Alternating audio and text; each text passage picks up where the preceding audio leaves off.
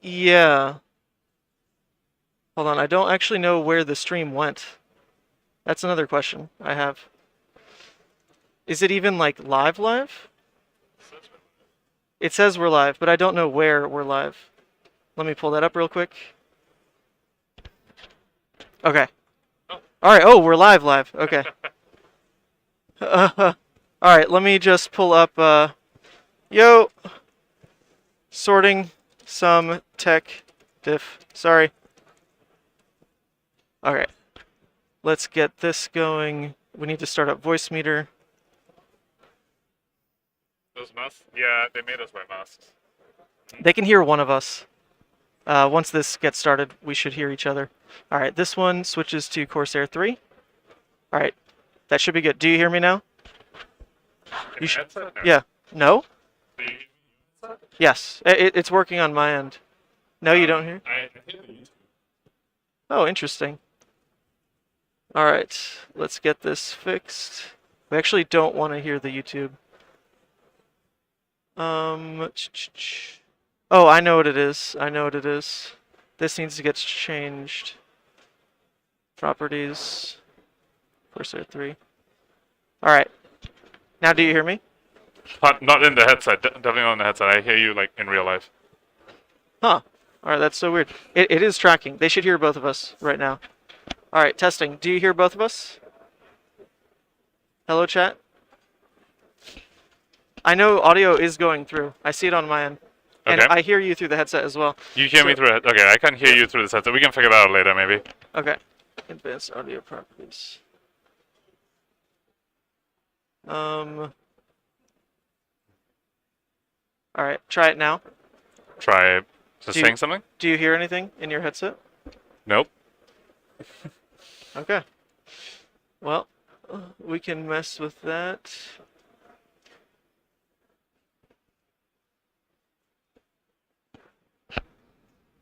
Alright, how about now? Okay, the chat says we're both okay. Yeah. So, yeah. Alright, well, we'll figure out your Yeah, end we'll at figure some out point. later. You should hear me, alright? Yeah, But we'll fix that. I'm definitely hearing you in real life, not on this thing. Okay, But cool. we should be fine. Alright, so just to catch everyone up, it's been a hell of a day already, but we're here. We're a tad bit late. Even our first rounds that we want to catch on stream here, the players were late as well, so that kind of messed everything up. There's an IP2 in play for the game that we're about to cut into because they were so late. Honestly, it gave us a little bit more room to try to finagle with things, but it's still not perfect yet. But we're going to do the best we can. There's some more prep that we normally want to do before a match, but since this is round one, it got a little messy. So let's just jump into the game real quick, and we'll start fixing things as the day goes on. But we do have to wear masks, just by the way. Pretty unfortunate. But yeah. It's SCGCon's policy at the moment. But let's go ahead, cut into the game itself. Okay, so luckily they're still in setup here. Very fortunate for us. We've got two familiar faces. This is Cash. It's Kashim. Can you cast me the player list? I'll type in his name. It's Kashim. Oh. And I at least know the other person is Jeremy Longavin. Jeremy.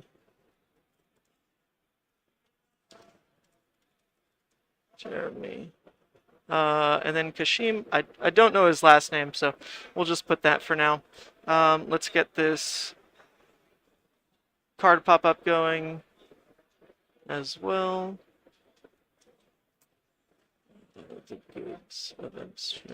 Good to start? Sorry, bear with us. This is round one still, but things are gonna get a lot more fluid Hey, as we go on. are we good to start? Let's open it. card viewer main. Here we go. The players are asking whether we're good to start. Oh. Yep. Yes. Yeah, they are. Can you hear them in your headset? No, I don't hear them. Something's Okay. wrong on that. Yeah, I can hear the players. We'll fix that in due time. Okay, and then let's get. Chat, can you tell us whether you can hear the players? Like, did you hear them ask whether they're good to start? Make sure we're okay. Can you pull up chat on your phone? That would be like way more helpful to how this is going. Because I can't really pull it all up on my end. I guess I can just go ask. I don't want to start if they're waiting for us. So. Okay. We've got this here. Yes, they hear the play. Chat hears the players. Okay, So that's good. good. Yeah, you guys can start. Yep. Okay, let's pull this up here. Let's pull this up here. We're getting there, people. Sorry. 1 second on all this. Internet just like totally crapped out, so that's why we're running like a little behind on things. But for the most part, you should see pretty good quality stream in front of you. Let's go get their time started. So I'm sure it's a little bit off at this point. Oh. Where's the turn counter? Okay, yeah. So just to explain to Package here, and for everyone at home, we've got a stream deck with some nice little buttons to press. Yeah. So I don't think we're going to end up using the phone thing today. That's just not going to work. Yep. This is caster cam right here. This is pause or start All on right, you the said you're starting. clock itself. Yes, So sir. this is going to All right, reset the good luck, clock have fun, every man. round. You press the arrow, and then Got this it. goes to left and right player cam, which we don't have set up for this round. We'll fix that. This is the table itself. This clears a very cool feature. So if we want to say, oh, check out that Phi. What's going on with that Searing Ember Blade? You hit this to clear it. Or the Dromai's arms piece, which looks very interesting. And then this is the turn counter. So we Got are it. going to tick that up to get started, and we can jump into this Kaz package. So Hell yeah. just so you're all aware in the What are booth today. reactions? Actually, you How are can't see us, so I can reactions put my Yeah. arm down. But this is Pankaj Bhojwani, Ethnic Smoke on YouTube. Of course, I myself, and That's one Sant. part. We're bringing you have a any cast reactions? all I do not have day any long through this reactions, Battle so this Hardened. pops. And Okay. hopefully So with I get a no spectral technical field. hiccups beyond this first round. We're going to get it sorted Absolutely. out. That's what it's all about. Put a lot of work into this. And I couldn't be more excited. It's so cool that you flew all the way out from Seattle to get us started here. I'm so excited to be here. I mean, thank you for having me, calling me on as one of your co-casters. It's a great opportunity. I'm really looking forward to this. So we've already got the Phi starting strong. This is turn 1. They started with the Spreading Flames into Ancestral onto that, which would have leaked 1 if not for the Dromai's Okay. arms piece, which soaked up that 1 damage from the Ward 1 and then gave them a Spectral Shield.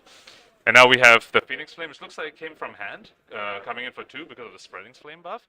So there's a good chance, looking at this, that the 5 might manage to leak some damage here, even though it is turn 1. 'Cause they Yeah. still- Yeah, that's a for sure. I mean, turn 1 into Dromai, right? There's always the chance there's some 2 blocks, as we see already come through, right? There's that Ravenous Rival, potentially some non-blocks if they're throwing in like a. I doubt it in this matchup, but like Energy Potion or Semblance, those things can also be there. So yeah, Kashim just hoping to leak a little bit. I don't think it's happened yet, but what did happen, which Yes, is sir. pretty big for how these future turns play out, is that he Huh? found a Phoenix Flame. Like, look at that, turn That's the 0. end of my turn. He has a Phoenix Flame, so he doesn't have to worry about bricking that later into the turn. He's Right, got a so we good have one heavy more removal turn of that you drawing. allows, After as this the turn of you turns drawing play out, for it. maybe like Rise from the Ashes, which we know Said he's 3 of running my for turns. Mr. Yeah, Right so now. this turn I you thought drew the 3. it's This always turn. 3 of the my plus- turns. the Yeah. plus You go, value because I go, the it's extra 3. ranks You there go, to I go, it's activate 3. Phi on the same turn. Yeah, that's what I'm saying. We have That's one more a pretty turn big after win this for turn turn. 0, even Yeah, if I it get it, came yeah. through. Definitely. Although we should point out that it does make the Flame Call Awakenings a little weaker. Ah, true. Because, like, now there's only 1 Phoenix Flame left in the deck. Well, maybe. We don't know if they're running 2 or 3. Can you pull up chat just so we always have it, hopefully? Let's see what people are saying. Is that round 7 correct? It is not. It is I'm round 1. No, it is round 1. Yeah, you're right. You're right. Let me fix Pitch that. this Sorry. to play a rake, and I'm going to hold priority to pitch the flame scale. Sure. That shouldn't be true. We are. So I'm gonna monitoring have a audio, total of and 3 ash audio that I'm is gonna flip coming all of through them. fine. What we need to be worried about is if the stream craps out, but it is all green. Okay. It is all good to go. So One. we can see that here. You see all the stream output, like status, live, whatever. I think they can hear the players, like, over us sometimes. Oh. Move to Oh, Arsenal. you know what? Sure. Yeah, because I have that set up. Shoot. Yes, the 5-player did receive an IP penalty because they arrived somewhat late. Yeah, Okay. this thing a player's allowed. We can just. All try right. and maybe Yeah. mute the players. Let me change this. I had it set up. This should be better now. Okay. So now whenever we talk, it should lower the players. That was just not fixed. But check this out. If we stop talking, right? Oh, okay. Nope. I messed up all the settings. Like I said, we're gonna fix this stuff later. Yeah, should we just mute the players for now? 'Cause, Yeah. Honestly, people yeah. are saying players are louder than us. Yep. Like, Okay. For round 1, let's just go ahead and have them muted. something messed up. I plugged the USBs into like different ports, so now the computer recognizes it all differently. So we'll fix that. We'll fix that in the coming round for sure. But for now, let's check out this game again as I adjust some settings. There we go. No, this. So is it back on Kashim's turn right now? Yes, Is that what it's we're back seeing? yes. Okay, yep, so I see. So you click turn 2. Yep. Good. So we can track that. Yep, so as a catch up, what happened, the Dromai player played a Rake the Embers, which got popped by the Fi's CNC. And now Fi is coming back with Double Strike clearing all the Ash Rings that the Dromai made from that Rake the Embers. And now it also means that Mask of Momentum count is at 2. Because remember, when you do hit dragons, those do count as hits. So, however, this Ember Blade is not actually threatening Mask of Momentum, because Mask of Momentum does require that it's an action card, and the Ember Blade is, of course, a weapon. And also, the Fi looks like they won't be able to recur their Phoenix Flame this turn, because those Double Strike Chainlings are not Draconic, so that would have costed 2 for them. Yeah, Double Strike, great card, but you're exactly right. It doesn't have that same synergy piece with Draconic. Still a really great way to start clearing dragons, especially due to Shuko. Whenever there's a 2-health little dragon floating around, that second one comes in, boom, kill Kylori, whatever it's going to be. It's a great card just to manage board state. So even though life hasn't been docked at all yet, board state is completely being managed by Cash here.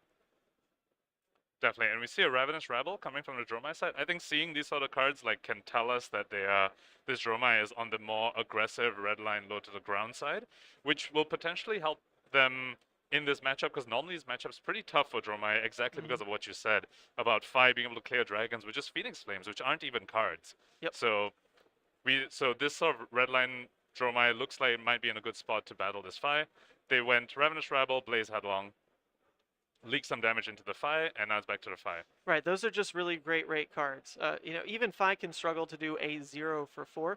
Normally, when his turn is spreading out, you have to factor in that, like, Phoenix Flame's free damage, Shuko's also being calculated in there, but a card very rarely says 0 for 4 in Fi. Like, that's Blaze Headlong's role. Everything else is multiplying his damage through other means. But meanwhile, on Jeremy's side, he's playing Redline Dromai, so he's trying to just say, this is 0 for 4. This is a 0 for 4. This is a 1 for 3 that's sticky, right? That kind of play pattern. So they're definitely both aggressive decks here, but Jeremy has that tech into Fi. He's got that all you got. And it's coming in to cover a blue Mounting Anger right now, which feels really good because that's not just 2 damage. It was a hit effect as well. That's right, and that just gave the Dromai 2 life for free, because of course they are going to draw back up with the Mounting Anger only coming in for 2, because it is a blue. Very interesting pitch on the Fi as well. I do want to point out that's a blue Engulfing Flame Wave that they've pitched, so I wonder whether we're going to see the red Engulfing Flame Waves in this list as well, just to add on to the on-hit triggers that the Fi is able to present. Yep, so there's a pretty standard chain coming through now. Ember Blade, always a great way to sink in those blues to really good damage. It's one of the reasons that makes Fi so hard to fatigue, actually, is he's got so much good damage coming from his weapon. A 2 for 3, really consistent, and even the blues enable longer chains that still push like the Shuko buffs like we're mentioning. But Cash slows down. That was just a 2-wide attack turn. Opts to just Arsenal instead, set up for a bigger push. And a bigger push is definitely something he needs to do here. He's 8 life down. Yep. 8 life down into a Dromai. Also important to note, the IP penalty is now over, so the Fi is now drawing 4 cards Oh, at true. the end of I every totally turn. forgot about that. Yeah, Yep. yeah. Oh, good point. That makes sense. That's why Yep. it's been a slower start. Yes. Yeah. This is all coming together now. I follow. Sounds good. All right, so we see Dunebreaker Sanapai on the Dromai side into another Blaze Headlong. This Dromai is not stopping the breaks at all. Nope. And Fi right there, I mean, a popper would have felt really big. I think you said he already used a CNC, right? Yes, So there's early on probably to pop just- an Ashwing. Yep. So there's probably only 2 more coming through the deck. Cash doesn't have great control over when those come up, right? Yep. Obviously, stopping 5 damage on a block like that feels a lot better than popping an Ashwing does. But there's nothing Cash can do about the draw sequence, so he's just really hoping that comes up big. In the meantime, though, he'll go down to 23. Yep. And another thing we need to point out is that the Dromai is not running Phantasmal Footsteps. No. So if the Dunebreaker Sanapai got popped, they would have no way to get the action point back. They are running Snapdragons, so we can expect to see cards like maybe a Snatch come out, which can and E-Strikes, of course, really good with Snapdragons. You get to use them more, draw a card, give it go again, continue your combat chain. Oh, I believe we're entering turn 4 is here as well. Yes. One of the things we want to implement with this stream is a turn counter. I think a lot of us has gotten spoiled on Talishar because it's a really great way to start tracking where you are in your deck. What pieces of your deck are you still just about to draw as you go into turn 15, which is a full cycle of your deck, right? Especially going into pitch stack. So we're going to try to be on top of that as the stream goes through.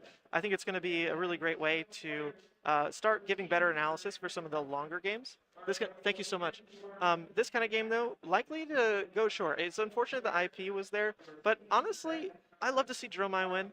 I love Jeremy as well. Cash was actually on stream round 1 at Battle Hardened Philly. So just kind of crazy these two are back here. And Jeremy is a great player. He went 7-0 at Battle Hardened Philly with this, at least a version of this Redline Dromai. All the way to top. Unfortunately, he lost the dash in top 8, but he's been messaging me. He's on top of that matchup. He is not scared with anything. And you remember last night, I was up till like 2 a.m. almost, brewing Redline Dromai myself. I have so much faith in this deck, and it comes down to a lot of what Jeremy's already put in play here. I love Wave of Reality. It's just block. You're an aggro deck. Just throw in extra life, right? For sure. Now, coming back to the game, so we did see the Fi start with a Rise from the Ashes, exactly what you were talking about earlier. Because they found their Phoenix Flame turn 0, they have the extra one in the graveyard now. So now, even though they started with Rise from the Ashes, they still can activate Fi and get another Phoenix Flame from the graveyard, because there's 2 in there. After the Rouse for the Ashes, though, they did immediately play the Phoenix Flame, which implies they probably didn't have another starter to go with it. So the Phoenix Flame into the Ember Blade, and then a Phoenix Form, which does not have the on-hit, because there's only one Phoenix Flame on the combat chain.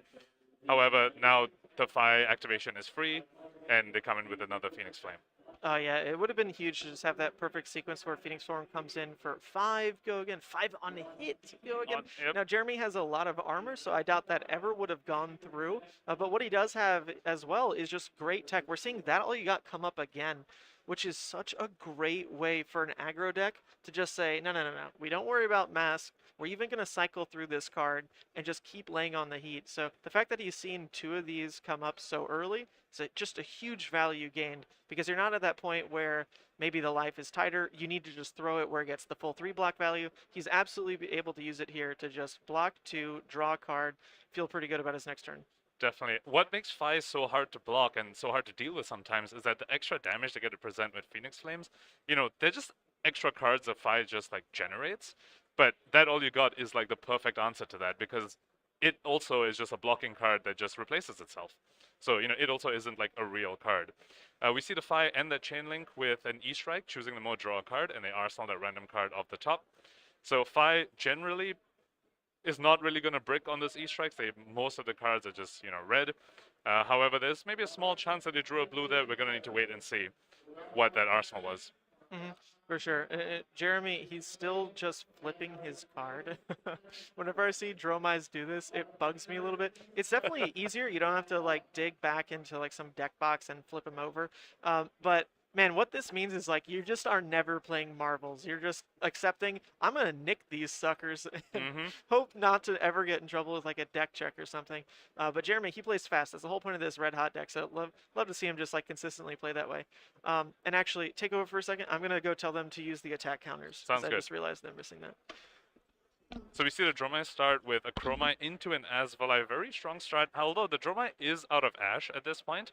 Ooh, and then we see the Fi pop the Chromai. But of course, with Chromai's text, the Dromai still gets an action point back, which means they can still continue the chain. So we'll see whether the Fi was lucky enough to draw another popper to also pop this Asvalai and stop the chain.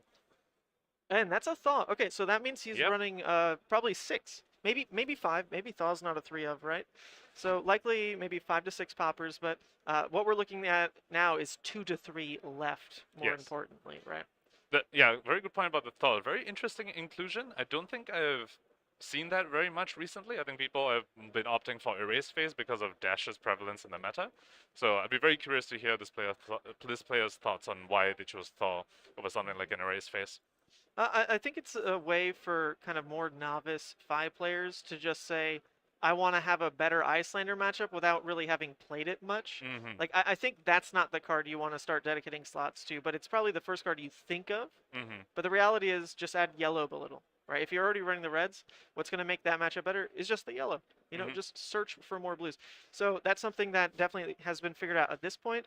But if you're exploring 5 by yourself and not necessarily just like net decking, this is probably like the route of thinking you go through, right? And we see that unknown card that the Fi drew off the E-Strike, which was a Spreading Flame, so really good hit for them there. And we see another, I believe that's a blue Rise from the Ashes being pitched for the Spreading Flames. Right. So that clears out the Asvalai, and they go in the reaction step, they Ancestral the Spreading Flames, which of course was not necessary damage-wise to kill the Asvalai, but we're guessing the 5 just wants to draw a card from this.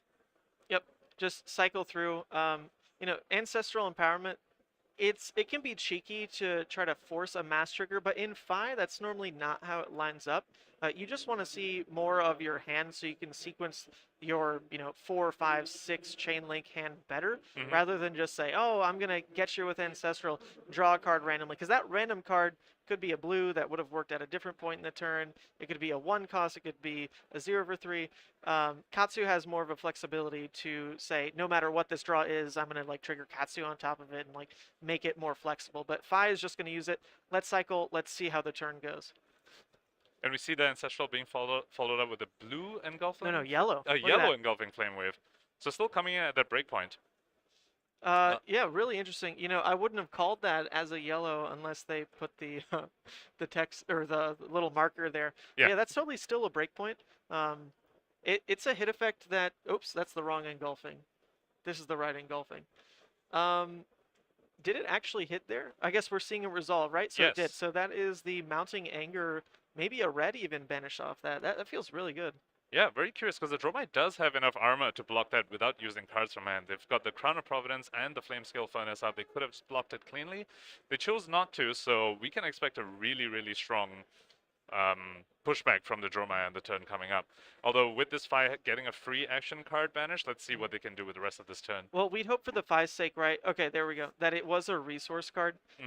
If that was just a red he had in hand, then the mounting hit is really not that relevant because he's pitching a red just to play out that mounting anyway. But there he goes. He had a yellow. It's not going to be perfect. If he had a blue, that'd be a lot better, right? Because that's going to be mounting, searing, and just make this turn push a lot further. So unfortunately, it doesn't line up that way. This is a blue mounting anger, but it is being buffed by the Spreading Flames. That's why it's coming for 3. I was about to say, is that like Shuko going on? No. Mounting. No, not Shuko yet. Although, very interesting sequencing here. Even though the Fi's hand is empty, they actually can get their Phoenix Flame back at instant speed and banish it to the Mounting Anger's hit effect if this Mounting Anger does hit.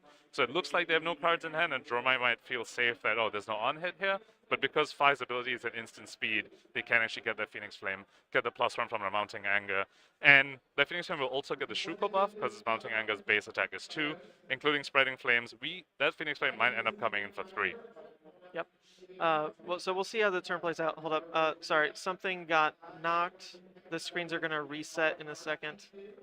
So let's just resize all of this. Should be back to... Yeah, okay. It's all fixed now. Yeah, unfortunately, with this setup, there's a lot of cables, right? And not everyone has the same fear of the cables as I do. So other people, if they knock something, if they adjust something, for them it's probably, whatever, I knocked it. For me, I am freaking out. I'm shaking in my shadowy hooves.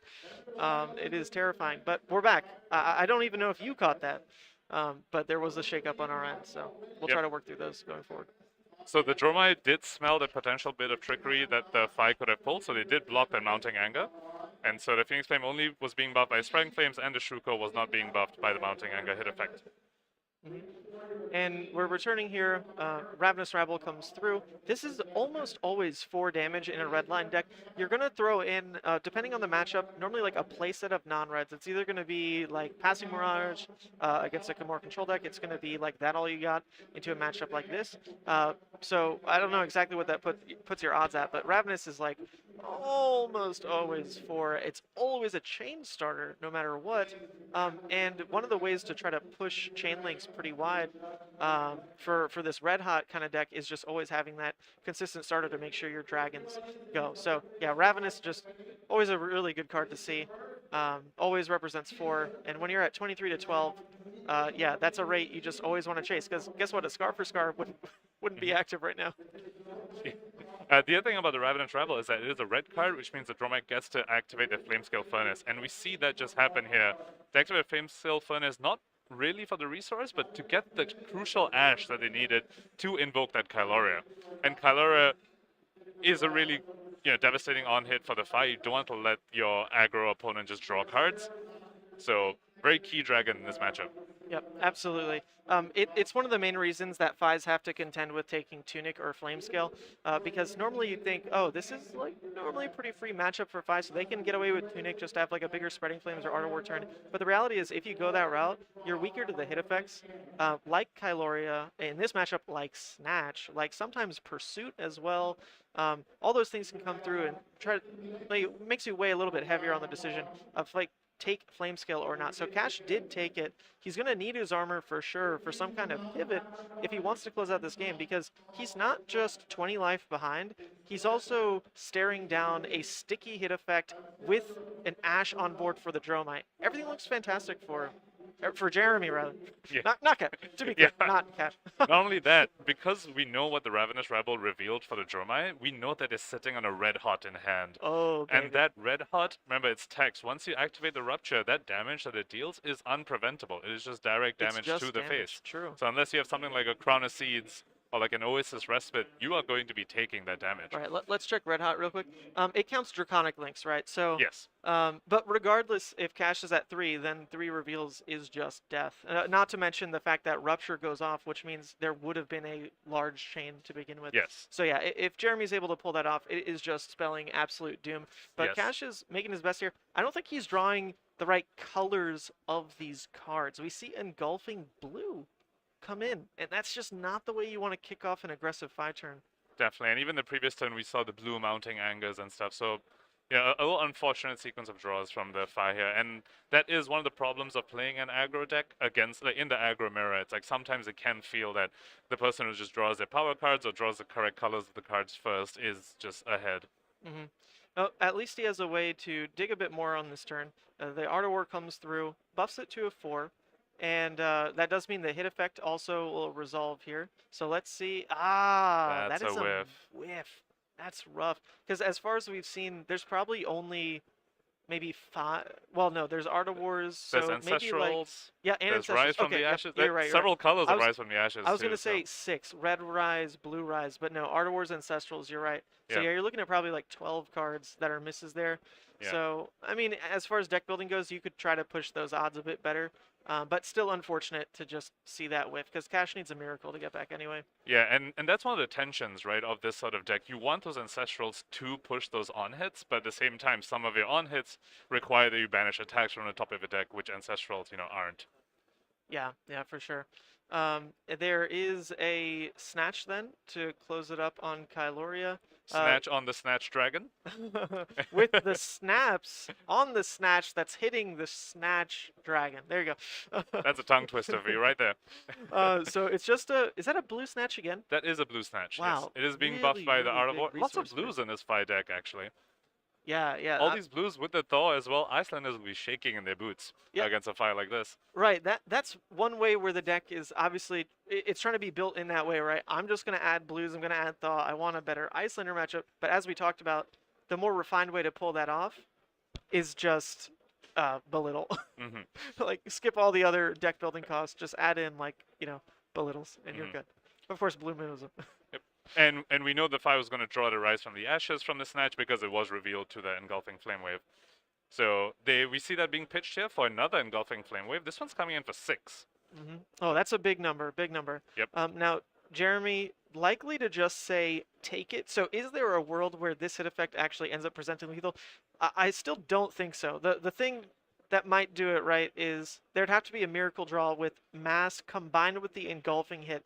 And that can't even be something as crazy as like a new Art of War, because the engulfing hit banishes itself. So he's not Sure. ever going to get like 2 real cards in hand. It's going to be 1 banished, 1 drawn. And do we know the draw already? It's It was that Rise from the Ashes that oh was right, pitched that he from the drew with Snatch. the Art of War, or that he drew with the Snatch anyway. Right. Yeah, that was revealed to the Engulfing. All good. So it'd be new cards that we haven't seen yet. But Jeremy respects that and says, like, if there was some kind of Hail Mary that can be made off those draws, we're just not going to let it happen. Throw my equipment. Let's just make sure that my own turn here presents lethal probably like 3 times over. And yeah, CNC, not super relevant when the Fi isn't in a room to say, yes, I will set up a new 5-card hand. Nah, that's just not really coming up anyway, I don't think. And that block from the Dromai there was a very valuable block, like what you point out, because that Engulfing Flame Wave was also threatening Mask of Momentum. So that would have been like 2 extra draws from the fight. Dromai just says, no, all you get is 1 Phoenix Flame left for this turn. It's going to come in for 3 because of the Shuko in Art of War. Dromai's at 19. I doubt they're going to care much about that. No, because it doesn't threaten anything, right? So Yep. it's, oh, let's use this little feature. I do need to change how the monitors work, but this is something we were working in on purpose. Look at this. So Chain Link 3, been blocked, mask no longer triggers. we can get to those things in time. Like Yep. I said, we need to fix some of the setup here. For sure. But that is something we want to bring into future games because we've got a badass analyst on the cast with Ethnic Smoke. So Stop it. the more so the more things we can point out, the better. Like when you see the top of the card, oh, so we know what this is. Like right there, like this comes in for 5. Whatever. You get it. We'll fix this. Yep. So Jeremy's starting with the Dune Brick, and as we talked about, this could be a bit of a risky move if the Fi has that pop-up because of the lack of Phantasmal Footsteps on the Dromai side. Right. However, given that the Fi is just giving them armor, it looks like the Fi did not draw a popper. So let's see what else the Dromai can do. They only have 1 card remaining, which I believe is an Asvalai. Yes. We see Asvalai. Now, boy. of course, Fi does not have Arcane Barrier. Definitely So not. this 1 Arcane from the Asvalai is definitely going through. Fi will be at 1. If the Dromai can sneak in 1 more Arcane some point later on, Yeah. maybe another Asvalai or burn them all or Oh, something, exactly. then Yeah, that will that spell just doom spells for the doom. Fi. So it's basically no matter what happens here, all Jeremy needs to do is keep a 1-card hand of Asvalai or a 2-card hand of Burn Them All, and the game is just over. You no longer need to make a red hot push. Yep. You no longer need to try to go over the potential like 12 block in a hand. There will just be guaranteed damage coming up. So that is just going to spell it. So Cash, I mean, you can see in the body language here, he's being pensive about it. Yep. But at the end of the day, what choices can be made when doom is inevitable? So Exactly. this will be a bit of a. I mean, it's written in stone already. This is going to be a win for Dromai, and we'd love to see it. Jeremy overall, really fantastic player. I want him to do really well, but the one thing that might come up is other people starting to play this Red Hot Dromai list, which. Come on, I don't want people to do that. This is like my secret, back pocket deck. If it becomes mainstream, I have to not play it anymore. Honestly, it's kind of how I work. I just go back to Levia. Well, I guess I'm always on Levia, so there's no going back. So Cash trying to figure out how to block the physical damage from the Asvalai over here. They block with a Rise Up. Very interesting inclusion. Again, this Fi another list strange is card. very, very unique. Yep. And they're keeping the Mask Momentum up. Now, they do need to send at least 3 damage at this Asvalai, because if they don't, that's just lethal that's being presented, like, on the board from the Dromai side. Right. What a great position, just no matter what, right, in a matchup like this. Being able to turn a 1 card into 3 extra life, because in this kind of situation, it's a must kill. That's incredible. Like, what good value coming out of a Dromai deck here. The 0-cost dragons, I really hope, design-wise, they're very careful with those because they are nuts. Like to build up Ash as as a first part of your game plan, right? Just to set up if it's like a longer game pitch stack, you're like triple Chromai, Maragai, whatever's happening, or into aggro, being able to flip it around with just great value 0-cost. Like 0 is such a scary number. We know this from Briar. We know this from like free, Starvo fuses. Oh God, don't remind me. We don't talk about. We don't talk Starvo. about them. Yeah, no, true. But I would like to see Dromai just get more eventually. I hope it's not as simple as this is a 0-cost dragon, because she's a very complex deck. And I want to see more of it today, and I'd love to see more builds of it as well. There's a lot of variability on how to build her. Late game, red hot like this, more like mid-rangey with the ability to flip. Just a fantastic deck to catch for stream. Very intricate. Definitely. So Fi is trying to figure out the sequencing, because they do want to kill this Asvalai and, want to at least force some cards out of the Dromai. Now, if you told me Fi on a 5-card hand, can they threaten 19 damage, I would say yes, very easily. But Yes. They are one card down because they did have to block the physical on Asvalai, and they need to send 3 damage at this Asvalai. So, can they threaten 22 on a 4-card hand? Now you're gonna need some really good Art of War banishes if you do that. But we don't see that here. We actually see a red being pitched for the Spreading Flames, so already not looking very good for the fight to begin with it. I would not call like anything from Cash's entire I don't want to say whole game. He did start with IP penalty. That was just unfortunate. Just a background on that. That was a deck list error, or not error. I believe he was just filling it in a bit late. Now, to be fair, if they started on time, we wouldn't have been ready. We had to deal with an absolute explosion of our internet setup. So that's why we're a little bit behind on all this today. So unfortunate for Cash. However, kind of lucky overall that this was the matchup we picked, and they just weren't ready to start anyway. But that luck has just not been reciprocated on Cash's side. Yeah. We may got unlucky. This poor guy getting really tough sequence of draws. That's a red and a yellow pitched rather to just make this turn 3 wide and only threatening 7. Man, rough. Yeah, and now it's going to be the fire activation for the other Phoenix Flames. So that's all 3 Phoenix Flames drawn naturally from the deck. We have not seen any Flame Call Awakenings to tune out more Phoenix Flames, although we can definitely expect that they're in the deck somewhere. Yeah, if you're it's only turn Phoenix Flames. 7. Look how confidently we can say that. It's only turn 7. Yep. So we're only about halfway through the deck. There's been a couple draws with the Art of War snatch kind of thing, right? So we're about halfway. So we don't know if he's just not playing them. I would chalk it up more to maybe his draw sequences have just been really odd because he did clump a lot of yellows and blues right now. You would assume the reds are somewhere. Yeah. Right. They just haven't been in this top half of the deck. Yep. And that Phoenix Flame did threaten the Mask because the Spreading Flames was blocked with the Invoke Mirror guy, and we see the Fire draw from the Mask of Momentum. However, that one card is unlikely to present 15. And so, yeah, we're back to the Dromai with 3 cards. Just Arsenal's our last card, and let's see whether the Dromai can close it out.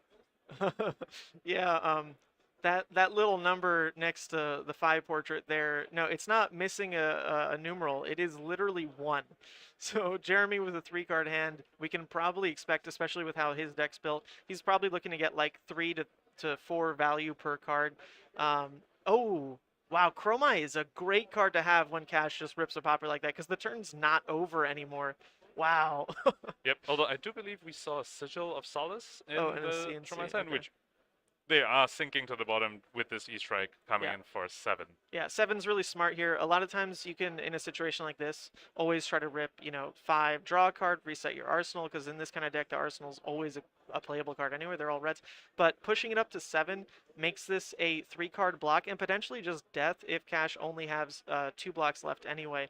Because that CNC was not just a popper, it was a 3 block, and the average Fi hand draws 3 blocks. Maybe if he low rolls it with all the blues and yellows that we've seen in his deck, those were all 2 blocks as well. The rises, the engulfings. So Cash doesn't have the body language of someone. Oh, you know what? He had armor on the board anyway. Yep. Totally take back this whole rant. But he's sacking it is what we're seeing. And Mass Momentum, a very key piece of equipment for this matchup. I do believe I made a mistake in the previous turn. They had not drawn all 3 Phoenix Flames at that point, because I do believe we see the 3rd one in the Fi's hand right now. Oh, no way. No. Is that? Yeah, that's a Marvel. Yep, that's a Phoenix Flame. Yep. Look at that. All right, so as we approach turn 8 here, oh, God. Yep. This is a Phoenix Flame pitched for a Rise Up as a 2-card hand for 3. Yep, Jeremy, he reads it out of respect. He's like, oh, that's a cool extended art. Take 3. Yeah, is there any on-hit of this that I forgot about? Nope. All right. Does it say on-hit lose? Is this some regicide play? No, it's not? Okay, take 3. Yep.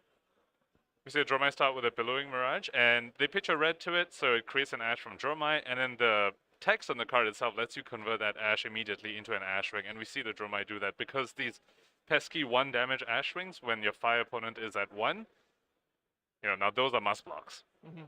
Yeah, so we've got some questions in the chat. Why didn't he block with this or that?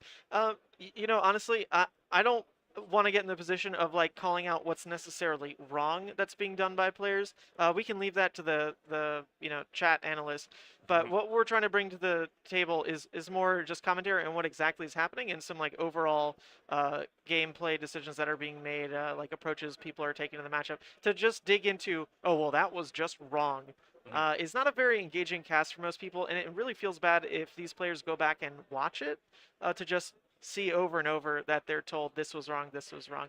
So to try to just avoid situations like that anyway, though, we are going to start making sure we pick from like the top 3 tables and that kind of thing. It's fun to get more like rogue matchups on the board, but we do want to get the players that are playing incredibly, because if you can learn from this kind of stream into your pro quest, that's a win for everybody.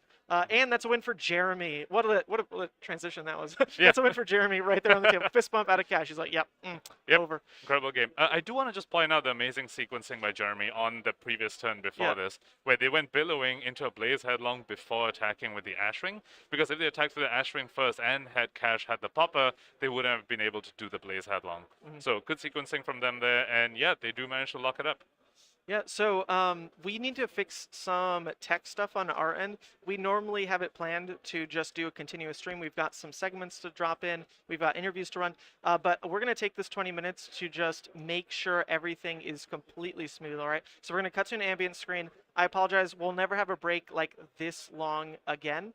But let's just make sure we get everything glowing for all of you at home, okay? But thanks for tuning in so early. Add real, then ambient, okay?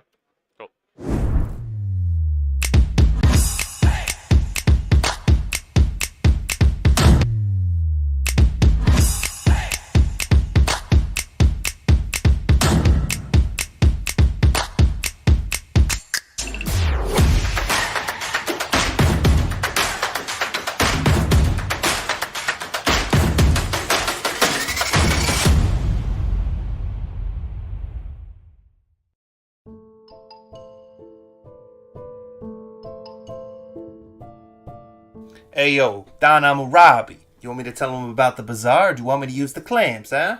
Relax, Captain. These are our customers, and we are their merchants. It's okay, I'll handle it. You, I know your problems, and I got the goods to fix them. You watched an OP deck tech and need to buy the spice. Buy from the bazaar. You are deep into theory crafting the next hottest deck. Buy from the bazaar. You are changing your Pro Tour deck list last minute. Buy from the bazaar. You follow the meta and need to change decks. Buy from the bazaar. You have an addiction to box breaks. Buy from the bazaar. You find yourself dealing fab to new customers. Yes, catch me outside and I'll hook you up. And you, don't forget, get your cards from me, Hammurabi TCG. Or else you get the clamps.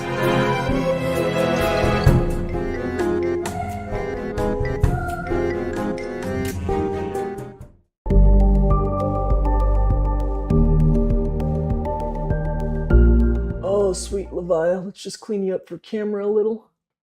And there we go. Hey, I'm Sant, and I'm here to tell you about a great analytical tool for Flesh and Blood that I really enjoy and will help you level up your game. Fabric, found at fabric.gg. If you play or have played Magic the Gathering, you're probably familiar with EDHREC, a powerful website that has become a community staple with useful content and data analysis. Fabric is made by that same great team.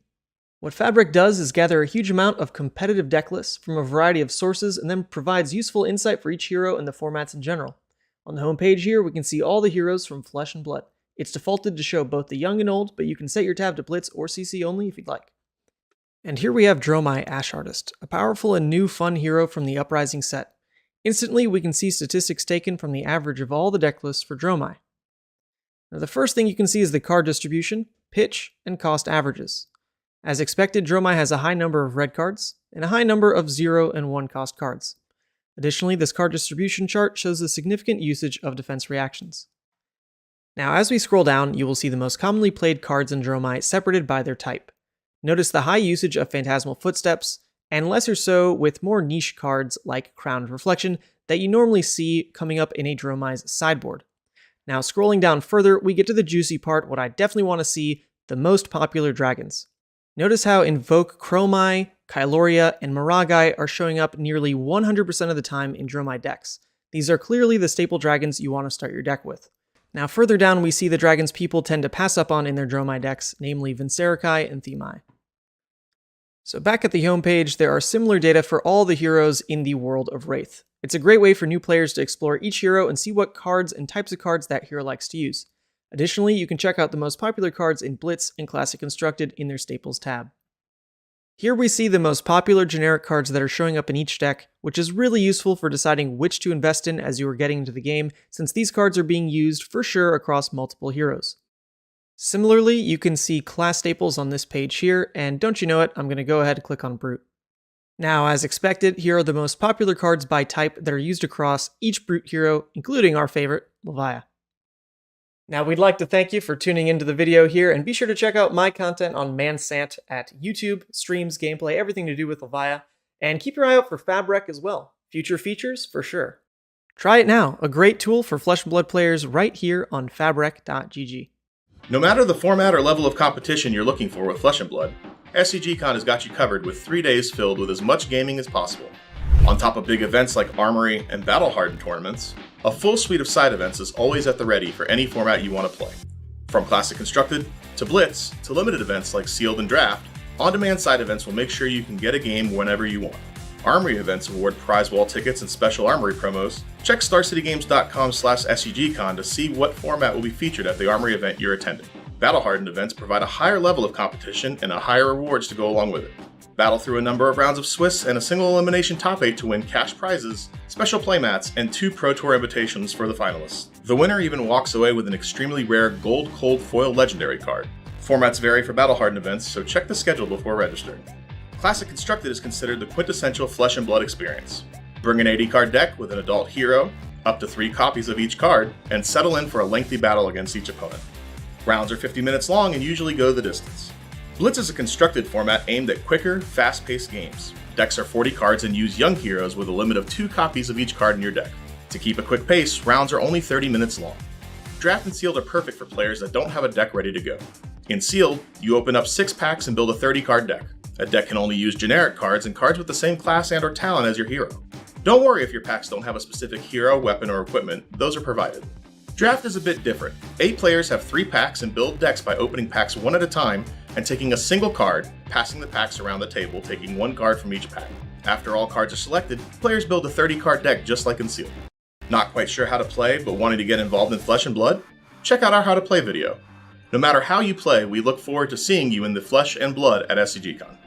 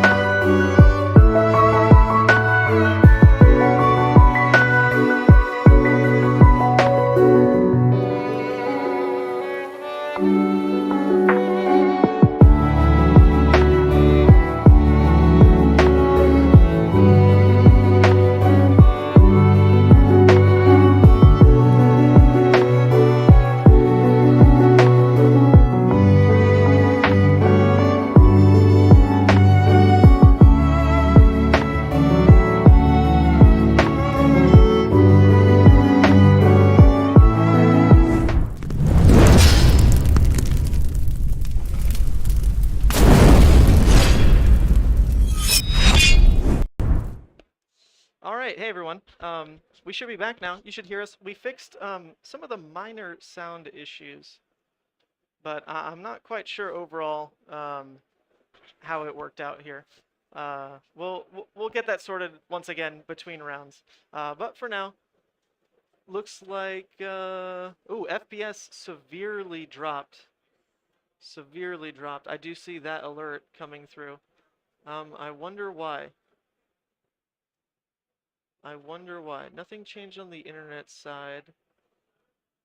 We logged in here. I don't know if that changes anything. Interesting. Skipped frames due to encoding lag. Alright, hold on. Let's just hide some cameras and deactivate some cameras and try again. Hold up, people. Sorry. Let's give it a second here.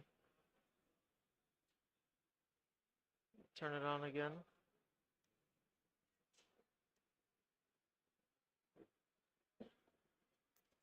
Chat is saying we're Interesting. very quiet. We're also very quiet. Okay. Yeah. Let's I assume that's what very quiet means. Okay, how can we fix that? Just put the mic like a little bit closer to your face. Yep. Should Okay. be like some of the best play we have into that. Okay, yeah, it really is tanking this round for whatever reason. It's not the internet. It's not the internet. It's saying encoding lag, which I've not run into before. It's never done that. So we'll we'll have to figure that out. I don't quite know what to do. Let's see. It says video settings. Video settings, which, I mean, I can't change video settings mid-game. So that's about it. That's all we can do. Maybe I can reset stats. We'll see.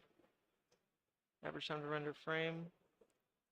Nope, that's also awful.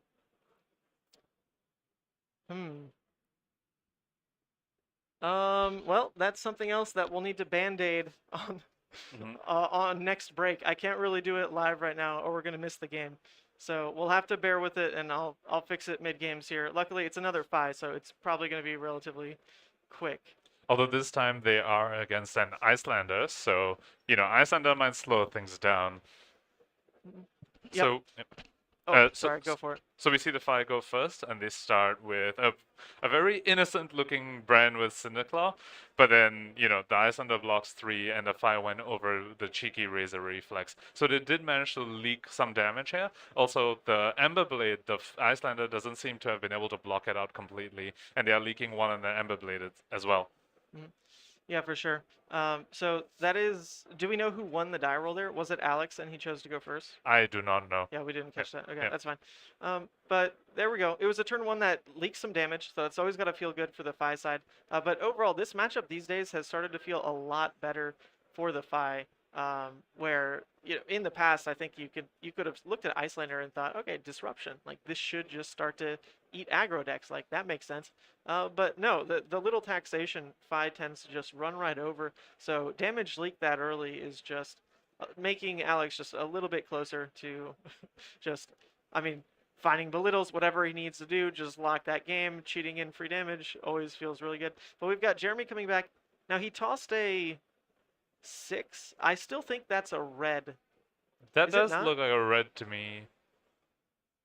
Oh no, you know what it was? I think Alex played it. This round's on me. Turn 1. I'm pretty sure he did. I thought he pitched it, Yeah, I but thought the it way was he's pitched. putting his deck, no, that must be his graveyard, because that's where he put the brand as well. I So see. yeah, that's totally it. It was a this round's on me that's coming up here to mess with things. Yeah, which is a very strong turn 0 play, of course, because the card draw doesn't really matter for your opponent, since you made them block, but then you're getting a free block out of it because their attacks come in for less. Yeah, so actually even better that damage went through there, because that was a whole extra card that Jeremy had in hand that Alex just played right through. So pitching another this round's on me. So he must be just mainboarding that as a blue block 3. Yep. Makes sense, honestly. It's always good for the mirror if you're going first, right? Like Fi will always go wide enough to push through it. So you might as well just play it so that the turn 1 return is just not that bad. Definitely, and so- we see the Iyslander respond to that first attack, playing the energy pot out from Arsenal, which does reveal to the Fi that Iyslander is not going to be disrupting the Fi this turn, unless there's a Blizzard in hand or something. Also, the very curious inclusion of Energy Potion here, I'm curious to see what the Icelander's plan in this matchup is. Typically, you see Energy Potions come in for a longer game plan, we're more related to Frost Excesses and Ice Eternals. So let's see what they do with this Energy Potion. And the Fire, of course, because the Energy Potion doesn't create a Frostbite, they are going really wide right now. They came in with the Ember Blade, and then a Blaze Headlong, and then a Brand with Cinderclaw. Also, note that the Fire has brought in Mask of Momentum here, opting for that instead of Mask of the Pouncing Lynx. So that means this Phoenix Flame that's coming in right now is threatening a Mask of Momentum. Very, very annoying to block this to stop Mask, because it's just a one damage thing. So I did try to fix the audio in the background, so let us know, chat. I think we're a lot louder now. That was a settings issue, so hopefully that came through okay. Someone's asking, can he even use his deck in that area? Yeah, as long as it's clear to your opponent, you can actually change zones as you wish. So speaking of making things clear to your opponent, look at this mess. Absolute mess of a combat chain. This is crazy.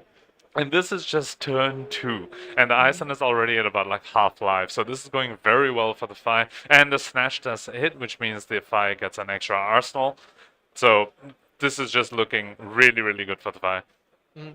Yeah, definitely. There were a couple blocks that came out, but the majority of that damage was just eaten, right? Jeremy on turn 2 already down to 19. He's only kept a single card in hand as well, and I think from these hand chems, I'm pretty sure that actually is a Polar Blast. So we can see that. Let's try to be fancy, even though the stream is messing up.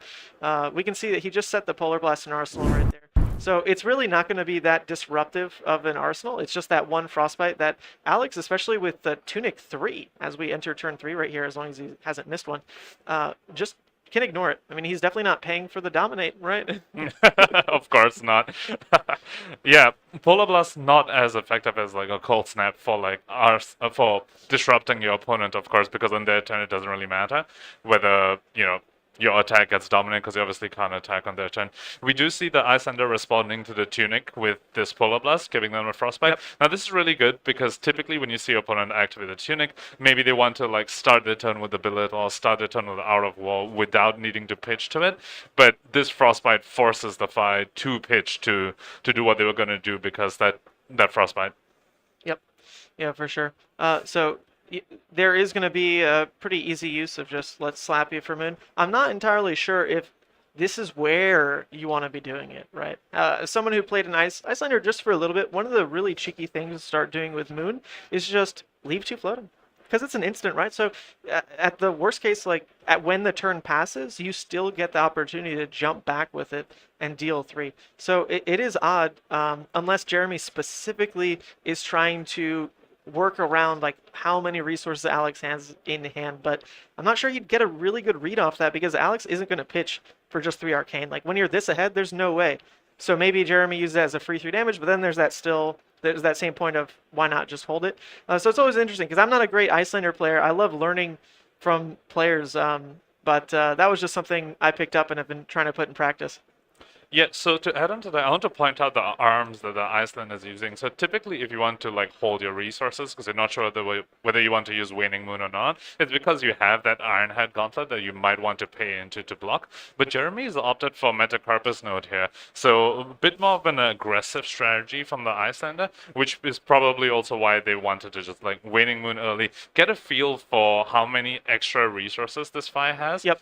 And, with that, maybe try and work out what they would need to play around. And here we do see the Art of War come out. So that's probably what Alex wanted to use that Tunic for. But, obviously that was taxed out.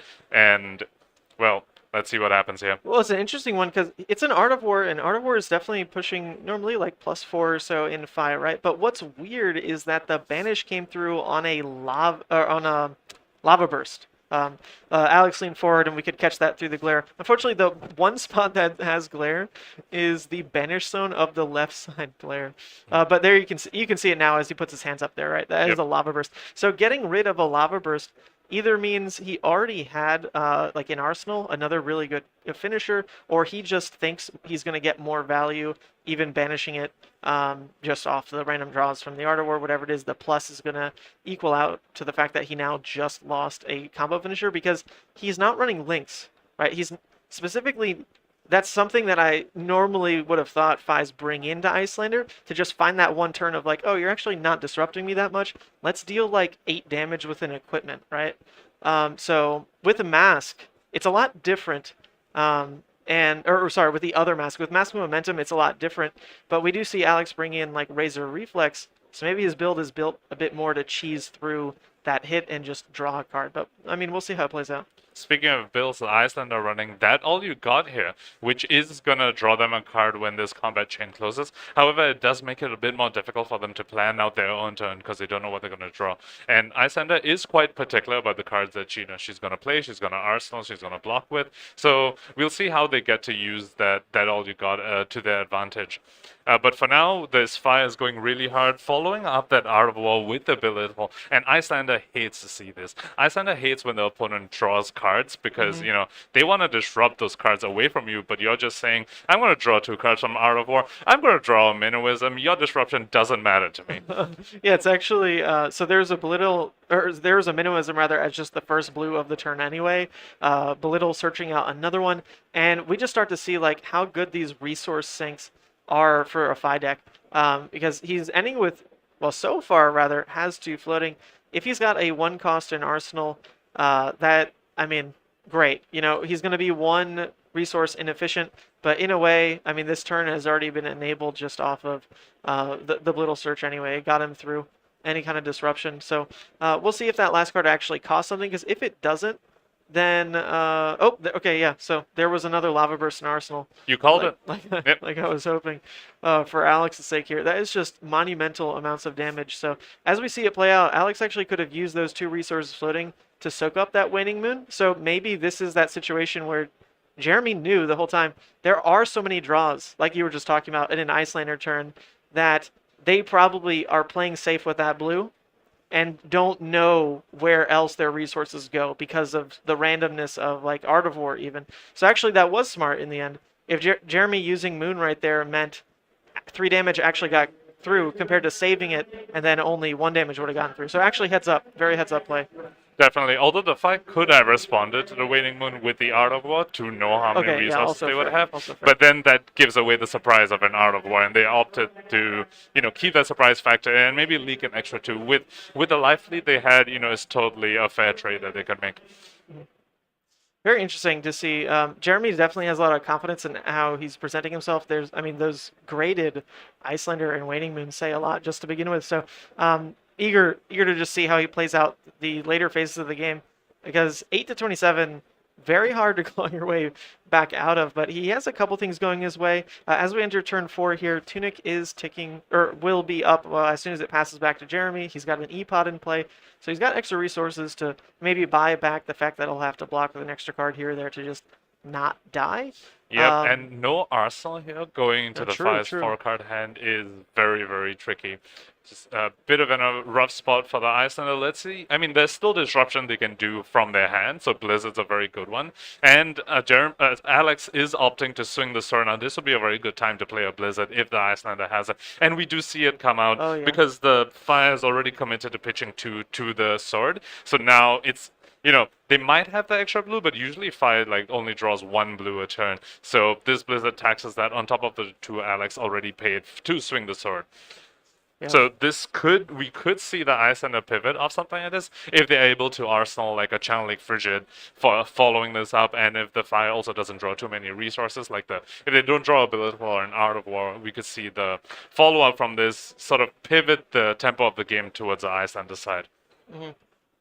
For sure. Sorry, I'm messing with some settings here as the stuttering gets a little bit worse. The good news is this game's actually going so quick that we'll probably have a lot of time to go back and troubleshoot these things. We have big plans. We really want to make this a perfect stream for y'all. So, reminder, this is going to be like a 10 to an 11-hour stream. So as we are still only rounding the corner on that first hour, just bear with us on some of this stuff. So we do see the 5 pay for the Blizzard, but of course there's a Frostbite that was generated from Iyslander's effect, meaning that they do need to Arsenal the last card. There's no way they can play it because they wouldn't have resources to pay for the Frostbite. So I'm guessing they paid for the Blizzard just to get a Lava Burst out of their hand, and maybe they were Arsenal another finisher, because you don't want to be holding on to 2 Lava Bursts. That'll just make your turn extremely awkward. So good heads up play by the 5 there, and we see the Iyslander come back with the Wounded Bull. Of course, this one's coming in for 8 because they are definitely lower life than the 5 right now. Although it's exactly from the source I was talking about. Epot and Tunic paid for it. So this is now a 1-card hand to still swing 8. Is it going to be enough? Probably not. Alex just happily took it. It's not disruption. It also means the Iyslander doesn't have an arsenal going into another turn. So that's 2 arsenals missed now. It really all off the back of the Polar Blast not buying any room for Jeremy. It just didn't allow him to slow down the Fi enough to keep up the trade pattern that Iyslander wants. And even with having the Scar for Scars, the Wounded Bulls, that kind of thing, if you're behind, it's really hard to claw back in. There's already a lot of 2 blocks with the ice itself, and then all your attacks as well just mean you become like a leak machine more than anything. Yep, and we do see the Iyslander draw another Blizzards to try and slow the Fi down, but this one less effective than the previous one because the Fi hadn't used the weapon yet. So now the Fi knows that that is a Blizzard, so they will probably just won't see them swing the weapon unless they are just overflowing with blues. So, let's see how effective that Blizzard ends up being, but, there's only 2 cards left in the Iyslander's hand, and they are at 8. With the 5 still having 3 cards remaining. They have 1 floating to pay for the Frostbite. If everything else they have is 0 costs, then this could be really rough for the Iyslander. And we did see them pitch a Lava Burst the previous turn. So that Arsenal, likely some other zero cost finisher. It could be Lava Burst or Solve the Wound. Right, and Alex right here, we see him. He's at 2. He hasn't missed his tunic, so he'll go into his next turn cycle with that up. Jeremy just used his, so it'll be resetting as well. But if there ever is a scenario where Jeremy just blows Alex out of the water and is able to close it, it's because of the Metacarpus Storm Striders. So Alex having the good safety nets of 2 Arcane Barrier, leading into tunic up as well, already having the tempo is going to put a lot of pressure on Jeremy to commit to that potential line for lethal, maybe off the back of even like the first or second attack that he sees out of Alex. And that's really good information, because if that's how Jeremy's forced to throw the hand, then Alex just has more ways to use his Arcane Barrier as an out. So this kind of pressure is just going to come up for every phase of the game that Jeremy could possibly claw his way back to. For sure. And we see probably one other really good finisher. It doesn't look like it, but Snatch is probably one of the best cards you can end the combat chain with. Doesn't look like it. Come on, that card looks amazing. I mean, it doesn't have the text of like a Rupture or a Solve the Wound, right? Yep, so we see a Snatch on hit go through. This time the Iyslander is opting to just let that happen so they can get to Arsenal. Let's see what that Arsenal is. If that is something like a Channel Lake Frigid, we might be able to see the Iyslander actually pivot this game. Mm-hmm. Yeah, so Alex looks like he wasn't too happy with that Arsenal. He's kind of chuckling.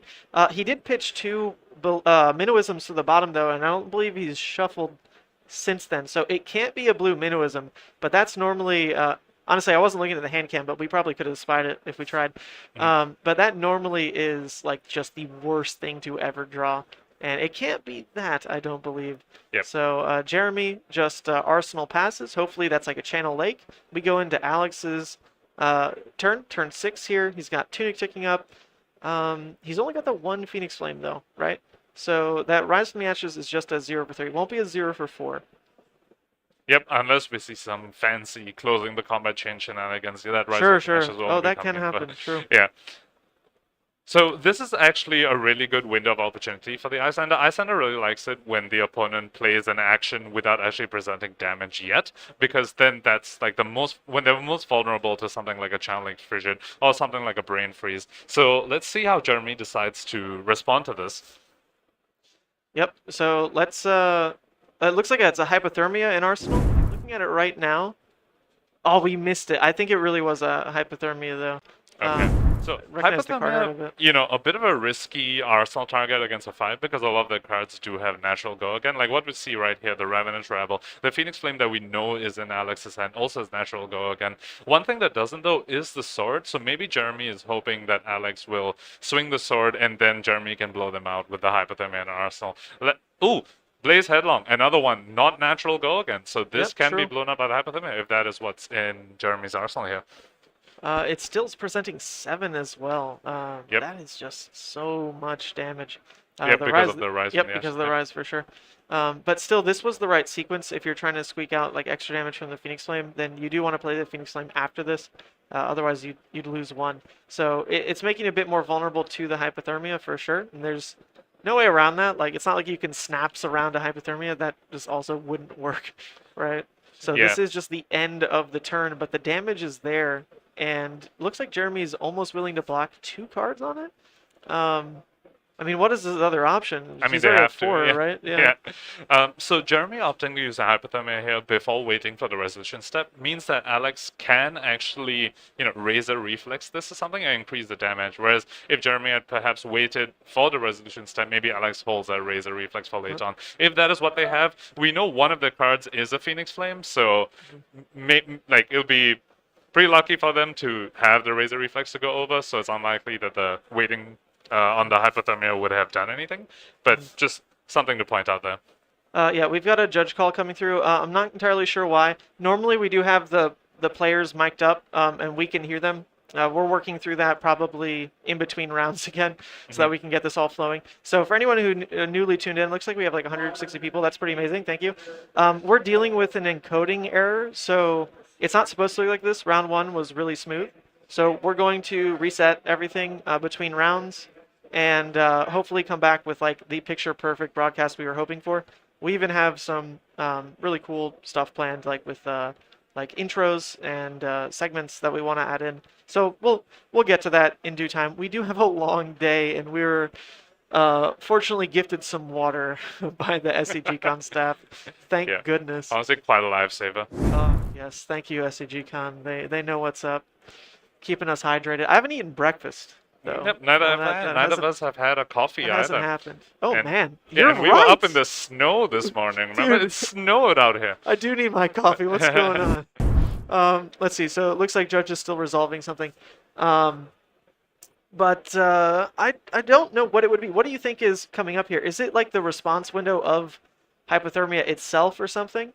Response Like window? maybe like when it was declared? Like could there, was this like before blocks or something? I don't know. Maybe Yeah, maybe some angles. I think the text on these cards is a little confusing, right? Because hypothermia says they can't gain go again, but if Blaze Headlong has already gained go again, it's not really clear that hypothermia does actually retroactively affect these things. Right. So this is probably just something they're clarifying with the judge. That makes a lot of sense. Honestly, Alex took a break from Fab. He was a pretty consistent top 8er at these Battle Hardened. He traveled a lot for the game. He's a big player from, I believe, Magic and Yu-Gi-Oh! In the past. But as far as Flesh and Blood gameplay goes, he's definitely taken a step back for a bit. So that could be all it is, just unfamiliarity with some of the newer cards. Yeah. But we like Alex a lot. No hate in the chat, please, on Alex.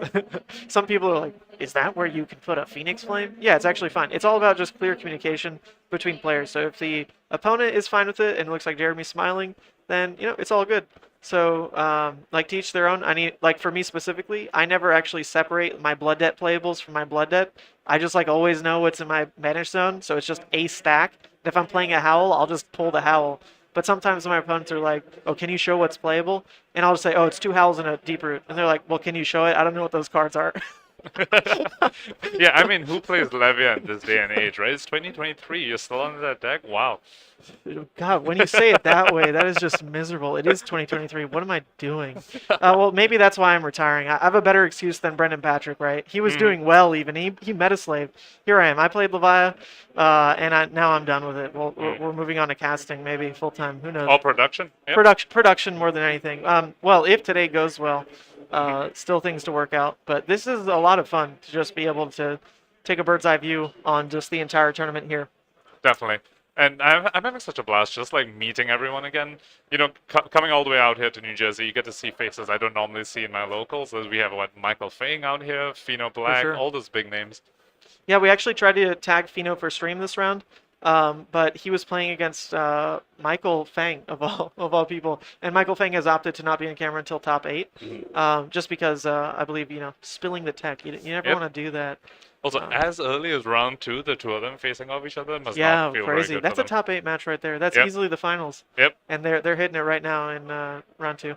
Okay, so it looks like they cleared up the judge call, and Iyslander did go to 1, using the tuning to block.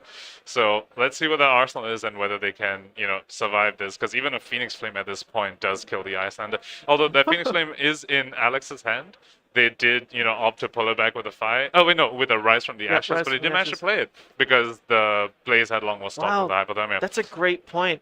So Alex tried to go for the line that was 1 damage more efficient, but way more susceptible to hypothermia specifically. So I think that's more what the judge call is about then for sure, almost, is Alex just isn't super aware of that card. Yeah. He's just someone who wanted an easy event, so he played Fi. All right, so we see this Ice Bolt coming from Jeremy's arsenal, which is, it does give a Frostbite, but it does cost them an entire card to pitch to this Ice Bolt. So now they only have 3 cards remaining in the hand to block. The E-Strike and whatever else a follow-up is. I wouldn't be surprised if Alex bottomed that Phoenix Flame that he had in his hand from the previous turn, just because if the game is about to end, you don't really need to fire it back. Oh, no, we just see that Phoenix Flame pitch. He immediately calls me out, and he's like, nah, I didn't bottom it. I'm pitching it right now. So we're seeing this being pitched probably for the Frostbite. Yeah, I mean, Oh. it's breakpoints, right? That's all he's trying to present right now. It is really and that's just going to be it. Yeah. He was pitching it to Tunic out this mounting angle. Oh, that's what it was? Yep. Okay. Yeah, because it is that was turn 7, so the Tunic was there. Okay, well, GG's to Alex. We saw Dromai win, we saw Fi win, but it hasn't been total Fi dominance, even though that game was... Wow, that was impressive. Like, Alex, for someone who doesn't really play that actively anymore to be able to just pick up. And he was talking to us about it last night. It's like, I think I'm just gonna play Fi. The deck can just look beautiful, like it did that game, right? Yeah. Didn't he borrow the deck from you, or what was it? I know he was still looking for some cards last night. Or was it this morning? No, they weren't from me, but yeah, he was definitely looking for cards. Yep. Okay, so, oh my God, my hair looks awful too. I'm a wreck. Oh, you're but- making me self-conscious now. No, I no, didn't you even look, think about you my look hair. great. You look great. Oh, I stop it. gotta start like putting it up. It's pretty much long enough. Yeah, you should dye it as well. Maybe you get frosted tips. There you go. How about I just like grow tentacles, and then like maybe some like horns out of the tentacles, and then like turn purple. Like, Yeah. kinda Just have a cool. corpse at your feet as well. At all Oh times. yeah, well, I have that most of the time. All right, so once again, we're gonna try to reset a couple things. There's just like some final minor kinks that we need to work out to make things fluid. But what's strange right now is like, look at this. There is no lag. We switched to this camera, and it's totally fine. Looks like the FPS is also. No. So let me reset. So see, there we go. We're back to normal. So something's wrong with that table cam. Let me switch back to it real quick and just see what happens. Yeah. Yeah, so the table cam starts freaking out. It didn't do that before, so anyway, we'll try to just work with a couple things. Maybe just like unplug everything and then just see if it comes back. But we've got Alex Alex in the house. Good job, my friend. Making Fi Congrats. look really great even though you're a boomer these days. You don't have toe practice at all. Yeah. All right? You guys are doing a wonderful job over here. Everyone loves you. You guys are the best commentators. I Thank believe you. Thank you. Thanks. I don't think they heard any of that because these mics are like, they need to be like right here. Hello, hello. All right, so let's jump into, unfortunately, like another little bit of a break just because we need to work out a few things. But then we should be back to like the run of show that we were hoping for. All right, so add real ambient screen. It might cut out for like a second, but you know, that's just us fixing things. All right. Thanks for tuning in.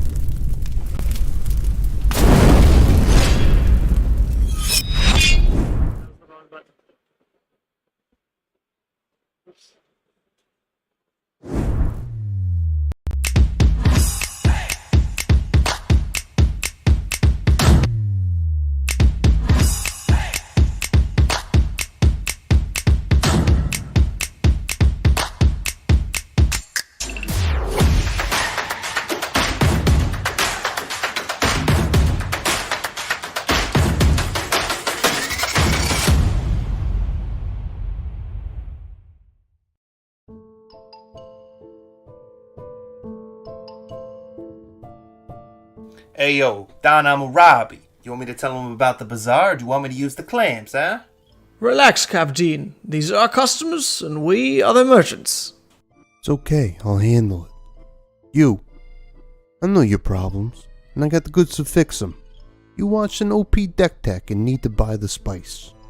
Buy from the bazaar. You are deep into theory crafting the next hottest deck. Buy it from the bazaar. You are changing your Pro Tour deck list last minute. Buy from the bazaar. You follow the meta and need to change decks. Buy from the bazaar. You have an addiction to box breaks. Buy from the bazaar. You find yourself dealing fab to new customers. Yes, catch me outside and I'll hook you up. And you, don't forget, get your cards from me, Hammurabi TCG. Or else you get the clamps.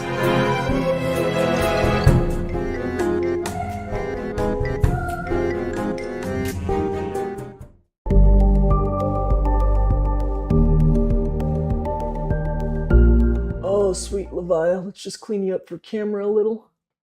And there we go. Hey, I'm Sant, and I'm here to tell you about a great analytical tool for Flesh and Blood that I really enjoy and will help you level up your game. Fabric, found at fabric.gg. If you play or have played Magic the Gathering, you're probably familiar with EDH Rec, a powerful website that has become a community staple with useful content and data analysis. Fabric is made by that same great team.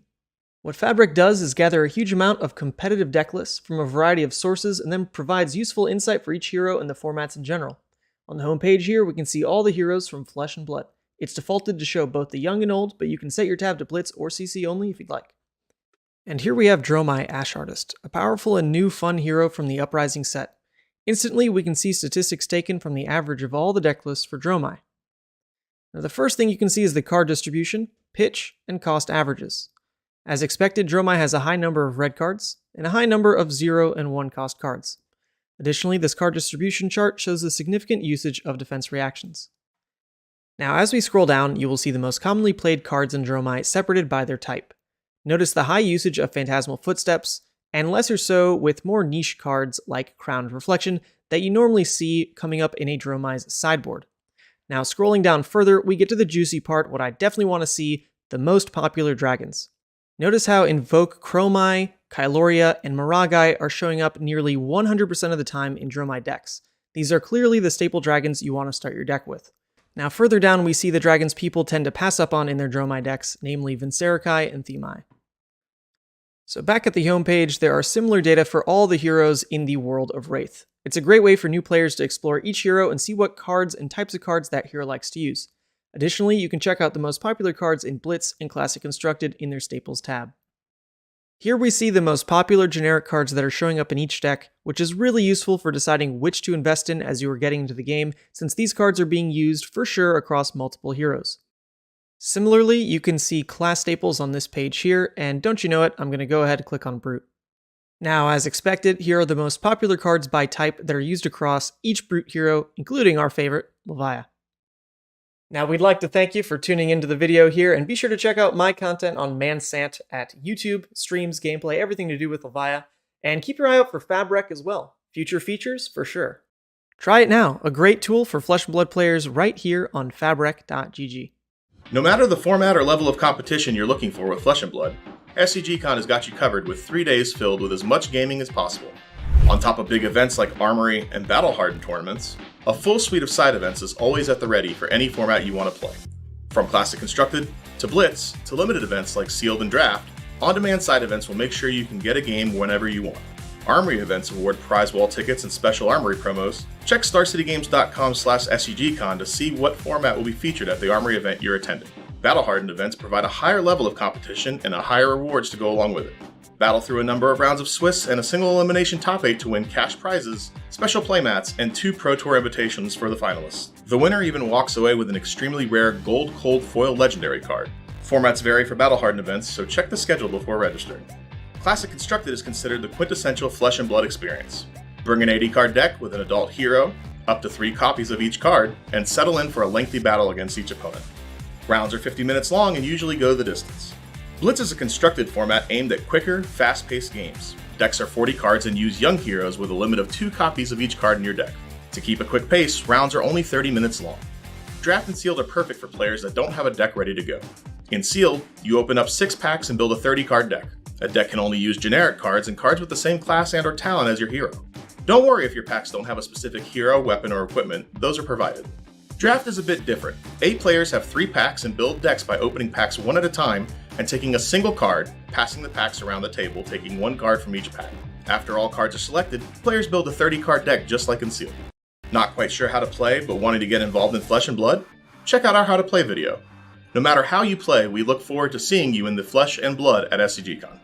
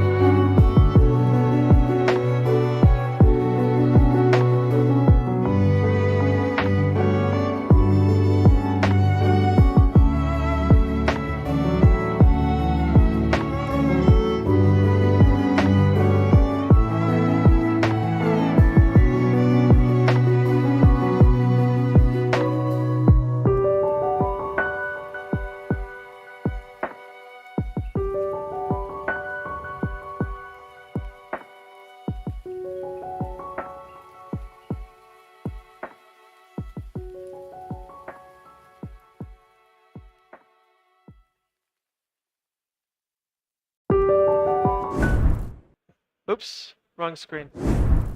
All right, hey everyone. We're back, and hopefully with everything fixed and solved, we spent that entire 30 minutes doing my hair. Just kidding. We spent that entire 30 minutes hopefully fixing all of the technical stuff. So it should be smooth sailing. However, the round itself had a hiccup.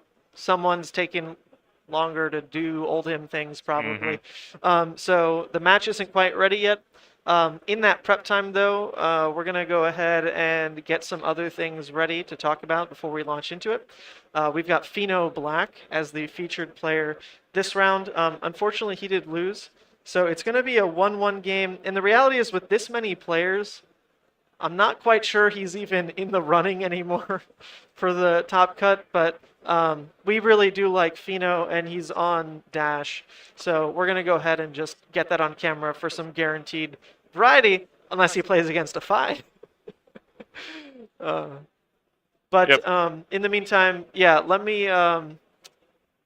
let's just cut back to the ambient screen real quick so we can set up a couple things, but it shouldn't be longer than like, I don't know, like 5 minutes or so. So the timer is going to be wrong. Don't get scared. The boom is here. Dash, maybe? Bravo, please. The boom is here. Oh, the guy's name is Boomerang. Well, unfortunately, we can't really like run around and find games because we're in the booth. So we've got some other people trying to like find key players and cool matchups. I'll let them know to find a Bravo. There's definitely a Bravo doing well somewhere. There's some Oldhims doing well. But to be fair, it's only round 2. So a lot more to go today. In the meantime, someone brought me a Capri Sun. So shout out to, it was a Legal Avaya member. So shout out to whoever you were. Thank you. Keep me hydrated. But I need food. Yeah, we definitely do need some food. Yeah. We've been up since, what, it's been like 5 hours? 4 plus hours? Like no food, no coffee? No food, no coffee. Hydration is sustaining me right now. A lot of problem solving too this early in the morning. A lot of issues there. But we're doing pretty well these days. So let's cut back to the ambient screen real quick, like I said. And we'll have a match going hopefully within like 5 minutes. We're just waiting on SCGCon to put up the pairing and all that. Okay.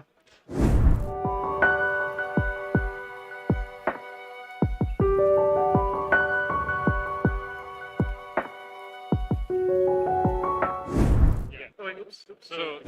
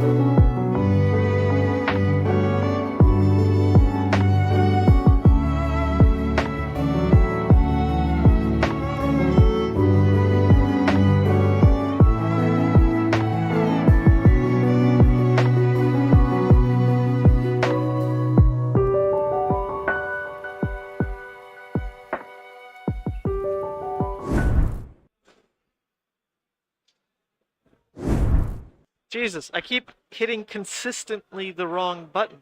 But okay, new round has been paired. We've got everything pretty much ready to go to actually run the stream as we intended today. So thanks for bearing with us for those first 2 rounds. Things should be really smooth sailing from here, as long as we get some calories in us, as long as we get some caffeine, hopefully, probably like within 1 more round, or I'm going to start losing it. But good. All that is going well now. Sorry, someone is asking me something. Yes. What are you doing putting me on stream? Oh, you're on streaming against Spino? I'm terrible. No. This is amazing. This is amazing. No. Humiliate myself on stream. Oh, you don't have to. You don't have to be. Like, truly, you don't have to be. No. You don't have to be on stream if you don't want. No, you can opt out, but we need to know like right now. Yeah, I thought. Yeah. I don't know if I want to play on stream. I'm a really bad player. Me too. Okay, wait, guys. You need to like choose right now though, because we need to swap. Okay. Fill it. All right. Well, that was funny. The opponent is actually Phil from Fabrary. So We love Phil out here. We love Phil. The issue is he didn't necessarily want to be on stream. What is Dromai? Is it Ash Artist? Dromai, filthy illusionist. And then we've got, we'll say Mr. Fabrary as the title. And sorry, we're just gonna fill in a few. Oh, Jesus.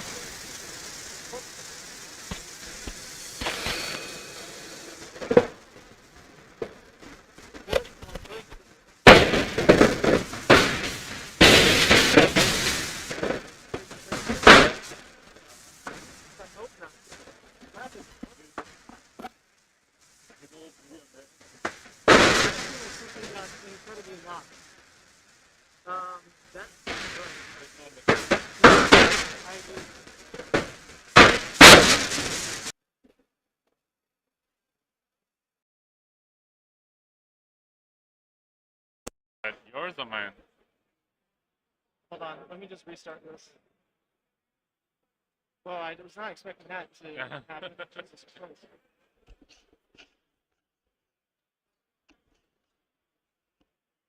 Oh, I think they heard it because it just sounds like someone tripped on a cord.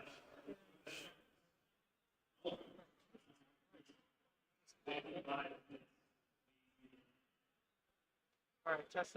Test. I can hear you, and Okay. Jesus. That was awful. Something just totally died. Like something in the system just exploded. Cool. So that's not fun for anybody. Not fun. But oh well. Okay. Cool. We got that fixed. Sorry about that. Jesus. Absolutely miserable to go through. I'm sure. So I apologize, everybody. But here we go. As the players get ready, we're gonna jump into a little look at a pregame analysis here. So sorry, there's a couple other buttons we need to press to get this ready. Oops, Jesus. Click the wrong button again. Talk to the people while I get this done. All right, cool. So what we're trying to prepare here is just some key cards for this matchup from both sides of the players. So this is just to give you a little more, like, a deeper understanding of what this matchup specifically looks like and what each character is trying to do. You have to talk to him. Hang on, the judge trying to get our attention. And the judge walked away. Cool. So Ethan's just preparing that now. We already know which cards we want to talk about in his matchup. So I'll just go ahead and start as Ethan gets the images up. Thank you so much, Ethan. Yeah, so on the sorry. Dromai side, we're looking at Kyloria, very, very important. Remember, now, people always call Kyloria the Snatch Dragon because they think it's just the on-hit draw effect. But remember that Kyloria also has that line of text that they can steal an item from the dash. So, if the dash sets up an induction chamber or something, this on-hit from the Kyloria just takes that away from them for the rest of the game. Obviously, Dromai doesn't use the induction chamber, but it takes it away from the dash, and that is very, very big. Next, we have Sigil of Solace and Burn Them All. This matchup can get a little grindy. So both these cards, the Dromai really wants to help in this sort of like little grindy game. Dash is coming in for pistols for 2. The Sigil of Solace helps like block that for 3 effectively, because those pistols are very annoying to block with cards otherwise. And then Burn Them All, of course, a really good endgame card. Dash does obviously have Arcane Barrier, but it's just really frustrating to always be getting this 1 damage arcane pings every time a dragon comes at you, because you need to block the dragon physical as well. And so Burn Them All, very key card for the Dromai to try and close this matchup out.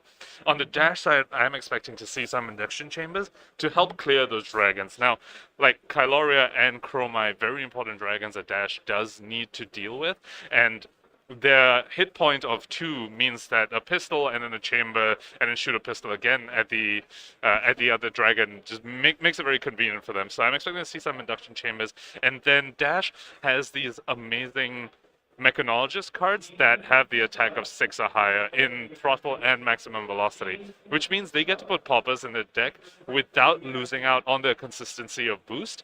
Now, boosting in this matchup, the dash does need to do a bit of it to put up the pressure, but they don't want to do too much because otherwise they'll just get fatigued out. So throttle and maximum velocity, not really looking to, especially maximum velocity, not really looking for it to be very aggressively used. But the fact that they are poppers and mechanologists makes them key cards in this matchup. Yeah, so that actually worked. That was a little bit slower than I wanted it to be, but that worked. Oh. Is there a chance to get a round timer over there? Plus, what is our extension? There isn't supposed to be an extension, but right now they don't give us that at SCGCon. Let's see. It says 53 minutes as of now, so we'll hold to that. Okay. There we go. Okay, so this worked out a little bit slower than I hoped, so we'll fix that going forward as well. But the idea here is we can intro some bits for you while the players get set up. So we've got Phil on the left, Mr. Fabry himself, on Dromai. Now, he is reluctant to be on stream, so we kind of bullied him into it. But it's okay, because we all love Phil, right? Everyone's super appreciative of Fabry. And then Fino, of course, amazing character. We love him a lot. It's going to be the first dash of the day. It is the second Dromai of the day, so we're definitely seeing Dromai. Yeah, she seems to be pretty popular. I haven't given proper walk around the room, but there's a lot of Guardians. There are. So I think Dromai a very good call for the weekend. Honestly, as is Dash. I mean, these are both decks that can probably start to counter the Guardian threat pretty well. We're still waiting on a meta breakdown from SCGCon, but we'll have that hopefully by next round, okay? So let's jump in to the proper overhead here as the players get started. Like I said, Phil on the left, Fino on the right. They need to fix their player life. I'll go tell them how to do that. And in the meantime, take it away. Right, so we see Dash going first, and they get a very strong start. They've got that Spark of Genius, they've got the second induction chamber, so now they are good and well set up to start clearing some of these dragons. If Philip manages to, put many of them out at the same time, Dash can just load up the pistols, load up the chambers, and just go fire, fire, fire, clear them out. So this does make it a little tricky for Philip, Mr. Fabry, and let's see how they choose to combat this. And it'll be very interesting to see what type of Dromai they're even playing. We saw a red line Dromai earlier today. And let's see whether Philip's also on that. Or are they on the more traditional, build up a board state, play for second cycle Dromai? Let's take a look. So Fino started off the game, right? And just arsenaled and... Or sorry, no, he played Spark an of induction Genius, chamber. got the second chamber out. Wow, great start, great start. Very good start. That's going to be able to clear a lot of dragon boards, no matter how wide they are. But on the left side here, we've got Phil. If we can spy on his hand, it looks like he's on more of like the control mid-range style because he is running Mage Master and even has that Tome in hand. Tome is an amazing card for how Dromai wants to play the game. You get this amazing ability to, out of nowhere, not only heal, refresh your hand, but the board state that those extra cards buy as well is an extra life gain. Like, it's not just the life itself, but the fact that you've now turned this hand into probably like 2 or 3 sticky dragons as well is just a massive swing. So he's got that set up already, which he's got to feel pretty darn good about. And I'm not quite sure beyond that, the decisions that are being made here. I can't quite spy those other cards. Or maybe Fino's, pulling his arm a bit. Like, Fino's definitely that kind of player. See Philip hovering around a Mage Master boots, and they do put it on the chain. Like, they are activating it. It looks like they might want to play the Tomb of Fendel right now, despite it not being an arsenal. You know what that might have been? Might have not had an opportunity to make Ash otherwise. Yep. A bit awkward, though, because what you can instead do, I believe that was maybe a red dust up in hand. Maybe it wasn't.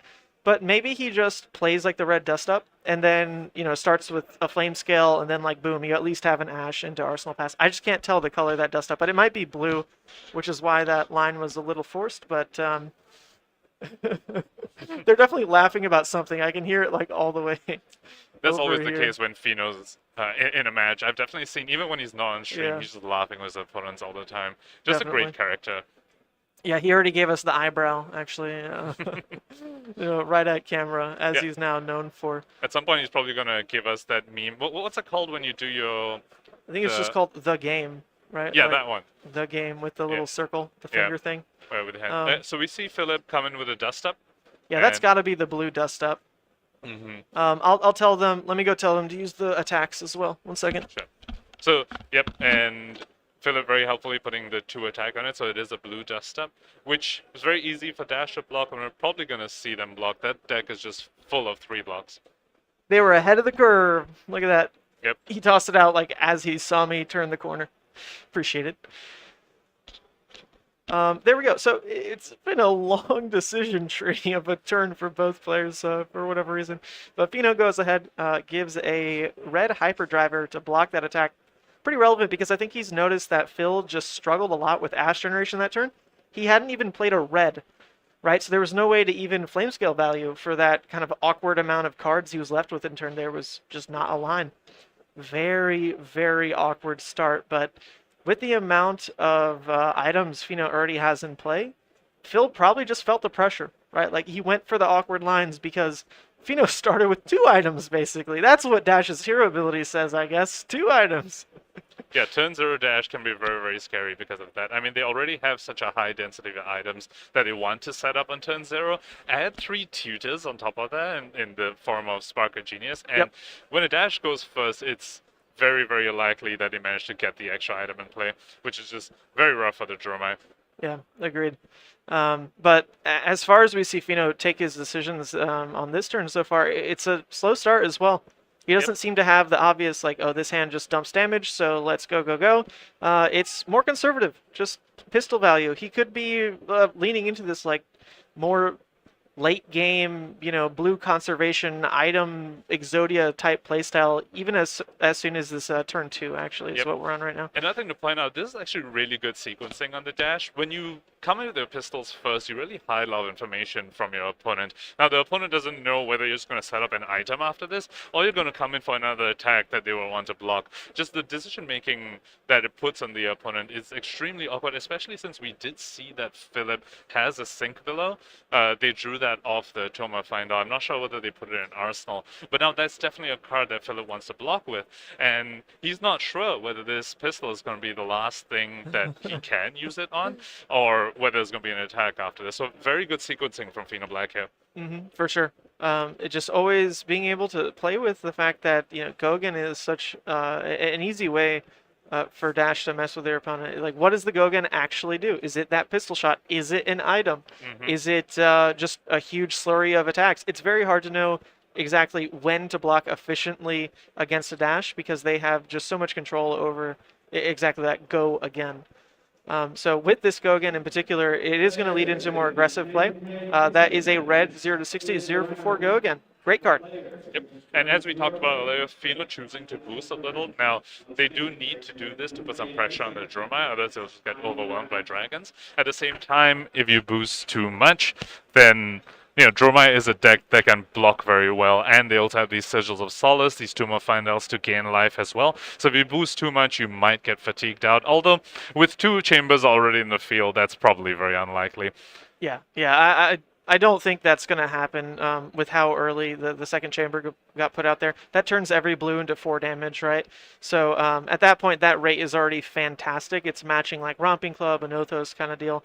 So it's very hard to get fatigued when you start to see that one in particular. If it's just like 1 Plasma Purifier, you can definitely still block that out. That just turns the pistol into 3 damage, right? So with the double induction, it's just turning into breakpoint value, which is really good. But as we go into Phil's turn, he is finally finding some Ash generation, but it's not even perfect per se, because he does pitch a blue to get things started.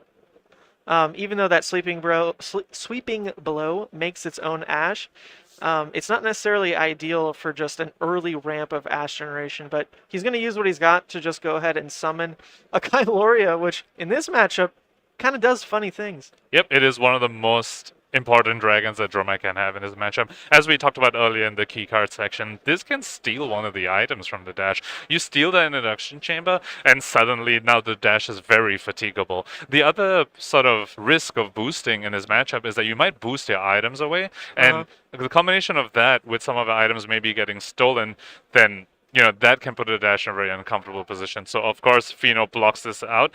They are kind of forced to block this Kyloria, which is very, very good for the Dromai. Kind of funny to see the Galvanic Bender. Is that what it's called? I doubt in this matchup he's even running the mech itself. But just because you might have the mech as part of your deck package, having this 1 Battle Worn on equipment makes shoring up a 4 block pretty easy for a deck that's just not going to run defense reactions, right? Yeah. So just thrown in, it really has no value beyond that. That just doesn't worry about the hit effect. There's no way to pump a dragon yet, to be fair. Or attack react a dragon either. No razor reflex on a dragon. Oh, So- I guess, sorry, you can pierce reality a dragon, but I mean, like, there's True. no attack reaction per se. Yep. Yeah, No combat tricks with that. exactly. So, curiously, we actually won't be able to see the mech from the dash side at all because of the headpiece. It's not a mechanologist headpiece. It's a generic one, so, even if they have the mech in the deck, which they probably wouldn't if this is the headpiece they brought in, it's not legal to cast. For sure. So we see things kicking off. It is going to be a High Octane turn. High Octane, absolutely huge card in just so many matchups in the metagame right now. Of course, it's just this knockout card against Iyslander specifically, playing around things like Hypothermia. It feels really great. But when you have Plasma Purifiers in particular is when it gets really out of hand. Not super relevant when it's Induction Chambers that you have as your first big item here.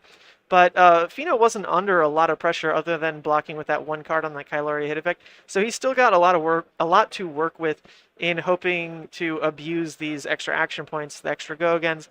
Now, granted, that Zipper hit did boost away a Pulse Wave Harpoon. And that's what's weird about this card. It is such a polarizing card because when you draw it, and draw it like maybe 2 times in a match, like, my god, 3rd time would be insane. The effect it has is just incredible on your opponent's mind state just throughout the entire thing, right? Because they just have to try to play around this thing.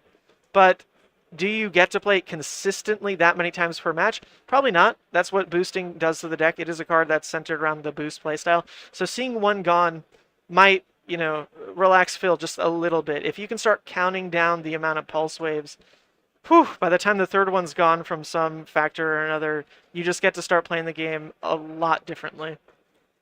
I just want to point out, Fino has done all this without pitching a single card hit, thanks to that Teklo core. Right. You're talking about the Iyslander matchup, that's another card that just really destroys the Iyslander.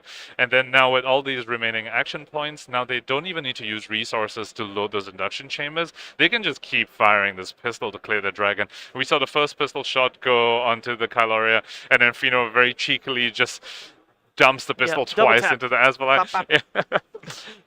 Yeah, he actually, so he pitched a Tekla there as well. So Yep. he really prioritized, I guess this card in Arsenal, it's at this point most definitely not a blue. I should have spied what it was. Because otherwise, like, why wouldn't you just, induction that last pistol shot, drop the Tekla? So he's Yep. building some kind of aggressive play with that Arsenal for sure.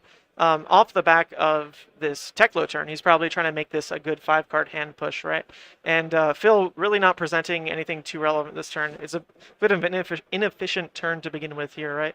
2-card 7, probably pitching the extra card for an Ash, right?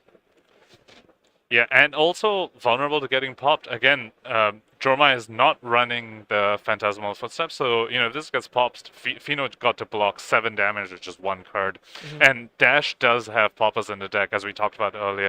Throttles, maximum velocities, these cards that don't affect their boost ratio can just very easily pop these Phantasm attacks. For sure. Sorry, let me fix one thing. Chat, let me know if you're hearing... There's like a slight crackle to Pankage's mic. I don't know if that's just like through my headset or what, but we'll try to fix that for you. But otherwise, like as far as tech goes, this match is working out the best we've seen all day. Hell yeah, hell yeah. So Fino did not have the popper there, so he just blocked 6 with 2 cards and leaked 1. So on a turn like this, we can expect the Dash to just keep resource cards in hand and just fire the pistol a bunch of times with that chamber. Maybe end the turn with an item. That could have been that Arsenal that Fino chose to keep the previous turn. Yep, we'll see if it comes out. This is just a lot of playing with Phil, right? Lead with that pistol. He's already got the resource committed on a previous turn to that induction chamber, so nothing's really showing other than a commitment of a single resource from Tekla Core onto the pistol. What else does this turn do? No way to know yet. No way to know. Exactly. Blocking 6 and then presenting 2 without even using a single card yet. That makes Dash just a very tricky hero to deal with on the other side of the table. Yep, and we see Atoma Findel now. Poor Phil wasn't able to play that out to great effect. So at this point, without Mage Masters, without like an early setup of Time Snap or something, I mean, I guess like Chromite could do it in a way. The Toma Findel and Arsenal just never going to have that same value. So just using it to block exactly 2 makes total sense. And that is the third Toma Fandel. We saw one played, one pitch, and there's the third one used. Oh, really? Okay, I didn't even see the pitch there. Was this the right turn 3 or was that turn 4? I don't know if we missed it. 1, 2, 3. I think that was, that was turn 4. Okay, yep. And then Fino ends with the Plasma Purify. Now those pistol shots can come in for 3. This helps clear those higher health dragons. Like earlier we saw him need to double tap the Asvalai, but now he just needs to buff the pistol with the Purify and then it's 1 pistol shot to kill the Asvalai. So the Dash's Borsay is getting really, really scary right now, while on the other side, there's not a single dragon on the Dromai side. No. From an outsider's perspective, like someone who likes to play Dromai a lot, I'm always a little scared of the Dash matchup for exactly this. His voice is indeed lower quality than yours, but that's okay. Yeah, he's actually on the newer headset. It's the same brand, but I got a new one, and that's the one he's using. So... yeah, I don't know what that is. I'm seeing it in the audio mixer as well. Like, it's spiking a lot worse on yours. But my supple tones are still coming right through.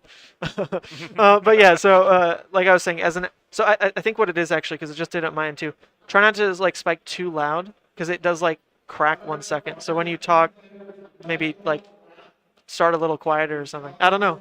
We'll see it. Maybe I should bump mine down a little bit too. All right, but anyway, besides the point.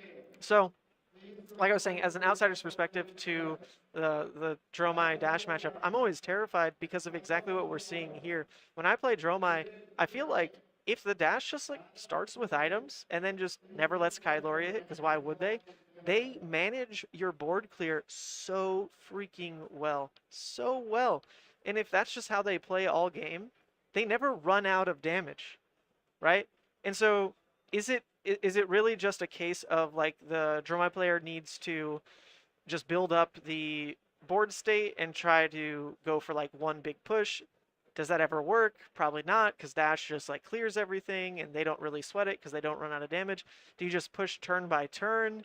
But as we're seeing Phil try for more of that strategy, just like kind of play your hand, throw it at Fino, play your hand, throw it at Fino, rather than slow down at all, that's not working either. But people say Dromai versus Dash is Dromai favored. I'm not sure. I need to play this matchup like a lot more because I feel like whenever I see the game play out, it is very similar to this. I've heard it's very, very skill intensive. Sure. Like that's the way people have described it to me. That this is one of those matchups that it really depends who has more experience on the matchup, and they would be, very much favored in that. There's lots of nuance here, and right here we see the Yunderai being popped by one of those Mechanologist poppers we were talking about, Yep. maximum velocity. Unlikely to be played here. Fino's playing a very, very measured game, building up the items, doing it slowly, maybe some boosts here and there. Doesn't seem to plan to want to use the maximum velocity anytime soon. Just going to be used to kill dragons with one card. Right. Well, when you look at your hand and just start counting the blues as your damage cards, then sure, like a max velocity never has to be part of your aggressive game plan. It's there if it comes up, sweet. It's also there as a popper, but from where Fino is, he's even playing out a popper aggressively here. Because what's left to clear? There's nothing on board. So he can start looking to turn his hands into just pure damage, really put the pressure on Phil, because Phil doesn't even have a life lead for the position that's been traded here. So it is just going to be rough for poor Mr. Fabre.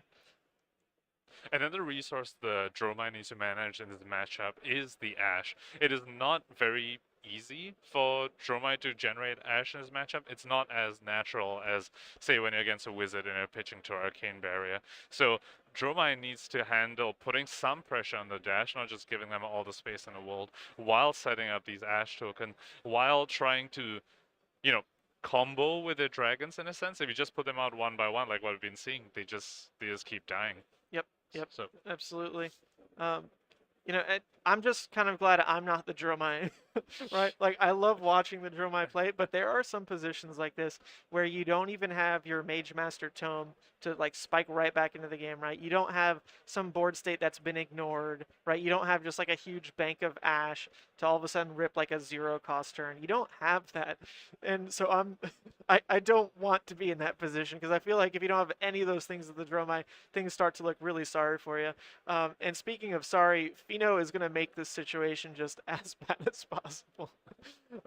Seeing the hand, jerking the card right out with Pulse Wave. That's 2 Pulse Waves down, to be fair. Yeah, so funnily enough, Fino may not have hit there. So they've only boosted twice, which means they can only take a card that blocks 2 or less from the Dromai's hand. True. And there's a Pursuit of Knowledge in there, which does block 2. But if the Dromai had 3 blocks, this would have never ripped anything out. Yeah, I didn't even think about that, but exactly right. I'm looking at Plasma Purifier as if that was an attack. It totally wasn't. So yeah, there was a good chance it just didn't hit. So he was playing it as just a 1 for 4. Good for him though. I mean, when you can pull a 2 block, the card gets even better if that's possible. I mean, the card's great, right? But when you can inefficiently say, oh yeah, I'm going to make this blue card that you wanted or whatever it was, just give you 2 life. That's all. It's, ew, gross. Stop. Yep. So we see another Kylori come out. So, there's a payload. There's another one of those Mechanologist poppers that just killed the Kylori right off the bat. So something I'd be curious to see from the Dromai side is maybe playing towards the Ashwings, because the Ashwings are a little more inconvenient for the Dash to deal with. You can pistol them down, but then you're firing 2 at just to kill 1 Ashwing. So something like Rake the Embers and Billowing Mirages, I'm curious to see if the Dromai can start to play towards those and make that board state awkward for the Dash before going into these bigger dragons like the Kylori and the Chromai. Exactly. That's a play pattern that's really strong for Dromai when you can just have a board state. It doesn't even have to be that many Ashwings, but normally like 3 to 4 is like that pretty insane amount of damage to start letting through turn by turn. If you can lead with those into the potential big swing that a popper would get more value on, and then maybe just like not even swing with that card, or maybe eat the popper on an Ashwing, when you can start playing those lines, man, the match feels way better. But right now, Fino leading in, there isn't like too much for him to just miss unless it's an all red hand that ends up being like the most inefficient for this, like his position in the game, honestly, because any blue, any yellow, especially with him sitting on some counters on Plasma Purifier and Induction right here, will start to scale really, really well. Yeah, and dash drawing all reds, that happens so rarely. That deck is full of blues because it does, play for this item sure. endgame. So, Now, one other thing to note, Phil is missing Ash. He Yeah. committed. That's one thing that's really hard to start measuring value of, right? I've heard a lot of good discussions about this from a bunch of podcasts as well. How do you start valuing the cost of Ash? Like the opportunity cost of going to 0 Ash is like the big decision point, right? When you start to play like that, you oh, look at that slam. Fino just slams it down. When you start to play like that, you really start seeing Ash as like the most important part of a Dromai deck, but it gets kind of just kicked to the wayside of like, oh, well, I'll just have Ash. Like these dragons will just be playable, whatever, whatever. But there's that point where you go to 0 and oh my god, like every decision has to change. So luckily Phil able to keep 1, but he was in a very dangerous spot to just, I mean, what if Fino, his whole hand was just like set up more items, Phil leads into his turn, no Ash, what do you do, right? Yeah. So just as you said that, Phil came in with that blue sweeping blow, pitching a red. So they Yep. did go up to 2 Ash. We saw them use one of that to play the Chromai, which got instantly popped by the payload. So back to being a very rough position for this Dromai. And Fino Black now come up just presenting 3 damage of a pistol. Yep. With a go again prepared already on the chamber. So again, just hiding all the information from this Dromai, making this block very, very difficult. Mm-hmm. Yep. Phil, we'll see where he finds his opening. As far as life goes, he hasn't really trickled alarmingly quickly. Like, he's definitely facing a life deficit here, 6 life behind. But And a it's, board deficit, to and be honest. a board deficit. Yeah, Yeah. definitely. When you speak of permanence, right? Like the Yeah. items versus dragons, like, yeah, that's definitely something that's not on par right now. But I really think it could look a lot worse. There's a lot of ability for a dash to just draw that high octane that randomly is like a 20 damage turn. Like it can look like that. But Fino played his big turn to clear the board state instead of the damage itself. So that does give Phil more opportunities to try to find his spots back in. Work with larger hands like he kept right here. This is a 4-card hand that he's playing into a very gross board state of permanence. Feels like, wait a second, I'm supposed to do that. Yep. 3 items already in the dash side. And what you pointed out earlier, yeah, Fino is playing this in a very, very disciplined manner. He is, like what you said, using the big turns to clear the board state. If there's no board state, he's going to chill out and just fire pistols. Even if he isn't pitching blues to load them up, he'd rather just use those yellows to load up the items rather than just fire those yellows and boost, like, without much reason to do so. Ooh, but speaking of interaction, Pulse Wave Harpoon has an equal on the Dromai side, and it is that sexy beast Dominia. Dominia is just an amazing card. I'm absolutely terrified of it because that's like that one interaction point that almost feels worse than ALS at times, where if the Dromai is in a position to just say, okay, I'm going to look at your hand, destroy your turn for a fragile deck, like, obviously I'm going to speak towards Levia, but man, if they like take your way to turn off Blood Debt, you're like, oh, I lost. Like, you played 1 card and I lost. Obviously, that's an exacerbated example, but it's still sometimes what a Dominia can present. If you don't have, like, the double popper, then you're basically forced to turn your damage back in that dragon, or you're going to get caught on a loop. So Dominia is that point of interact with me twice. You have to. I'm going to take your card, and then you have to clear me. Just such a big deal. So if there was that big pivot point, yeah, maybe it's off the back of this.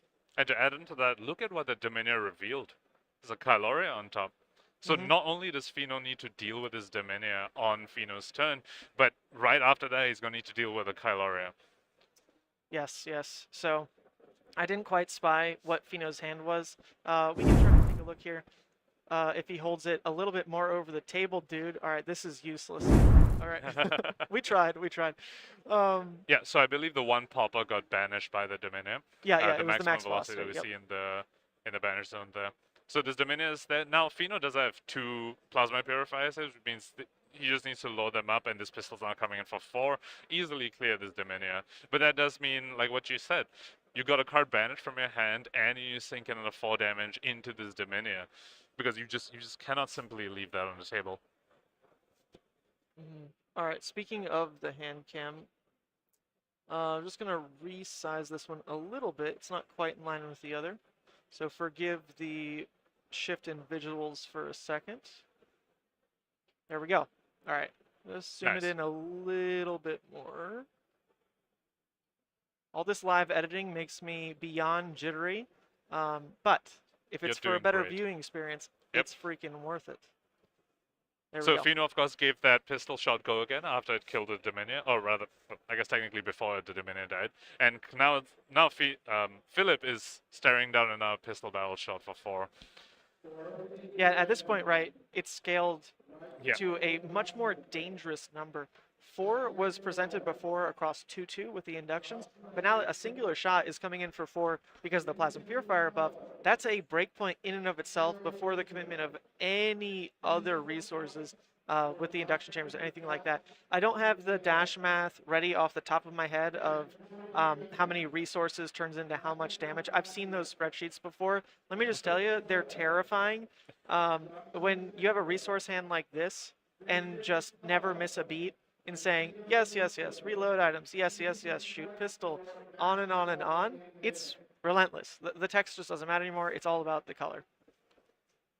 And this board state is good enough to beat a fatigue hold'em. You really yeah. only need 2 chambers, 2 purifiers, and you're set. So Fino's board state is set. Now it's all on Philip here to try and find some way to come back into this game. It could be through the Ash Wings, as we talked about earlier, into a bigger dragon. Right, because at this point, a lot of poppers have actually gone through the deck. I haven't tracked it specifically, but it's at least like 2 max velocity, 2 payload, 2 throttle, maybe is the count we've seen. So starting to wane a bit on the poppers themselves. And also Ashwings are just going to be really inefficient.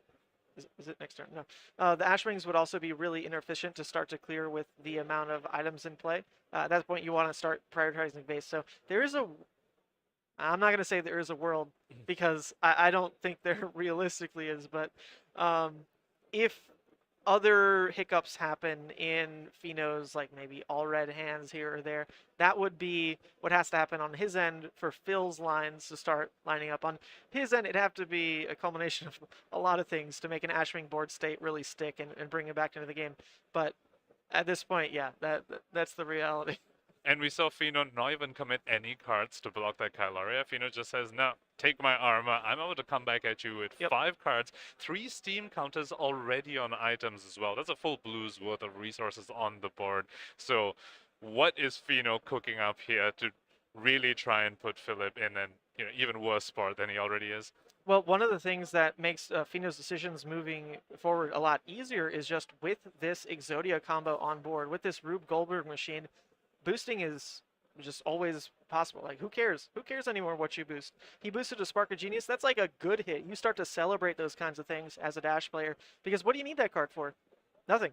Yeah, you don't want to set up another item anymore. No. That just loses you tempo and and doesn't get it's you not much. a blue. So like you'd rather get that out of here. Let me draw the blue instead. Yep. So yeah, coming in now with all the aggressive reds still left in his deck, they're always going to get boosted at this point. There's no longer that fear of, oh gosh darn, I'll get fatigued. So it really is like he's playing with his food at this point. Yep, and this is the last Kyloria in Philip's deck. Now, of course, Philip might be running Remembrance. As we've talked about, this matchup can be a bit grindy. We might see the Remembrance come out, but in any case, that's a lot of the big, scary, threatening dragons out of the deck. The Dominion is gone. This is the final Kyloria. If we even see right here, I believe he's using... I think he cocked it sideways because he actually used Teklo Core. Yeah, so he that's did. something else, right? Like with these items, it's not just the boost that he is okay with doing. It's milling himself. Oops, that's the wrong Teklo. It's milling himself even more with Teklo Foundry Heart because as long as you know, like the blues in your pitch stack are going back into the deck, that can almost be all you need. Like I need, like 8 blues in circulation, and we'll just like keep going in that kind of loop. So he's ready to trim the fat on any other front. And just keep the resource game rolling for himself.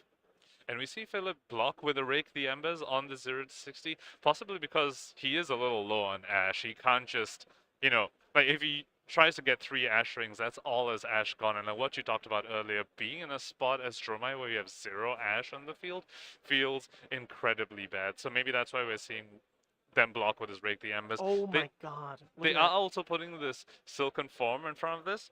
Oh, come on, skip that step. You see a max velocity play, you talk about the max velocity. We were just mentioning that that's the kind of card that probably is never a priority to play, but if it comes up, sure. And this is definitely, yeah, that's 3 boosts. That's Zipper, 0, T-Bone, right? A great low to the ground start to the turn to just smack him at the end here with a max velocity. Who needs poppers anymore if there's not a threatening board state you need to interrupt? No. You just end the game with damage, and that's exactly what max velocity does. Fino just accelerating the end game here. Now, he would have reached that by just sending pistol for 4s over and over again. But he's saying, nah, I'm tired of this. Here's his mag velocity for 10. We're going to simplify this game set and just get to the end. Yep. Poor Phil. He's shaking his head. There's a lot of body language in this kind of game, which is really fun to see. I think Fino always just kind of amps up that type of energy.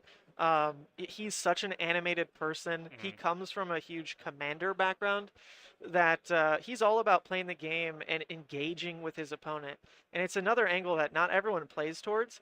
I haven't personally played against Phil. I've interacted with him a ton, though. He's a great community member. I mean, he's literally the reason Fabre exists. He's probably the reason like 50% of the people here have deck list is his product, right? So fantastic guy. On the table, I can't really speak for how he's like, but he's definitely having some tells. There's a lot of body shakes, hands flying here or there. It's fun. It's a fun one to watch.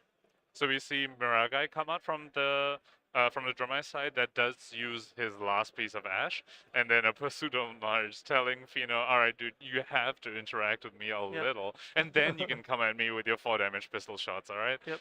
Well, what's key here is there is one more block on Teklo. So he was able to, so far, use his equipment on exact purposeful blocks. It was never just, protect life. It was block 4 on Kyloria. It was block, I think, on another Kyloria early, right, with a Galvanic and a 3 block, yep.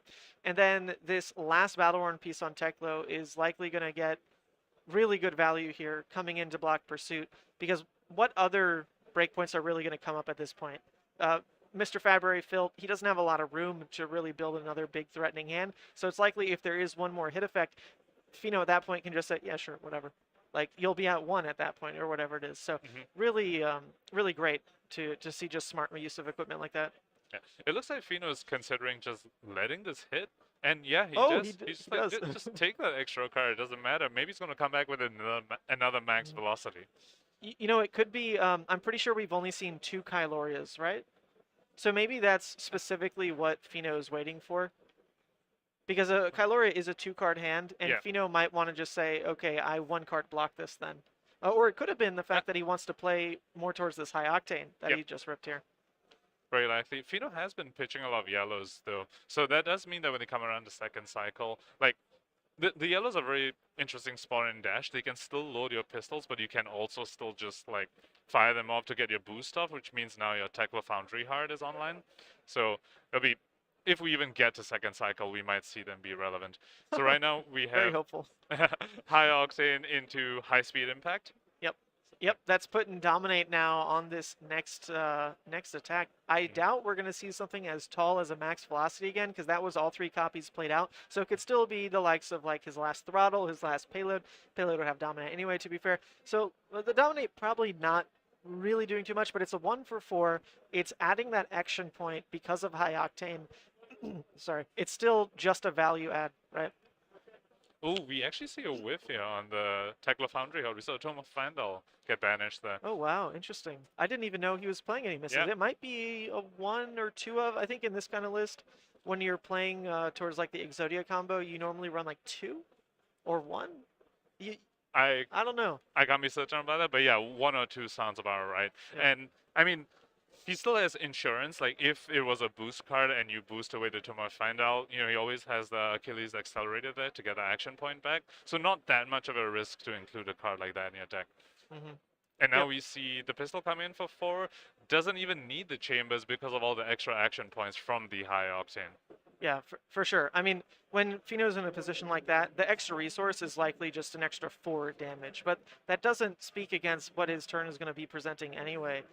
He already started with that blue, right? He already ticked down the Plasma Purifiers. There's already going to be a lot of damage coming. But that might have been the difference between a potential lethal presentation or not. Because I think the choice he's making now, if you look at this camera, he's got that item in hand. Thank you, Alex. Thank you so much.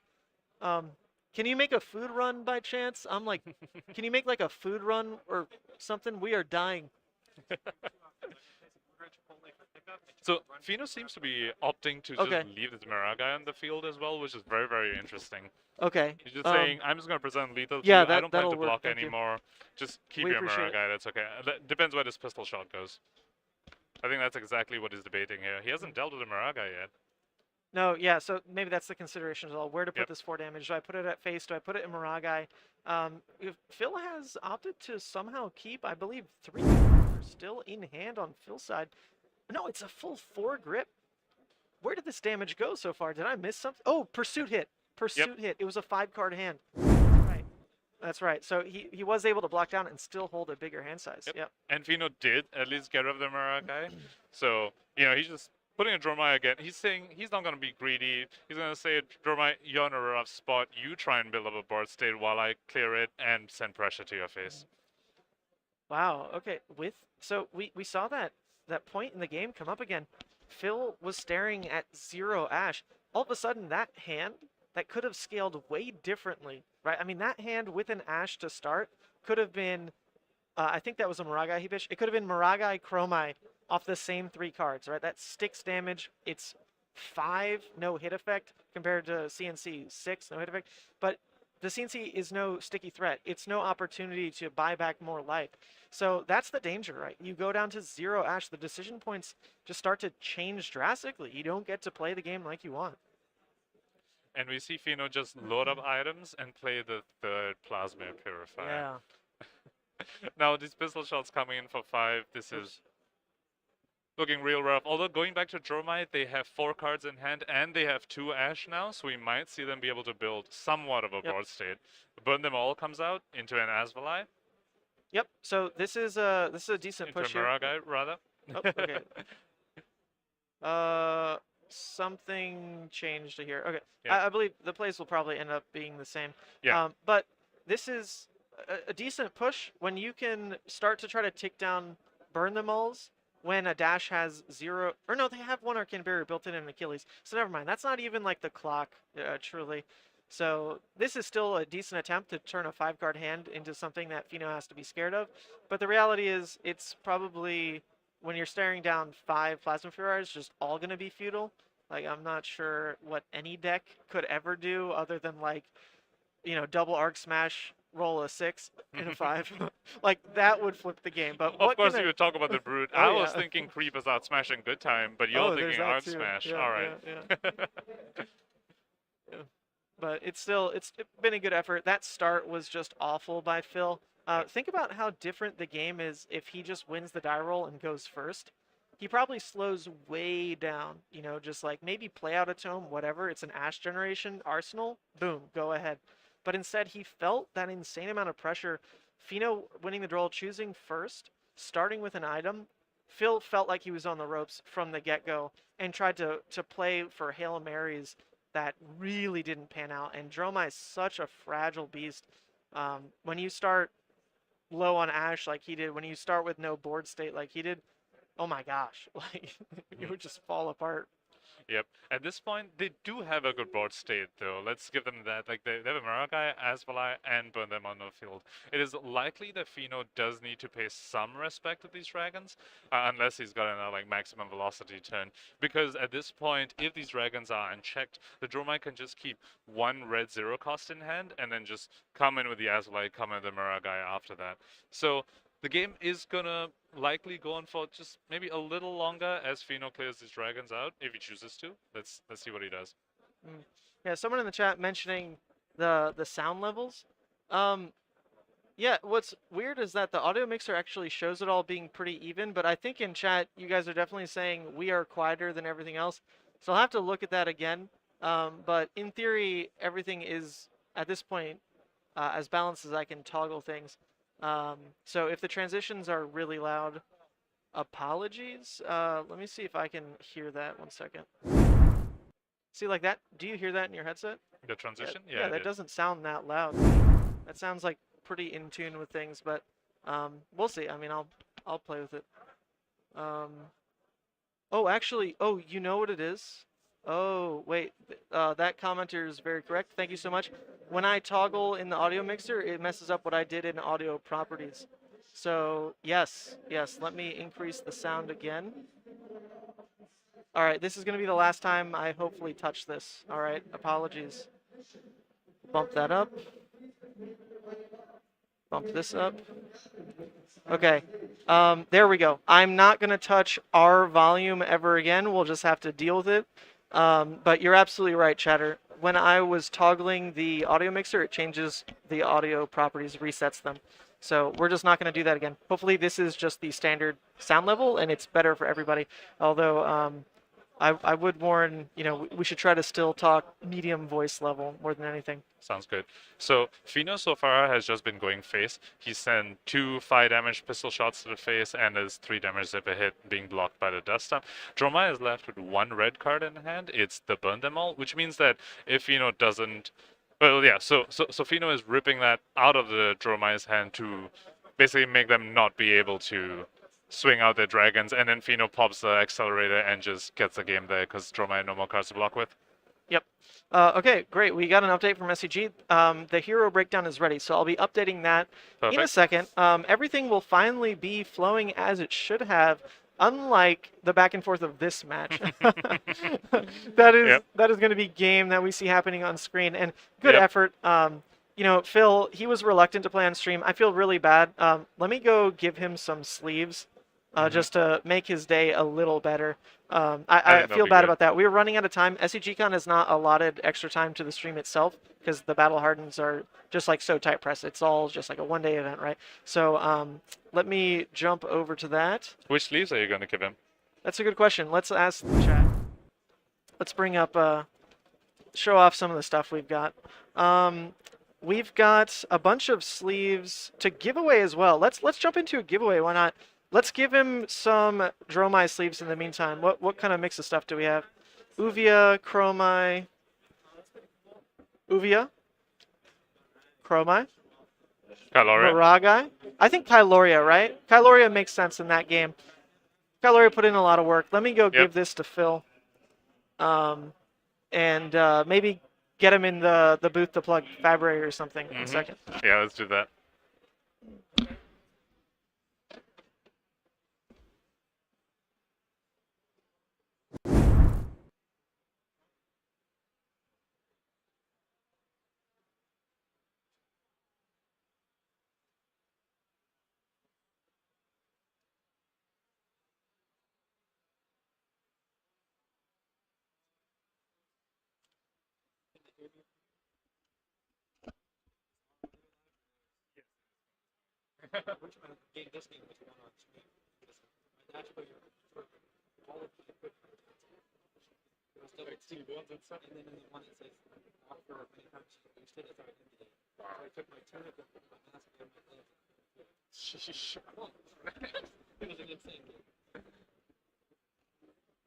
All right, so Philip has received his Kyloria sleeves.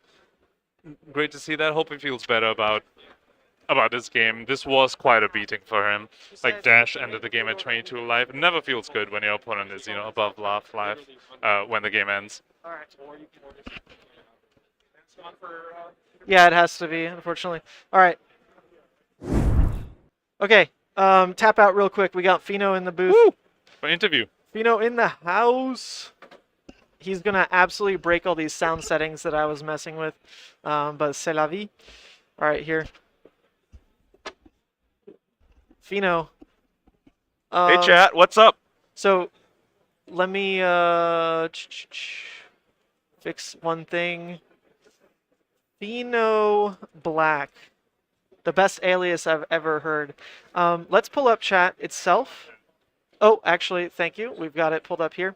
All right, so we've got chat. People are saying GG. Well done, my friend. That was impressive showing. Thanks. Now, first question. What's on your mind after that match in general? That just reminded me of All gas, no why I'm brakes? not liking Dromai right now. Oh, no. He drew the cursed turn 0 hand of, well, I guess I lose. Be a little quieter. People have been quieter? complaining about me changing volume, so just, Okay. yeah, move I'll this. try. I'm loud. Yeah, you are. Sorry. Yeah, you like crack boots to play tome from hand to play or pitch another tome to play something else. It was an absolute rough start, but we were kind of noticing you started with an item in play, right? And that ramps up the amount of pressure someone is feeling into a dash, right? If you just basically turned your hero power into start with 2 items, that's insane. So he went for a bit of a Hail Mary line to just try to generate some kind of ash, and it went absolutely nowhere. Poor guy. I mean, we saw his hand. It ended up being like, pitch red for Mage Master or whatever, tome into like all into blues nothing. or like nothing. Oh man, it was absolutely rough. I But think if his draw was better there, I still might have lost. Like, I do not like that matchup at all. It can be really rough on Dash's side, but he low rolled, so.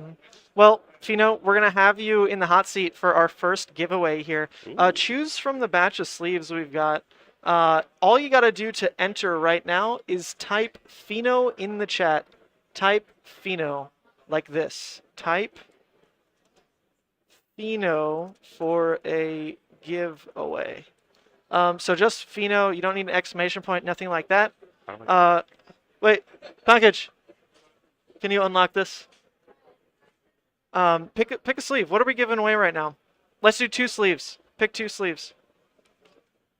What would you like the people to get in your name? Probably makes sense to give away Dromai sleeves that game. Makes sense. We gave one to Phil, didn't we? Felt a little bad on that one. Kyloria. Yeah, he got the Kyloria, which is a beautiful art. But we've elected Dromai right here, and Miragai as well. So the deal with these, I do ask, if you're a winner in Europe, it is like way too expensive to ship to you. So if you have a friend in the US, or if you've got someone that you know at this event, I'll gift it to them. Like if you know someone else, I'll gift it to them. But I'm paying for the shipping out of pocket. And to ship to Europe, no, we're not spending like $30 on this. But I'll ship it in the US. It shouldn't be too bad. It'll be like $4 or $5. So just type Fino in the chat to enter that giveaway. We'll roll for the winner in a second. Looks like a bunch of people in the chat right now. Almost 200. Amazing. Thanks for tuning in. I would love for any of you... Oh, I'm in it. Thank you. Oh, yes. Save on shipping. Okay, so let's go ahead and roll for the first giveaway. Roll it. We've got Manuel Curiel. Manuel Curiel. That's a cool name. Does it say in chat that they won? I don't know how the bot says that. Yeah. Manuel Curiel has won. Okay, Manuel, you won. I hope you're around. I do see you message like just 12 seconds ago, Fino, so I would hope you're here. So here's what you can do to get in touch with me. Type this, Sant. Oops. How does Discord work? It's Sant and then like the number Foundry, 8218. that dust up. Right. So much psychic damage. Okay, so message me on Discord, mansant #8218. If you don't have a Discord, just at me on Twitter, and I'll catch up with all that after the fact. I need my Sharpie to, or rather, just a pen will work. I'm going to make a note of it anyway to try to reach out to you in the meantime. And let's do our second winner. Roll it. Oh, We've that got was the idea of not playing Tunic. Ben Black. Funny, I actually don't see that you wrote... I won't say that. That'll discredit the entire system. You definitely wrote Fino. I can see your chat log. I don't see the Fino, but you did just respond. You said, oh, yeah. So that's great. Congratulations. That was for the Miragai. So we've got Manuel with the Dromai. We've got Ben with the Miragai. Let me write those down. Dromai, Miragai, Manuel, Uriel, Ben Black. All right, I've got this noted. Please do your best to reach out to me, because if I don't hear anything, I'm sorry. It's just going to get lost, because there's a lot going on today, as you can probably imagine. But Fino, you're now 2-1. You're now 2-1, right? Mm-hmm. So how do you feel about the fact that this is a Battle Hardened? Sometimes like an early loss just puts you out. Have you done the math on that? I don't do math. I just play the game. Good man. If I don't top, whatever. I'm here to have fun. That is a good attitude. Are you sticking around tomorrow for the ProQuest as well? I don't know yet. I might go to a different one in the area. Mhm. You know, try That's to a hot spot, spread right? people out. Yeah, we don't want everyone vying for the same titles, especially because, like, if freaking Brody Spurlock sticks around tomorrow, then we should just all clear out. Just make He's it a a one-man tournament. psychopath. He's just gonna win anyway, right? He just goes to everything. Yeah. A funny story about him, actually. I think this is coming up, like, next week or something. So he's an EXP fiend. He's top 190 day, right? Mhm. And one of the ways he does that is because he just plays in literally an event every day. It's just like part of his lifestyle. His mom takes him around. He wins a lot, helps, add funds to the pool, whatever it is. So there is a single ProQuest on a Wednesday in the entire United States. There's a single one. And he is flying out to it. He's a psychopath. That's insane. Like, you'll never be rank 1 with Brody alive and breathing. Like, someone's going to have to break his kneecap if, like, they ever want to just get in there. Not condoning child violence, Jesus. But he is a great guy. I mean, he's here. We'll try to get him on stream at some point. I don't know what he's on. Have you seen? Probably Iyslander. Iyslander? Would make Probably. sense. Dang, I need people to start, like, getting Briar to LLI. I just want that to happen. I got a funny story with him last night. We took everyone to Korean barbecue. O2. Oh, really? Already? Where's my invite? The hell? I didn't see you Oh, anywhere. you can leave the booth. You can go over there. Okay. Yeah. We Actually, got your him to round's try. starting We got him anyway. to try food. Oh, really? Well Yeah, done. He tried everything. He liked everything. That It was is crazy. news to me. The man All right, just eats ham. Bye, chat. All right, bye, everybody. Or, no, he's saying bye. We're going to jump into our next round. Who? Dan Rakowski? Yeah. Okay. We're going to have Dan Rakowski on for the next round here. So we should be able to do a little bit of setup, help the flow of things. Ethnic smoke. All right. Close that tab, pull this back up. Okay, so that was fun. Did some giveaways. We'd like to see that. We've got more of that hopefully coming up. I think when we have like a bigger break, we'll just go through and do a bunch. We have like, I don't know, like another 10 sleeves or so to give away. Rather not? Okay, well, find someone else because we don't have time. All good. All right, the opponent has declined. What is wrong with people? Like, no one wants to be on stream? That's just insanity. Okay, well, in the meantime, I can spend my time helping out another factor here and build the meta breakdown because now we have that info.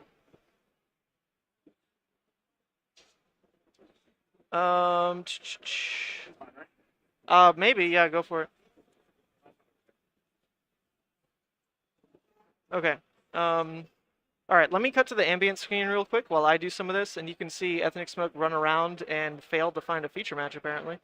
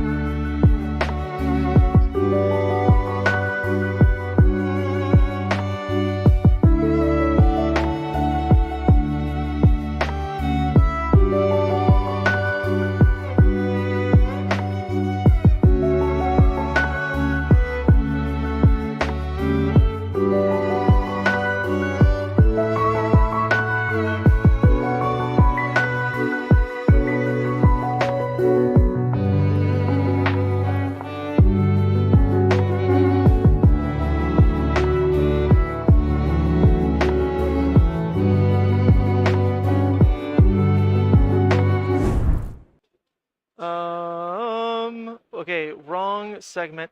Honestly, maybe it's easier.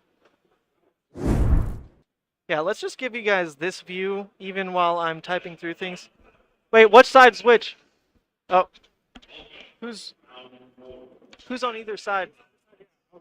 Oh, okay. I need more people running and doing errands for me. Okay, okay. Yeah. I need people like running errands, man. This is getting nuts to try to still do it as a one-man show. It'd be a lot easier if I was maybe like just doing production or something. But trying to jump in on the cast, it's fun. I really like hanging out, but I worry sometimes that the stream quality will tank. So I hope that you all just bear with me. Left hero is Briar. Okay. Yes, yes, yes. They can start. Trent. Oops. Lucas Mulho versus Trent McBride. Right hero properties. Ice. Okay. All right, we're almost ready to jump into key cards. Give me a second. Live comments have been reset. Let's Beautiful. do this. Yeah, just keep holding that down. Iyslander versus Briar. All right, we're on the caster screen right now. Oh, we are? So, start to talk to the people Sounds good. while I do this. Are they seeing the keycard screen? No, not yet. Not yet. They're seeing us. Okay. Because I'm still setting this up. All right, apologies for a bit of the messiness, people. We had one of the original pair, well, one of them refused to come on stream. So we had to find another pair last minute. And we've got an Iyslander versus Briar matchup. So this is going to be very, very cool. We're just setting up the key cards section for this. We've got all the cards prepared. We just, fill in the visuals. Ethan is Shout out to doing Punkage. really well. Yeah, he did an amazing job. I mean, honestly, I think the prep we put into this was pretty admirable for just a Battle Hardened. But yeah, we have this whole sheet here with cards ready to load in. The issue is it's still like a bit of a manual process. So I need to just click through these things. This is the last one, so we're almost ready. Yep. Just pointing out, the first channel should be Link. It's fine. You know what? Are they swapped? You put Bleak Expanse.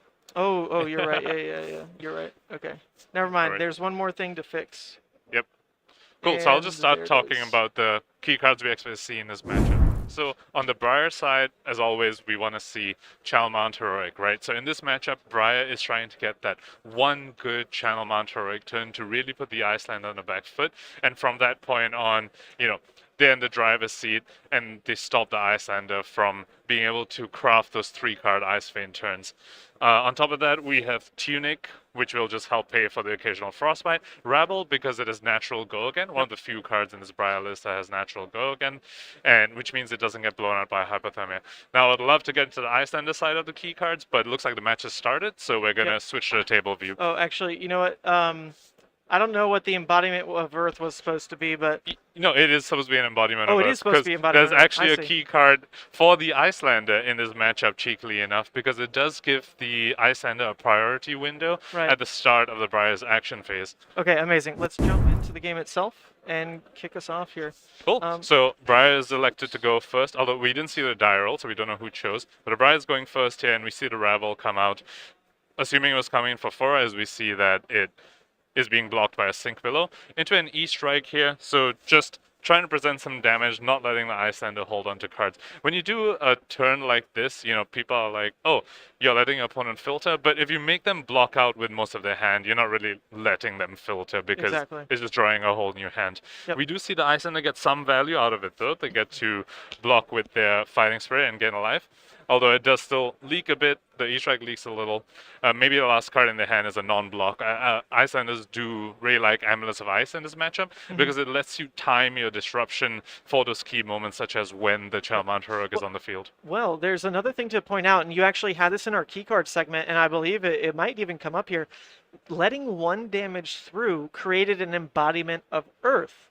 So that could have been a tactical decision to say, yes, it's 1 life for a priority window over your entire turn.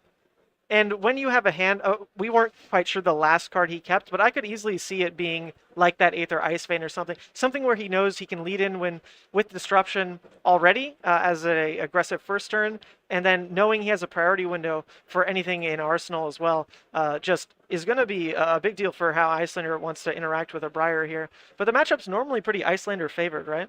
Yeah, I would say so. And we did see a hypothermia being revealed here. Now, of course, hypothermia, when your opponent knows there's a hypothermia, is a bit less effective. They can like play a little around it. But Briar in general doesn't have too many natural go against sources. Ravenous Rabble is basically the only one. So we will definitely see this hypothermia come into play. Maybe not this turn, but at some point. Yep. So just to pull it up here for anyone new. So Hypothermia is what's chilling in Arsenal. This card, it doesn't interact with anything with base Go Again. But Briar is all actually about giving Go Again to cards like we see even here. So Swarming Gloomveil doesn't inherently have Go Again, right? Nothing that Embodiment of Lightning hits normally has Go Again. That's an added effect. So Hypothermia can be a big pitfall for a Briar player trying to go wide. And we see that right now. Just it comes out. Why not? It's going to stop potentially this entire hand. Like, is Briar really going to snaps right now? Even the snaps won't save you from hypothermia. True. It's still just an additive go again, which the hypothermia will just strip away. So definitely hope we don't see a snaps from the Briar here, because that would just be a waste of a snap. You're right. I'll stop talking. Also, we're on turn 2. We're taking up Yes. Tunic along with him, basically. Look at that. Yep, just follow the Iyslander's Tunic counter. The Briar's Tunic counter, that's a turn counter. So we see the arcane damage being blocked, which actually turned out to be very efficient for the Iyslander. They could pitch 1 to stop the arcane from Bramble, and since they played the non-attack from their arsenal and that hypothermia, they had exactly 2 floating to be able to activate that Waning Moon, come in for 3 damage. Yep. So even with AB2 on the Briar side, you can't soak all that. So we did just see more of Elite coming through. And Iyslander, at the end of the day, like this is a matchup where you do need damage to win. Right? This is not going to be a game where, okay, cool, I'll set up Frostex. Okay, cool, I'll like OTK you. That's never going to be the route. You want the disruption of Aethers. You want them to still land for damage. You want your 2-card aggressive plays off of a Briar turn that just didn't come together. It's still about damage to get across the finish line. And remember, Iyslander started at 36 to 40, and yet we see them with a life lead like on that turn cycle. Crazy. Crazy. Yep. Very interesting pitch by the Briar here. They pitched that this round's on me. That's a whole blue that they pitched at this Coronet Peak.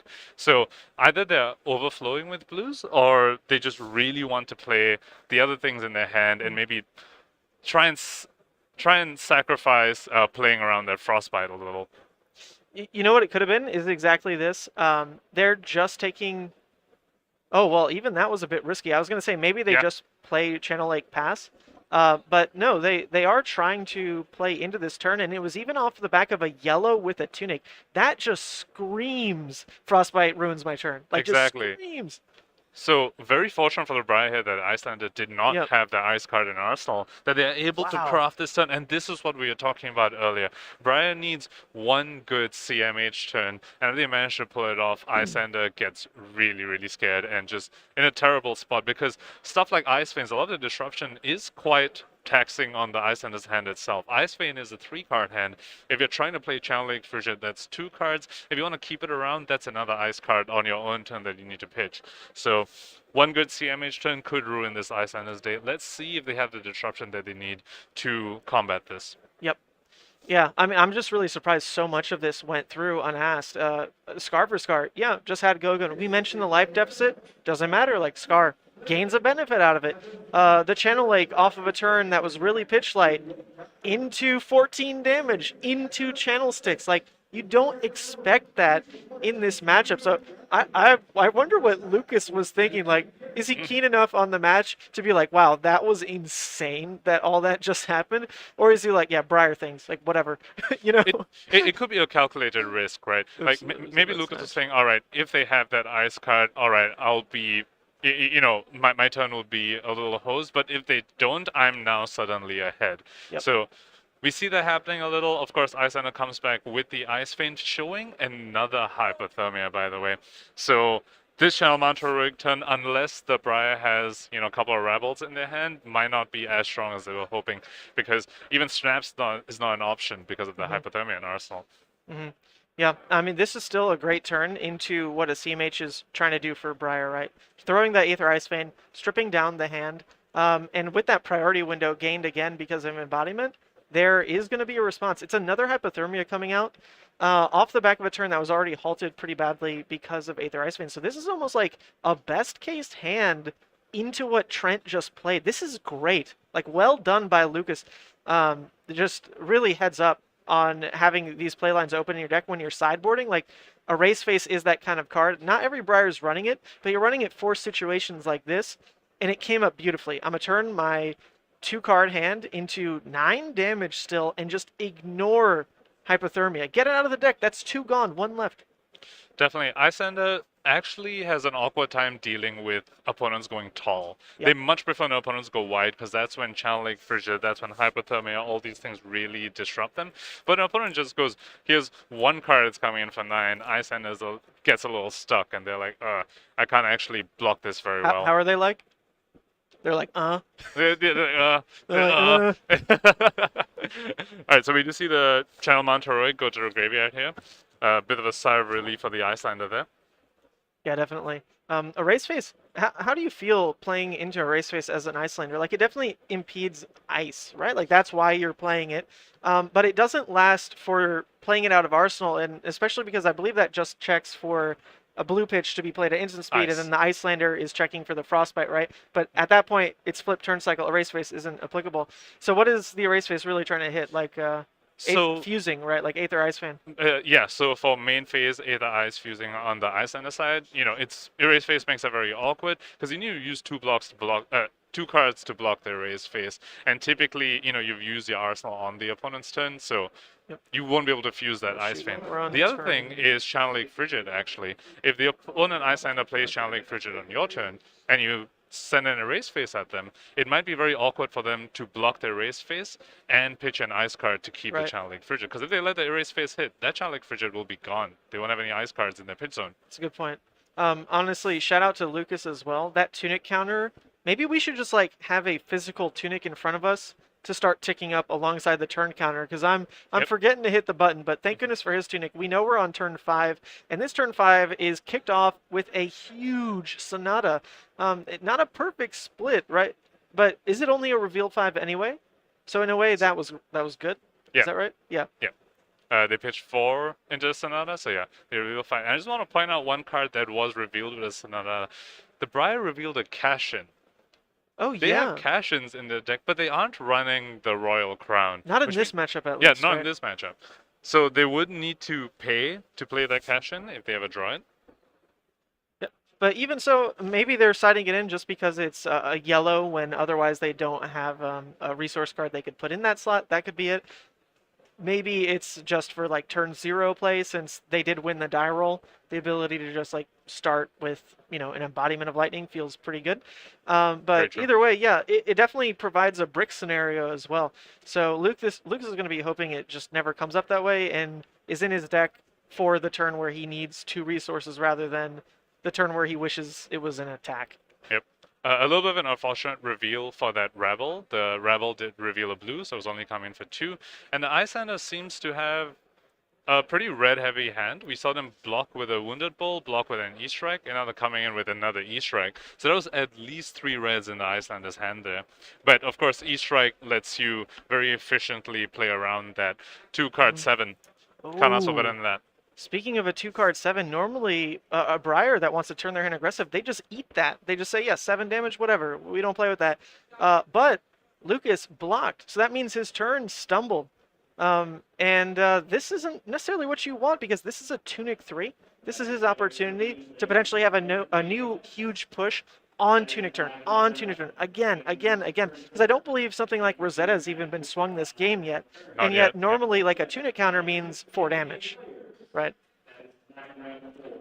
We see them start with another Sonata, and now, we talked about this earlier, Iyslander hates when opponents draw cards, and Sonata's exactly one of those. It's a little similar, it's basically Gorg Tome, but if it hits, you also take 1 damage, adding really injury to insult, you could say. insult to injury is Yeah, but this normally one's how they say- injury to Oh, insult, injury to 'cause one insult. damage comes in after they've drawn the card. So Good, I like it. Heads up. I always tongue twist those. yeah, so they get the E-Strike in, which gives them a very efficient 2-card. Again, we talked about like going tall. This E-Strike is 2-card, here's 1 attack for 7. Yep. And, you know, it's not even the most damage a 2-card hand can present out of an Iyslander. Like, if that's a 2-card 8 or a 2-card 7 heal one, it feels even better. But E-Strike is in there. There's a lot of flexibility with that card. It's not just a 2-card 7. Sometimes, I believe we're on turn 7, so we have, sometimes it's just like cycle for a new arsenal, toss it in, because almost no matter what that card is in arsenal, it's functional for an Iyslander deck, right? So it's just it's a good card, and we see it being played on both heroes' board states here. There's now an E-Strike coming in. They're not using the attack tokens. I should probably go remind them of that. 1 second. Yeah, so I'd be curious to see whether the Briar is choosing to play around the Frostbite or not, the potential of a Frostbite. It looks like the Arsenal's being used here by the Chill. So if this E-Strike had go again, this Frostbite kind of hoses the Rosetta follow-up. It looks like it didn't, so the Briar did play around the Frostbite and shows +2 on the E-Strike instead. So of course this Frostbite, had it come earlier, would have just forced a Tunic out of the Briar, which might have been useful, because in this case this Frostbite actually just doesn't do anything right now, whereas it could have, if it was being played in response to Sonata, could have forced the Briar to use the Tunic to be able to do this E-Strike. Yeah, so what did I miss there? It looks like a Brothers in Arms came in for the block. Yep, and a Chill from Arsenal. And a Chill from Arsenal. Okay, interesting. So did he pitch a whole card just for the Brothers, or use it to block 2? Just a block 2. Just a block 2. Oh, Yep. That doesn't feel great, but... Yeah. And here we see why we have Embodiment of Earth for as a key card on the Iyslander side. This is it. There's a Channel Lake Frigid in Arsenal. So actually, this speaking means... of... Yeah, this is turn... Oops, not turn 9. It's -1. 8? Turn 8. Yeah, it should just be starting with 8. Yeah, so before the Briar even gets a taken action, they could have played a Channel Lake Frigid. It looks like they opted not to. This might be a bit of a break from the Iyslander side. Maybe they don't have the Ice card to keep the Channel Lake Frigid on their own turn. That's why we didn't see that being played here. Sure, if you can stretch the value of a Channel Lake, I mean, that's obviously how you want to play that card, because it impedes for basically... it's almost like, what is it, like 3 turns almost, 3 turns of play, where you've got the turn you play it, the turn you stick it, and I guess like the Icelander's own turn. So like there's 3 phases where it comes up. And yeah, the card for a deck like Briar, who, yeah, there's blues in the deck, but you're not really built to draw blue every turn. Like Phi is more so built that way, and you tutor out blues with Belittle as well. Briar can just miss the resource card. And I think we're seeing that here. Like if Channel came out, right, this turn just doesn't happen. There would have been a blue in hand, but with that Frostbite as well, it would have taken Tunic plus the blue to even get to where we are now. Yep. And that would just be at turn end, because at this point he can still turn the rest of the cards into... I guess there's no Grasp, so he can't just do like Grasp Rosetta. So it is still a bit inefficient to use this blue here. But Channel, yeah, could have hampered it. All things considered, this was actually quite a strong turn from the Briar side. The Scarf forcing Coronet Peak out of the Iyslander. Now, that is very tricky now, because Coronet Peak is one of the main ways Iyslander keeps Channel Lake Frigid around. It's a very easy, just 1 card pitch to it. I've got my Ice card in a pitch zone. But now, if they want to play Channel Lake Frigid on the opponent's turn, they need to keep something else to pitch to keep the Channel Lake Frigid around on their turn. So this could be a bit of a tricky spot for the Iyslander moving forward.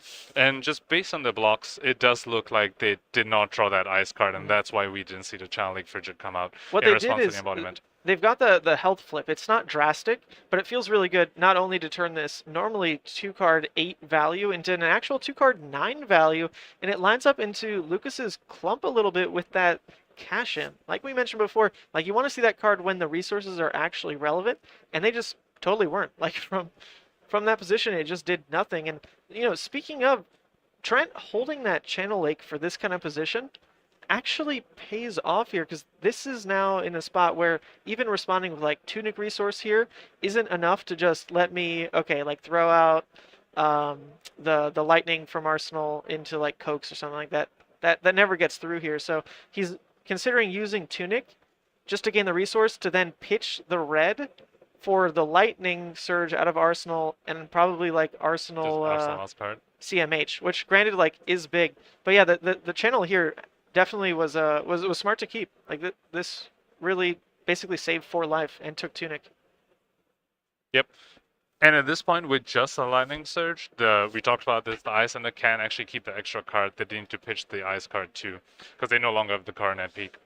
Yeah, so maybe that's what Trent's plan was the entire time. He knew he had that response window. That's obviously not something he was missing in the matchup. Like, he's been playing that very smart turn by turn, right? But he might have just been wanting to wait on the channel when he knew the Briar's turn wasn't big enough to just say, oh, I had like a second blue, I don't super care. So that it definitely sticks for 2 aggressive turns out of what Lucas wants to do and just get more value that way. And buy Trent more room to keep hands like this. I mean, that's a great hand. That's Insidious Fuse.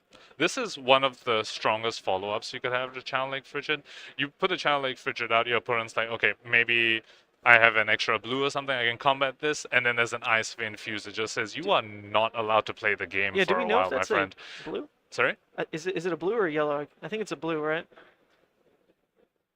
The blue Aether It Ice looks Vein. like it? Yeah, it looks like Yeah, it. I think it looks like a blue. But either way, there's only AB1, AB2. So that hit effect is something to contend with on top of the Insidious Chill trigger. It's all nasty. Yep, and the Iyslander also revealed a Cold Snap, which, going back to the embodiment of Earth, they get to play this Cold Snap before the Briar even gets a chance to play the Arsenal, because it is, before the Briar gets a priority window, it's when the embodiment of Earth pops. So all these things are really coming together for this Iyslander right now to try and combat this life deficit that they're at. Yeah, it's a great few turn cycles that have played into the Trent here. Cold Snap, that's a great point that the response window is before the Arsenal play. Because there's a situation there, I think with exactly as we're seeing it now, there was only 3... Wait a second. Wait, hold on. It That's looks like not possible to do, right? Channel's out. Yeah, Didn't so just they pitch paid a 4. They pitch a Runic and a Blue Earth card. Oh, it was a Blue Earth? I thought it was the channel. Or not the channel, the yellow thingy. Never mind. That must be wrong. Yep. Yeah, okay, so it was a blue. So the Iyslander could have stopped that from happening if they opted to play the Cold Snap in response to the embodiment. But instead, they let the channel come out and then they come back with an ISV. Now this channel Mount Heroic turn is going to be completely nullified from the Briar. Yep. But is it going to be enough to really equalize the life totals? Because there's still a lot of deficit here. One of the things that always comes up, right, is Metacarpus Stormstriders. That's a huge ability to over the top end the game. So if the Iyslander has more info on that final kill turn, lets them play out their whole hand or whatever it is to then push in for lethal, I mean, that's just the bread and butter of winning this game. So it's really going to come down to how much life they can manage to keep in these disruptive turns that are really stopping Lucas from turning this channel mount turn into probably anything more than just like a +3. It looks like he's not going to be able to stick it either, because from this hand, I only see the one Blue Earth, right? There's the Blue Earth Lore Surge, and he's using it right now. So yeah, there is no world where the channel mount's there. Yep. And to contrast that, this Channel Lake Frigid is actually going to stay an extra turn because there's 2 ice cards in the Iyslander pitch zone. So that's 2 Channel Mount Heroics out from the Briar's side. Iyslander must be very, very happy about this. Oh, Iyslander should just feel happy across the board. I think Trent, whether he was waffling or not on that choice of playing out the Channel Lake on that previous turn, he's way happier to have held it for this situation. The card is just putting in insane work here. I mean, Gorg Tome specifically turns into a trash card in this kind of situation. You can't pitch it. I mean, you could pitch a red to play it. I guess you do that, but then you have all the priority windows there laid out for Iyslander to just say, okay, well, if that's what you're doing, then you pitched a red, you haven't drawn anything yet. If I've got Arcane, I'm just going to slap you. Yep, so we might see the Briar just opt to just pass priority here, and if any Arcane comes their way, they just pitch the red to block it, so at least they're somewhat, using all their cards in hand and just Arsenal the Gorg Tome. It's a very rough spot for them. Briar doesn't really work super well with small card hands as is the Runeblade class. They really want 3 to 4 card hands. But Iyslander with a Fused Ice Vein, with the Insidious Shield trigger, Channel Lake on the field, is just saying, nope, I'm going to rip. basically your Exactly. entire hand. Yep. So Lucas was smart there. He did just pass priority into the Waning Moon. Still comes in for 3. Cycles Trent a card with that Cold Snap. So Lucas is able to only take 2 of it. Pitches in the red. Keeps the Gorg Tome. The other big deal of having a Gorg Tome as an enabler for Briar is because it puts you halfway towards the body of lightning for free, right? So playing it last turn, yeah, it would have been a bit of a cycle, but it doesn't buy yourself at all closer to that embodiment of lightning, because even if you drew another non-attack, you wouldn't be able to play it. You'd be taxed out with the CLF. So that was the right way to play it. Well done. Yep. This is brutal from the Iyslander side. Oh This has my been God. back-to-back Ice Vein This is turns, 3 in a and row. what was revealed was another Channel Lake Frigid. Oh my So God. Briar's just like, oh, I might have some breathing room here. This channel's gonna go away, and Iyslander says, no, you can expect another one coming, buddy. What's crazy is that it quite literally went in sequence of Insidious Chill, comes in with 3 counters. Oh, I hope I use those. All right, Aether Ice Vein, use 1. Aether Ice Vein, use 1. Aether Ice Vein, use 1. Oh, by the way, channel off the back of this. Yep. That's insanity. Oh, Lucas, man. Started strong, but this is exactly what we were talking about, tracking the life now. When's the last time damage that was relevant to the Iyslander like was ever pushed? Like, really, at this point, like four can't even turns remember. ago? Maybe? Yep. Like 4 turns? There was that E-Strike for 7, Yeah. and that was kind of like the last relevant attack, and even that's not what the Briar wants to be doing when you Yeah, have... because after each strike, there was the setting up the CMH, and then that was just the pass priority. Oh, It's been a boy. while since we've seen Iyslander take damage, and Oh, now the Iyslander has finally brought life parity, which is not where you want to be if you're against the Iyslander, because as you talked about earlier, there's Storm Striders with Metacarpus. That's like 7 damage is on the table. Now, the cash in here is actually proving to be worth its resources. I mean, a blue obviously would have been better, but it is paying for the turn that Lucas wants here, which is just throwing an erase face. So that works out decently. The CLF isn't going to be played from Arsenal in this kind of turn. It's going to be saved for a higher value, almost definitely, from Trent's side. So probably, yeah, a slower turn out of both of them here. And if another Aether Iceman gets ripped, that would just be kind of insane. I hope it's a slower turn out of Trent as well, for Lucas's sake. So we talked about this earlier, right? This is what makes it race face very awkward for Iyslander. There's actually no way they can block this and keep enough cards to fuse an Aether Ice Vein. Like, That if they makes don't sense. block Yep. this, then they don't have an ice card to fuse with. But if they block those with 2 cards, we know that Arsenal cards are Channel Lake Frigid, so they can't actually play an Ice Vein if that's what they even have in hand. So we see a full 3-card block to just block that. Iyslander does have some 2 blocks in the deck, so we see 3 cards come out.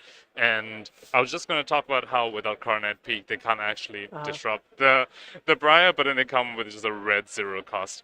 I mean, in this kind of position, a 0 for 4 is incredibly threatening. I mean, as soon as you start ticking down in life, Iyslander will look for lethal at every opportunity. 12 isn't quite there, right? Like, at maximum, if they've got Storm Striders plus, like, blue in Arsenal with Metacarpus, you probably know the math on that, but that's like 7 plus a maximum of, like, another 5, 12. So in theory, they can do 12, but that's not counting what the Aether Ice Vein is, and that's with a 5 damage hand, with Emeritus already set up, and enough to pay for everything. So probably wants Lucas a little bit lower. A Yep. little bit. Like, maybe get him to, like, 5, and then you should feel pretty good about a lethal push. Yep. And I just want to point out the Briar's block on this first card. They blocked with the blue Earthlost Surge, and knowing that it's a Channel Lake Frigid in the Icelander's arsenal. So maybe they have a couple extra blues in their hand, which is why they chose to block with that. Yep, so this is just a sad story told in, what is this, like 5 parts at this point. This is like the 5th or 6th just sad turn in a row, even after a pretty great start from Lucas to get things kicked off here. But CLF, I mean, it's a great card no matter what, but if you can start your response to CLF by pitching a blue, then that at least starts to look pretty good for the damage you're going to be able to present that turn. Yeah. But when you pitch a red, that's pretty much a glaring statement that your turn is like 4 damage off the 2 cards you have left, like best case, and at least in this scenario, it's 4 plus a hit effect. I guess that is best case. Snatch, because this way Arsenal reset is at least threatened. Yeah, I think Lucas was really hoping to draw a blue off the top with that Gorg Tome. Unfortunately, he didn't get it, so we see 2 reds just sadly in the pinch zone there. which is pretty unfortunate. If that was a blue, they could have played the Snatch, even snaps it, and then come in with another 0 for 4. Oh my god, I'm starting to slur. I can feel my calorie deficit. I can't believe this. How have we not gotten food? We're like into round 4. Oh my god, I'm going crazy. So the Snatch did hit, and Trent chose to use the Waning Moon after the Briar drew the card from the Snatch. So Lucas actually got the opportunity to pitch that blue that he drew from the Snatch to the Waning Moon and block 2 of the damage. So that's a small win for Lucas. Now with the Iyslander Small at wins. 4, Oh, small wins. So it's what it's about. Now with the Iyslander at 4, though, you know, every attack that Briar sends at Iyslander is lethal. So we are gonna probably see the end of the game come sometime soon. Yep. I mean, Iyslander, if they're at any health, it's still alive and kicking. If they're at 0, you can stop worrying about them. But if they're at 36, you've got to be paranoid. If they're at 1, you've got to be paranoid. So even though they're at 4 right here, I can't imagine that Trent feels like he's really under threat, especially since he's pulling out Tunic, he's pulling out a whole Nimblism, which is worth like 3 as a card, plus kind of like the half value it adds to an embodiment as well. So this is already just a huge play to disrupt Lucas, and followed up here by a Brain Freeze. So, I mean, there goes a Snatch or a Bramble. Great hits. Great hits. This is really good. There's so many things going on here. Now Trent has full information, and now he can decide maybe not to Waning Moon if he feels like he doesn't need to give Channel Lake Fridge anymore. He does end up opting to giving up that Arsenal, meaning he won't be able to present damage on the Briar's turn unless he chooses to pop Striders. But in any case, just the amount of information that Brain Freeze gave him to know whether to use his Waning Moon or not, whether to keep the Channel Lake Fridge around, was very, very huge. Mm-hmm. Yep. Sorry, I got distracted here. I'm checking total data output. I do believe we're about to hit 10 gigabytes, and we're about at 4 hours. That's really good. I was expecting like a way worse use of data, so that feels good. That means we probably won't crap out as the day goes on. I was a little bit worried about that. Not trying to chill chat about it, but I am capped at 50 gigabytes, so, let's not make this like a stream till 4 a.m., right? But no, we look completely golden as long as we get some food out of this round. I'm ready to cast Oldhim v. Oldhim. Let's do it. Oh my god. So it looks like that was just a bit of, like, the game just paused for a bit there because Iyslander told Briar, you can't play, and then they also didn't Arsenal anything, which means they wouldn't be presenting damage to Briar right now. Mm-hmm. So Briar gets to Arsenal that Bramble Spark. Iyslander has full information about it. Let's see how they choose to follow this up. They're choosing to set up another chill, which is very, very... It's a very, very interesting decision because of how low the life totals are. It is unlikely that this chill is going to get, full value, but maybe the Iyslander just feels, I just need to proc it once more, and then I've got this game in the bag. Also, the way they've pitched means that they do get to keep this Channel Lake Frigid around. So they're thinking, I bought myself space with the Channel Lake Frigid to be able to play this Insidious Chill and be a little greedy with it. Yeah, I mean, well, it's just there was a lack of pressure more than anything, right? So they have avenues to make plays like this that normally are never worth keeping hands for. Like, you wouldn't in this position say, I need to get a triple counter Insidious in play. Like, no, maybe you play a little bit greedier to play out an Amulet for like that one more discard trigger, plus it's a non-block, so that kind of situation be forced. But yeah, to play out an Insidious super late game is mostly because you had the room, and more room is just going to be given for Trent because CLF, that is 2 CLFs total this game that have stuck for that second turn. And if the game went any longer, he'd probably make the third one stick for 2 or 3 turns too. The guy's playing it amazingly. But poor Lucas is, I think, wait, you know what's crazy about this? There was a shuffle going on. Sorry, we're at turn 13. There was a shuffle in there, but he pitched his Pulse of Bramblehold on turn 2, and he's just seeing it again now. It's not exactly a pitch stack because there was a shuffle, but yeah, the Sonata. Yeah, that's fair. But in a way, he's definitely gone through a lot of his deck here. He's conserved a lot of reds just because of awkward pitching. So if the game was going more towards a fatigue state, the composition of his deck is actually still pretty threat dense, which is good for him. But at the same time, it's all about the resource card that's going to keep him in the game or not. So we see a Snatch followed up from this Bramble Spark. I am also starting to slow. Yeah. Now this Snatch can pose a bit of a problem to this Iyslander. The Briar is still holding on to 3 resources, has 1 floating, obviously threatening the Snapdragon Scalers. So all things considered, given there's a Channel League Fridger on the field, the Briar is still holding their own for a bit.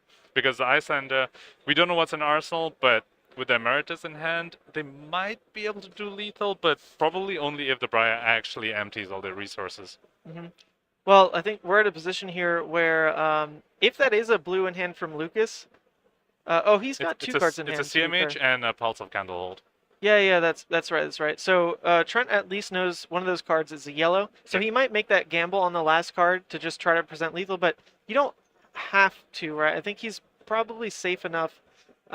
Maybe even 2-card block with Tunic, just turn off the Snatch, but this is most definitely Snapdragons no matter what. Yep. So if you can survive on this attack, get them to commit 1 more card from hand just for that extra bit of information, that's going to feel really good for his potential lethal math. But he does have to answer the Snatch right now. So the Iyslander is actually in a very, very awkward position here because they kind of, like what you said, they do need to block this Snatch. But the moment they block this Snatch, they are basically telling the Briar, I no longer am able to present lethal to you because I don't have enough cards. Which means the Briar, we might actually see the Vexing Quill hand being popped here, which will make the Rosetta Thorn come in for 6. Which could mean that the Briar is saying, all right, I'm getting back into the game with this. Wow, good call. Yeah, the Vexing here could definitely happen. Because as far as resources go, Vexing would cost 1 to crack, and then Rosetta would cost 2 to swing. He's got that showing. He's got the Pulse. He's got the 1 floating already. Snapdragons cost 1 as well, to be fair. Yep. Oh, okay, so now let's see. Trent is going for the lethal play. Okay. So Emeritus coming in for Holding my 4. breath, Remember, this is honestly. from a hand. Yep, so this one's from hand. It's still presenting 4. We'll see on resolution about the Metacarpus. But depending on what that arsenal is, how much damage can come through now? It looks like he didn't pay for Metacarpus. Oh, it's another. Oh my god. Another Emeritus. Disgusting. Yeah, so that will be game at this point, because that last card is a red, as we know. Yes. Yep, okay. Well done by Trent. That was really great. That was the wizard math. That I think even if that... No, if that last card was a blue, does the Briar survive? I think it depends.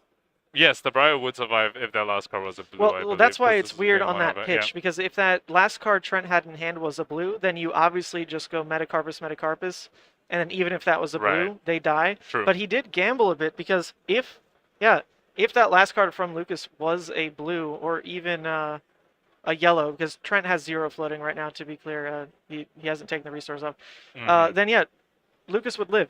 Yep. Is that good enough?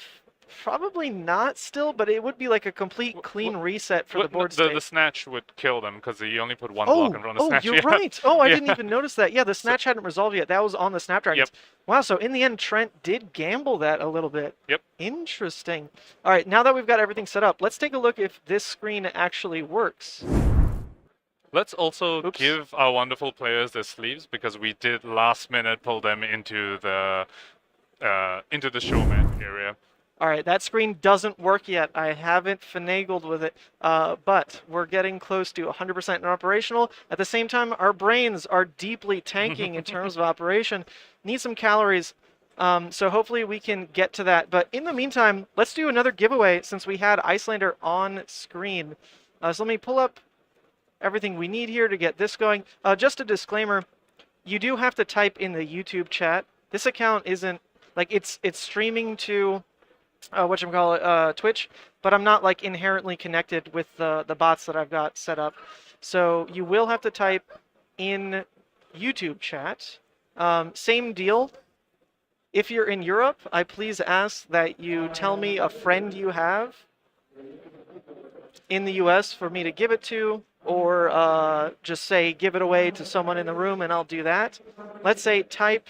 in the meantime, do we want to decide what sleeves we're giving to our players? Because just give them those two. Those we have an Iyslander, and the Briar player is going to get a 5 sleeves, I guess. Yeah, for the people who are reluctant to be on stream, we do bribe them with some extra sleeves. So yeah, go do that. I'll handle the giveaway. Let's see. What do we want to say for this giveaway? Let's type food. Not yet, not yet. It'll say it in a second. The keyword is going to be food. So if you type food in the chat right now, you could win. Sure. How about some Lexi sleeves? She's what some would call a snack, so why not? We've got Lexi, so type food in the chat. We're giving away Lexi Type sleeves? That's food. hype. Well, I made a very bad joke, so I'm not going to repeat it. But yes, she's a bit of a snack, isn't she? Okay, so Mansant, once again, if you want to be in 8218, just type food. Type food in the chat. You'll be entered in for this Dragon Shield Lexi sleeve giveaway. We'll roll the winner in... we'll give it like another minute or so. But that way we can jump off to a break and hopefully get some food in us. I've only had a Capri Sun for the entire day so far. I've had water. You've had water? Yes, yep. That was better than this. I should have done some water too. But okay, let's go ahead do that raffle right now so that we can hop off, buy ourselves some time. So good luck to everyone in the chat. Once again, type food and let's roll it. King Corpse has won the giveaway. King Corpse. So it should say King Corpse has won the giveaway, right? So just say something. He says, nice, cool, so you're here. Message Mansant on Discord that you can see right there. Or if you don't have a Discord, at me on Twitter. And we'll sort this out. But congratulations, let me write that down. And let's cut to break.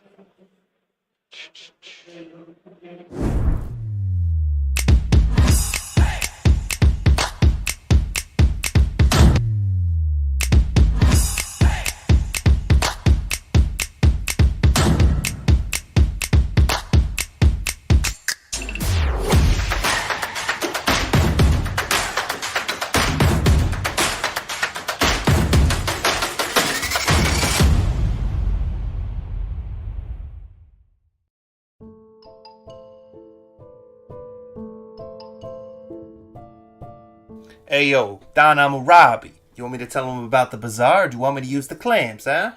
Relax, Captain. These are our customers, and we are the merchants. It's okay, I'll handle it. You, I know your problems, and I got the goods to fix them.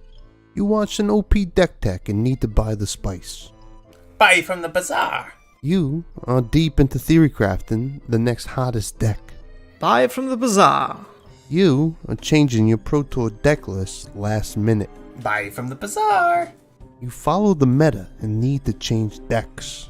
Buy from the bazaar. You have an addiction to box breaks. Buy from the bazaar. You find yourself dealing fab to new customers. Yes, catch me outside and I'll hook you up. And you, don't forget, get your cards from me, Hammurabi TCG. Or else you get the clamps.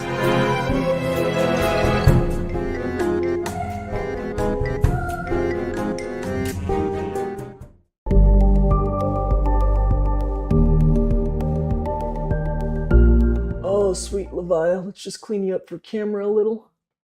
And there we go. Hey, I'm Sant, and I'm here to tell you about a great analytical tool for Flesh and Blood that I really enjoy and will help you level up your game. Fabric, found at fabric.gg. If you play or have played Magic the Gathering, you're probably familiar with EDHREC, a powerful website that has become a community staple with useful content and data analysis. Fabric is made by that same great team. What Fabric does is gather a huge amount of competitive deck lists from a variety of sources and then provides useful insight for each hero and the formats in general. On the homepage here, we can see all the heroes from Flesh and Blood. It's defaulted to show both the young and old, but you can set your tab to Blitz or CC only if you'd like. And here we have Dromai, Ash Artist, a powerful and new fun hero from the Uprising set. Instantly, we can see statistics taken from the average of all the deck lists for Dromai. Now, the first thing you can see is the card distribution, pitch, and cost averages. As expected, Dromai has a high number of red cards, and a high number of 0 and 1 cost cards. Additionally, this card distribution chart shows the significant usage of defense reactions. Now, as we scroll down, you will see the most commonly played cards in Dromai separated by their type. Notice the high usage of Phantasmal Footsteps, and lesser so with more niche cards like Crowned Reflection that you normally see coming up in a Dromai's sideboard. Now, scrolling down further, we get to the juicy part, what I definitely want to see, the most popular dragons. Notice how Invoke Chromai, Kyloria, and Maragai are showing up nearly 100% of the time in Dromai decks.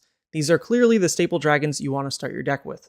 Now further down we see the dragons people tend to pass up on in their Dromai decks, namely Vincerikai and Themai. So back at the homepage, there are similar data for all the heroes in the world of Wraith. It's a great way for new players to explore each hero and see what cards and types of cards that hero likes to use. Additionally, you can check out the most popular cards in Blitz and Classic Constructed in their Staples tab. Here we see the most popular generic cards that are showing up in each deck, which is really useful for deciding which to invest in as you are getting into the game, since these cards are being used for sure across multiple heroes. Similarly, you can see class staples on this page here, and don't you know it, I'm going to go ahead and click on Brute. Now, as expected, here are the most popular cards by type that are used across each Brute hero, including our favorite, Leviah. Now, we'd like to thank you for tuning into the video here, and be sure to check out my content on Sant at YouTube, streams, gameplay, everything to do with Leviah, and keep your eye out for Fabric as well. Future features for sure. Try it now, a great tool for Flesh and Blood players right here on fabric.gg. No matter the format or level of competition you're looking for with Flesh and Blood, SCGCon has got you covered with 3 days filled with as much gaming as possible. On top of big events like Armory and Battle Hardened tournaments, a full suite of side events is always at the ready for any format you want to play.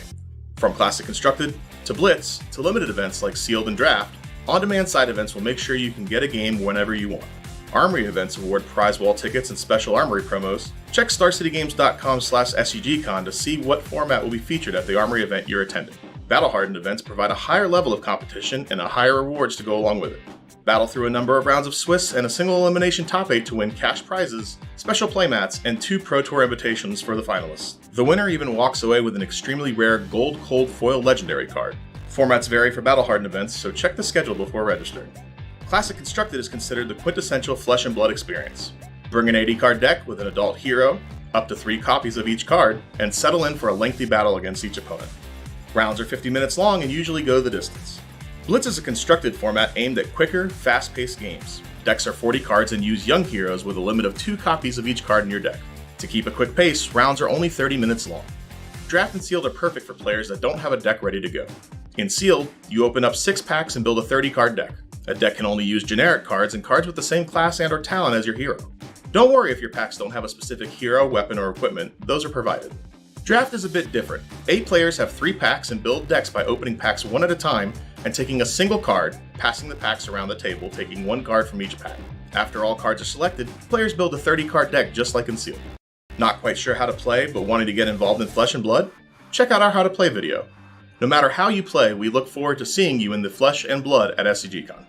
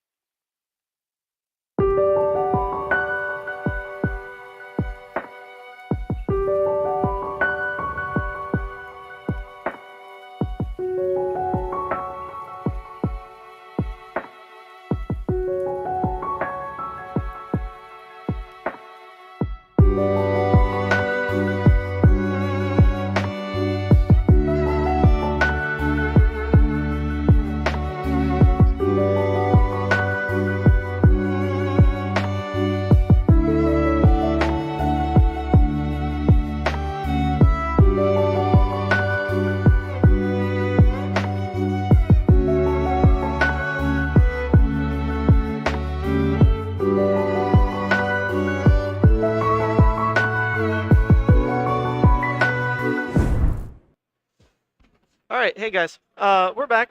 We placed a food order. That feels fantastic. So in about like 30 minutes or so, so probably at the end of next round, we'll be able to indulge a little bit. Hopefully people enjoyed the ad break. I made that one for Hemmel, the whole bizarre thing. It looks like people in the chat really enjoyed that. Hemmel's been a great addition to the community. If you need like anything, honestly, go reach out. But shout out to all the sponsors who have helped pull this together. You know, we do this completely out of pocket. Ethnic Smoke even flew all the way in from Seattle. And just to place people, we're in New Jersey. You see that? So Far away. a little far away, but I offered out to package. I was like, look, I really enjoyed what we did in Clash. So like, hey, if like you want to jump out and help me with this, why not? It'll be a great day. So far has been a great day. I would agree. And to even cap that off a bit more, we have. So check this out. We have the meta breakdown for the day. Turns out there's actually 130 players. I believe the final count was like 134, but like then there were no shows, so there's a bit of muddiness there. But no, there are 130 active players at this Battle Hardened. Absolutely massive. These Battle Hardens pop off, man. People love them. Like I hope you can pick up some of that with the ambient camera. Like we're just in a room that at this point is a quarter full of Flesh and Blood players. That's sick. That's sick. I mean, this is like a Magic staple convention, SCGCon. And I'd say a good quarter of the venue is us, our players. There's a lot of vendors too, whatever. A lot of Magic players, sure. But it is really cool to see the Flesh and Blood community come out to an event like this and show off this huge myriad pool of heroes, because every hero is represented. Write that down, package. All right, writing that right now. Take damn notes. Absolutely, but not only do we have just an amazing quantity of players, we also have the best of the best playing here with us today. We have some top names. We saw Fino Black on stream earlier. We have Dan Rutkowski. We get second at US Nationals, top 8 at Worlds. We have Brody Spurlock, of course. Everyone knows Brody Spurlock.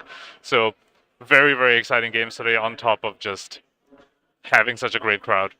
Yep. But as we look at this breakdown a bit more closely, so Phi, most represented, and it's by a long shot. It's almost by a solid 10 players. And I think that's pretty expected. Like Phi is, at this point, kind of like the new age Starvo. I know we don't talk about Starvo, We but can talk about Starvo. The new age in Briar, terms the of- Redline Briar. Well, I mean in terms of approachability more than anything. If you're that's what like, I mean, hey, yeah. let's play Flesh and Blood. Oh, you want to show up to an event, but you don't have that much experience? Play Phi. Like, Phi is going to get you pretty decent results. It's going to get you games where you feel like you're in the driver's seat just from the get-go. That's like how Phi works. Maybe you're not closing the game super well, but it still feels very functional even if you're new. So I think that's one of the reasons we see him at the top, on top of him just being a really good pick, obviously. Then followed by Dash and Dromai at 16. Is that what you would expect? I was expecting a lot of Dash, of course. I do think Dash is a very strong spot. This meta Dash has a very good aggro plan.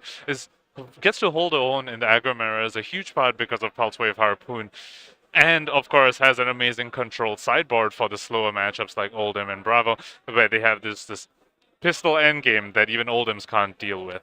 Now, Dromai, I was not expecting that many Dromai. That, to me, is a shocker, which, especially with the number of 5 we've seen, I'm surprised that, you know, these Dromais were daring enough to show their face, because we've seen how bad that matchup is. Well, not earlier today, but we know how bad that matchup is. All right, hold on. Keep going. I'm going to add a poll thing for people. Cool. And after Dromai, I would have expected, you know, Iyslander would take the 4th spot, but instead we have Bravo.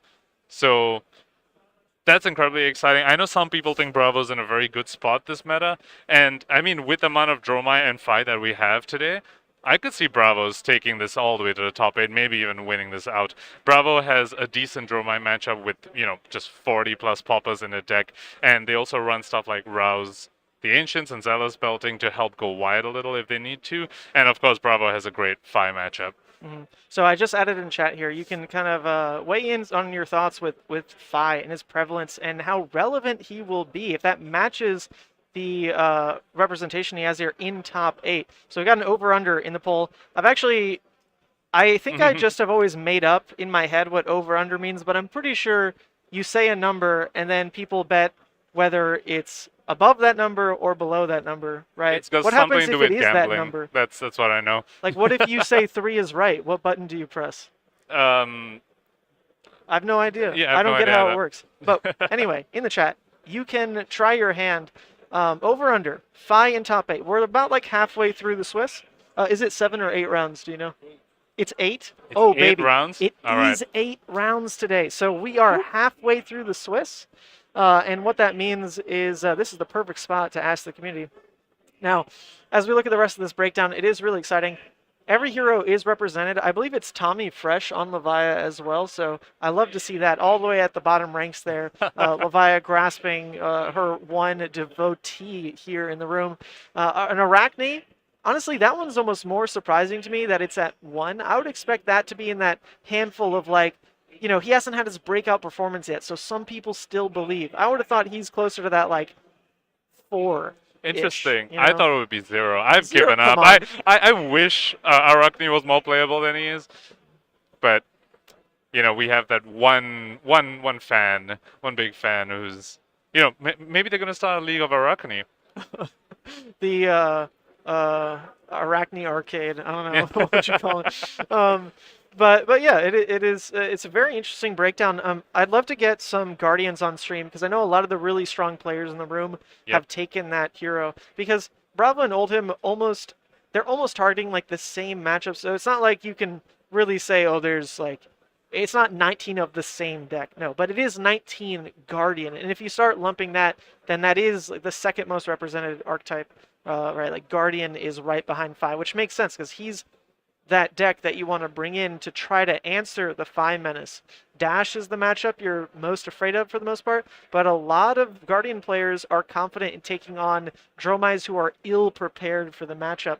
So when you look at the 19 Guardians in the room, they're pretty happy with the rest of the metagame, how that shaped up, especially with the lack of Iyslander. It's really, really strange. And some of those Guardians have also started teching for the Dash matchup. We've seen Guardians with 3 smashing good times. Now, when you smash in good time and then follow up with a big dominated hit, or any attack followed up by a pummel, that can be very, very detrimental to the Dash matchup, and just maybe 1 or 2 times of getting a smash in good time off just swings that matchup entirely in your favor because you take away their endgame.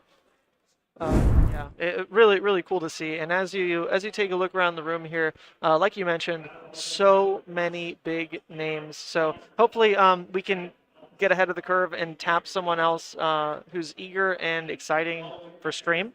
That would be nice. So we've got a lot of people who have opted out for whatever reason. But hey, with the level of production test. Test. I see the test on here. You do? All right. We should be back. I think so. Are we back? Yeah, that's live. All right, we're back. Strange. I just said everything was working, and then for no reason it stopped, and then without pressing any buttons, we're back. Okay, not so bad. Not so bad. Yeah, so let's stop praising the fact that stuff works. Let's just say No. yeah, It's all no more garbage. jinxing it. Yeah, everything's awful. Speaking of awful. All right, thanks, Chad, for letting us know we're back. Wait, we can't really frame this to be right in the middle, can we? Nah, not really. It's close. It's close. If I scoot all the way over this way. Cool. Semi-professionals. That's where we're sitting in life. Okay, well, anyway, yeah, shout out to the sponsors. We've got a little bit of time still before this next match, so really big shout out to everyone who has made this possible. Fabric, Dragon Shield, Hemel Patel, AGE events out in SoCal, Equinox Gaming, of course, Ethnic Smoke for coming out here, so obviously go check out his channel. But it took a lot to get this all together, to give up the weekend and just cast just for the experience of it all. That's a big sacrifice because, you know, EXP matters to get into the Pro Tour. A PTI is now a missed opportunity for you. Like, I appreciate it a lot. And hopefully everyone in chat does too. Because you know I want to be in, you know, the feature match area on Levia, raking in wins. I'd win this event if I was playing in it, but I decided to give everyone else a chance. So we do need to find a We're new letting them future have it match. easy. Also, you missed one very important shout out in there. Oh. Shout out to man Sant for Oh. putting this all together. This production Okay, value wait, that you speaking see of the is production, though- absolutely amazing. Hold up, hold up, hold up. We Oh, need a right, match no, we- right we now. can't They just jinx it, we started. can't Hold on, jinx we it. need a match right now. All right, chat, it's just you and me. As Ethan goes and tries to find our next matchup. What are people hoping to see? What sort of matchup do people want to try and get on stream, and we'll see if we can make that happen. I'm personally quite interested in seeing Alexi. I really hope Alexi does well today. Along with, I think a Bravo would be cool to see as well. Like, you know, we've all seen Icelanders and Fire do really well lately. It'd be cool to see some of these other heroes. Okay, looks like we might finally get Dan on stream. We tried to get him in the first round, in the previous round, Right. but his opponent was not happy. Is his opponent good to go this time? Yep, his opponent is good to go. Do we know So what as hero soon as they we are? know, let me ask. Any Azalea? There are 2 Azaleas at this event. I'm not sure what their record is right now. But yeah, we might see Azaleas come up there too. Chat wants to see an Arachne mirror. There's only one Arachne here today, so that definitely can't happen. A 5 Briar matchup, aggro matchup. Yep, we can see if we can get that to happen. All right, looks like the players are just about to get set up. Once we know, Dan Rukaski's on 5. Once we know what the opponent's on, we can get into the key cards section.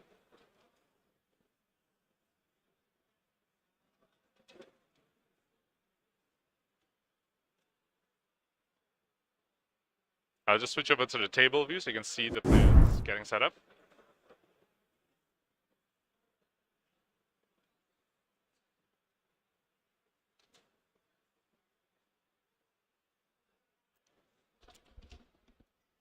Oh, well, we got a 5 Briar matchup. Chat just asked for a 5 Oh, a Briar 5 matchup, Briar? and we got it.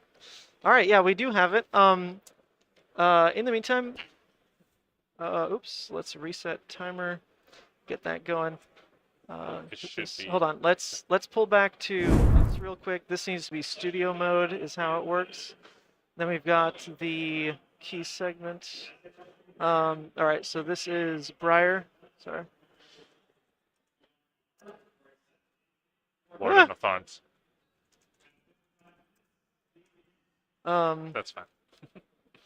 and then we've got. Sorry, we're just going down the row. Phi, Rising, Re. We're just quickly presenting the key card segment for you guys.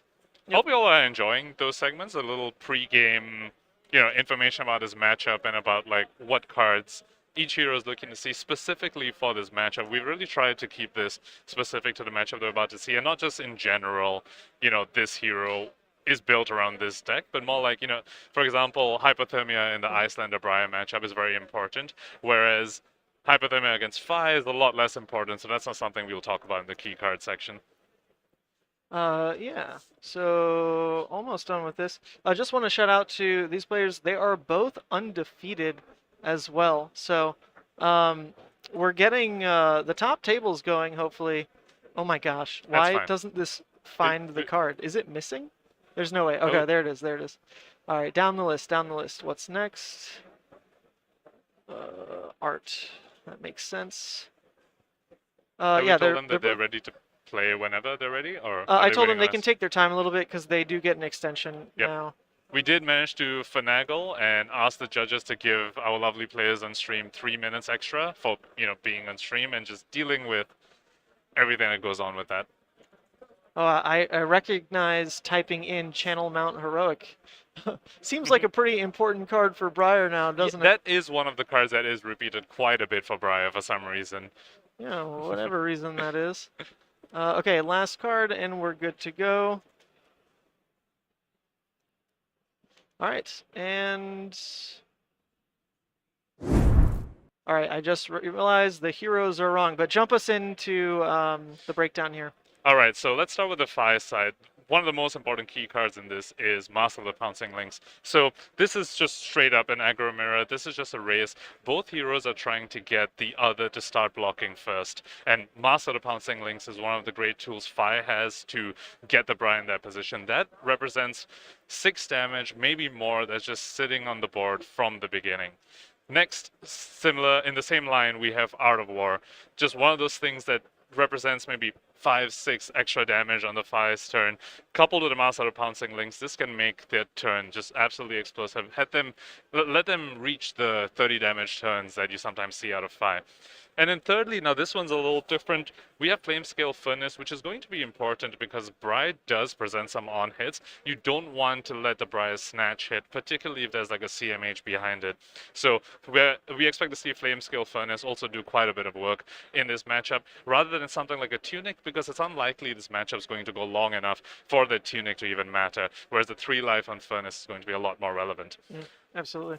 On the Briar side, we have Chalmantoric, of course, Briar's like marquee card. If the Briar gets to really snowball off one strong Chalmantoric turn, say backed up with a Force of Nature, this game could just go quite out of hand for the Fi, because we've talked about this earlier, Fi doesn't really block very well. The deck's full of 2 blocks, so Force of Nature Chalmantoric will just absolutely blow them out. Next, we have Rosetta Thorn, just efficiency. As we talked about, this is an aggro mirror. We just want both sides to present as much damage as they can, and Rosetta Thorn says 1 resource for 4 damage. Not only that, this is a great way to maybe close out the game, because we don't expect Fi to bring in any Arcane Barrier. So this Arcane damage from Rosetta Thorn is basically just unblockable, and it's always going to leak damage. And finally, a card I do expect the Briar to bring in is CNC. Now, this obviously does hurt their own game plan of being as fast as they can, but CNC is a great way to sort of swing tempo for a bit if you do find yourself falling behind. And on average, Briar is slightly slower than the Fi on average, like not counting CMH Force on each turns. So CNC can really help bridge that gap and get them to the finish line. Package, that was an amazing intro. Thank you for that, because we even have more. Oh, I should have started the timer. That's all right. We've got even more exciting things happening before the game's even kicked off, and that's just on the reveal of Crown of Dichotomy. Or no, sorry, what is it? Dominion. Dominion, there we go. Crown of Dominion, revealed on the Briar side. This is a way to try to accelerate the race, right? This is what Briar wants to do to just turn a cash in hand into as much damage as like a CMH hand, and have their CMH turns still be CMH turns, and have their, snaps, whatever turns, like, I guess they don't have snaps, it's spellbound. They just want every turn they draw to be overwhelming amounts of damage with hit effects. Because Dan, as a, Fi, yeah, you've got the Mask of the Pouncing Lynx. That's always relevant. There's going to be like a snatch here or there. There's going to be a Mounting Anger here and there. But it's really on the Briar side to have more forced points of interaction. And this is just overwhelmingly an incredible start to I absolutely love it. Oh, yeah, there's so many things going right for the Briar right now. They have started the game with this rounds on me, meaning that they're going to get -1 on all the Fi's attacks the turn after this. They're likely also going to be able to end with an Embodiment of Lightning, with the Belittle in Arsenal is looking like. Also, they're probably going to be able to swing Thorn here as well. So this is looking like a really, really good start for the Briar. And I am so excited to see Royal Briar doing so well right now. And the Royal Briar with the Belittle, with the Creepers package, can be incredibly explosive. I'm so excited to see where this goes. Yeah, this is really amazing to catch on cam. Someone had just asked for Fi and Briar, and now here we go. And even more exciting than that, for me, is that I do root for both players in this kind of situation. I love Dan, very good friend at this point, but at the same time, you're right. Like, seeing Royal Briar do well is really exciting. And more than that, like, I want her to LL. So yeah, let's win this Battle Hardened. But this turn couldn't really go much better as far as turn zeros go, especially if Oscar's able to make an Embodiment of Lightning, Rosetta Swing Arsenal, which is exactly what happened. Like, literally best case, right? Start with this rounds on me, trim out that Minnowism, get it to the bottom of the deck, get this embodiment in play, leak damage with Rosetta, still have Arsenal. Holy smokes. Oh, They're choosing to not Arsenal. I guess they didn't want to lose the Earthler Surge buff. But Okay, this does also eat the Embodiment of Lightning. And of course, they did let the Fire draw an extra card with the Dish Rounds on main, which means they do have the extra card to block with. sure. Yeah, so I'll be curious to know the reasoning behind setting out the Belittle here rather than just Arsenaling, because when you Arsenal a Belittle with Embodiment of Lightning already on the field, that can set you up for a very strong turn. But hopefully, but it looks like they just want to leak a little more now. Yep. Well, it could be, you mentioned this last game as well. If you only attack like once or twice, you're not really forcing anything blocks-wise, like other than like you block with your whole hand, you draw a new card. Like that's what's happening if I just swing wide enough. But if you don't swing that wide and it's just an attack here or there, that's true handcrafting that the player on the play gets to make. Because they get to make cognizant choices of, I'm keeping this, I'm blocking with this, I'm trying to draw this to make this card I already had better, whatever. So Oscar could be playing it that way instead and just say, no, even with this rounds on me, like, I don't want you to craft your hand at all. Like, I'm just going to give you a fresh 4. We're going to still leak you with some damage and just see what happens, maybe even catch you with a non-block. Yep. It looks like the players haven't updated their life totals. Let me just let them know to be mindful about that. So we have the accurate life totals here.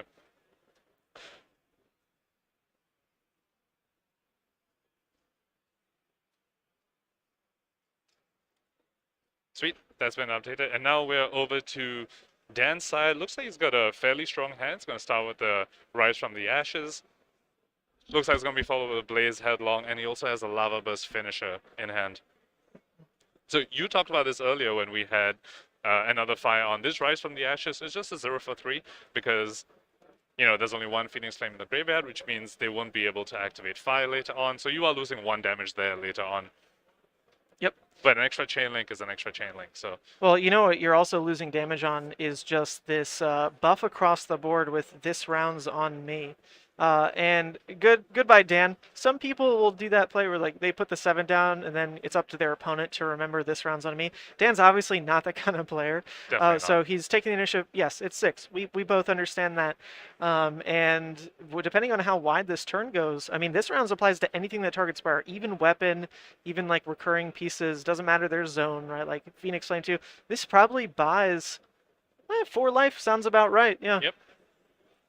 And we do see a Lava Burst in Dan's hand, so yeah, it is looking likely that he'd want to try and get to the 4th chain link, which of course does make this rounds on me even more valuable. You put the resource as a 0. I love it. Yeah, so just a big O. Yep, just 0 damage. But what it does is keep building out chain links. So as these attacks come in, even though they're a bit lower, there you go. That's the gentle reminder on this rounds.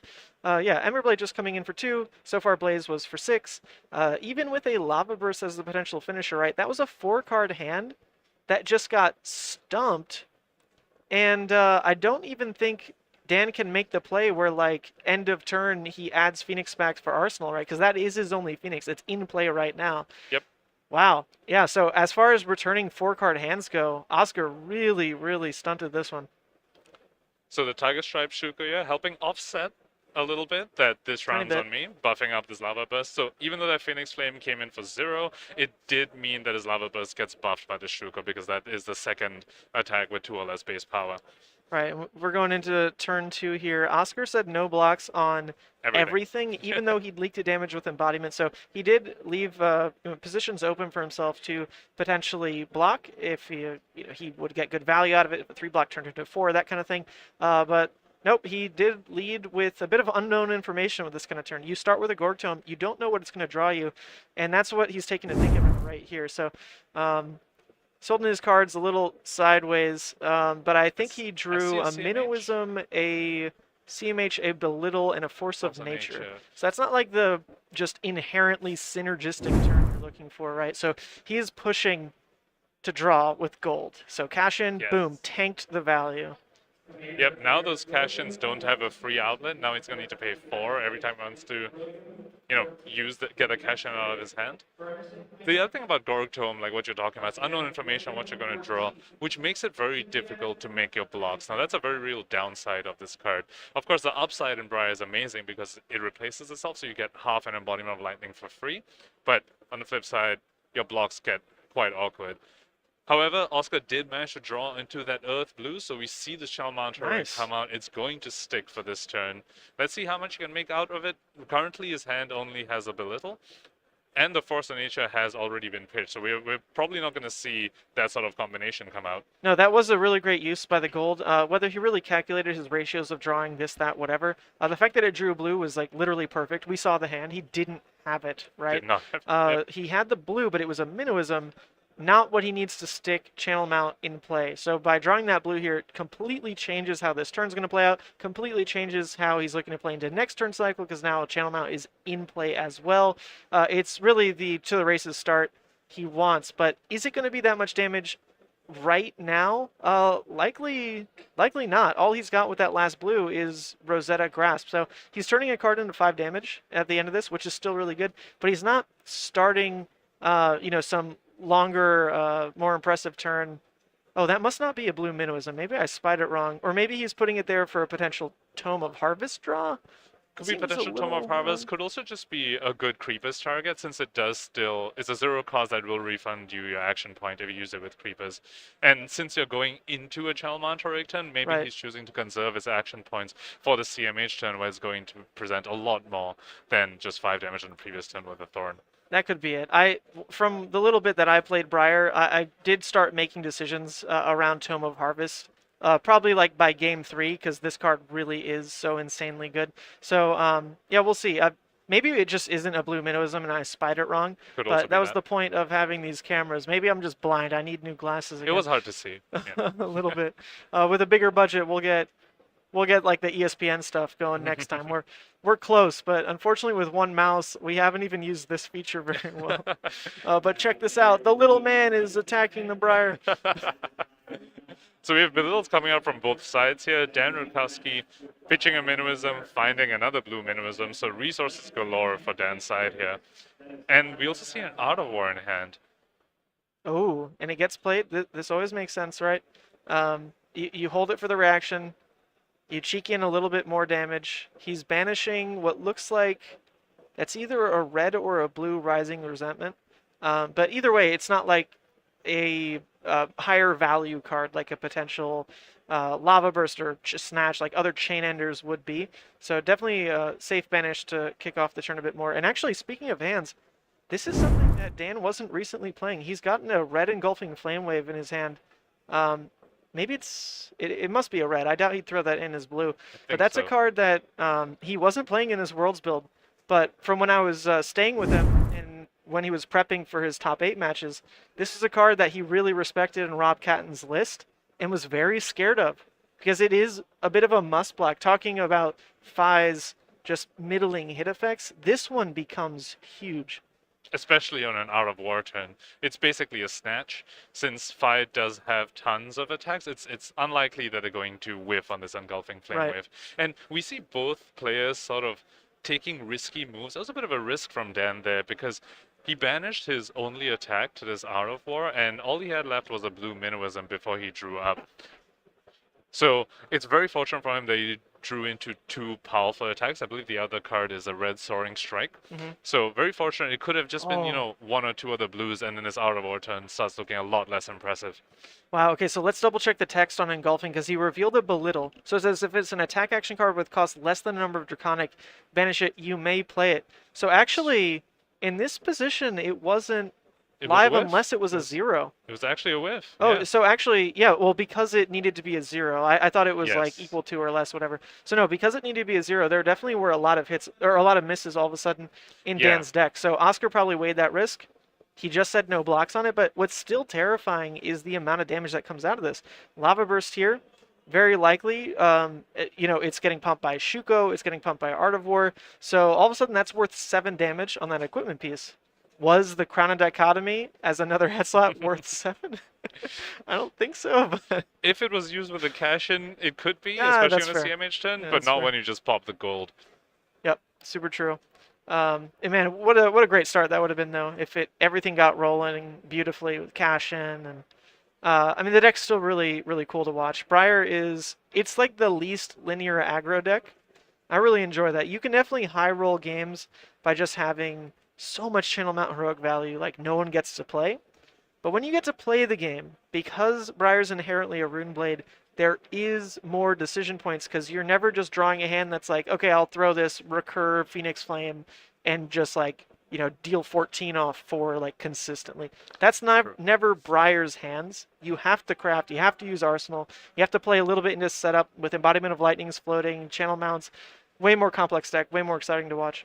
True. So that was actually a blue Soaring Strike that he drew off the Out of War, not a red. So that did affect how strong this Out of War turn was, but still, this looks incredibly impressive. Finishing off the chain with a 7 damage lava burst. We talked about this. The Mask of the Pouncing Lynx just allowing the Fire to race far ahead of the Briar in this aggro race.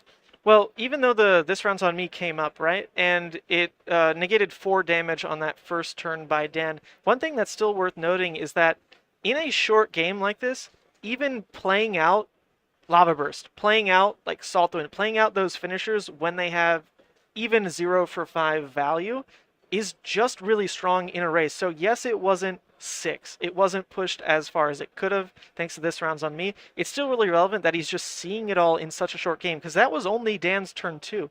Yes. We're entering the 3rd turn cycle here, and to see 2 Lava Bursts already, nuts. Although that was tutored out with the Mask of the Pouncing Lynx. Oh, that's fair. Yes. Yeah, you're... Yep. Oh, thank you. Our food runner is going to go get food now. Yes. Amazing. Yeah, you're absolutely right. Just never mind everything I said. And also never mind anything I said on the last turn, because that was a red Minnowism, not a blue Minnowism. And the Overload came in for 9. 5 basically can't block that, so definitely got to go again. And then we see Cash Out. Oh, Cash Out. Oh, that's right. Yes, Cash out. Briar popping 2 equipment pieces to get 2 silver, which means the next cash in is free. Wait, did they pop their they popped chest piece as well? Yes, the Ironweave. Oh, instead of it being worth resources. Pop Oh, in the silver, which if it fuels your cash in, that's basically resources, right? That you don't need to pay for your cash in later. Wow, That's a very interesting choice. That's interesting. I like that. It's probably a one of, right? It's probably not something you're playing for every game, but it makes sense. Chrono Dichotomy, never useful in play. If anything, it lets you lose to Arachne, who wants to do that. Because you can't block with it. It's never even relevant into like a T-Bone type situation. So yeah, 1 cash out. I can see that. That's really interesting. Yep. And then followed up by a CNC, which does have go again, because that cash out did give the Embodiment of Lightning. The first non-attack was that red Minnowism from Arsenal. This was the second. So CNC, of course, coming in for 9 would have been amazing if the Fire did have an Arsenal, but didn't, so lost a bit of value there. Yeah. But still getting to end with this Rosetta Thorn. Well, that's one of the really impressive things about playing Fi that I've realized is you actually never have to too big a word for me to say with no calories. Never mind. Conscientiously. You don't really have to play that way with your arsenal. Turn in, turn out. You can make those plays if you want, but the average 4-card Fi hand, especially when you've got enablers like snaps and pouncing links to help weave things together, is just really strong. Like, you don't need that 5th card to unlock a bigger combo like a Briar might. Yes, you might want to throw it in on like a Spreadings or Art of War turn specifically so it got an extra 1 value, but if that means you're playing the whole game to not be susceptible to CNC, that's also a win in and of itself, because Dan he just has an arsenal. It's been 2 turns, and he just has an arsenal. That's a very good point. Runeblades really want to have those mass events, especially when you're playing something like Creepers. Like, you need that non-attack, you need the card to pitch. That means your remaining cards are the ones that you're attacking with. That leaves you only like 3, maybe 2 actually offensive attacking cards. So keeping an arsenal for Runeblade is way, way, way more important than for a Fi, like what you said. Absolutely. Yeah, for Fi, I mean, you'll get your arsenal like off Snatch here and there, so that's maybe another way to play it too, is just expect in this matchup that Snatch will be your arsenal reset and just play off 4. And so far, I mean, we can't fault Dan for anything. He's played this insanely well. Even though it's only a 3-turn game, like that, so far, that does mean there are more situations to just like punt and just like the game's over. When there's this much damage presented this fast between both decks, you can't be the one to slip up. And Dan, I mean, the man made top 4 with Fi at Worlds, top 2 Nats with Fi as well. Like, he knows this deck in and out. But beyond that, after getting to just hang out with him more, I mean, the guy's just an insanely talented player to begin with. He's the kind of guy, though, that plays the best deck in the room. Like, that's what he wants to be on. He wants to say, I ask the questions, you answer them. And so he's on Fi this season because he and the testing team truly believe, like, it is the best deck. And with Dan behind it, maybe that's true. And Dan putting Oscar in a very, very uncomfortable position here. The Soaring Strike hit, and then Dan banished a Snatch from hand, which means Oh, the Snatch will disgusting. already have go again, without Dan even needing to commit to using Snapdragons. And then following up with the Searing Ember Blade, he is going to be presenting lethal this turn, and we see Oscar blocking this because of it. And we talked about this earlier. The player that makes the other player block first in this aggro mirror is at a huge, huge advantage, and we see that happening here. Briar will need to commit at least one more card this turn, and that could spell doom for them. Not only that, if you look at the equipment that's been traded as well, there is a huge deficit on Oscar's side. He's got 2 black left, and it is sacking Spellbound Creepers if he wants to buy all that life, whereas Dan still has 3. It's a bit more flexible because one of them's on a 2-block piece as well. So he's got more options when it comes to pivoting with armor than Oscar does at this point. And the life deficit is still, the way it is. 9 damage difference, even though Oscar's the one who's used more equip and the one who stuck CMH for a turn. Like, I think that just speaks to the consistency of Fi. Sure, it's cool to cash in and make 2 silver, but that doesn't deal damage, right? Yep. And that's what this matchup boils down to. It's aggro. Who blocks first, just like you said.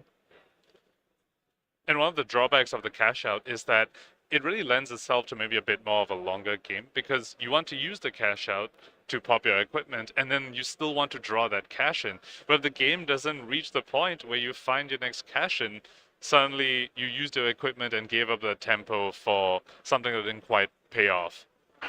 Yeah, someone in chat asking, are they both 4-0? That is a good thing we should add to the overlay here. Yes, player rating-wise, they are both 4-0. I believe this was table 2 or so. Funny enough, we had another Fi on stream, if y'all remember, Alex Keeler. Alex Keeler, also undefeated. His games have lasted 5 to 10 minutes. Yeah. He's just been playing lightning fast. He's even got the cheeky ways to win, like Razor Reflex, like we saw as well. So he's just blowing through these matchups and also doing really well on Fi. Beyond that, I can't really speak for the top tables. Been pretty locked in here. But we'll try to do a lap when we've got food in us and see what's up.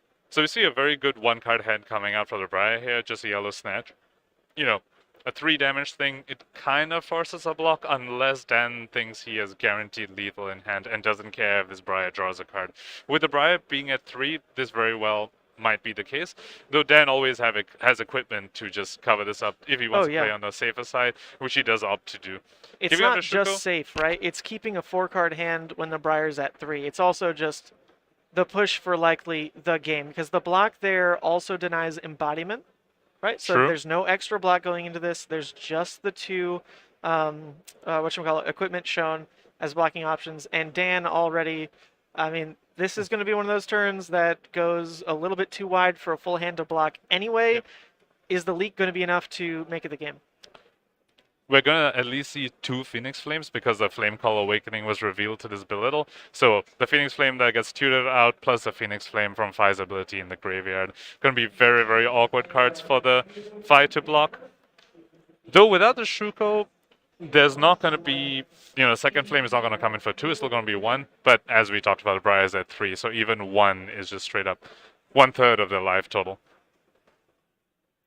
Yep, okay, some confusion on reveals there, I guess, but from what we see on that hand, that's a Mounting Anger, Flame Call Awakening, plus another blue. The Minimism. Pretty amazing, yeah, exactly.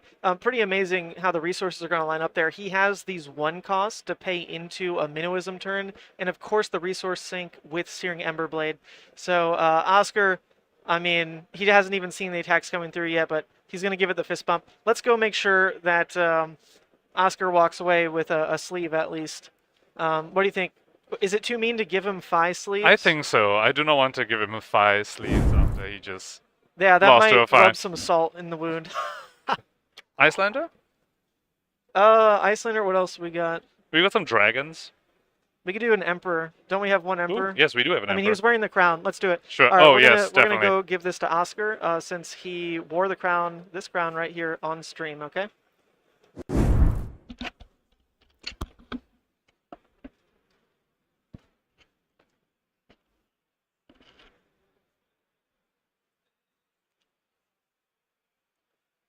Well, that wraps up that game with still 30 minutes left, so very, very quick. We expected nothing less from an aggro mirror, of course. Okay, cool. That's handled. Hopefully. Are we giving Alex- this to Dan? No, Okay. Dan's fine. We'll save the sleeves for some other people. In the meantime, let me do some other work setting up those winner screens. That's the last thing we're missing. We definitely want to use those as soon as we move into these players with their insane records as we go longer in the day. We definitely want to give them the spotlight for a second. Chat's asking if we can get Brody Spurlock on stream. You know, I haven't seen Brody, which is odd because he normally destroys these events, but So- like, Last I heard, he is X1. I Ooh. asked him after round 3, I believe. He was X1. He actually lost his first round, unfortunately. It was very, gosh. very different for Brody Spurlock. that's gotta feel awful because you're playing on the bubble pretty much the entire event. I don't know if with the 8th round they've actually safety netted people who take a loss, Mhm. but normally you take a loss before like round 4, you're just out at these things. But It was against an Oldhim.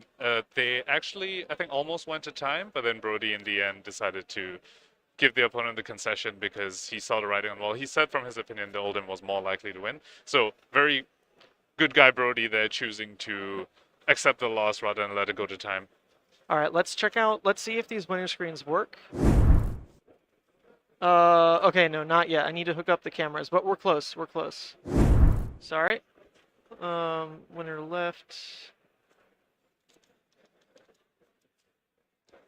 What is the Arachne's record? We don't, I don't know that who off the that top of our is. heads, but we'll try and find out and let you know how the Arachne, the Levia, and the Bolton are doing. Our 3 one-offs Well, today. Tommy Fresh is at right his there, Battle so Hardened. we can get him in. So his smooth broadcasting abilities are brought right into the booth. That'd be fun. Give me 1 second to fix these. Which is the right camera? It's this one. Elgato right. That makes sense. Paste. Ravenous Babble in chat wants you to sign something for them. Sign something like how? They're Levia. No, I think they're here. Oh, they say they're stuck here in the in line. chat. Oh. Yeah. Yes, I can do that. Happy to do that. Let's see. Let's get this.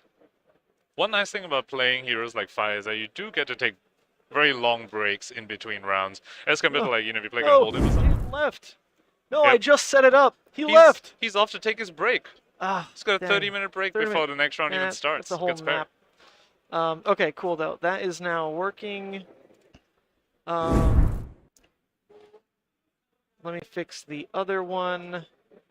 In the meantime, we're gonna run the ad reel again.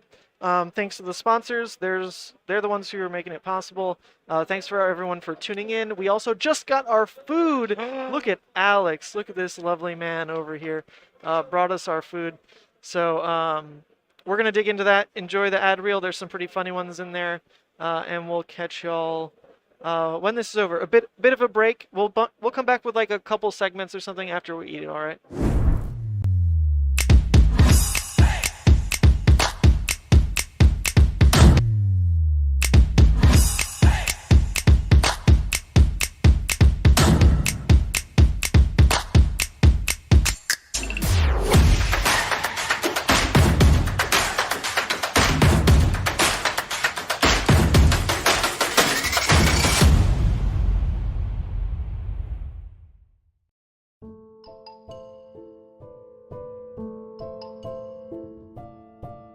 Hey yo, Don Amurabi. You want me to tell him about the bazaar, or do you want me to use the clams, huh?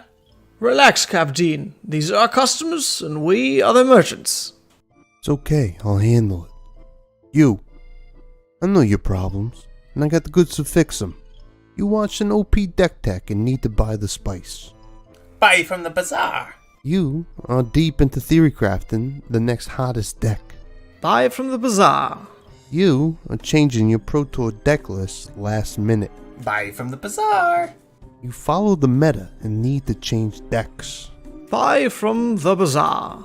You have an addiction to box breaks. Buy from the bazaar. You find yourself dealing fab to new customers. Yes, catch me outside and I'll hook you up. And you, don't forget, get your cards from me. Hammurabi TCG. Or else you get the clamps.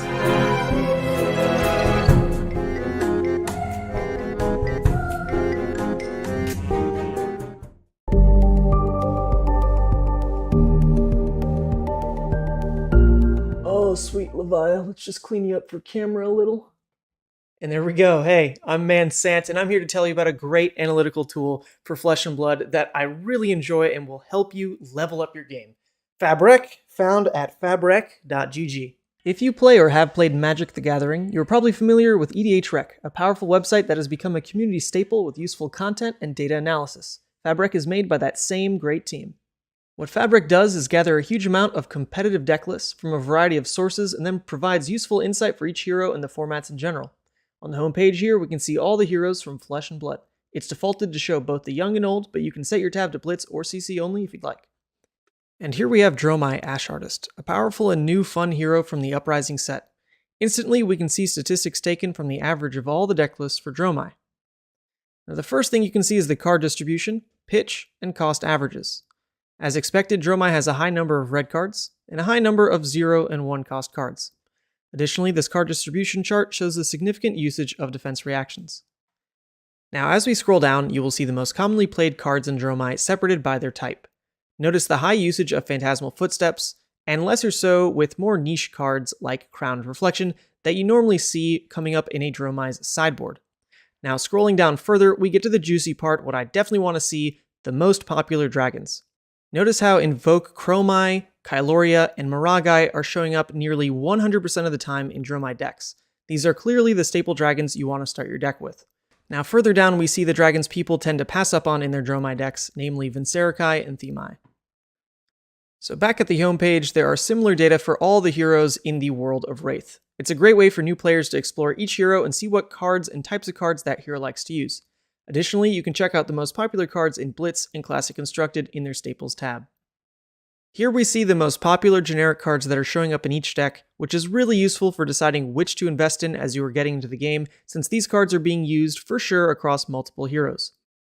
Similarly, you can see class staples on this page here, and don't you know it, I'm going to go ahead and click on Brute.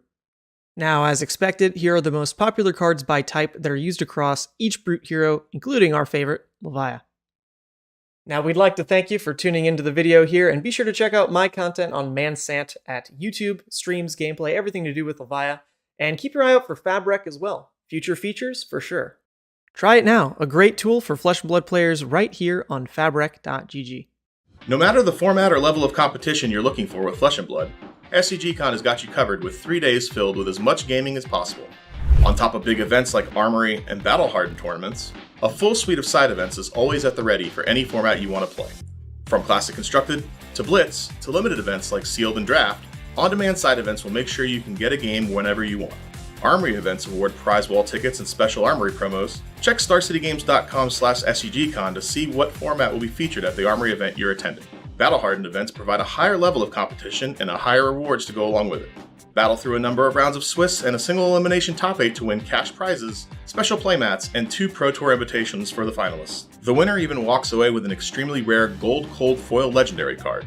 Formats vary for Battle Hardened events, so check the schedule before registering. Classic Constructed is considered the quintessential Flesh and Blood experience. Bring an 80-card deck with an adult hero, up to 3 copies of each card, and settle in for a lengthy battle against each opponent. Rounds are 50 minutes long and usually go the distance. Blitz is a constructed format aimed at quicker, fast-paced games. Decks are 40 cards and use young heroes with a limit of 2 copies of each card in your deck. To keep a quick pace, rounds are only 30 minutes long. Draft and Sealed are perfect for players that don't have a deck ready to go. In Sealed, you open up 6 packs and build a 30-card deck. A deck can only use generic cards and cards with the same class and or talent as your hero. Don't worry if your packs don't have a specific hero, weapon, or equipment, those are provided. Draft is a bit different. 8 players have 3 packs and build decks by opening packs one at a time and taking a single card, passing the packs around the table, taking 1 card from each pack. After all cards are selected, players build a 30-card deck just like in Sealed. Not quite sure how to play, but wanting to get involved in Flesh and Blood? Check out our How to Play video. No matter how you play, we look forward to seeing you in the Flesh and Blood at SCGCon.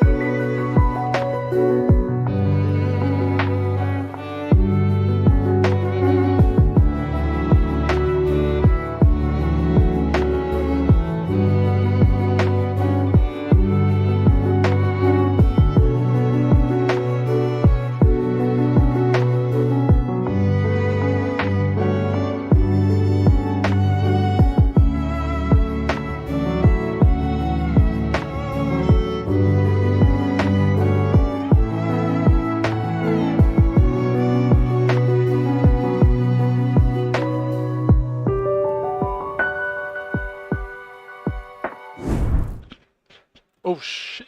Oh, They can't see me like this. I shaved. they will yell at you. Unnatural. All right. Hey, everybody. We have gotten some food in us. That feels great. I'm on cloud 9 right Yep. now. Who thought, like, very average Chipotle would taste that good? Hey, But it did. Chipotle is amazing. Our world champion loves Chipotle. Do you not know that? That's true. That's like all he eats, right? It's like, where am I going in the U.S.? Is there a Chipotle? Is there a Waffle House? Boom. Mhm. Golden. But yeah, feel a lot better now. Sick. I like your energy, Mr. Casters. Thanks for showing this great game and healthy meta. Oh, Pawnee, you're welcome. Well, if you like the two of us, this is my channel that we're on. I make mostly Levia content, but I really want to break into the streaming game a bit more and just try to, shuffle around with some of the greats like CFP and SCG. They're the ones who normally provide this kind of service, and they've been kind of just doing it the same way forever. And I think it really takes someone who cares about the game,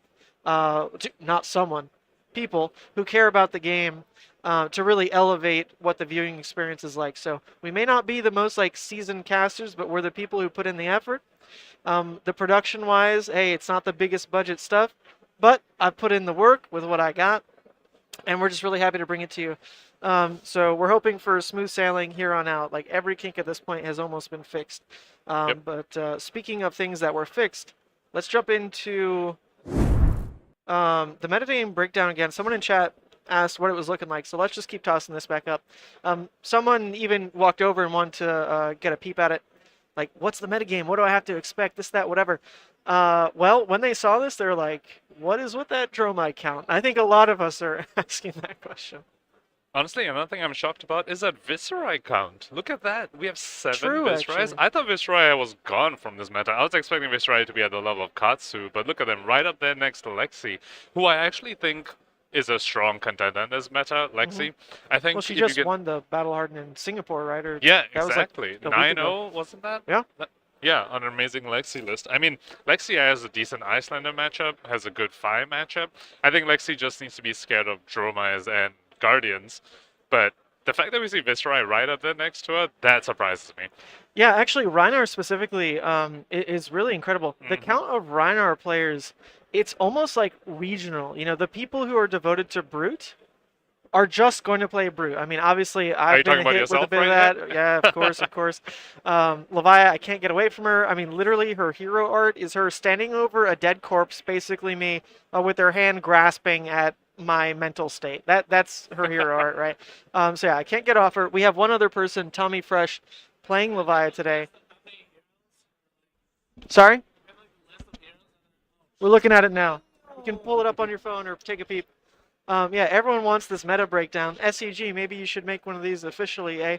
Actually, we should probably post this graphic. I can go ahead and do that as like a bit of a... I just tweet it out or yeah, something? tweet it out, put it on Facebook, make people find it. But yeah, I just love the dedication, the stalwart dedication Brute players have to never swapping off the hero. And that's really not to say Rhinar is that bad. It's just not the right hero when Fi is this good, right? Like, that's the counter. Rhinar has to high roll like crazy, and Fi has to basically draw hands that somehow do nothing. to make that matchup playable. True. Oh If you my look at God. the whole top row of heroes, though, like Rhinar is a less than average 5 matchup, but Rhinar is actually decent in everything else. That's true. Against Dash, like Arc Smash just destroys Dash. Against Dromai, they have a million poppers, they have a decent Guardian matchup, and a decent Iyslander matchup. So I'm just really loving how open this meta is. I love that we can talk about Rhinar being potentially viable, Lexi being viable. Good point. Yeah. Oh, thank you. Oh, thank you. Have we not been putting those out? I don't know. Maybe Alex was. I definitely haven't. Okay. Anyway, sorry. I'm just handle the cast. I gotta click buttons still. Yeah, so I just love how we can talk about how all these heroes are viable in this meta like this. A large part because, you know, Prism's gone. There's no massive polarizing factor in this meta nowadays. All right. What do you think the tag should be? Every hero represented at the 130 NJ. person. Oh yeah, yeah.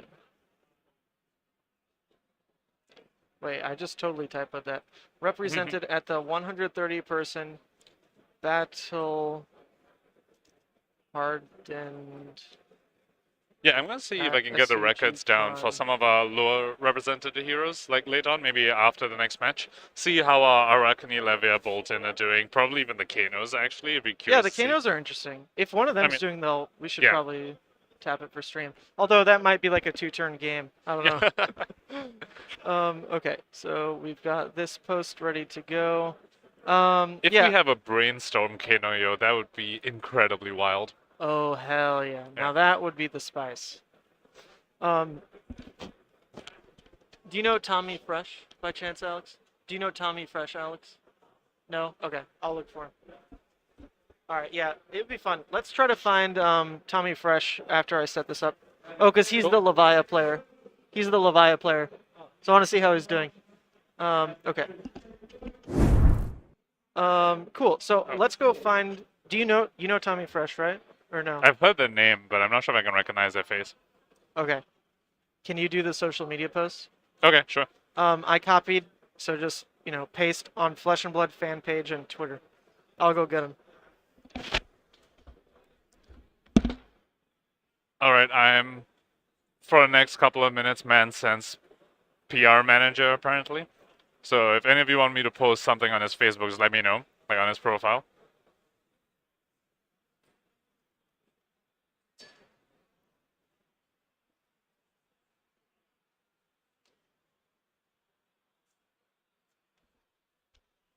Did you find him?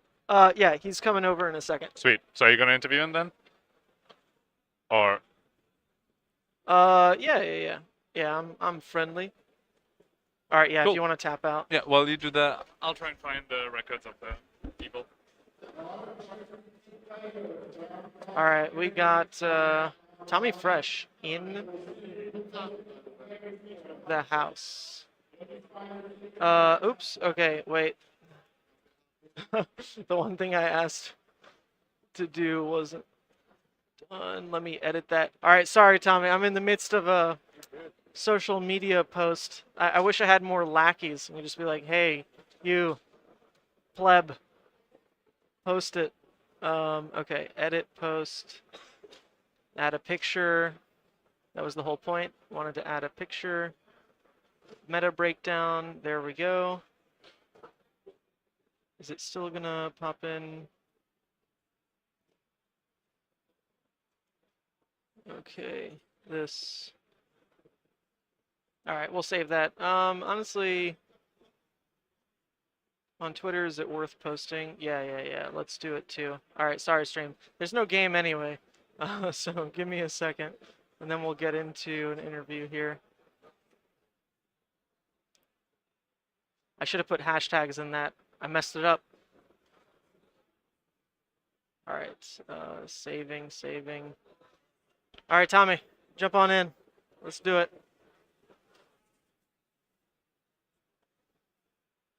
Tommy Fresh, the Levia. All right, you, sir. What's up, my friend, first of all? Hey, man, good to see you. Obviously, repping Levia. Love to see it. Not many would. Not many would. Let me close all these things. We'll get the chat pulled up for any questions. All right, sick. So Tommy Fresh, you may know him from, how do you intro? Fresh and Buds. Fresh and Buds. That's it. Yeah, and you got it. That is one of the more entertaining podcasts, mostly brought to you by, I mean, this man's lovely voice. I mean, that is what, it's so intoxicating. Like, you listen to it, you just fall in love. Much like you fell in love with Levia, who you're playing today. How's that going for you? Oh, jeez. Oh, no, that's not the right start. All right. Like, cut I'm the out of feed, here. cut the No. feed. I started hot. I'm actually running your list, the Hexa Goat. Oh. Had a very busy past month, and I was like, well, I want to have fun. Sleeved up the Hexa Goat and started 2-0. Took down a Dory. Really? Yeah. Oh, that's a great start. Yeah. Took down a Dory and a 5, and then had a very close match with a 5 from a Bud, actually. A new Bud joined the Discord as soon as we got done playing. Amazing. You know, drew that no block hand, just like when I had him on the ropes. It is what it is. And then followed that with a loss to Briar with the old double ones at the end of the game. Oh, no. You know. Sheesh. And 2-2 there, and then I played round 5, and I played against Dash, and that was really not going well. Nope. You know, Well, to be fair, I did heavily change that list for like the Dash metagame. When I posted the video about it, that was more just like, I'm on Talishar, I don't feel like fatiguing dashes, you know. But that is like a very viable game plan. So the way I've got it playing out these days is like, you know, do your best, be as aggressive as possible, set up recursion, but against like Dash and Ranger, just block and swing Romping Club. And like, you know, Arc Smash in the Dash matchup specifically. Like those games you don't like really outvalue. They pressure you like crazy. Pulse Wave just kills you if like you're ever on the Blood Deck game plan. So I should have messaged you about that change. Or you should have been more active in the Legal Avaya Discord. That's what it is. You know, honestly, I mean, I've been so busy, but I'm having fun. It's the deck's awesome. If I get a chance to swing with Hexagore, I'm pretty happy. Oh yeah. I didn't drop. I'm gonna play it out, see if I can snag some more wins. But well, it's been a lot about of fun. stealing elo. You know, these days a win isn't just a win. It's I don't want you to hit top 50. Like that's what you're doing. That's what you're doing. So please pair into like Brody or something, who also didn't have a great start, and just sap his elo. That'd be fantastic.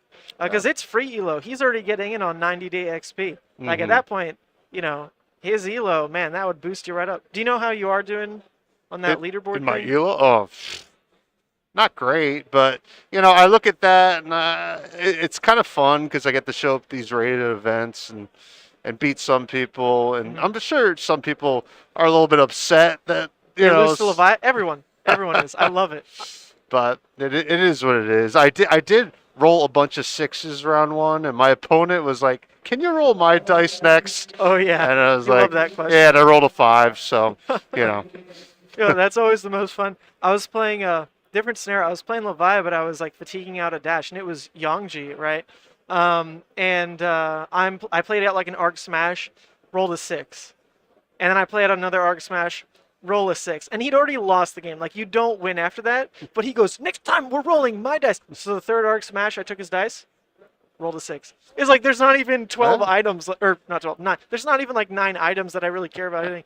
But yeah, sometimes those games just happen. Unfortunately, you don't like to see the other side of that, the 1 and 2 Sure, 1. Hopefully that's you know, gone. I told my opponent, I was like, "Trust me, the ones are coming." Oh yeah. And they certainly did, just Yeah. not against him, unfortunately. That's what sucks, right? It's like that game specifically, your opponent probably feels awful, and they're never gonna like see the reckoning that is Scabs. They're never gonna see like the ones later. Yeah. They're gonna just remember, I got high rolled by Levia. Like Levia's BS. It's a luck sack deck. Like no, that's. I don't like to see her that way. What do you know about this Royal Levia that top forward in New Zealand? Anything? So I saw a little bit in my Discord, some chatter about it, some time snap potions and Toma Findle. It sounds really cool. I want to see the list. I have not seen anything, but I am totally up for any innovation in Levia at this point because, like as you know, we didn't get anything in Dynasty, so it's time to look at the existing card pool and make some, creative decisions. So You have to. I mean, the sad part is, as this next set comes out, Outsiders as well, even though Riptide looks like a brother, he is not a brute. He's not in the pack. So, no, we deal another set with pretty much no cards. Like, if there's generics, like, maybe that affects us, right? But that really puts us at looking at the next supplemental, which hopefully is the one with, like, Chain and Prism, all that's lumped together. We'd hope that we get to look at that as, like, a big injection of shadow cards for our pool. But that's still, like, 8 months out or whatever. Yeah, It's yeah. a long wait. So, yeah, it's going to be tough. I do agree that Riptide looks like a brute, but it's not. And, hopefully there seems to be a decent amount of generics planned for Outsiders. So there's some hope there.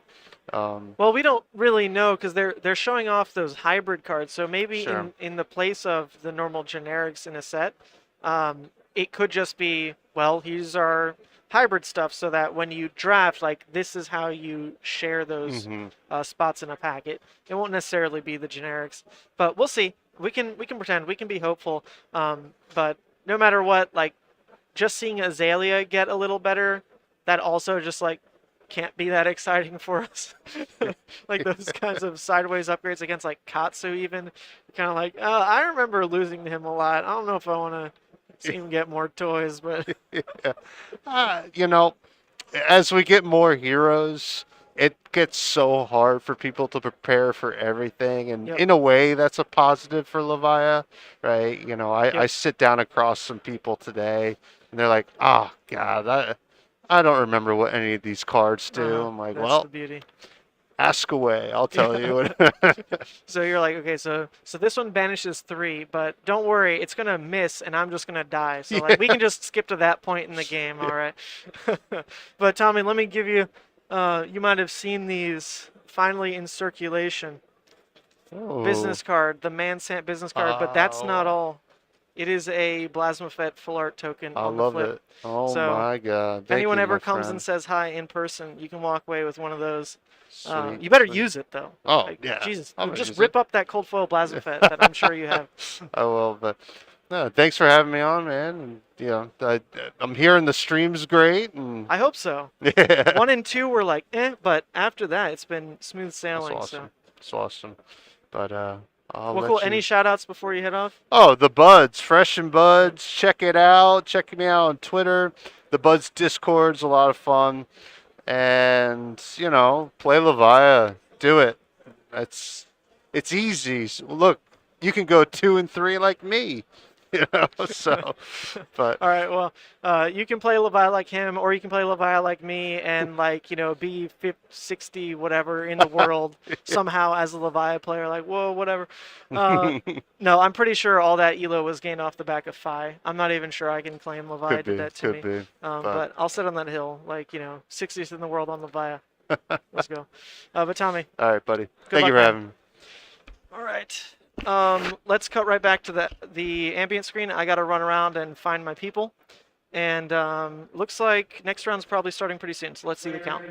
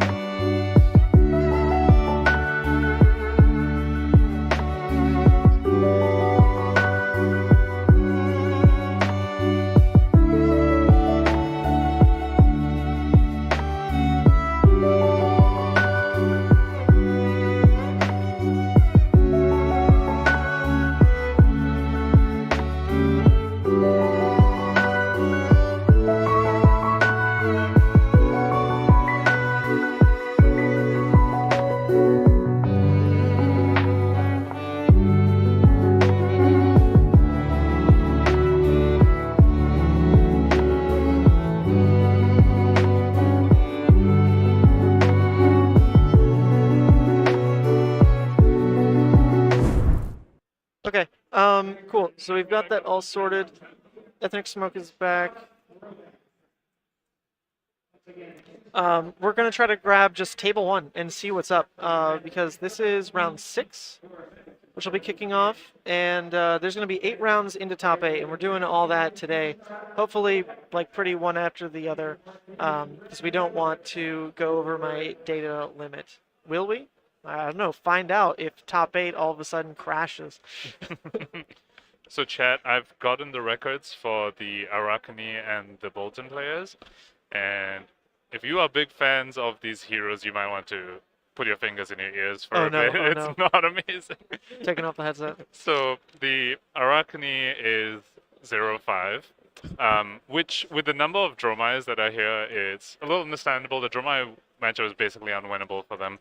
So they face the Dromai, they also face an Oldhim, so just not great matchups all around for them. And the Bolton went 1-3 and then dropped out before round 5. So, oh boy. Bit of a rough showing for our less represented heroes here. How did Olivia do? I missed that interview. Not bad. They started 2-0. Nice. And then low rolled into, I think it was 5, they said. Drew all non-blocks and died. And then was winning into, I believe it was a Briar, and then rolled 1 into a 1. So that's how a 2-0 start that feels like the best day ever instantly turns into, oh, I'm out. But, you know, good effort. Good effort on Tommy's part. I mean, Briar looks is like tough for a brute anyway. Looks like pairings are out. Cool. If you want to jump on this.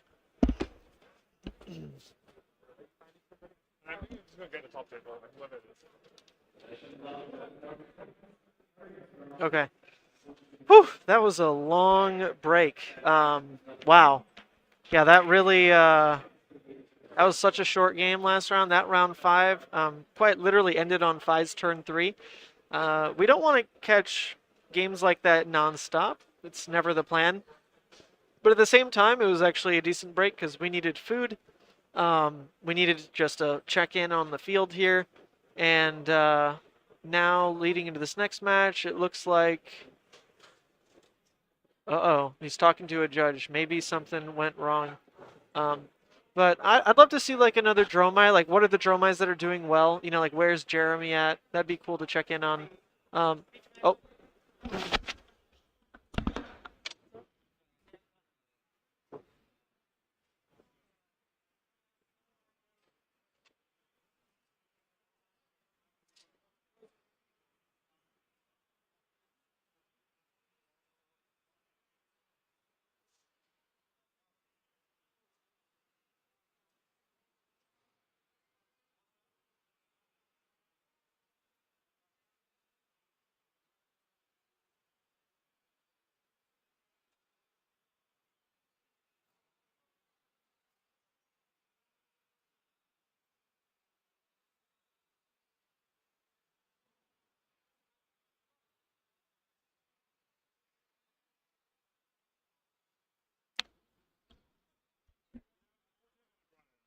Oldhim and a Briar? Yeah. Wait, what?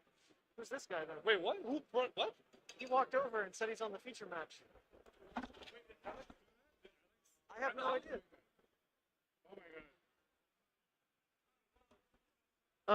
All right. Well, I tried to get lackeys to do the job, and they've messed up. There's like 2 different people who think they're on the feature match right now. So that's awkward. And it's not my fault. I've been sitting down, man. Okay. So we're about to jump into round 5. Now, the good news is they get a bit of a time extension now. What happened? Oh, so we're changing the matchup. It's Oldhim Briar. Do you have their info? Okay, cool. Oldhim versus Briar. So it'll be another Briar. It will be our first Oldhim of the day. We'll see. This matchup, I think if the Briar player doesn't know how to play it, Oldhim absolutely is favored. But if the Briar has a plan for this, there are Briar builds that do just say, you don't really disrupt me enough. I will overcome your defenses and win. So we'll see how that ends up playing out here. As soon as Ethnic Smoke is back with their info, we can start kicking off round 6. Round 6 out of 8. Crazy that it's been such a long day already. All right. Oldhim stand up, says Ouija. Do you know which side are they sitting on? Briar. Briar's that one. Oldhim's this one. Okay. Cool. I can start working on those visuals.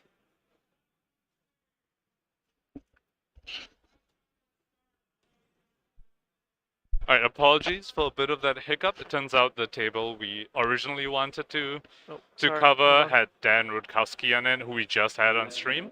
So figured it'd be nicer to get some variety here and get a table. Are they Still all at the top undefeateds table, though? but sorry? Are they undefeateds? Let me double check that, but it should be. Oh, okay. You said the Briar is on this side. Shoot, I already forgot like who's on what. Blake, Godenzi. I hope this is the right side. This feels like the wrong side that I'm typing these things on.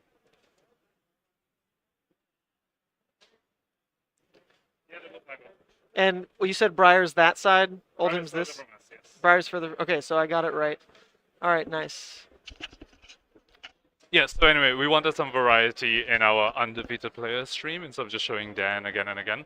So, switch over. We've got an Oldhim and Briar matchup, which is still pretty exciting. Is this JASZCZUR? That looks like a C. All right, you wrote it. I'll go with it. I did not, actually. They both requested that they take the pen and paper from me to write their own names. Oh, okay. Okay, left hero is Briar. A lot of Briars on camera for actually not having that much representation. I guess that speaks to them doing well, right? Briar's still a strong hero. I mean, Channel Mount Heroic is just a hell of a drug, right? Oh yeah. Once you've tasted it, you can't get off it. True. And Spellbound Creepers with Belittle and Channel Mount Heroic is just... I've not felt power like that in Flesh and Blood. I mean, I never played Chain, so I'm sure Chain players feel differently. They'll say not Chain's where the actual power is. But in today's day and age, you know, Spellbound Creepers, Belittle, Channel Mount Heroic. Yeah, so here, let's review the meta breakdown again while I wrap up the last bits on the key stuff. So talk the people through that again. Sounds good. Let me just pull up chat on my phone, see what's up. Yeah, sorry, we're almost done on the graphic here. I just don't want to fall too far behind. Oh, chat seems to be flirting with one of our competitors. Someone said that Blake guy is hot as hell. Wait, Blake is a competitor just because he's hot? No, as in the Briar player's name? Oh, the Briar player. Yes. Oh, I see. Yep. He was friendly. I felt bad saying... well, actually, you were the one who had to deliver the bad news. You basically told him, get lost. Oldhim himself. Yeah, that's the issue. I almost wish SCG would just feed us. Food? Well, no, the matchups, Yeah. But yes, also food would have been nice. Yeah. I can probably. Sure. It would take quite a while for that. the judges to like give us the whole like standings and pairings. Yep. So we just need to go manually find the table we want to cast and tell them to get over to the feature match. All right, here we go. Graphics done. Let's Perfect. jump in. Thank you so much. To the key cards for the matchup. All right, so we have two 5-0 players here, Briar versus an Oldhim. Barrier moment here. Two elemental heroes out here. So let's start with Briar's key cards. Of course, we talked about this when Briar was in stream earlier. Channel Mount Heroic is always going to be there. It's like Briar's marquee. Sorry, the third is that. Oh, Sync Below? Yeah. Oh, yeah. I can change that right now. Briar's marquee card. Now, Oldhim a little bit more defensive, so Briar really needs to craft hands that go above the 12-point value that Oldhim can, on average, block. And Channel Mount Heroic is the best card for that. Everything gets +3. If they can craft a situation where they have CMH on the field and they don't really get disrupted too much on the Oldhim side, we can see them really run away with this game and just go much over what the Oldhim can present block-wise. Rosetta Thorn is another very key card in this matchup because it's one of the primary ways Briar gets to leak damage. Because of this weapon itself, if Oldhim wants to block out completely, they need to hold their Crown of Seeds activation until the Rosetta Thorn is swung. Otherwise, the Crown of Seeds will eat some damage earlier on, and then they have no way to block both arcane damage from the Rosetta Thorn, because typically they're just bringing an AB1. And finally, we have Sink Below, because, well, Winter's Wail is just such an efficient weapon, and Oldhim brings in these disruptive elements like Spinal Crush. So Sink Below on the Briar side, we're going to see that be quite key in this matchup, especially towards the end. On the Oldhim side, the key cards I expect are Stalagmite to just slow down to Briar on the cards that she's trying to go, on the turns that she's trying to go really wide. It can really hose the turn, sometimes stopping the Rosetta swing entirely. We do have to transition real quick. They're starting the game. About right at 50 minutes too, so they use their prep time. That's worthy of note because they are playing without like that extra bit of clock, right? Sometimes if you get started like at 54 minutes, you sideboard, you just sit down, jump, and go. It can be relevant. The players do get a 3 minutes time extension though, because they are on the feature table. That is something we have told them they have. Oh yeah, true. So I should have started a bit later. But regardless, here we can kick off the game as I fix the last bit. This is round 6. So we see the Oldhim go ahead and just heave a Thunderquake in, turn 0. Pretty strong opening hand, not letting a Briar filter, and setting up a very cheap attack on the next turn. Oh, and this is a card out of Briar we actually haven't seen yet. It's definitely a card that kind of fluctuates in and out of builds, right? And it's Captain's Call. I believe that's a Captain's Call red as well. So coming in, it looks like, they elected Go again. Makes sense. So that Snatch now, threatening the draw, threatening the Go again. Or I guess it always has the Go again from the Captain's Call now. You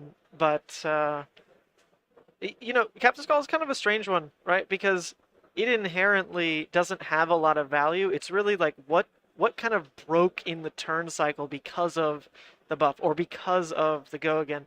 So if he doesn't use this to actually generate an embodiment as well, that's a pretty weak use of a card, but it's demanding equipment actually. That's really early. So this probably tells us Oldhim has some disruptive thing planned, although, and then we see them crown away the Thunderquake. So with 3 Seismic Surge tokens and the full hand, we can expect to see this Oldhim come back swinging really hard with this very early equipment block. Wow, that's a good point. I'm always thinking that Oldhim brings in Crown of Seeds. He just totally didn't. And instead brought in Crown of Providence and is using that to aggressively cycle out Arsenal because unlike Crown of Seeds, he doesn't care whether it's face up or not. So cycling that out, sticking those Seismics, which are normally a rarity for the Oldhim matchup, or for the Oldhim to generate, will be really interesting. I mean, what could it be? Pulverize? Spinal? There's so many tasty goodies out of a Guardian deck. It could even be like a Rouse the Ancients into a Spinal, because there's 3 resources the Oldhim just has on the board right now they're going to pop at the start of their turn. True. I guess as far as the rest of the turn played out for the Briar player here, that Captain's Call didn't equate to much. I mean, it enables Rosetta to swing for the Arcane, but without generating an embodiment on top of that, this is, pretty weak turn out of it, but he still got 5 damage pushed here. So Michael definitely likes his hand, and we'll see what he does with it. We also critically didn't see the Oldhim even Ice react to prevent the Briar's Arsenal, which is something you would see Oldhims do pretty often. Like we've talked about earlier, getting a Rune Blade off their 5-card hand is very, very critical to prevent a lot of damage. So given that Michael didn't block at all and didn't Ice react, we can expect something really big coming out here. All right, and he's making that decision right now. The 3 Seismics has popped. Tunic's not up yet. So the lead-in is honestly a little unimpressive. Wow, that's just a blue disable. All right, how many pummels are we expecting to see? Yeah, I mean, that is a question, right? Like with the way that resource curve worked, if he pitches 1 more blue, that can pay for 2 pummels. Yep. So if this hand, is truly disable pummel, sure. Completely steals the turn, allows Oldhim to draw a fresh hand, just pretty much face no pressure out of the Briar, reset like on his turn with some more disruption, Arsenal, whatever.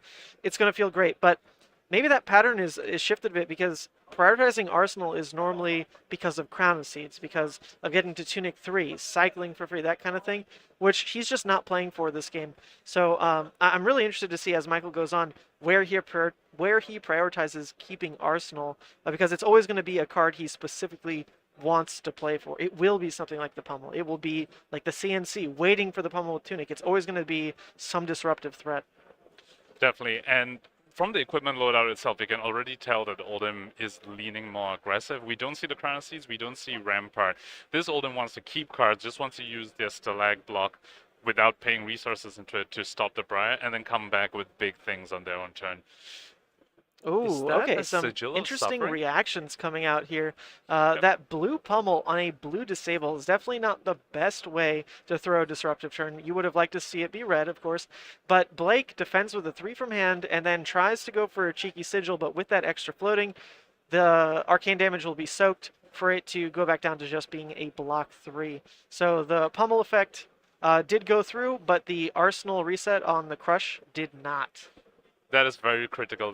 That crush effect did not proc because only 3 damage went through, and so Briar gets to keep the arsenal. And so Oldhim leaked 5 the previous turn and didn't even get that much disruption out of it, to be honest. Yeah, and now with Blake returning here, it's just going to be a 1-card hand on the turn, but it's basically the best you can hope for, a 0 for 4 with some kind of slight hit effect. In a position like that, Coax is better than a Snatch as well, because he already had a card in Arsenal. So Blake, he has the sinks. I mean, they're in the list. They're there to block 4. They're there to hopefully eat a hit effect as well, and they totally did. So now this is letting him return for a Pulverize off Tunic. That's great. This Oldhim's doing a Bravo cosplay out here. 3 Seismic Surges the previous and now a Pulverize. I've not seen this sort of play out in Oldhim. Yeah, that is really remarkable to just see. I mean, that's when you actually get off. Oh yes, it's turn 3. My triple blue Pulverize hand that I crafted a little bit off sync, and I just had Tunic up, and I just get to swing it. Yeah, it looks so easy. Yeah. It does look so easy. But to be fair, like he had. You have to have a lot to make those hands look good. Tunic has to be up. You have to have exactly Pulverize 3 blue. I don't think you get that kind of situation every game, but man, when it comes up that way, oh gosh, looks fantastic. And we see Briar just block out completely, which makes sense, because if the Pulverize even hits, the next attack gets -4, and since basically everything Briar does comes in for 4, if the Pulverize hits, it basically means you don't get to even attack me. Yep, and now in play is something even a little more flashy. That is a Marvel CNC in deck here for Michael. So yeah, aggression is the name of the game. Pummeling these things is just devastating, and he's pitching a Frostfang as well, blue Frostfang. He's likely running the reds. That's something that a lot of Oldhims have opted to start doing as well. It's just another blue pitch, Tunic pummel type target.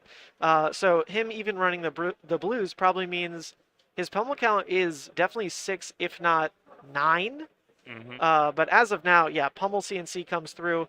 This is the kind of situation where Blake had the option, right? He could have crowned. I can totally see him trying to save crown for a Tunic pummel that's more obvious when it's, 1 floating, Tunic up, card in hand, like that's a pummel. This kind of situation, it was a bit more of a toss-up whether or not it was there. But yeah, it definitely came through.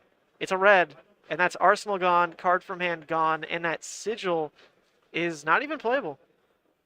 Because this is one of the situations that actually would have covered it up, right? But you can't play defense reactions to a CNC. Card's Which great. is what makes that CNC pummel combination so ridiculously strong, to be honest. So we see Blake come back, opting to use the Tunic counter to just swing the Rosetta for 2 physical. Now this does leave him open to an Ice React, in the off chance that Oldhim seems to have drawn a not very disruptive hand, which can happen for these Guardians. Well, Michael now has the opportunity to Ice React and get that last card from the Briar. At the same time, losing the Tunic counter also means they're more vulnerable to a Stalagmite block later on, because usually just having the Tunic counter up just nullifies the Frostbite from the Stalagmite. So let's see if this Rosetta swing pays off for Blake here. Yeah, Oldhim is just so good at making every card in his hand just some kind of optimal use case. Like, is it going to go into an Ice React? Is it going to get tossed in Arsenal? Is it going to threaten a pummel? Is it going to be, a 1-card 5 value play with just Winter's Will Frostbite hit? He's really good at min-maxing like value off of these very scalable hands.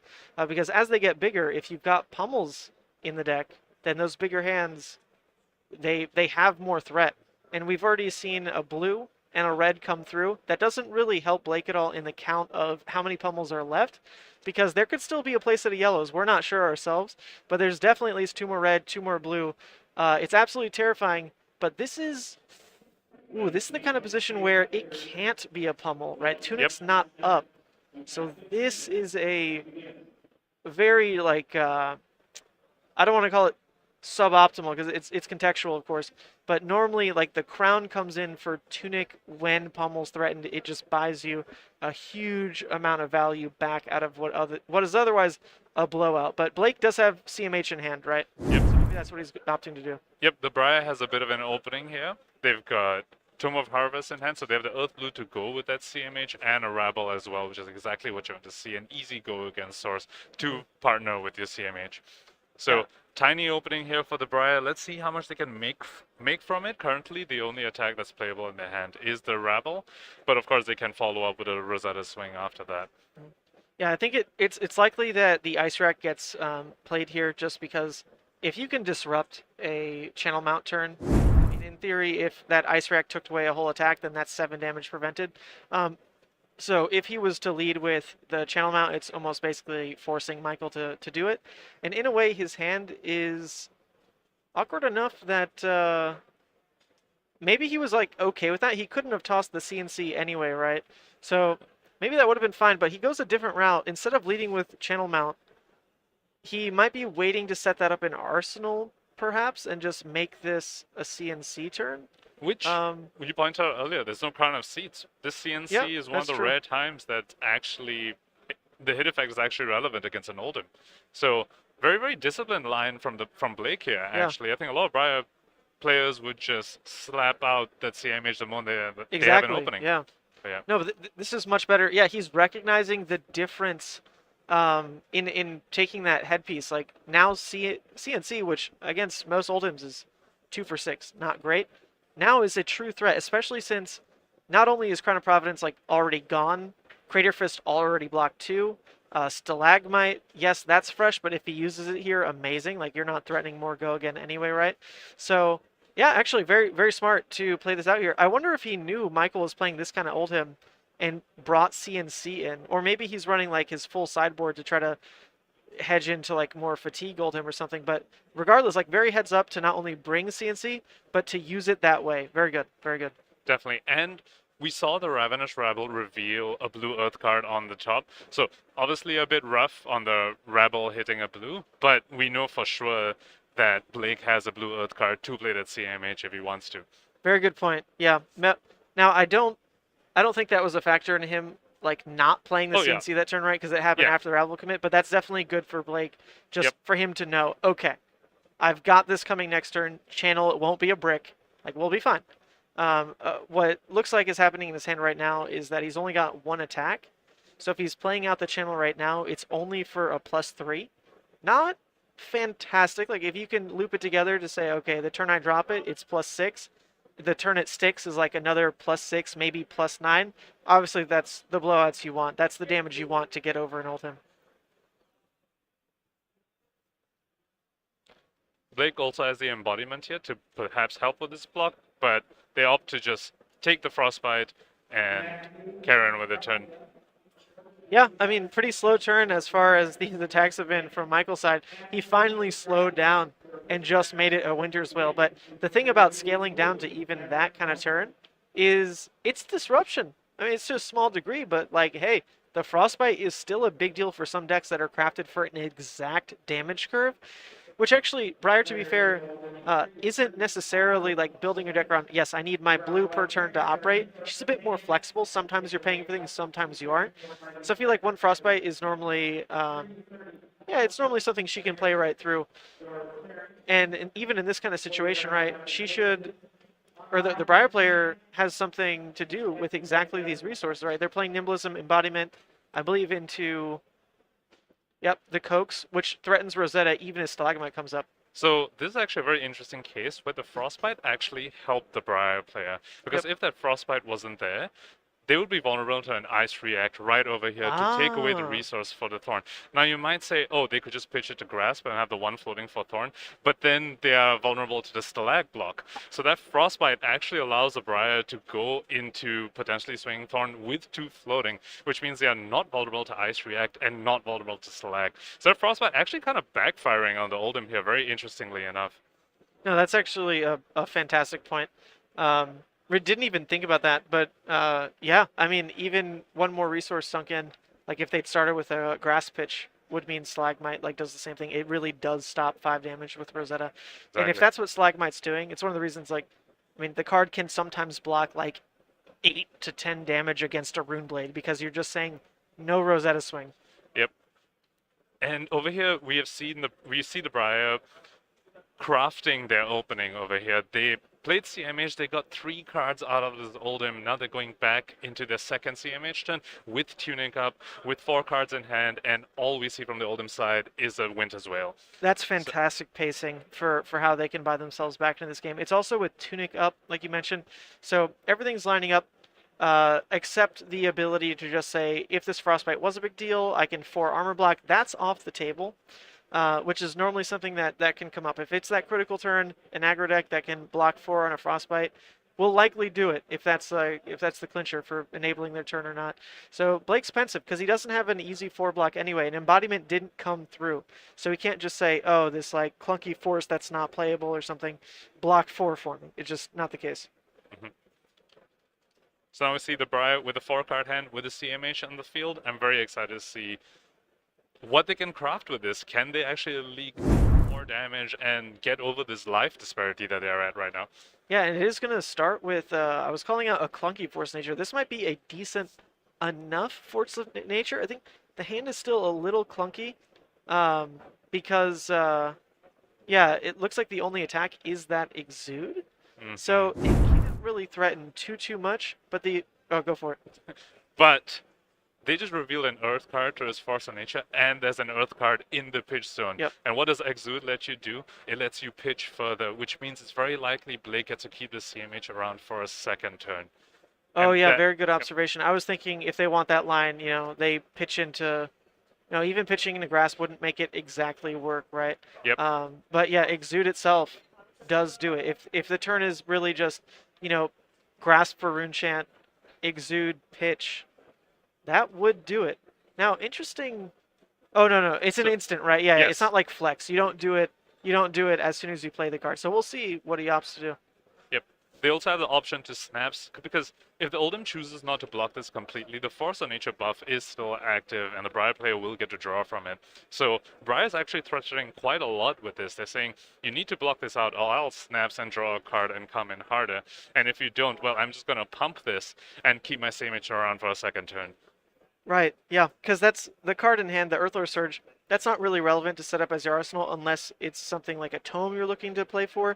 I believe he's already pitched 1 tome, so drawing into one of the other 2 copies, it's probably not something you really want to play for unless like you had a junk card in arsenal and that's just like the way it went. If you have the opportunity to use that card instead for, stick channel, it's a way better use case than play for tome. Definitely. So this is a long thing. Like, Michael does have to be careful around this because, this pump is already base 5, can go up to 7. Now, if Michael does just drop... Wait, exactly. Hold on. Let me reread Exude. So Yep, currently so- this Exude is at 8, I believe. +1 from Oh, Force the of channel Nature, mount +3 is from also... Tama. Oh, yeah. So it'd have to be like a pulverized to really turn off the text Yeah. of what the Exude's doing. I'm just double-checking here. If the Oldhim can actually ice or earth react, the end of the hero can't play or activate instance or defense reactions this combat chain. So I don't actually know. Does that affect Oldhim's hero ability? So we see a full block. Yes, it does affect. It says Oldhim's- activate, right? Yes, because yeah, activate. so you can't. Yes. Okay. So we see the Stalag come out as well, so full block from the Oldhim side, and Blake responds by activating the Tunic, going to 3 resources, and pitching the blue, pumping this Exude Confidence twice. Very, very heads up play. I really like seeing that because that can get around all kinds of windows, even like with the Stalagmite, like we just saw. That was getting tossed in.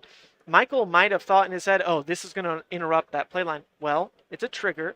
Blake can respond to it. And because the Exude is an instant, doesn't really matter what phase it's in. Boom, Tunic goes in, blue goes in, pump over the top. I don't believe it hit those still, right? Yeah, it doesn't look Did like not it. hit. Although So- this does mean Blake gets to keep the snaps. Yep. So Very big. that's very big. Now, spying his hand here, I think, You called it. yeah, he They did drew draw a the Tome of tome. Harvest. He did draw that Tome of Harvest. I was just about to say that. Yeah, so this is, once again, not like a huge turn for the amount of attacks, how wide he can go. But CNC. it's going to come up again, right? It will come up again. This is easily threatening Arsenal. It's pumped to 9. I mean, does Michael really want to say, I block with 3 to keep Arsenal? No. But does he want to keep Arsenal? Yes. So that's just a tough spot. CNC for 9 is incredibly brutal. So we see Blake opt to make a rune chant here, had a couple of extra blues there. So make the rune chant before coming in with the CNC for 9. And Michael took that Ravenous Rabble, which maybe we can tell that he actually has something disruptive set up, maybe something like a Spinal Crush or a CNC of his own. But now there's a CNC coming in for 9. The Briar is disrupting the Oldhim. There's not many times you get to see that in Flesh and Blood. No. I'm so eager to know. Maybe we can get Blake in the booth. Did he know this is the type of Oldhim that Michael was on? Because if so, like, he played this so well. Like, bring in the CNCs. He knows the value it's going to get. But if he was just guessing a bit blind, well, hey, Yeah. you got lucky, my friend. Good job. CNC is super relevant. This game has really just been such a great example of adapting on the fly. Oh, shoot. I think we've missed our turn counters. I'm going to pretend this is turn 7 because Blake's gotten 2 Tunic uses into tick up. Right. So it's either 7 or 8. Yeah, the game has been so exciting. It has been. We've been missing that. So we see Michael actually loses Arsenal from their CNC. Now, Wow. how often does that happen? The Briar CNC hit the Oldhim. This is amazing. Well, when you go that tall, right, Yep. it's really tough to block, especially if Michael's trying to return this kind of hand. So this is a Glacial Footsteps red. I think at first you're kind of like, what the heck? Like, that thing only costs 6 and it's 10 damage. Like, that's nuts. But if you start to break down what kind of the rate per card you're trying to get, it tends to be, for an aggressive deck, you're trying to push like 4 per card, right? And Oldhim actually scales that down really well because a 1-card hand is almost 5 value, 4 damage plus Frostbite coming from his weapon. But for him to scale it up, it starts to lose points like we see with Glacial here. So that's a 3-card hand, 410 damage. Of course, no Dominate coming through. But even though it's not the best rate, it's still the right amount of damage to put Blake in that zone of, you know, potential pummel death on like something tall time and time again. But this isn't a hit effect. So on the flip side of that, if Blake really likes what he can do damage-wise, then he's got another opportunity to push Michael down and just never let him get into a pummel position. So on Blake's side, looking at his hand, it is slightly unfortunate. There's just 1 non-attack there. Now, at 1 non-attack, and that's also the resource card, right? Yep. So that's not really the position you want to be. If you want to swing the Thorn, you need to have played a non-attack. And since that non-attack is a blue, we're unlikely to be seeing that played. So might just see a block out from him here. He does have the embodiment up to make that So Tomorrow block for 3, and E-Strike also just blocks for 3 on its own.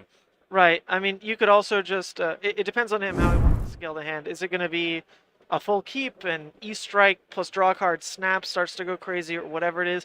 Or is it block 2, return 0 for 4, good rate, set Arsenal? Is it block 1, E-Strike for 7, decent rate, set Arsenal? I mean, there's a lot you can do in this kind of position. This is what makes Flesh and Blood, I mean, it's a head scratcher like Blake's doing right now. There is likely, you know, the exact correct scenario, but at the end of the day, it is a card game, and with how much you're drawing in Flesh and Blood, like, you put a lot of faith into, like, this turn cycle, into next turn cycle, when the games are this aggressive. So Blake really trying to just make sure he doesn't make a mistake here. He knows his deck better than we do, so I won't call it for him, but it's definitely a tough one. There's a lot of scalability to that hand specifically. Definitely. So it looks like he is about ready to line up block. Looks like he's blocking with the Sotomar and the Lightning Surge. Losing Lightning Surge has got to feel awful. That is one of the best cards you can Arsenal. Just 0 for 4 go against straight away is exactly what you want to be doing as Briar. So losing the card probably a little painful, but still keeping an E-Strike. We're probably going to see it come in for 7, because if you choose draw a card, you are vulnerable to the Ice React. At the same time, that means... Whoa, he did we choose see draw a card. So he's willing to make that trade for 1 card for a card. The Oldhim chooses to do the Ice React, which, given how aggressive the Oldhim's being, this could totally be the right call. Well, in a way, that's one of the best rates in Lightning Strike ever has, right? Is if you say, I'm going to play this draw card, that was a 0 for 5 you just played. That's an amazing rate. That's better than a 0 for 4. So I really like this play by Blake. He turned what we were talking about with scalability into something that actually pushed, I think, the most possible. It is going to get eaten by that Ice React, but that is a Scar for Scar that Blake now knows is on top. Not really going to factor into how he blocks. He's already lower, but in a different world, that's actually pretty good information for him to have. Well, I guess he'd see the hand anyway while he blocks, so never mind really, but it's fun to talk about. For sure. So that ice react that Michael did does cost him the frostbite here from his Winter's Whale. You see that he's pitching a non-ice blue. So Briar, again, this could be another one of those openings where they're not disrupted at all and they just get to keep full 4 cards and maybe swing back with something big. We are also going into another Tunic turn, so not having the frostbite and that Tunic means it'll also nullify the Stalagmite. So Briar does have the option to go real aggressive here. But what makes the sequencing really tricky is the ice react from the Oldhim. What's going to come up again with this hand, though, is that CNC. So I believe that's a blue Earthlore Surge and CNC. So if that's the line you go for, the Frostbite's not super relevant. I think probably what Blake is questioning here is if you just say, take it, go to 6, then you get to lead with Scar, right? If the Ice React comes out, that almost guarantees your CNC gets even better value. So he might be trying to bait it that way. Lead with Scar, and then if Ice React comes through, okay, top Nimblism, whatever, still slam you with CNC because Michael just tried to buy back Arsenal. So I think Blake is trying to figure out the sequence here that leaves him least vulnerable to Ice React and the Stalagmite. Oh, did they miss Frostbite, or was it just not actually Frostbite? It was a Macho Grande. Oh, it was a Macho Grande. Okay, I didn't even see that, honestly. The Ice React meant that he didn't have the Ice card for his own turn to pitch the Winter's Whale. So this is actually, once again, Blake playing even better than I'm trying to call here. Yeah. It's actually really interesting to play it this way, because by leading with Nimblism, it looks like, Ice Rack gets a lot of value. Maybe it destroys the turn because CNC doesn't get that played. But still, that blue can turn into Grasp Rosetta. That's still turning a blue into 5 damage in this situation. That's still really good. If Michael just throws in Stalagmite, or if he doesn't Ice React, then you still have CNC plus blue to play out. So I really like how Blake's navigating this. He's really, you can tell, an experienced Briar player. He's making like those micro plays that make this deck a lot more interesting to watch. Definitely, especially in this matchup, right, where you're trying to play around Stalagmite, you're trying to play around Ice React. It is a very tricky thing to sequence. Yeah. And also from the Oldhim side, it's very hard to make the call to Ice React in that spot when you see your opponent has 2 cards remaining. Yep. So they chose not to. They leaked 1 from the Scar, and now we have this CNC coming in. The third CNC, all 3 of them from the Briar, have been so incredibly impactful. Well, to be fair, I mean, this game is almost into pitch stack. We've got like another 5 turns to go or so, but before we're there. So that means Blake is still... He's got 1 more channel left in these last like 5-6 turns that he's going to be drawing. Will the game actually go that long? Not really, but it's not out of the question for him to have seen like full play sets of cards at this point. Yep. Right. But that means the same for Michael's side in terms of pummels. So depending on how much pressure Blake can be putting out at this point, Blake does need to start to worry. Okay, we're getting to that point. I've only seen those 2 pummels still. Somehow only those 2 pummels. There's a whole nother 4 left in this deck. Mm-hmm. So he needs to try and keep the Oldhim off the big hands like he's been doing. We just saw Oldhim eat another CNC and lose their card in Arsenal. And now their turn is just coming in with a Frosty Winter's Whale. Now, it's still such a valuable play, right? It still is so good. This kind of situation, Blake, yeah, unfortunately that lined up with Tunic a little poorly for him, but otherwise that would have been fantastic, right? Yep. To just say, no, I deal you damage and I don't take a Frostbite. Unless you pitch your card and lose Arsenal type of situation. But unfortunately, him taking the Tunic there, I'm not sure how much that's going to come up other than threatening smaller hands with Pummel. Specifically, like the 2 costs with Pummel is what the Tunic's going to enable. So if Blake can keep him off those hands, that probably still is worth it. And I mean, he had Tunic going into this Frostbite anyway. Like we mentioned with how Briar pitches for turns, it's never the biggest deal. So yeah, man, Blake. Yep. Someone was right. Someone said he's hot in chat. Man, I agree. Look at this. Yeah. So we see him opt to play this Earthlore Surge. Now, I can't tell what color it is. Can you tell? Is it? Earthlore Surge, he's not using those numbers, but I actually think it's a red. I'm seeing only 1 pip filled out on the top left. Yeah. So that's a red. Right here. I think I can tell it's a red. So that means his Exude's coming in for 9.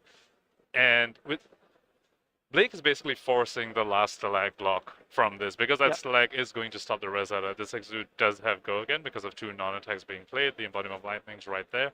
So we're going to see the stalag basically block 5 here, which is just such an incredible Yeah, rate. that's nuts value. That's what we're mentioning. Like against Runeblade specifically, if Stalagmite turns off your Rosetta swings, jeez, that's just so much damage prevented. What's even oh no, so it's coming in for 9. Yeah, so it was a red. Yeah, Yep. yeah, just so we're clear, there. It is a red. Not threatening a draw or anything like that. So there's no way for him to still squeak through with that Rosetta. The Stalagmite will just say no further damage. And if that's all the damage Blake can present, there's no other way for him to get more, then that kind of block like we see out of Michael right here keeps Michael alive, keeps him with a hand big enough for pummel. That's the exact situation Blake was trying to avoid. Oh, interesting. And we see a sink. Sync coming out, so So maybe blocking it the full isn't 9. necessarily the pummel type hand because Tunic's gone now, so he's blocked with 2 cards, so you actually can't. I guess, unless you pummel whale. To be fair, you can pummel whale, but it Yep. can no longer be like a larger attack. Yep. And that's Stalagmite gone. So at this point in the game, with where life totals are, any Rosetta is a scary Rosetta. So having Tunic up to hopefully threaten that as the turns go on here is always going to be relevant. To be fair. Yep. And that block from Michael basically prevents the embodiment from the Briar side, Yep. which is really good when you're trying to do something like this, right? The Frostfang. You can't just let the Briar block efficiently. So using the Creative Fist there to prevent the embodiment really worked out for Michael here. Well, And this you is- called it out. There's no Yep. pummel. There can't be a pummel behind There this. can't be a pummel. That's exactly what taking the Tunic last turn did, which, interesting actually, because if Michael's tracking how many turns have gone as well, maybe he would have prioritized that differently as similarly, saying, no, I'll take the damage here. I'll let you avoid the frostbite just because I need to threaten pummel on Tunic 3. Because he might not ever be in a position again to keep 3 cards threaten pummel with Tunic up. He'd have to survive like another 2 turn cycles to get to that point again. And in all honesty, throwing a Frostfang here is probably not the biggest disruption piece. He's got the 2 block up there in Grasp. I haven't seen attacks out of Blake's hand. I think maybe it's like a Lightning Surge and that's it. Yes, So but that's kinda Snaps rough. is up, so non-attack into Lightning Surge just snaps it just so you can swing Thorn when the Oldhim's at 6. Right. With no Crown of Seeds. We talked about this. Crown of Seeds would have been the one card that lets them stop leaking damage from Rosetta, but they don't have it here. So this Rosetta is always going to leak damage, so I think Blake's going to make it his priority to be able to swing that weapon as much as he can turn after turn. Absolutely. Yeah, it's crazy. I really love the play back and forth from these players. It seems to be like a little bit non-traditional play out of the Oldhim, right? This is just a very aggressive, disruptive Oldhim, and then Yep. also a Briar player who so far is just playing amazingly well. So when you see a Briar player like this, did they have a plan for the matchup, or is this how good Blake is? He's crafting his game plan, responding to how he sees the Oldhim strategy evolve. It's really fascinating game. It's been very good from both our players, for sure. Oh, I think we missed the turn ticker as well. I'm pretty sure that was turn 11. Whatever. Yeah. But you're right, that previous Frostfang turn looks a lot different. Even if Michael didn't have the pummel there, it just looks a lot different when you have Tunic up and 1 floating and 1 card in hand. It just makes the blocking for Blake's side so much more difficult. But we saw him be very comfortable, just toss the CMH in front of it along with the grasp and just be like, I know you don't have the pummel, so I Yep. know exactly what my turn's going to be. And honestly, if there was a pummel, then it might still come up depending on how the hands are kept. There's no way for Blake to really know whether that was or wasn't a pummel specifically. It's just you couldn't play it that last turn. It still Yes. could be that pummel. Yep. I just don't have to worry about it right now. So as long as he throws the right amount of damage here to never let Michael keep a large enough hand, and hopefully by Tunic 3 force him down to not even have a 2-card hand, that's the critical point, right? If Yep. by Tunic 3 Michael is able to keep 2 cards, sheesh, that's going to be rough. Yep, so this Lightning Surge is coming in for 7, buffed by the Bramble Spot. Michael Oh did my leak the gosh. 2 Arcane, the 1 Rune Chant and the 1 Arcane from Bramble. And we do see Blake go for the snaps, but Michael was prepared. He had the Ooh, Blizzard juicy. ready. He saw this coming. Wow, The back and that forth was in this beautiful. game has been I amazing. love the This is- interaction. This is class from both our players right here. Beautiful play. I mean, now everything's changed all over again. Everything we just talked about has just shifted. Michael might not even be playing for Pummel to close the game anymore. He might have just seen the channel mount block that Frostfang and realized, okay, there's just not enough damage. Like, Blake just doesn't have enough damage anymore. I've seen what he's pitching. Like, I know how I can beat this, and that is just full blocking, using Ice, using Blizzard, returning Whale, and just winning that game.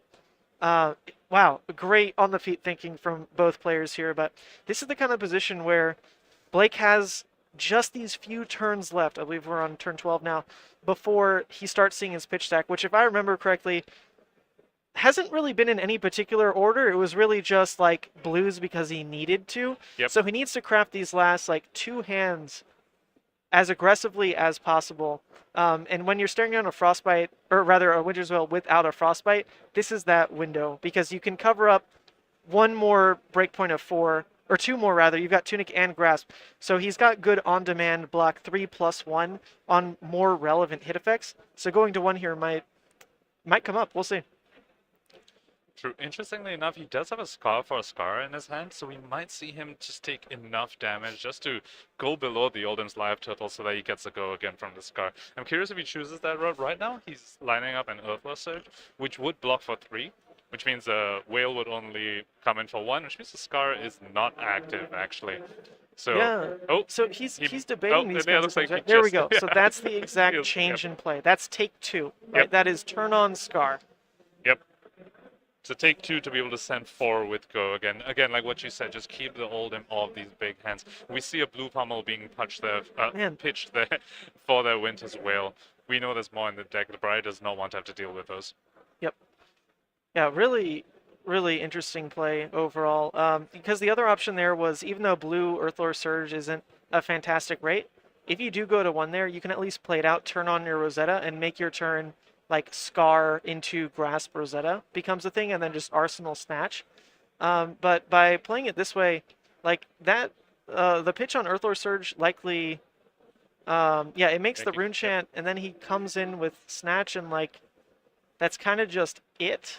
The Rune Chant, though, that's so awkward to block when you don't have That is Karna awkward now, Seeds. that's When true. you don't have Karna Seeds Rampart, you don't want to pitch a whole card to stop this 1 damage. So Blake, I think, realizing that his best way to close out this game is to just do this little pesky arcane leaks. Yep. Bramble Sparks, Rune Chants, Rosettas, just make it really awkward for this Oldhim, punish them for not bringing Crown of Seeds and Rampart into this matchup. Look at that. We just see a whole card pitched to block 1 damage. That's all 4 cards out of the Oldhim's hand. This is a great way to phrase the game. It's about punishment at this point. Yep. Blake has really built himself a stronger position than Michael in terms of like what resources are left on the board, in terms of like blocking equipment, like the Tunic still being up, the amount of cards in hand you'll be able to keep flipping back on the turn cycles. Like, Blake is basically saying, I'm going to win through these cheeky arcane bits and just weird breakpoints, because you don't really win by just returning Whale. That doesn't just like happen. You still need to grind. So I'm just gonna try to win before that grind happens. I mean, he's man, I just really enjoy seeing this. This is making me a Briar player. We've seen such a great reversal here. We saw the Briar disrupting the Oldhim early on in the game, and now we're seeing Briar putting the Oldhim on a clock.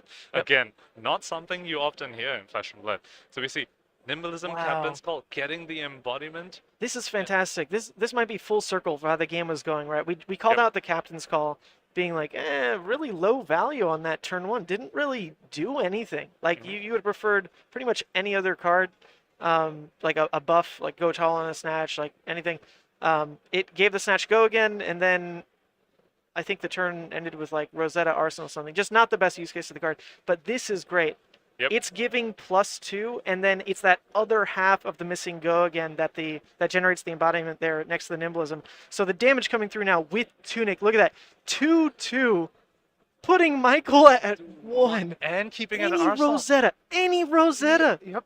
Is and that Arsenal's basically a Bramble game. Spark. He has the non-attack Oh prepared. my All he needs is gosh. just a non-attack, an attack, and he's got the embodiment. He's got enough to swing Well, Rosetta. How perfect timing is this? This is, I think we did miss clicking a turn at some point. I'm pretty sure it's turn 14. We're just going to click on it. Because he hasn't played those tomes, this is his second to last hand before he clumps with blues. Second to last hand.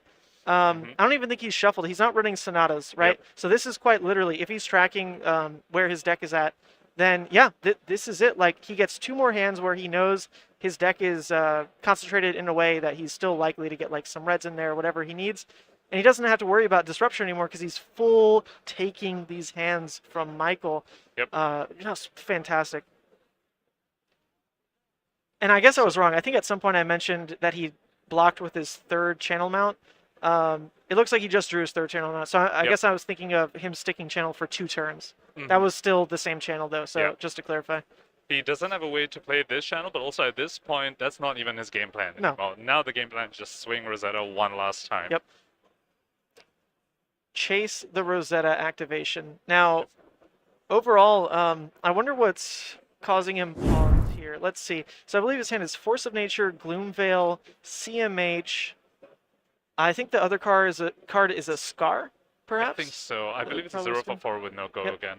No natural go again. Yep, so that's the issue. He's trying to figure out, where do I best give my turn go again? Is it by making a rune chant and turning on go again with the swarming? Is it by playing the Force of Nature? That creates the embodiment, but there goes my pitch for the turn. It's interesting, but I trust Blake at this point. How do you Blake on the left side corner that he'll I make think the right what play. he's worried about is another Blizzard. I think that's why he opted to not play the Force of Nature and so just pitch it to Rune Chant. So that means his Force of Nature is giving the Gloomveil go again, but also giving 1 extra resource. This way, if the Oldhim plays a Blizzard, they can still pitch the 2 reds to pay for the Blizzard and swing the Thorn. So that's a great amazing point. discipline by Blake here. Amazing point. Look at that. Really well done to close up that game. Props to both players. Let's give them sleeves. That was the best match on camera all day. Let's give them both sleeves. So good. Fire and Iyslander? Yeah, Fire and Iyslander. Yep. Holy shit. Beautiful play by the 2 of them. What a turn. How the turntables, right? We just saw a very reversal of the classic roles in this matchup. We saw Oldhim being the aggressor at the beginning and Briar sort of taking it slow, finding their openings, and then once they found their openings, they just went hard and played excellently around the stalagmite, around the ice react. Oh, beautiful, beautiful. Yeah, you're absolutely right. That really was probably playing around Blizzard because it's the same deal. They're getting to their last hands before second cycle. They've been checking graveyard the entire game. They were probably aware of that kind of thing. So Blake really is cognizant of, I haven't seen the Blizzard. Where is it? Because you're not hiding it with Crown. That can't happen. So I have to see the Blizzard. You either are playing it, you're either pitching it, because at this point, there's no hidden information about that kind of blue. So you're absolutely right. He was probably playing around that kind of thing. Just did an amazing job there. I'd love to get Blake in if you want to run that interview. Oh, sure. Yeah. Let me tap him, and we'll move to the caster cam. And also, we've got the winner cams ready to go. So that was Blake on the left. Look at that. We'll edit his name right there. He's now 6-0. Edit name to Hot Guy, according to chat. Hot Guy Blake. All right, let me tap him for an interview here.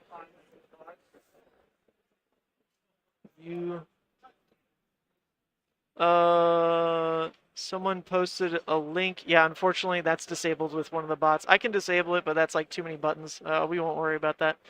Come on, Blake. We do best. Is he from We Make Best or something? I'm not sure. I thought they were all Australian. I wish Blake would grind me. Over under on Briar getting LL within 1.5 months. Yeah, I honestly don't think it's gonna happen. But you don't think so? No, because she has to. Someone did the math. It's 30 Pro Quests or something she has to win. I don't think she'll do. Let me grab Blake real quick.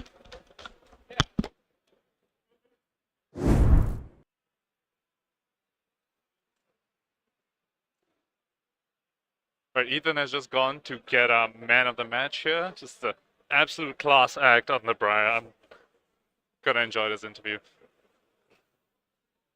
All right, we've got him here. He needs to put on his headphones. Sorry. Sure.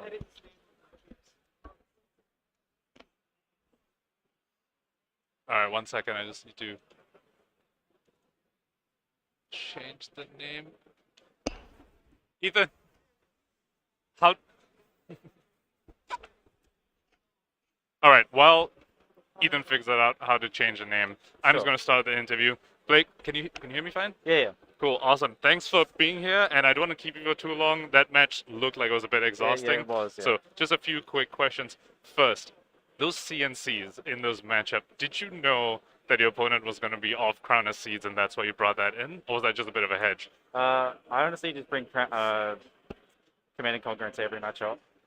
So I was a bit surprised when I didn't see the Crown of Seeds. Yeah, but it definitely helped me chip him down with the arcane damage. You took so much advantage of it. All 3 CNCs was so impactful. Yeah. We were here being like the Briar sending CNCs at his Oldhim, and I think there was twice the CNCs hit and the Oldhim just lost the arsenal. Yeah, absolutely very amazing. card. Yeah. So where was your mind at? Like going into the match and during the match? Like, did you have any shift in mindset? Like, did your plan for the matchup change? It's a very hard matchup for me, but I think I have to play very heavily around my Chinaman heroics and exude confidence turns. So.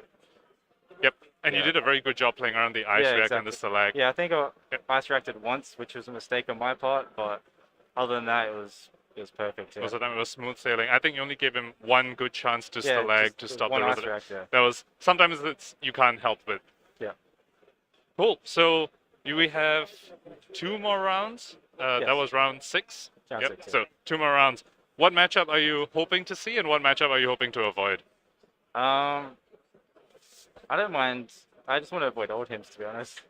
I don't mind the Iyslander matchup because I've had a lot of practice into it, so I think I know that matchup pretty well. That is so bold. I love it.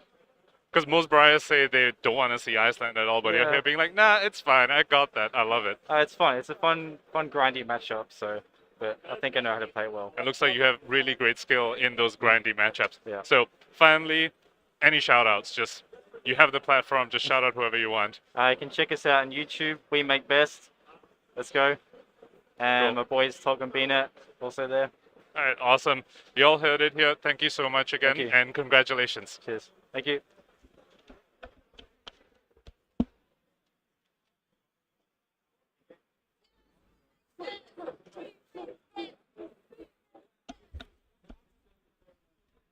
All right, so he is part of We Make Best, or what's up there? Yep, sounds.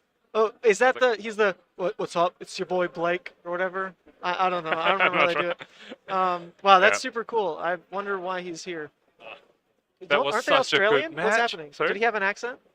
A little. He was speaking a little softly for me, at least. But okay. Yeah. All right, it's still a mystery to me. The mystery of We Make Best. I mean, they make best, but like, what's the deal with them beyond that? No, really, I'm floored by that game. That was incredible. It showed me I have so much more to learn because, I mean, I know that just at a baseline anyway. Like, yeah, sure, I know Leviah, but beyond that, I only dabble. But the reality of seeing that Briar game play out was just another level. That was fantastic. The micro decisions in that game that came up, the actual like cognizant choices of I'm checking your grave because we're getting to the second cycle. I'm not just checking your grave like, oh, does he have a CNC? That's not the point of that question. The question is, I know you have 2 hands left before you see this card. Let's check where it is. I think both players are doing that really well. So sick, so sick. To your point about how far you feel like you have to learn, I think this game really just showed the level of mastery you can get over the hero that you main. Like he said, he loves the grindy matchups. He said he's fine into Iyslander. We just saw him pull a masterclass against an Oldhim. So that level of mastery they're able to attain on your certain heroes is just amazing in this game. I love it. Well, that's what we want then. We want players like him to play enough Briar that she LLs, because that'll truly cement you. If you're playing Briar at that level, first of all, you're amazing. Second of all, it proves she's the kind of hero that isn't just luck sacking wins. Like, that took a lot to win that game. He's 6-0 right now. Yeah, like, insane. That's not luck. To be fair, he's now locked. So that's the first player that we're aware of that is now locked for top 8. Because if you, with tiebreakers in this game, right, if you take your next 2 losses right now, you'll still be at the strongest tiebreakers. I believe with 8 rounds, there's going to be maybe 2 X2s. I haven't done the math. Normally, like Michael Fang is the one who's like, oh, here's the stats for you, bro. Well, I'm not playing, and so he's off with his boys. Well, that's awesome. I want to see Blake again. I want to see more of him. I'm so I absolutely do. Yeah. I want to see his top 8 game. Let's lock that in. Let's get him for top 8. Yep. In the meantime, let's do... I fixed that, Hamel. Let's do another giveaway in the chat right now in honor of Blake. So let's see. Let me get this started. what others do we have? We have Uvia and then Fies and Icelanders. All right, we can do an Uvia. So we're gonna do another keyword giveaway. All you need to type is "we make best." Okay. So the keyword is "we make best." Let me add that to the Any caps overlay. or anything? No, no caps. We type- make best, no spaces, no caps. Type "we make best" for this giveaway. We're gonna be giving away another dragon shield here. This is Uvia.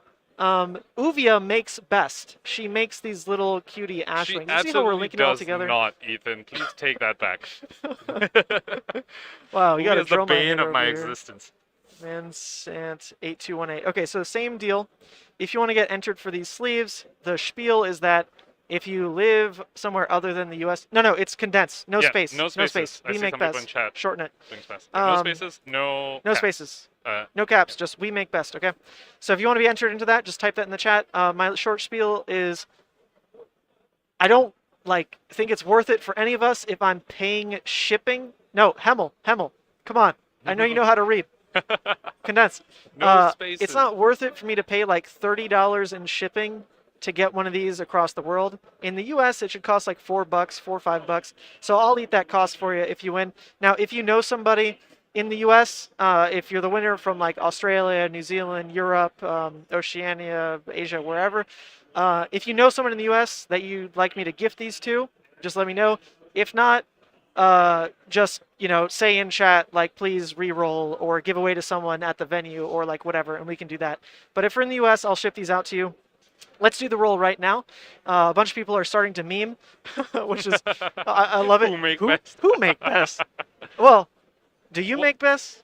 I do not. Do I make best? Nope. No, but we make the best. That's what community. it's all about. We make best.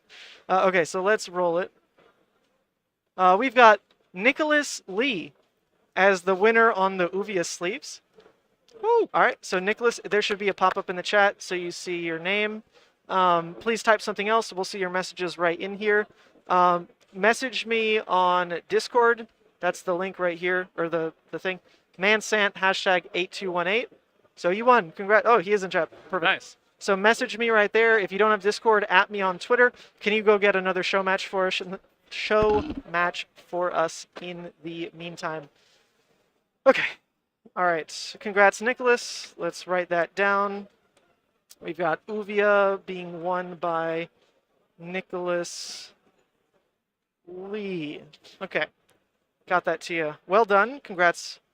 And let's jump back in. Man, that game took like up to time, and I'm not short on energy at all. That was so exciting. Hopefully you all liked that. Hopefully you all didn't mind. I mean, hey, my commentary was not on point that game. I was trying to call things, and my God, like Blake made the plays better. Literally, as the name goes. So Pankaj is just bump down a little bit. Someone can. Oh, here, wait. I've got someone. That's fine.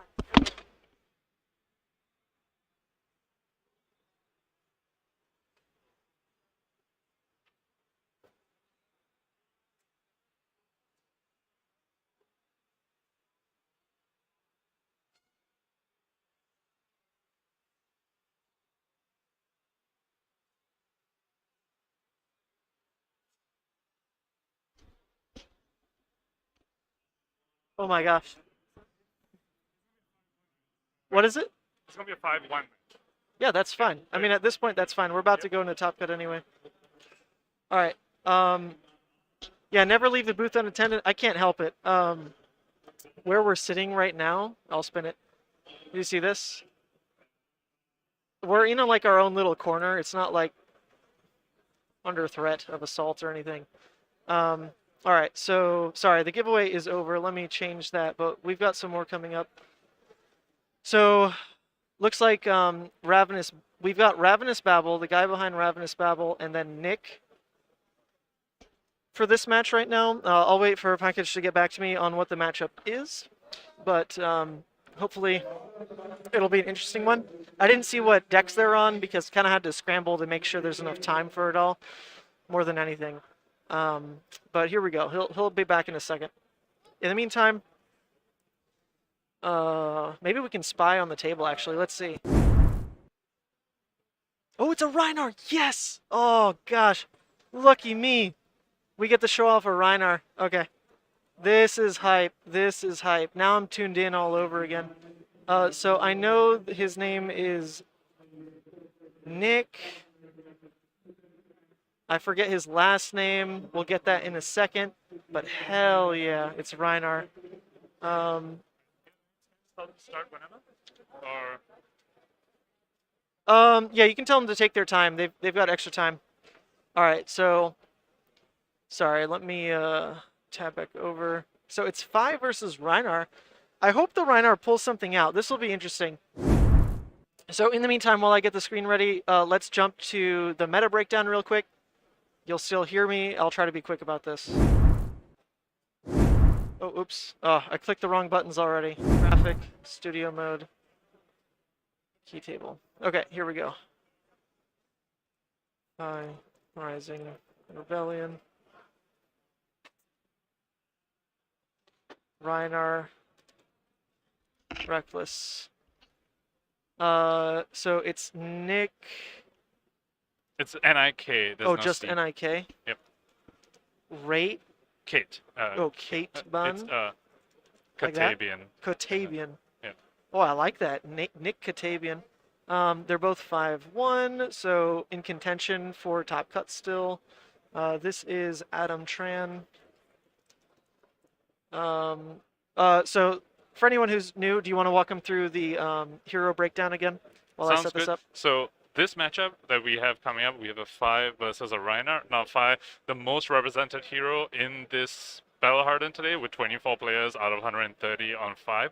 Rhinar, quite a bit less represented. It's the 7th most represented at 9 out of 130. Still somewhat decent, and Rhinar still, I think, a very decent pick for this meta with all these Icelanders and Guardians that have been running around. Other than that, we've got our 2nd and 3rd most represented heroes in Dash and Dromai, both tied for 16 players each out of 130. And then followed up by Bravo at 11 players and Iyslander. Iyslander, Briar, and Rhinar all at 9 players each. So that's pretty interesting because you would expect to see a lot more Icelanders given, you know, the Worlds and US Nationals results. At the same time, that is a deck with a very big target on its head, so that could explain why we have so less than expected Icelanders out here. Did you prepare this matchup, or should I just dump things in? I believe I did. Oh, you did? Okay, sick. I would be up again Up. on 5. 5 versus Rhinar. Oh, you did. Okay, perfect. Look at this preparation. Beautiful. I'm just slow on it. The prep is really here, I promise you. We did a good job. I just need, I need to get like one of those chips that Elon is toting around. Elon Musk? Elon Musk, yeah, just put it in my head so I can just control it that way. Yes, of course. And let the government track you. Oh, I don't care. My dad works for the government, so they know everything about me anyway. Yeah. I mean, we also walk around with GPS-enabled smartphones, so I think that if they want to track us, they can already. Let's go to the links. Well, I hope they're tracking this, because this is monumental, what we're pulling off today. This is just a complete out-of-pocket, for fun broadcast of this Battle Hardened.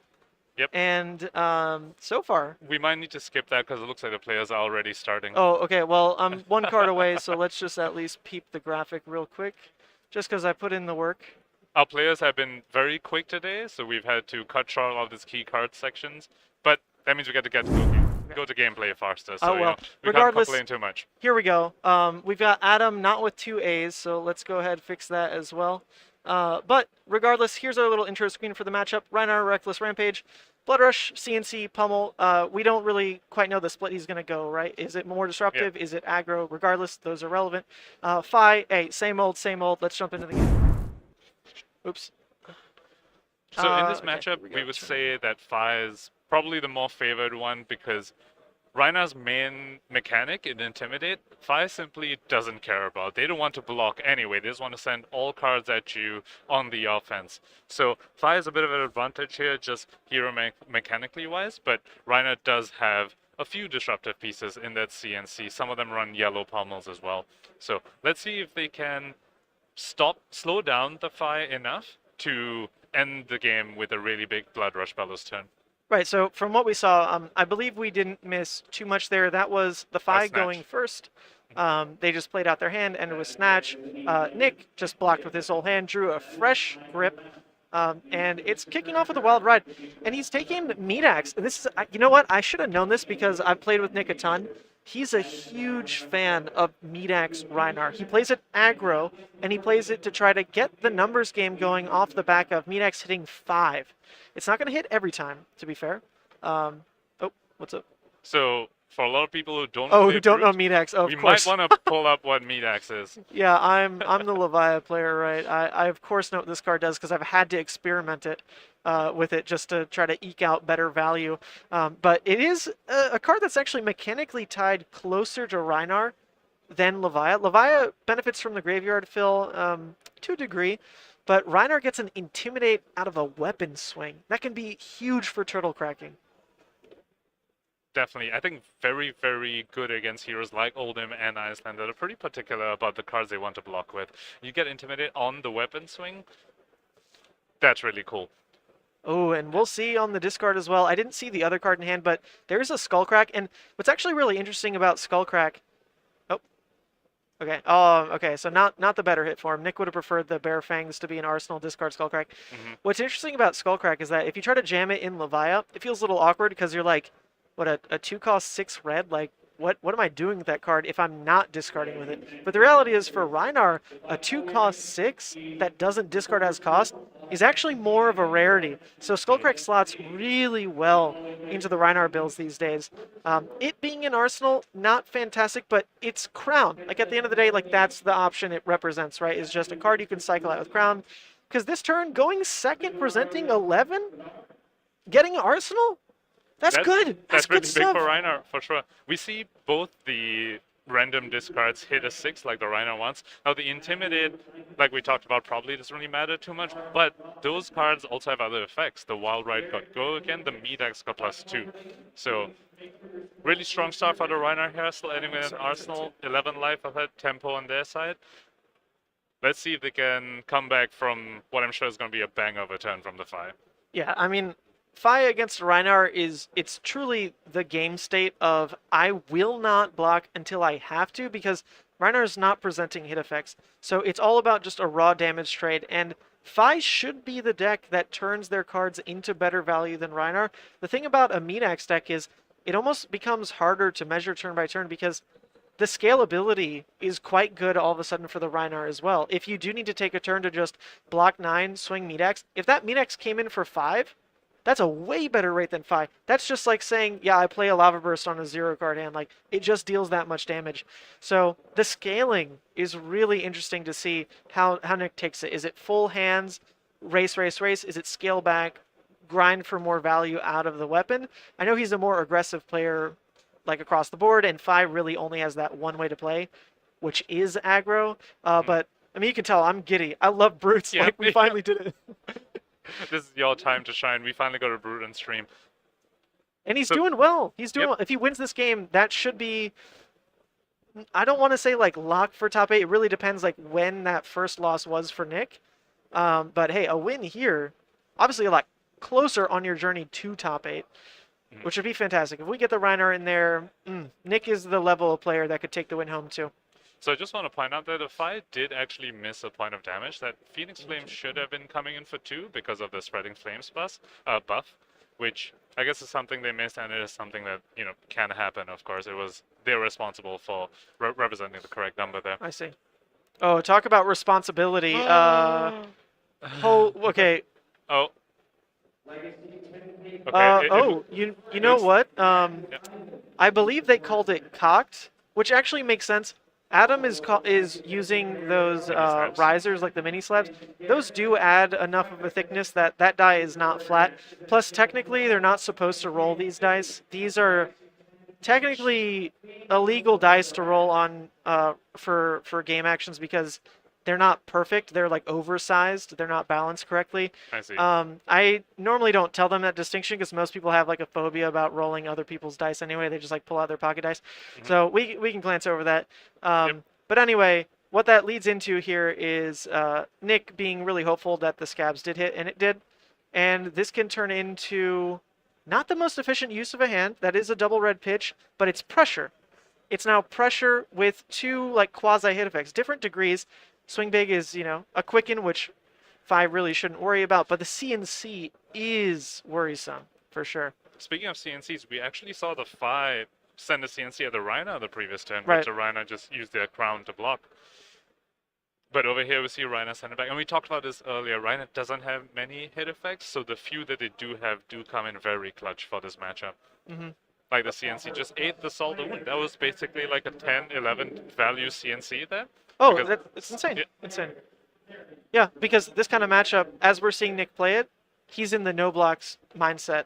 So yeah, the Salt for sure. The Salt was always representing, you know, you start to look at it pretty on par with what a Lava Burst is doing.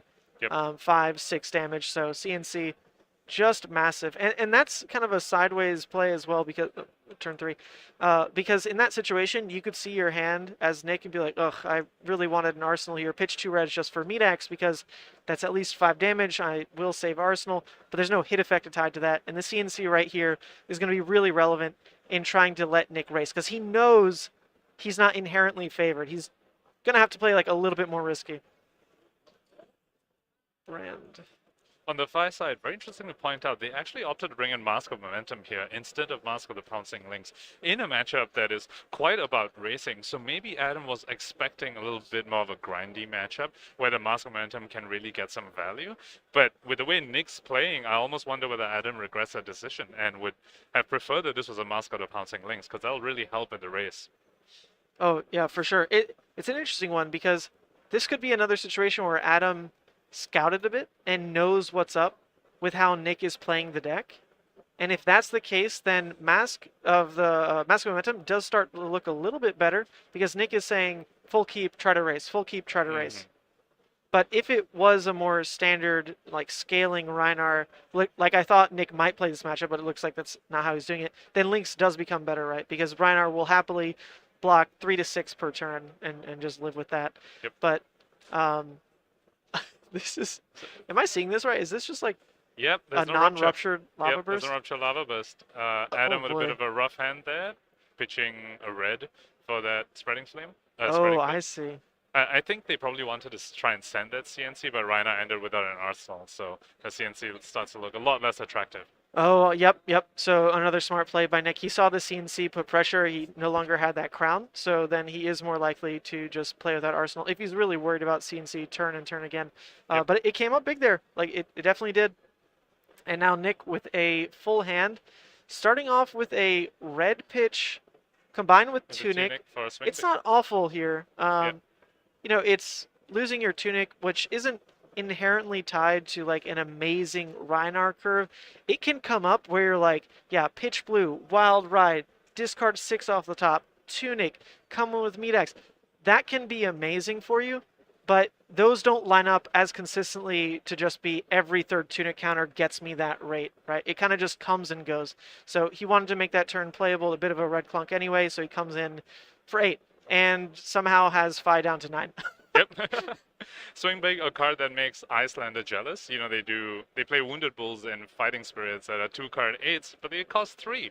Swing Big costs 2 and does the same thing, so. But that downside, wait, what is this one called? Isn't it Searing?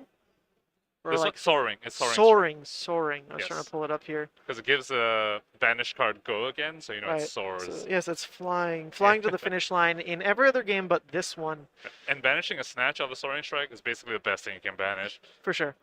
And we see another red being pitched by Adam here, so a few rough hands. And the unfortunate thing about Phi is that, you know, that card only blocks 2, so they don't have really much of an out when they do draw all reds. They, you know, blocking with those cards just feels terrible. So you're either forced to pitch it, which feels terrible, or you block it, and that feels terrible. Pretty Yeah. Well, unfortunate. overall, Phi just doesn't want to be stuck with those hard choices. They want the easy choices of I drew this hand and it deals like 14 damage on a low end, Yep. like 18, 20 on the high. They want to see those hands again and again. So it's a bit of an oddball game, but if Rhinar needs to win games, it's going to be off the back of these kind of situations. Speaking of these kind of situations, you mentioned Pummel in our key card section, and I thought maybe Nick doesn't run him because it's a Meat Axe deck. And that can get funky with like draw discards and like trying to set up pummel perfectly in Arsenal, yada yada. But there's totally a pummel in Nick's hand right now. Yeah, like totally. Totally, we can see it. Yeah, and I just think for Rhinar to be able to combat Fi consistently enough, I do think they might need to run these pummels. Right. So they do sacrifice consistency, like what you're saying in the meter, but you get a bit more edge in a matchup that's unfavored for you. So I'm really happy to see this pummel coming out of Nick. Yep. Now, it's not perfectly used with Tunic, right? He did opt to instead Arsenal that CNC, Yep. but it was probably with expectation here of, well, I do run pummels. Yep. So let's get the CNC ready for that kind of hand. And that's exactly what came up here. It's not the perfect curve, but it's more disruption than you normally expect out of a Rhinar. I mean, pummel CNC is something that, man, Oldhim pulls it off, even though those are generic cards. You're like, yeah, I get it. Like, you do that. I understand. But when a Rhinar does it, you're like, man, you do that, and you play, like, Blood Rush, like, Yeah. and you sometimes hit on scabs, Yep. and, like, you roll a 6 on Rolling Thunder into Meat Axe for, like, 12 or whatever. Like, hold up. Yeah. That can start to get crazy when it's all in one deck. Your deck does a lot of things. When things go right for you, your deck seems like it does a lot of things, but sometimes you roll a 1 into 1 on your scabs, and then you just cry. Right, which Nick just didn't even have on the docket today. He's not even running Gamblers, which, to be fair, like, when I play against Fi, I also don't run Gamblers, because if you're going to win that kind of game as a Brute, like, you need your scabs roll to just, like, it just needs to hit. Like, You need a it bit of just luck kind of on your has side. to. Yep. You have to play into that. It's only going to come up maybe, like, once per game. You don't have a lot of room to play for scabs. And that one block from Skull Crushers goes a long way into interrupting some of the minor hit effects that start to eke out an advantage for Fi, like Snatch and Mounting Anger. So I would take the same equipment suite. Well, I mean, I'd have Husk. But yes, I would also have Gamblers I'd have the Scabs and Skull Crushers here. So we see Fi just come in for 6 damage total, 2-0 for 3. Rhinar blocks out one of them and into a Blood Rush. So that hand from the Rhinar was a Reckless Swing that we see in the pitch and the Sand Sketch plan. So they had to block with the Sand Sketch plan to be able to guarantee a hit on this Blood Rush here. Although, without Claws, now I want your opinion as a Brute player. Without Claws, how effective are you expecting this Blood Rush turn to be? So there's two opinions on Blood Rush in Rhinar. First opinion is always take it with Claws. Like, Blood Rush is just a huge enabler. If that card can be like a 1 resource plus 6, plus like the Intimidates that Rhinar is going to get out of it, that's just insane. And you even kind of have a better route to go for that playstyle with oh no, sorry, never mind. I'm thinking of Levi. Levi has the 1 cost that really enable it, so you can go like Claw, 1 cost. Rhinar, normally you're saving it like alongside a Tunic or like a full 5-card hand, because normally you do cap it with like that 2 cost right at the end in a perfect scenario. So if you're running Claws, like that's what you're built all around that. Like Claw, 2 costs with Tunic. Like if you can get that curve off, feels insane. If you're not running Blood Rush, or rather if you're not running Claws and you're taking it with a weapon, there's really 2 ways to look at that card, which is either I'm going to try to keep a Go Again in an arsenal so that when I rip Blood Rush off the top, it's 1 for 4, which is really good. Or you're going to play it more so where it's like, you know, if I see Blood Rush and I only have this 1 weapon, if it hit on Scabs, it's that much better. Because this turn already has a +2 across the board. If it hit on Scabs, I mean, that's just insane. Like, we want to kind of couple all those good happenings together in a single turn. I don't play enough Rhinar to really, like, know which way I prefer, but it is a contentious point in the community. Like, some people love Blood Rush in their club builds because they're like, yeah, it's our unfair card no matter what the build, but we do need to just try to be a little unfair alongside with Scabs' help, whereas the Claws players are like, I don't want Scabs to be the reason Blood Rush deals damage, and just use Claws instead. But either way, for Nick in particular, it was just a +2. Didn't even end up resetting Arsenal or anything because the cost curve was just weird. He drew a 3 cost. Yep, and Nick firmly in the driver's seat here. Nick has started forcing the Fi to block, and that is bad for 2 reasons. The first reason, Fi is terrible at blocking. Number 2, now the Intimidate mechanic actually matters. Honestly, Adam got slightly lucky there that the Phoenix Flame got intimidated from the Blood Rush, because they were holding on to a non-block that turn with the Phoenix Flame in hand. Oh, yeah. What a spell disaster if, like, that's the only card that's left. Okay, well, I just kind of lost then, didn't I? Yep. But on the flip side, Nick kept this whole hand again. This is likely a spot where he can. Is that a Blood Rush that I'm looking at? I'm not quite sure. I think I saw a Blood Rush as well. Is it another Blood Rush? Yeah, because and if he can stack Intimidates, this is guaranteed. it's just guaranteed lethal. It's There's no probably- equipment left. So like 2 Intimidates here on a turn that comes in, I guess, tall or wide enough is just over. He could also be trying to like leave Adam with some of the non-blocks in the deck, like Art of War, that third potential Phoenix Flame. But for now, there's 2 guaranteed Intimidates coming through. Yep. So there was a good heads-up play by Adam the previous turn, blocking with the Mask of Momentum, potentially seeing something like this, because if you get intimidated out, you do want to make sure you had a healthy enough life total that you can't just get completely blown out. So I did like the Mask of Momentum block, but I don't think it's really going to matter too much here. Oh, this is great. So the reason to, even though you've got these 2 cards in hand, the reason to actually go for the Meat Axe is because in this situation, you just need the Intim. Like, the Intim is just game. Even though Adam drew up that full hand, he had the 4 cards. As long as this Intim goes through, then that Meat Axe is coming in for 5, 6, 7, 8, 9, and Adam just has the 1 card. Like, that's just it. The game was stolen, just like that.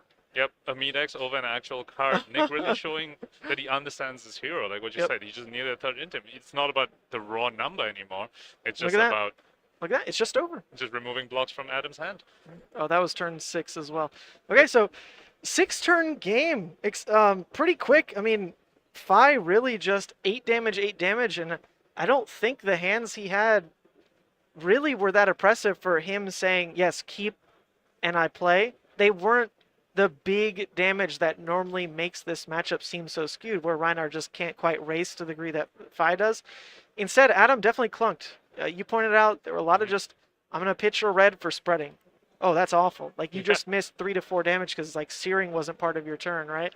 On Nick's side, he rolled Scabs. He got the 4. He played double Blood Rush. Like, seeing all that happen in such a short game definitely pushes his odds of winning, quite a bit. I mean, those things in a short game like that are pretty big. And sealing it that way was at least really, really interesting to see. Smart heads-up play. Like, some people look at the hand and they're like, okay, yeah, well, there we go. Throw 6 and, reset Arsenal. Well, Nick knew that it would close out the game and went for it. So congrats I just to love him. that this game and the previous game, we saw a hero that's not so well represented today actually take it out in a fashion that really showed the pilot's masterclass on that hero. This game on the Rhinar, previous game on the Briar. Both these heroes, a lot of people stopped respecting for a while, but look at them here. They're both, we don't know how the Briar is right now, but this Rhinar's at X1, looking very, very likely for top 8. Yeah, Rhinar won, says the chat. We just popped up the winner's screen, so hopefully you caught that. Nick on Rhinar, well done. You want to jump in? Yep. Let's get Nick in the booth.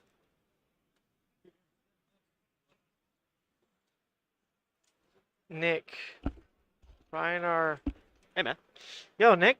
Thanks for How's it joining me. Good to see you at another event. Normally, it's you and Thomas. Is he back in the game yet? Not yet. Not yet? Okay. Well, at least you're around. Love to see you. Great job on that game. It was a pretty condensed game, right? It was 6 turns.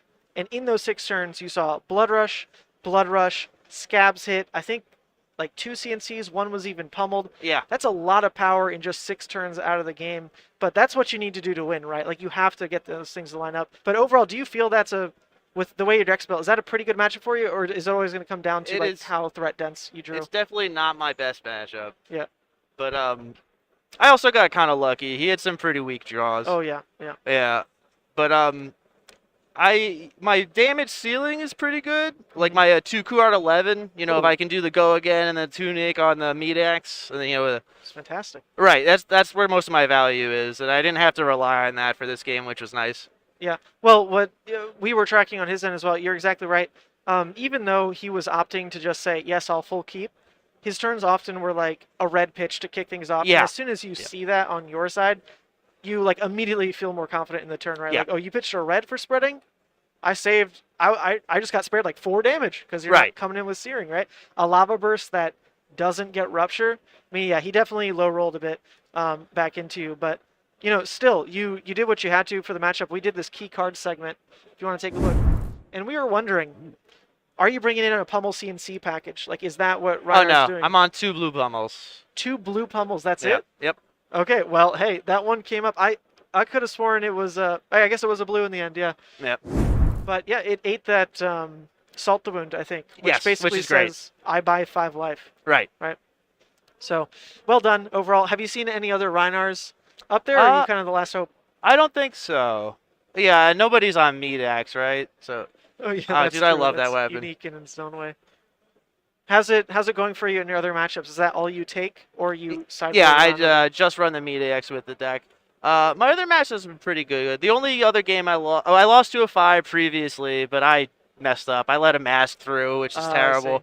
Yeah, and the other game I lost, I rolled 3 1s in a row. Oh my god. Yeah. Yeah. By the way, if you're on stream again, don't roll those dice. They're actually like not tournament legal. Oh. Apart from like landing on cases and all that shenanigans.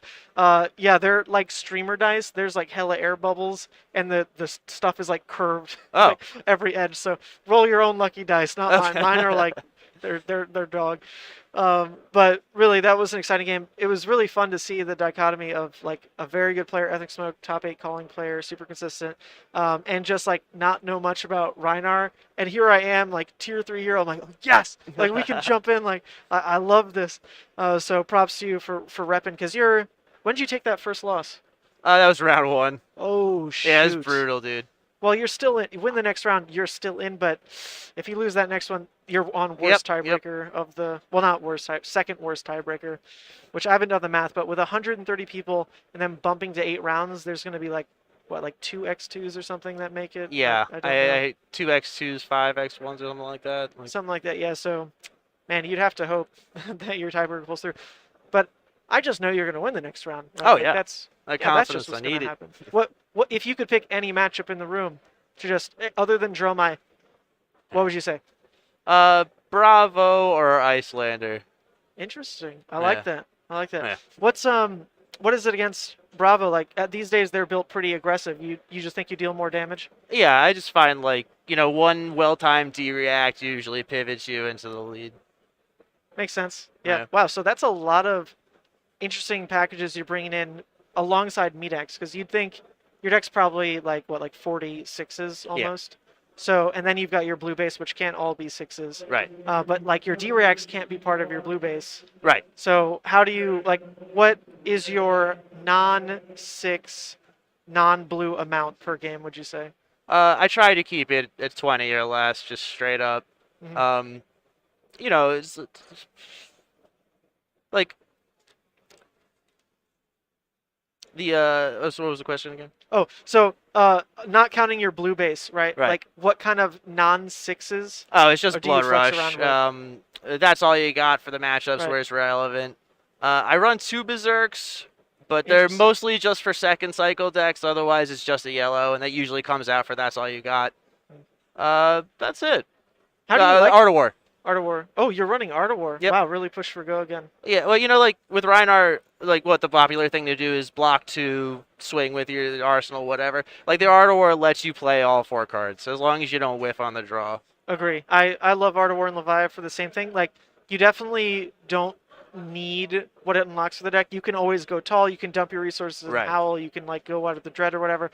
But just the ability to say, like, well, I'm making this turn go again. Yeah. Like, that accelerates your damage in a deck that normally isn't built around having that much go again. Even if, like, the rate isn't amazing, Right. you get to just say, well, I shouldn't really have 12 damage every hand, but Art of War is going to let me turn a hand that shouldn't have been that much into that much, even if it's like a little inefficient, and just keep Right. the pressure high. So that's really cool. Part of why I that like the conclusion. meat axe. You Yeah. go like swing big, go again into the meat axe for 5 off a blue and a tunic, and it's just value. True, yeah, your weapon is insanely good, Yeah. just as a go-gun source. I mean, it's not Hexagore. Hexagore's the coolest weapon, but still, a 2 for 5 with Intimidate attached sometimes, that kind of does start to sound better than a 2 for 6, and you have to play into a self-killing mechanic. Right.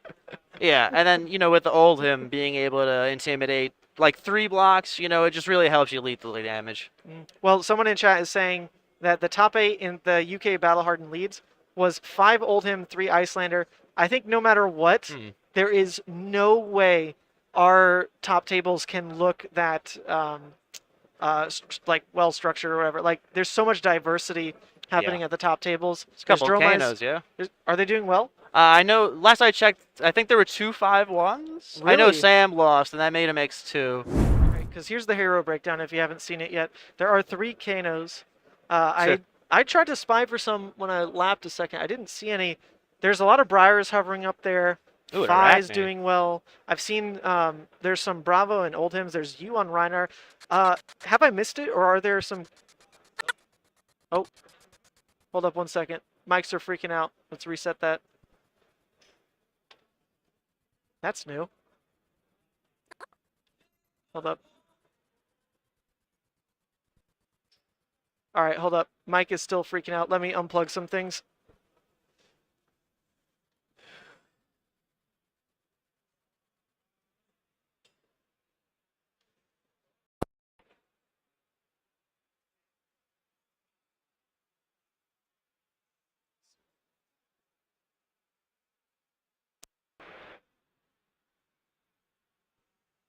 All right. Should be fixed there. All right. So I wanted to ask you, have Yeah, you go seen for the it. Bolton yet?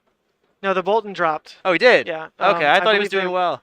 No, if Ethnic Smoke was right, he tried to scout him out. It sounds like he went like 1 in 3 or something. Oh, somebody told me there was a Royal Bolton. I was just killing it. Oh, whatever. Well, you may have fallen asleep, started dreaming or something. That's not what I heard. That'd be exciting, though. Yeah. Fortunately, the Levi is out. As far as I know, the Bolton's out. The Arachne went 0-5, so I don't know if they dropped. Maybe they're just hate playing their way through the event, like sometimes I do, not going to lie. But overall, yeah, it's been pretty exciting. We've seen some amazing Briar play today. I think it's been the highlight. I don't know if I really have my money on her to win the whole thing, but because the Iyslander matchup can be so tough. Yeah. But Iyslander a little underrepresented today. It came in at 9 players, and I haven't really seen that many up there. Have you spied Iyslander at the top tables? I mean, Brody was up there, right? I think that's the only one I remember seeing. Oh, is he really up there? I heard he took some early losses. Because he's down there right now. So Never mind. He's not in top 8 contention. Yeah, I don't know what I'm talking about, man. Hey, for the chat, I'm pointing all the way down. No, he's not that far off, but unfortunately, he doesn't look like he's in top 8 contention. Which a lot of people have their money on him, to be fair. That's surprising. But, all right. I think we're going to cut to a bit of an ad reel and break. There was just a lot of time after that game. Yeah, Aggro will do that. Nick, always a pleasure, Ethan. Always a pleasure. All the Rhinar mains out there. This is your man. He's going to do it. Going to top 8 on Rhinar, if not win the whole thing, right? That'd be great. Okay, see you guys in a bit.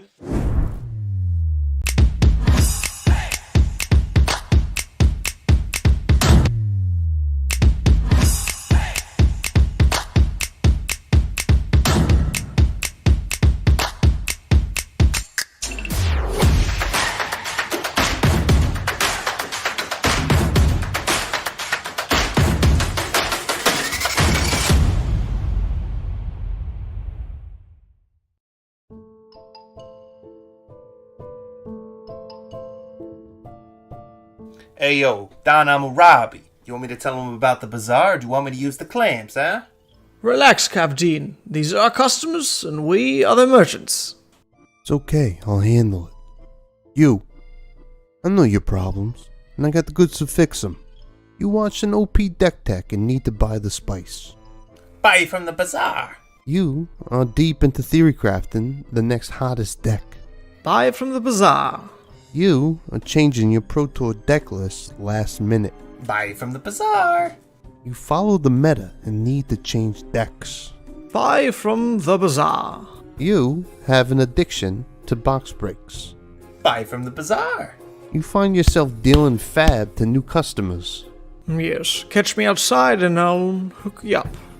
And you, don't forget, get your cards from me, Hammurabi TCG. Or else you get the clamps.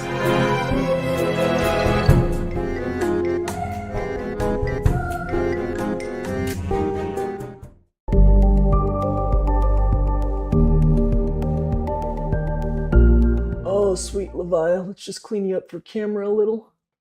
And there we go. Hey, I'm Sant, and I'm here to tell you about a great analytical tool for Flesh and Blood that I really enjoy and will help you level up your game. Fabric, found at fabric.gg. If you play or have played Magic the Gathering, you're probably familiar with EDHREC, a powerful website that has become a community staple with useful content and data analysis. Fabric is made by that same great team. What Fabric does is gather a huge amount of competitive deck lists from a variety of sources and then provides useful insight for each hero and the formats in general. On the home page here, we can see all the heroes from Flesh and Blood. It's defaulted to show both the young and old, but you can set your tab to Blitz or CC only if you'd like. And here we have Dromai Ash Artist, a powerful and new fun hero from the Uprising set. Instantly, we can see statistics taken from the average of all the deck lists for Dromai. Now, the first thing you can see is the card distribution, pitch, and cost averages.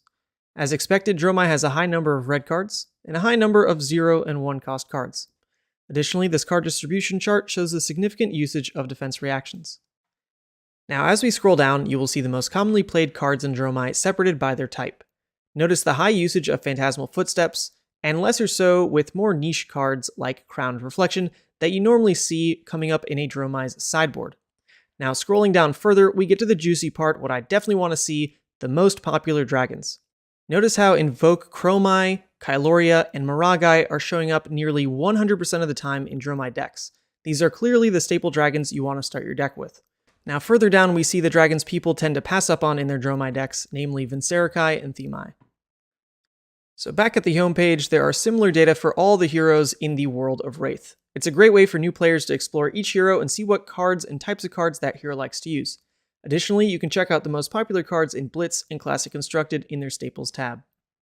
Here we see the most popular generic cards that are showing up in each deck, which is really useful for deciding which to invest in as you are getting into the game, since these cards are being used for sure across multiple heroes.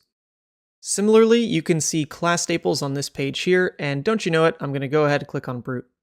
Now, as expected, here are the most popular cards by type that are used across each Brute hero, including our favorite, Levia. Now, we'd like to thank you for tuning into the video here, and be sure to check out my content on Sant at YouTube, streams, gameplay, everything to do with Levia, and keep your eye out for Fabric as well. Future features, for sure. Try it now, a great tool for Flesh and Blood players right here on fabric.gg. No matter the format or level of competition you're looking for with Flesh and Blood, SCGCon has got you covered with 3 days filled with as much gaming as possible. On top of big events like Armory and Battle Hardened tournaments, a full suite of side events is always at the ready for any format you want to play. From Classic Constructed, to Blitz, to limited events like Sealed and Draft, on-demand side events will make sure you can get a game whenever you want. Armory events award prize wall tickets and special Armory promos. Check StarCityGames.com/SCGCon to see what format will be featured at the Armory event you're attending. Battle Hardened events provide a higher level of competition and a higher rewards to go along with it. Battle through a number of rounds of Swiss and a single elimination top 8 to win cash prizes, special playmats, and 2 Pro Tour invitations for the finalists. The winner even walks away with an extremely rare Gold Cold Foil Legendary card. Formats vary for Battle Hardened events, so check the schedule before registering. Classic Constructed is considered the quintessential Flesh and Blood experience. Bring an 80-card deck with an adult hero, up to 3 copies of each card, and settle in for a lengthy battle against each opponent. Rounds are 50 minutes long and usually go the distance. Blitz is a constructed format aimed at quicker, fast-paced games. Decks are 40 cards and use young heroes with a limit of 2 copies of each card in your deck. To keep a quick pace, rounds are only 30 minutes long. Draft and Sealed are perfect for players that don't have a deck ready to go. In Sealed, you open up 6 packs and build a 30-card deck. A deck can only use generic cards and cards with the same class and or talent as your hero. Don't worry if your packs don't have a specific hero, weapon, or equipment, those are provided. Draft is a bit different. 8 players have 3 packs and build decks by opening packs one at a time and taking a single card, passing the packs around the table, taking 1 card from each pack. After all cards are selected, players build a 30-card deck just like in Sealed. Not quite sure how to play, but wanting to get involved in Flesh and Blood? Check out our How to Play video. No matter how you play, we look forward to seeing you in the Flesh and Blood at SCGCon.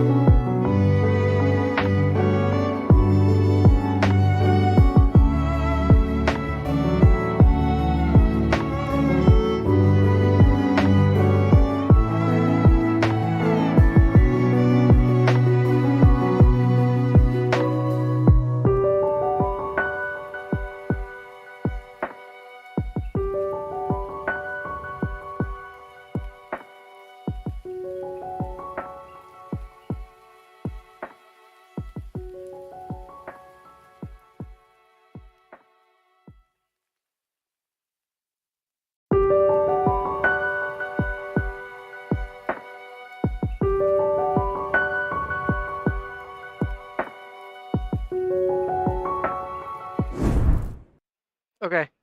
Hey everyone. Yeah, that game wrapped up pretty quick, and honestly, we might have another fast game popping up for next round. I believe we're only waiting for like 2 more rounds, even though there's about like 8 to 9 minutes left. I think there's only 2 more games still playing. Most people have dropped at this point. Should I ask him to loop your advertisement for 12 minutes? Yeah, people are liking that one, huh? Well done, me. Yeah, it's going to be a Kano next round on stream. I believe at this point it's a Kano that's locked for top 8 as well.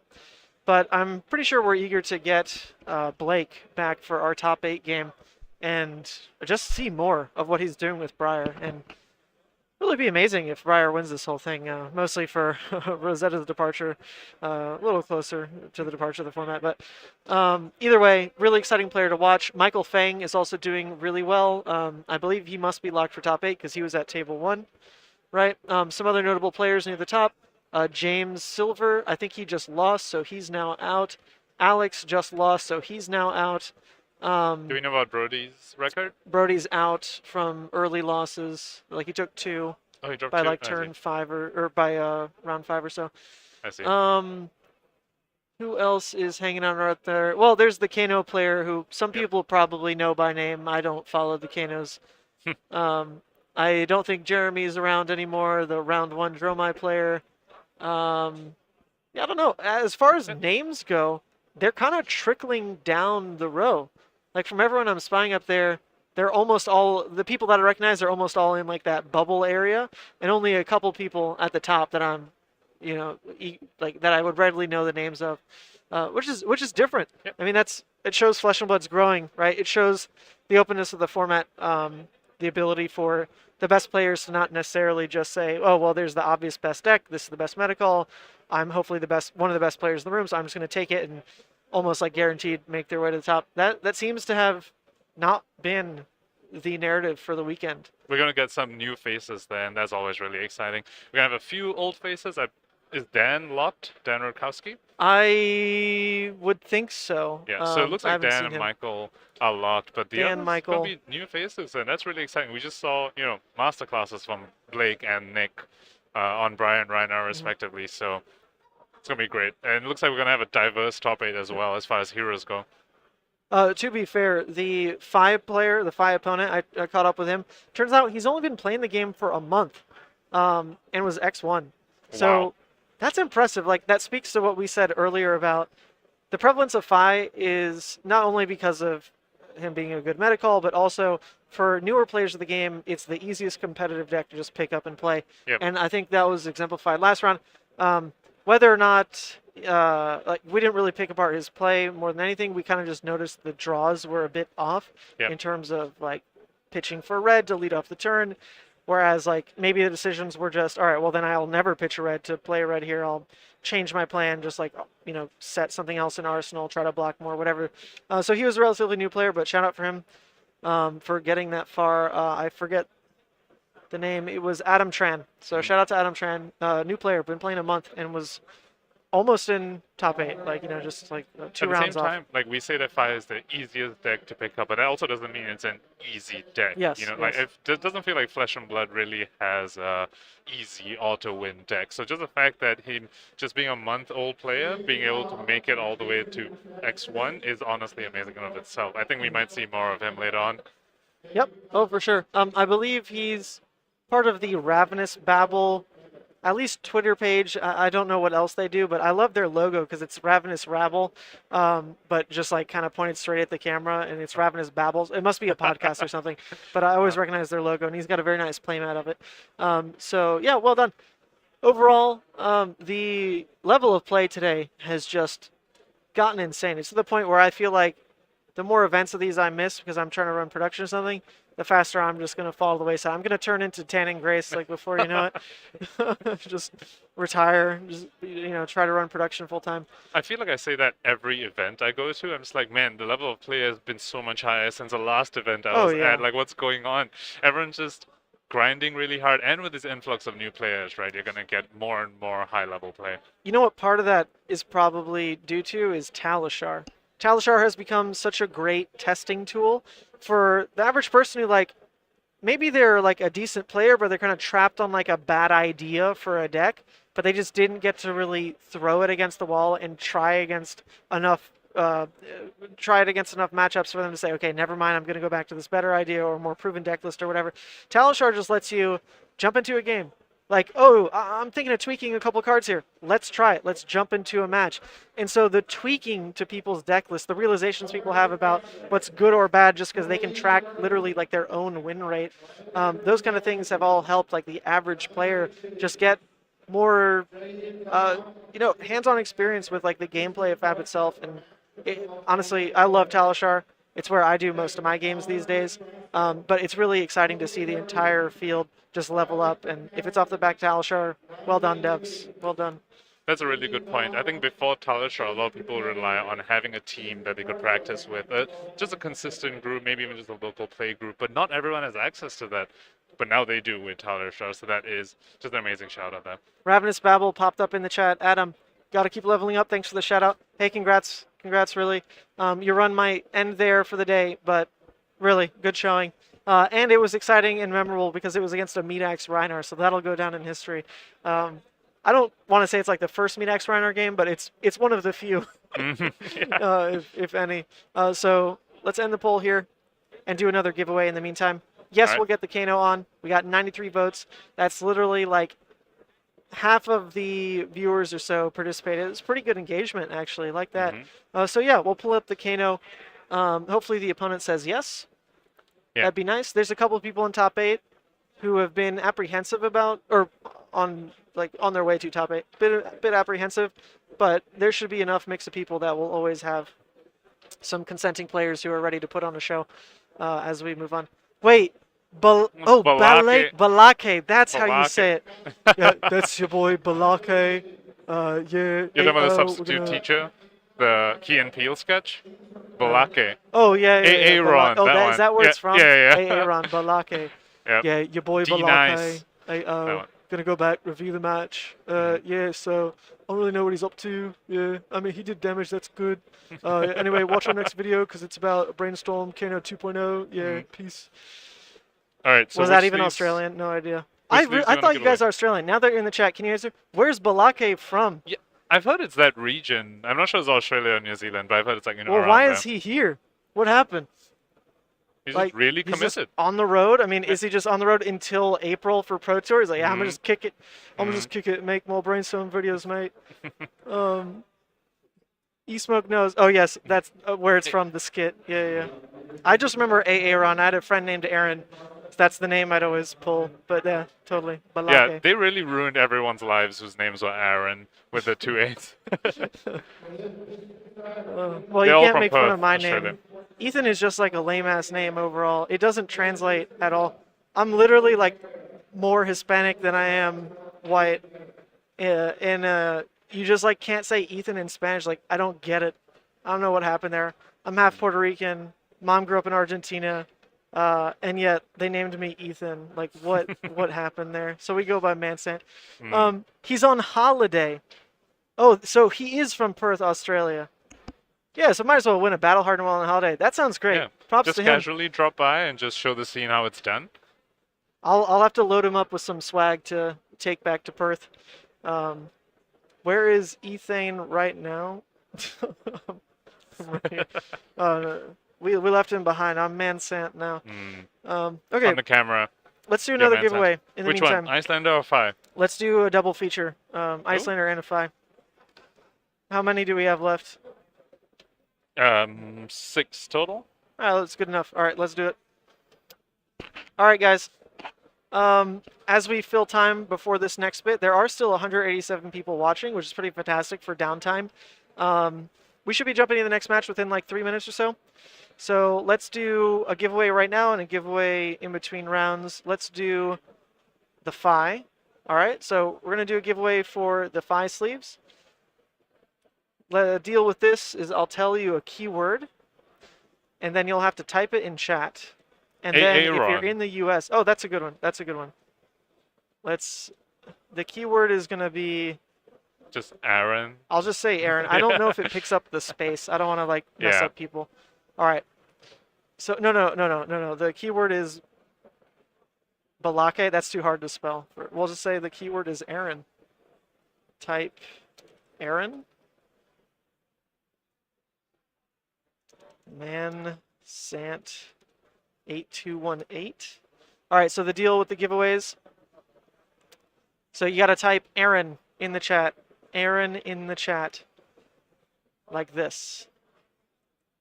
Aaron. I don't know if it picks up with capital or not. I am seeing a bunch of entries go through here, so it must be picking people up, which is sick. So this is going to be for the 5 sleeves from Dragon Shield. So the deal with these is that if you're in the US, I'll ship it to you.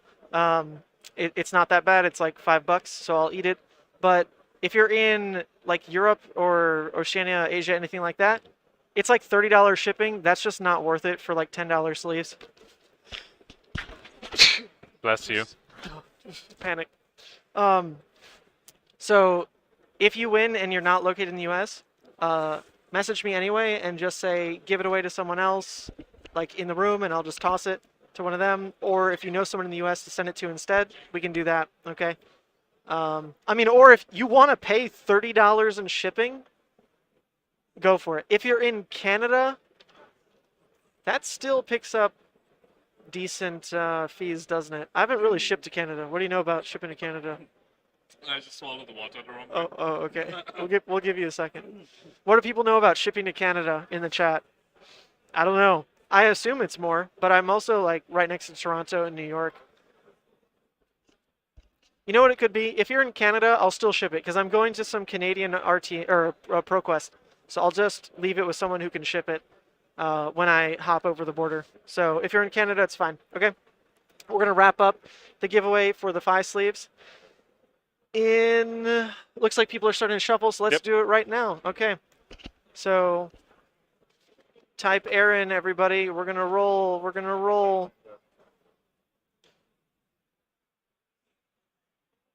And the winner is Echo Echo. So that should pop up in chat. Echo Echo has won the giveaway. If you're in Mexico, I mean, that's going to be the same deal, I think. Someone in chat even said Canada shipping is like $15.20. Yeah, so the only reason I ship it to Canada is because I'm actually like going to Canada in like 2 weeks for a ProQuest. So, all right, we got a winner there. Echo Echo, are you in chat? Type something. I'll see it, and that way I know that I'm okay to end the giveaway there. If you don't type something, we'll have to probably move on. Because it is up to you. Okay, Echo Echo, boom, cool, you won. You're in Grand Rapids. Perfect. That is easy. Message me on that Discord. If you don't have a Discord, then at me on Twitter. 5 sleeves are yours. Let me write that down. 5 sleeves for Echo Echo. All right, I think the next round's starting right now, so this is good timing. Echo. Echo. Echo. All right. Yep. All right. That's next pairings up. I'm going to tab on over to the metagame breakdown as I input some of the other stuff for us. But pretty cool. We're moving right along. Hope you all have enjoyed so far. Here we go. Graphic. Okay. Key cards. Key cards. So Ethnic Smoke prepared a lot of key cards for us to look at, but he didn't prepare anything for Kano, so let's see. Flake calling out this stream? Why, what did Flake say? What did Flake say?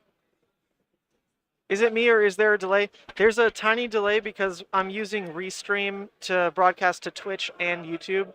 That's actually like a sponsorship deal. I've got to broadcast it to Equinox, who runs the Twitch. So because of the Restream service, there is a tiny delay. It's something that if I stream just to YouTube, we could get around. Nope. So yeah, there's going to be, it's not that bad, like 30 seconds or so. All right, we make best key cards for me. Is it Brainstorm? Is it Cash-In? Is it like Crown of, I always forget the name. The Royal Crown? Them's the key cards or what? Oh, well, it's not key cards for Kano. It's key cards for the matchup in general, like for the matchup specifically, rather. So we had like a preceded sheet to go through for, like this matchup, what they're looking for. But yeah, obviously I know like normal Kano stuff, right? Let me just go see where they're sitting. 1 second.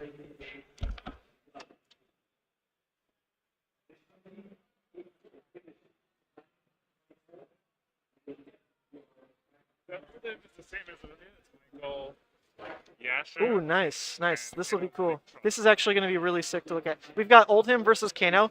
So this will not be a short game. Actually, really excited for this. I think this is a match that Kano's pretty ready to win. Kind of depends like whether there's Oasis. What is Kano called? Kano what? Blazing Aether? Kano Dromai of Aether. Oh, Dromai, that's right. Kano Dromai of Aether versus Oldhim Grandpa. All right, bear with us as we set the rest of this up. 1 second. So that is... Wait, where's the Oldhim you said? Wait, Pankaj. Which one's the Oldhim? Where's the Oldhim? Oh, Michael, that one. Oh, is this one? Oldhim, okay. Michael. Yes. I still don't know if I'm spelling that right. I believe both these players are 6-1. It is Nick Trotto. That's a great name. 6-1 on Kano. Left hero is Oldhim again. All right. Bear with us. Almost done. Almost done. Oh, there's all this posturing that goes on, you know. Got to make sure we're prepped. That's Kano. Right text. I'll just put Dromai because it's kind of bleeding. All right, cards. Cards for the Kano. So there's obviously Aether Wildfire. Mm-hmm. Blazing Aether. Hold on. Let's pull all this up. All right, talk to chat while I pump through this.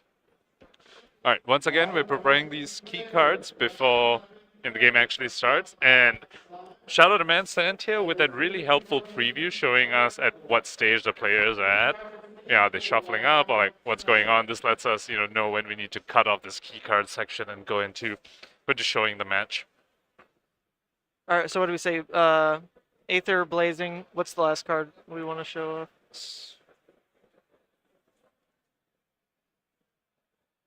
I want to say E-Pod. Okay. Yep. So this Oldhim, we did see them earlier against Blake. That amazing game played by both players, honestly. Obviously, Michael did end up losing that one, but here he's back again, showing us that he can, maybe get there on stream. Let's see if that happens. It is a Kano, though, which is not exactly the easiest matchup, but with the disruption that Michael was showing against a Briar, we could totally see Oldhim blow this out of the water. All right, I've got Oasis, Crown. What else do you think is relevant? CNC. Command. All right, and with that, we should be good to transition. Sweet. So let's go into the key cards for this matchup. So Oldhim needs to be aggressive here because if you just let the Kano set up a bunch of E-Pods, they will kill you with the Blazing Aether combo. Kano, if you let the Kano get to pitch stack and they do crowd their pitch stack properly, I'm not sure what beats that ever. So Oldhim needs to be aggressive. I want to see cards like CNC out of them because a lot of times Kano want to park their combo card like that Aether Wildfire in their arsenal. Mm-hmm. So Oldhim needs to be pressuring that. CNC combined with a pummel, of course, very difficult for the Kano to deal with.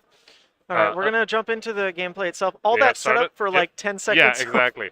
of stream time. But they have kicked off here. Oops, and I need to reset the timer. And let's reset the turns.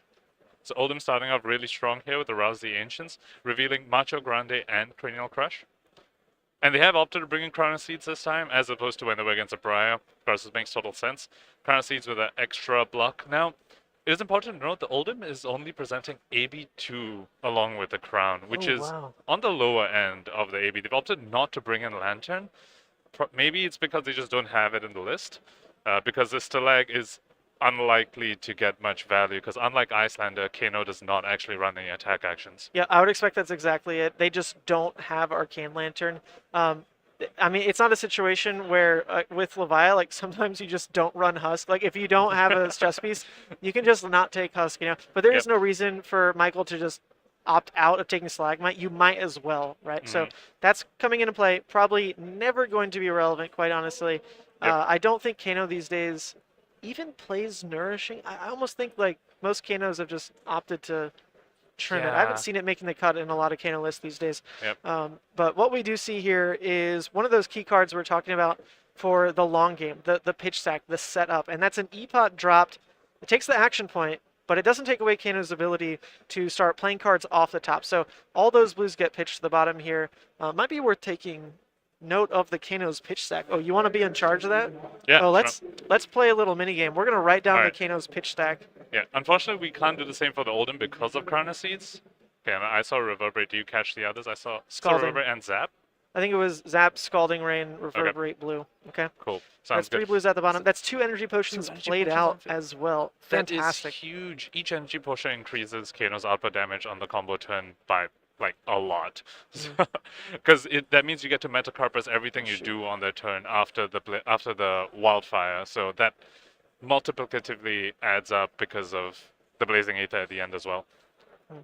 All right, so the time is a little off actually. To be fair, they got some extra stream time, so this may be just like a minute over what they realistically have. That's my bad, I forgot to click it.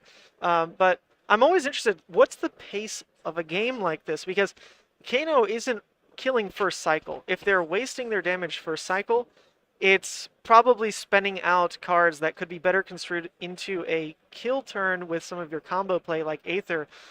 So it's very likely a game that Nick's ready to, when he can go tall, why not? But you're not going to just like throw these hands and just burn through all your reds that first playthrough. So instead, it's a pitch stacking game. We haven't really seen any pitch stacking of reds just yet. It's now been 5 blues in a row. I don't really know what this means for like the rate of how comfortable a Kano feels his end game is being set up, because you do also play through your pitch stack a lot faster. You're not really getting to turn 15, that's your whole deck. You're probably getting to like turn 10, and that's your whole deck, right? So I think the pace of the game is dictated by the Oldhim here. If the Oldhim wants to play a block-out game, then the Kano's forced to do the pitch stack and setting up all these epots and stuff.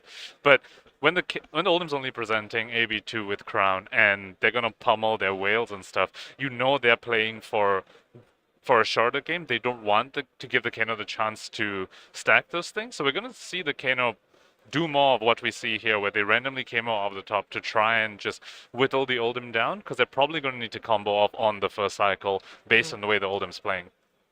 Yeah, so speaking of not needing to waste too many reds first cycle for damage, what you can do in the meantime is just throw out blues. If they chip damage, amazing, your blues just dealt damage, right? If they don't, then that means the Oldhim pitched in to prevent, which means he's scaled down the amount of pressure his hand can likely throw. Because if an Oldhim is trying to throw a large hand, it is normally, Rouse, Zealous, like Pummel. Those are not small hands. So if you can try to tax that where you can get them down to trapped around like 4 cards or so, it does hurt how much pressure they can throw, even though that overall Oldhim is never really throwing anything wider than like 2 attacks in a turn. But still, if you can tax that, feels great. Now this is a really good card for this matchup. When you force cards out of the Kano's hand, it reduces the amount of damage that combo can do. Each card in the Kano's hand, like when they try and do the combo, represents, probably like double the damage, because that'll affect whether they can finish the turn with the Blazing Aether. So Frostfang, really good for applying pressure on these early turns. And also representing a pummel, very key thing to know. There's a Tunic up, 1 card in hand. Yep, that's always the threat. So far we've seen that blue pummel. That was that played out? I actually on the told Winter's Wail. It was played out. Okay, just on Winter's Wail. So they played out a blue pummel just to force through 2 damage and that minor hit effect in a Frostbite. That's still really relevant. Just seeing it gone is almost better for the Kano in terms of how they need to play this game. They need to track everything that the Oldhim can possibly do to disrupt them, because the Kano needs to it needs to put its cards in the right places. You don't just get to block 4, block 4, block 4. Eventually, I'll draw a combo and kill you. That's not how it works. You do need to actively be setting up something in your deck for the kill. So there still need to be windows here where Nick's able to slow down a bit, pitch in a red to a Crucible, pitch in a red for like, a 1 for, what is Scalding Ring, like a 1 for 4 Arcane or something like that. Yep. Those situations still need to come up. Yep. So we're likely going to see Nick respond to the discard effects here, just to activate Kano. If he ended up keeping some blues, which looks like he didn't. We see a Blazing Aether pitch, exactly what you were calling out just now. Pitching some reds, making sure these threats are left in the deck, because you're going to need it if it goes long. Right, so at this point, I believe that's the first red we've now seen in the pitch stack. So that is 6 cards in a row, blue. Yep. It is 3 blue damage spells, and something else. Yeah, Prognosticate and Agaze the Aegis. Now, actually, very important to note, the Eye of Ophidia, I believe Nick opted both to the bottom. And here we see a Gaze where he opted 1 to the bottom. So there are some unknowns in this pitch tag which we haven't been able to track. Fair. And Oldhim took the play, right? So actually, this is turn 4. That's my bad. I need to be on top of that. So this is now turn 4. Thank you for all these players repping Tunic out there. It helps a lot in being able to track what's going on. Speaking of tracking, do you mind pulling out your phone for chat again? Yep. So it's these kind of turns where there is no other disruption being threatened here. You can't E-strike a pummel. Or, sorry, you can't pummel an E-strike, right? And without Tunic, that 2-card hand is most likely just going to be a Winter's Wail Arsenal. So this is a smaller opening for Nick to play with and keep setting up his deck, or potentially even try to throw some tall damage early. He is going into Tunic 3. I would imagine as you're playing a slower game in pitch stacking, Tunic can help quite a bit in still like helping you, I don't know, pay red and the Tunic for like a 2-cost something, like, because the 2 costs are still super relevant. The 5 damage ones, what is it, Aether Swell Spindle? Tidings and Aether Spindle? Yep. Like those are still very relevant 2-card 5s. So Aether Spindle in particular, if you get really good opt off an Aether Spindle, that just accelerates your combo by a full turn, basically. Yeah. So we see Sonic Boom and Aether Spindle being used to block here. So we were just talking about how threatening those cards, and they're being used to block over here. Well, in a way, this turn might have just been a little resource light. clunky. Yep. That looks like a yellow and 2 reds went for the block there. The card in hand is an Aether Wildfire, as we peer. It's an Aether, so he's debating right now. I guess there is no debate. It's just an Arsenal, right? But that is his second already. He did play the first one out just as a more proactive play. It was on his own turn, so there was no multiplication of damage going on. So this is now his second of 3, and it is definitely tied to a win-con type of turn. So maybe this starts to put Nick in a spot where he never tries to cycle for Arsenal again. He's just happy with that half, looking to draw the other Aether and potentially play it that way, because he does have double E-Pot to really say, okay, it might be a first cycle kill if the blues just line up where I need them to be, because I've got Aether and I'll draw my next one and just kill off that way. Or Lesson in Lava, which I believe is part of that combo. You go Aether Wildfire into Lesson in Lava to find the Blazing. But with 2 E-Bots, a line of play that Nick has is Wildfire into Lesson into Blazing. Right. And that's really how they can... We talked about the exponential increase in damage. That's one of the ways Kano can do when you give them access to these E-Pots. Well, and we know those kinds of plays, when pumped correctly, will go through because of, like you noted earlier, there's only 2 actual AB on the Oldhim side and 1 floating damage prevention in Crown. So when you can pump that first Aether Wildfire to, normally it's going to be 6 on that kill turn. You've got it with Metacarpus, you've got it with Crucible, that goes to 6. That's already higher than Michael's able to block. So that alone pumps the Sonics to base 5, like if that gets prevented, right? Not counting potential Metacarpus triggers, not counting potential second Aether Wildfire, buffing them as well. So there definitely is some kind of combo kill that is more likely to happen when the AB is this low. Now, I'm not the resident Kano expert. I'm the farthest from it. I'm the Kano salt mine type of player. But I'm still really eager to see it, because regardless, it's an interesting match to catch on camera all day. Yeah, we've seen enough 5s. We've seen a lot of fair flesh and blood in that sense. You know, people playing on the combat chain and stuff. We want to see some instant speed wizard kill you from 40 life. And it's only the second time we're seeing Oldhim, and to be fair, it's the same player. But it's a great match to catch right before we go to top 8, because these top 8 games, whew, like, they are going to be so tight. The players here are such incredible quality. I can't wait to dive into it. And already, as we see these players playing on likely a win and they're both X1. It kind of depends where their first loss was, whether or not they'll make top 8. But to already see amazing players before top 8s even hit is really a treat. So we're catching a lot of great games on camera today, and right now there could be a CNC being caught by Nick. And we talked about this in the key card section. Kano loves putting that very essential combo piece in Aether Wildfire in their arsenal, and that makes CNC one of the best tools Oldhim has to combat this thing. Now, that's the second Aether Wildfire that's in the graveyard. You pointed this out. The first one was played, the second one's in the graveyard now. Wait, so this is crazy. Like, this is worth just, like, holding the phone, because not only was that the perfect curve that Oldhim's always looking for, pitch to blue, tunic, pummel to CNC, like, you always want to play your CNC pummel that way. It's just super efficient. It brought Nick down to 10, and it also took away, like you just mentioned, critically his second Aether. No longer can he go for the game plan of a double Aether kill. That just isn't in the cards anymore. I even feel like with body language, I've never seen Nick play before, but things may have slowed down a little bit. That went from, like, you know, feeling like you were in a decent spot, right? I felt like the game plan was there, to questions now. Like, he's pensive. Is that a snapback I throw out now?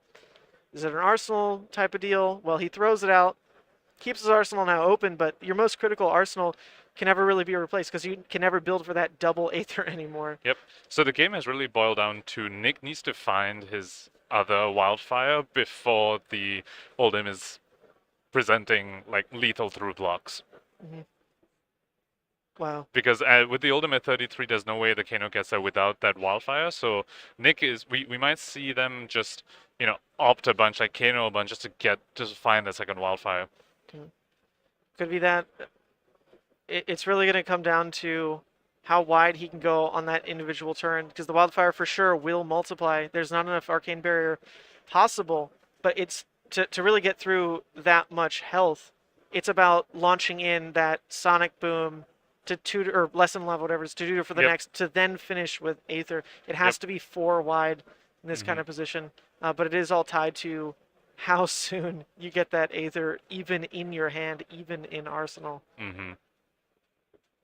So Oldhim coming in with the Zealous Belting into a Frosty Hammer here. Kano going down to 4. It could be that they see the last Wildfire in their hand and they've got it set to Arsenal. Or maybe they're feeling the pressure here and they're saying, I can't let this Oldhim keeping these 5-card hands to, you know, really come at me with. Well, in a way, like making Oldhim choose around keeping 5-card hands or not. I mean, Michael always has the option as well. When he presents damage, the lower Kano gets, if he can present damage on that first swing before actually, like, threatening with pummel, before actually, like, you know, showing the second attack if it was like a Zealous or E-Strike first, if you can present damage on that first chain link and still have more cards in hand, that really puts the onus on the Kano player to have to make the call right then and there, because your hand's only going to be this big on that first swing now to push lethal or not. So Michael, as he plays through these next amounts of turns, he's going to be presenting lethal off the back of even Winter's Wail swings. So that's got to feel really good for him in terms of holding blues, trying to do his best to just AB2, AB2, AB2 down the entire Aether Wildfire chain. Yep. Definitely Oldhim looking like they're in a much better spot over here, but I definitely don't want to counter the Kano when there's 2 E-bots on the field. That is just a very terrifying board state to look at when you're on the other side. Although Oldhim, starting with a Channel Lake Fusion, now this is amazing. This basically kills the Kano's combo. If this is on the field and has resolved, the Kano just simply cannot combo off. So the Oldhim has bought himself a lot of space here, especially with coming up with the CNC, ripping even more cards off the Kano's hand. Yeah, so it can't be a pummel here, which would just be kind of blowout and game over anyway. But still, the disruption of saying you must block, which in this situation, I think you were always going to block the CNC, to be fair. But now also you're going to be taxed into, even if that 2-card hand was sometimes a 2 for 6, like 2 card hand for 6, you pump it with Crucible into Swell. That's no longer possible. He basically saved an extra life by keeping Channel, and then he's also buying a Veil of Protection into this next turn, basically saying, well, there's no way you go for the Aether on this next turn cycle. If I have the really aggro hand, I can play super greedy with it. So we see Oldhim pitch an Ice card here to this Crown of Seeds, which means they probably can't keep this channel around the second turn. So that's, you know, good news for the Kano side. They really want this card off the field as soon as they can. Oh, what do we say? So this is aggression, and it's aggression that is protected by that channel. Yep. He's still got 2 cards in hand, so it'd be kind of ridiculous for Nick to ever try to just force lethal in this kind of thing. But that means you have to respond right now to this first chain attack E-Strike as well. Like, the decision really isn't there to go nuts on the Aether. If it was, it would have to be right now. It's just obviously not there at play. So then we go back to just blocking and scaling down. But now he's losing the room to block how he wants. Like, what if he just drew the Aether Wildfire right now? Like, you just be sapped with the choice to play for that anymore. Like, yep. I don't know what's in his hand. Let's see if we can take a look here. He holds his hands really uniquely, honestly, but that looks like, is that the last Blazing card? or I think that's a Wildfire at the back, the 4th card. So it's a Lesson in Lava, a Tome of the Aether Wind. It is, Yep, look, it's an oh my Wildfire, god, what yep. did I say? If you just draw it on this hand, it doesn't line up. He can't cycle out of Arsenal easily because he'd have to keep a pitch card to swing that out, on top of him needing to respect the damage that's on the board already. Oh, this is crazy, Nick. Oh boy. So he could block 3 on this E-Strike, go down to 2, and then block another 3 on the Whale, go down to 1, and then use 1 card to just play out the Arsenal, and then park the Wildfire and Arsenal after that, I believe. Yeah, that so might be the line he opts to take, so...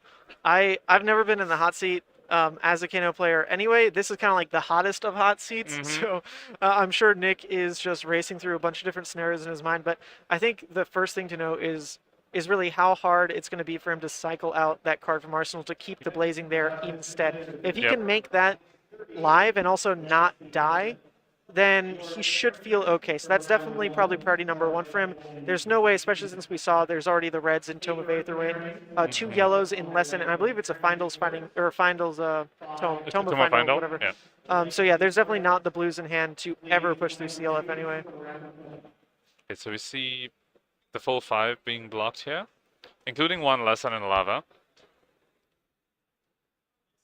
And then an Ice card pitched to this Winter's Veil, targeting a Frostbite. So, along with the Ice card that was pitched the previous turn to the Crown of Seeds, Michael actually could have opted to keep the Channel Lake Fidger around this turn, since there was an Ice card, there was a Frostfang in the pitch on the previous turn.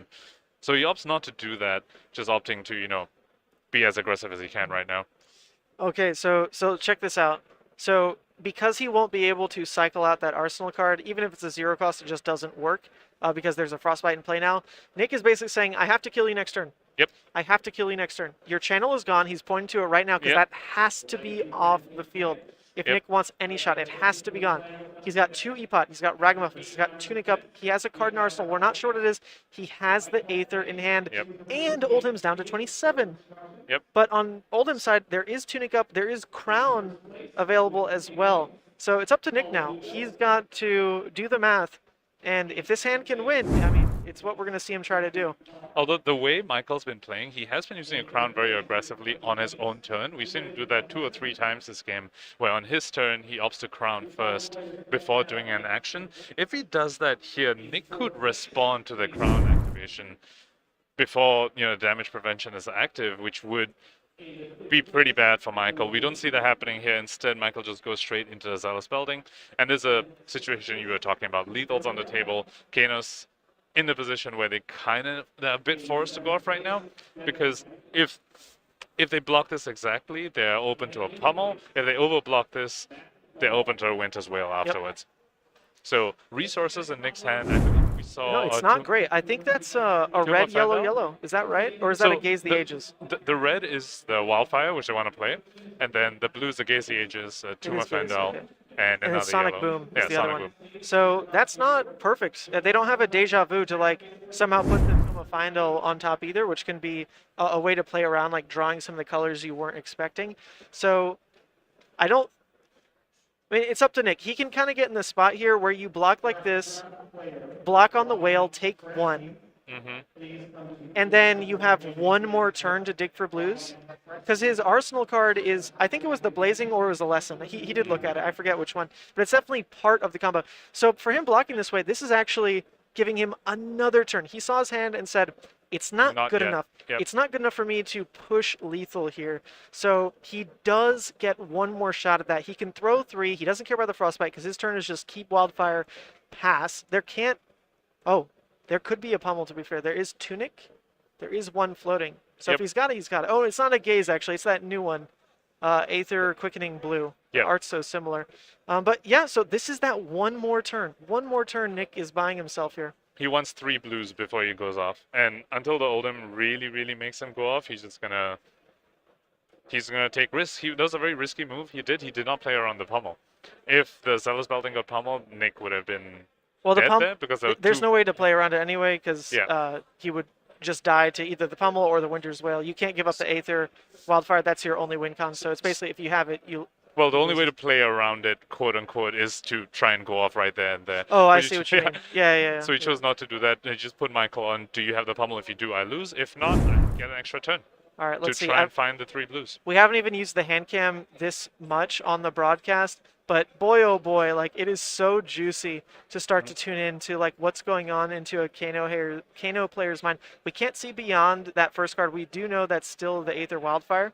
Let's see if he actually had the blues or not to pop up in turn because he's out of opportunities. He can't really make that same play of like if you E-Strike Zealous into Whale, he can no longer take 1 as part of that trickle unless he loses Tunic. So this is likely the start. Oh, we talked about this. Oh, interesting. Kano can respond his crown. Oh, but it looks like the Kano did let the crown resolve. Let's take a look.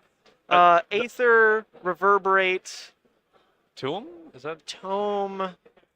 I don't see the other card, but the Tome's definitely not the right card there. Yeah. That's a red block too. There's at least 1 blue. I feel like if that second card is a blue, maybe he's forced to go for it. Let's see if he thumbs it. It also depends how aggressive the Oldhim's turn is. I can't see. Ooh, rouse the Ancients. So yeah, the Kano is kind of forced to go off here, although... In a way, this is full information. This is good information for the Kano. Kano knows Oldhim has exactly 5 resources to play with. 3 from the blue in hand, the CNC, and the 1 floating, and the Tunic counter. And Crown is active, let's not forget that. Wow. Well, I think Nick, he basically has to make a choice now. You do have to just send it with Aether or lose the Aether. Like, one of those things is happening this turn. Going 7 into the subsequent attack is going to be too much. He can't even take 1 here. Yep. So I think he has to do it. Like, this is just it. He's popping off. We'll see what happens here. There's a Rouse on the board, which is presenting 7 damage. Nick's already basically said, if this doesn't work, I lose anyway, so let's just hope it works. See Reverberate banished. Okay, I can't tell what color it is. I'm guessing it's a blue. Most Kanos nowadays just run the blue. Oh boy. All right, okay, so he's starting off. Yep, they're doing the Kano trick of activating Kano and responding to it with the Ragamuffin's hat, letting him put the Wildfire on top from the hat's ability, and then when Kano resolves, the Wildfire gets banished and can be played at instant speed. Very cheeky play, and he even saw a relevant hit here. That's Sonic Boom. That's part of what he needs to actually throw together a wide enough chain to make this work. He's not going to have the resources to really Kano blind again, so he needs these to line up. Right now, 4 resources. Aether costs 2. Sonic cost 1. Stormstarters cost 1. Plus, I think it's a Lesson in Arsenal as well. Yeah. So that's already eating up all of his arsenal. He doesn't really get to just sack an extra blue into Metacarpus. So if he can't... if he doesn't have the resources to Kano off the top, that Lesson in Lava becomes kind of pointless, to be honest. You really need to put the Blazing on top from the Lesson and then Kano into it. So it looks like he might be a little short on resources. So it might just come down to, is there a Blazing on top or not? Does he and not he even just called it. go for that? Would that not work? Oh, he drew a snapback. Oh, I thought it was a Sonic Boom, so it was at least a yellow. No. Yeah. Oh, wow. So, rough. So we talked about this earlier. Oldhim had to put on the pressure, and he did, and managed to get at the end of the day. Kano had a good start with the 2 E-pods. Unfortunately, the draws afterwards did not line up. The CNC as well, popping out that Aether Wildfire and Arsenal was huge for the Oldhim. I think game would have gone very differently had the CNC not hit. Well, that's very unfortunate. At the same time, it would have had to been just super fortunate. There's no like average in between. It was either Kano just gets the nuts, gets lucky, wins that round, but from the spot he was in, yeah, it would have had to have been luck at that point. There was no more room for setup. There was no more room to craft that perfect pitch stack. There was just a lot of pressure out of the Oldhim. We saw those slots. The Oldhim is dropping something like Arcane Lantern and opting instead to put his sideboard slots towards probably a more disruptive package. You've got the Rouses, E-Strikes, Zealous. That's a lot of go again. You normally don't see all of that in an Oldhim deck. So that's where he's putting his sideboard slots instead of opting for a more defensive option. I don't even think he was running Oasises, honestly. But the aggression got him there. It was really the CNC pummel, like you said, hitting Aether Wildfire. Just messed up everything. Game plan gone. Oldhim said, Kano can't kill me if they're dead. And they just killed the Kano before the Kano could kill them. Like, who needs Oasis to prevent 4 when you can just say prevent game loss by just winning instead? Or you could just say, I deal you 4 and you lose your Arsenal and a card from hand with Pummel. Yeah. It's a pretty good card. But that wraps it. That is the Swiss rounds done. Now, this is an all-day event. We are going to launch into the top 8.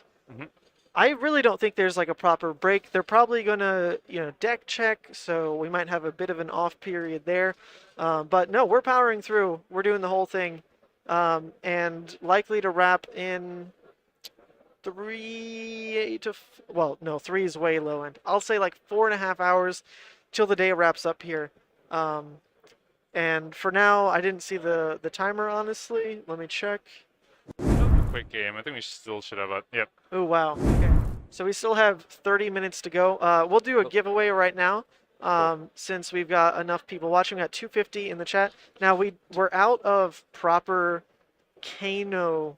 I know he's like the wizard we just saw and all. There is this other one, this blue one that's relevant. So we're going to do a giveaway for Iyslander sleeves right now and then jump into a bit of an ad break. And I might run and get a coffee if you want to join me. Oh, yes. I would like to come with you too. That would be great before top 8. Get a bit of energy. So let's see. For the giveaway right now, so same deal. 8218, you got to message me. What's the text going to be? Wildfire. Wildfire. Mildfire. Type wildfire. Not yet, not yet. I don't have it set up yet. This is premature. Don't type wildfire yet. Keyword wildfire. Yeah, you think wildfire and Iyslander, that's the way to go? No? Oh, yeah. Or you're saying yes. You'd know. Okay, so there we go. Please go ahead. Type wildfire. You just don't know the tech yet. Wildfire Iceland is going to be a thing. Well, I know you swear by CNC in your Iyslander, which is always like already like a little different, but I love it. I do. But here we go. Type wildfire in the chat, and we'll enter you in for these Iyslander sleeves. So same spiel for anyone who's new. If you're in the U.S., I'll ship these to you. Just get in touch here. Oops, capitalization does matter. There is an S there. Capitalization does matter. If you're in Canada, that's okay. If you're in Mexico, Europe, Asia, Oceania, any of that, shipping is not worth it. These are like $10 sleeves, and it's like $30. So if you win and you're in one of those regions, either let me know of a friend of yours in the States that I'll send it to instead, or you can just say, give it to someone else, and I'll just go toss it to someone in the audience, and you can make their day. Okay, so go ahead, keep typing wildfire. I'm going to get a sip of water, and then we can... Sounds good. You want to do 2? We can give away 2. You want to say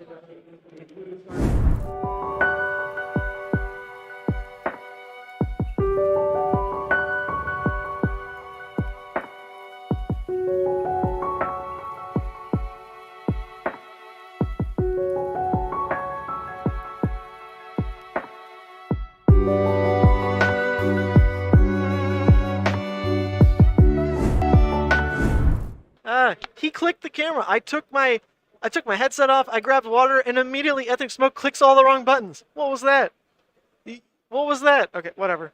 There we go. Keep typing Wildfire. We're going to also go ahead gift some sleeves to the Kano player because he was a little hesitant to be on camera. So as a thank you, we'll toss him some sleeves. I can't promise that's the way I'll always run it, but we have so many sleeves thanks to our sponsor Dragon Shield today that we can give away quite a few. Okay, let's go ahead and do a drawing. Good luck, everybody. Let's draw for these sleeves. Vladislavas Koifrinis has won the giveaway. Now, type something in the chat. Let me know where you're at. I don't want to make any assumptions, but that sounds like a very European-inspired name. If you live in the States, sick. Let's get you these sleeves. If you don't, let me know what else to do with them. But there you go. Congrats to Vladislavas.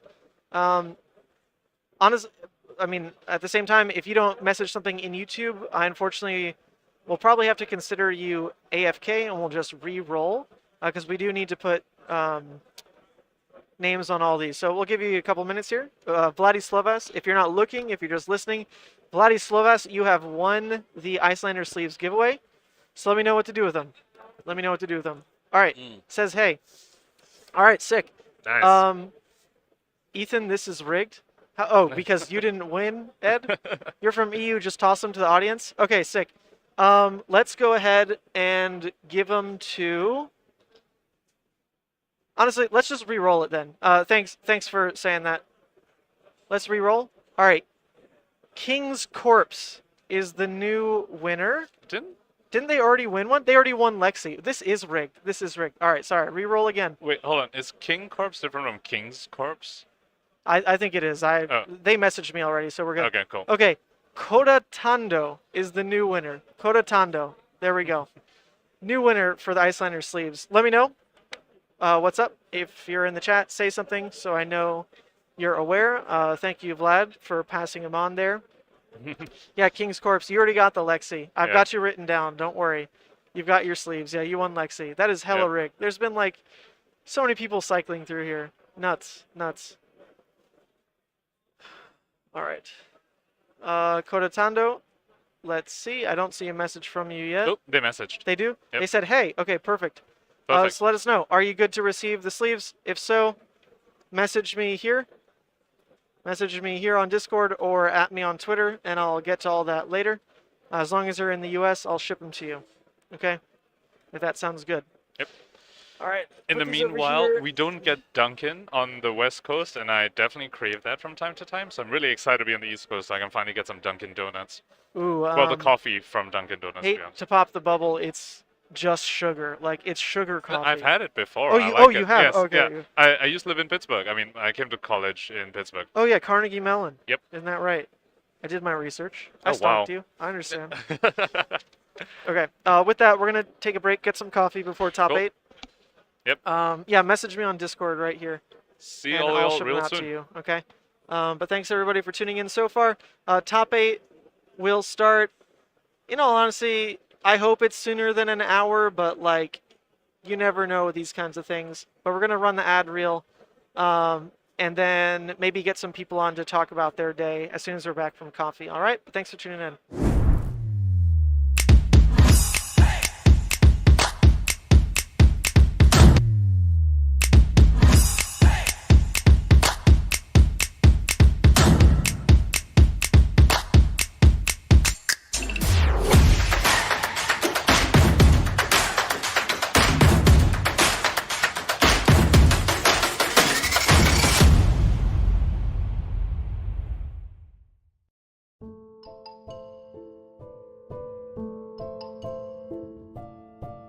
Hey yo, Don Amurabi. You want me to tell him about the bazaar, or do you want me to use the clams, huh?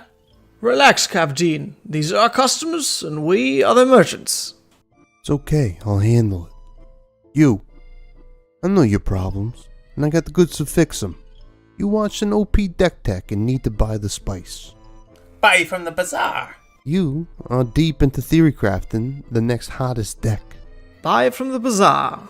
You are changing your Pro Tour deck list last minute. Buy from the bazaar. You follow the meta and need to change decks. Buy from the bazaar. You have an addiction to into box breaks. Buy from the bazaar. You find yourself dealing fab to new customers. Yes, catch me outside and I'll hook you up. And you, don't forget, get your cards from me, Hammurabi TCG. Or else you get the clamps.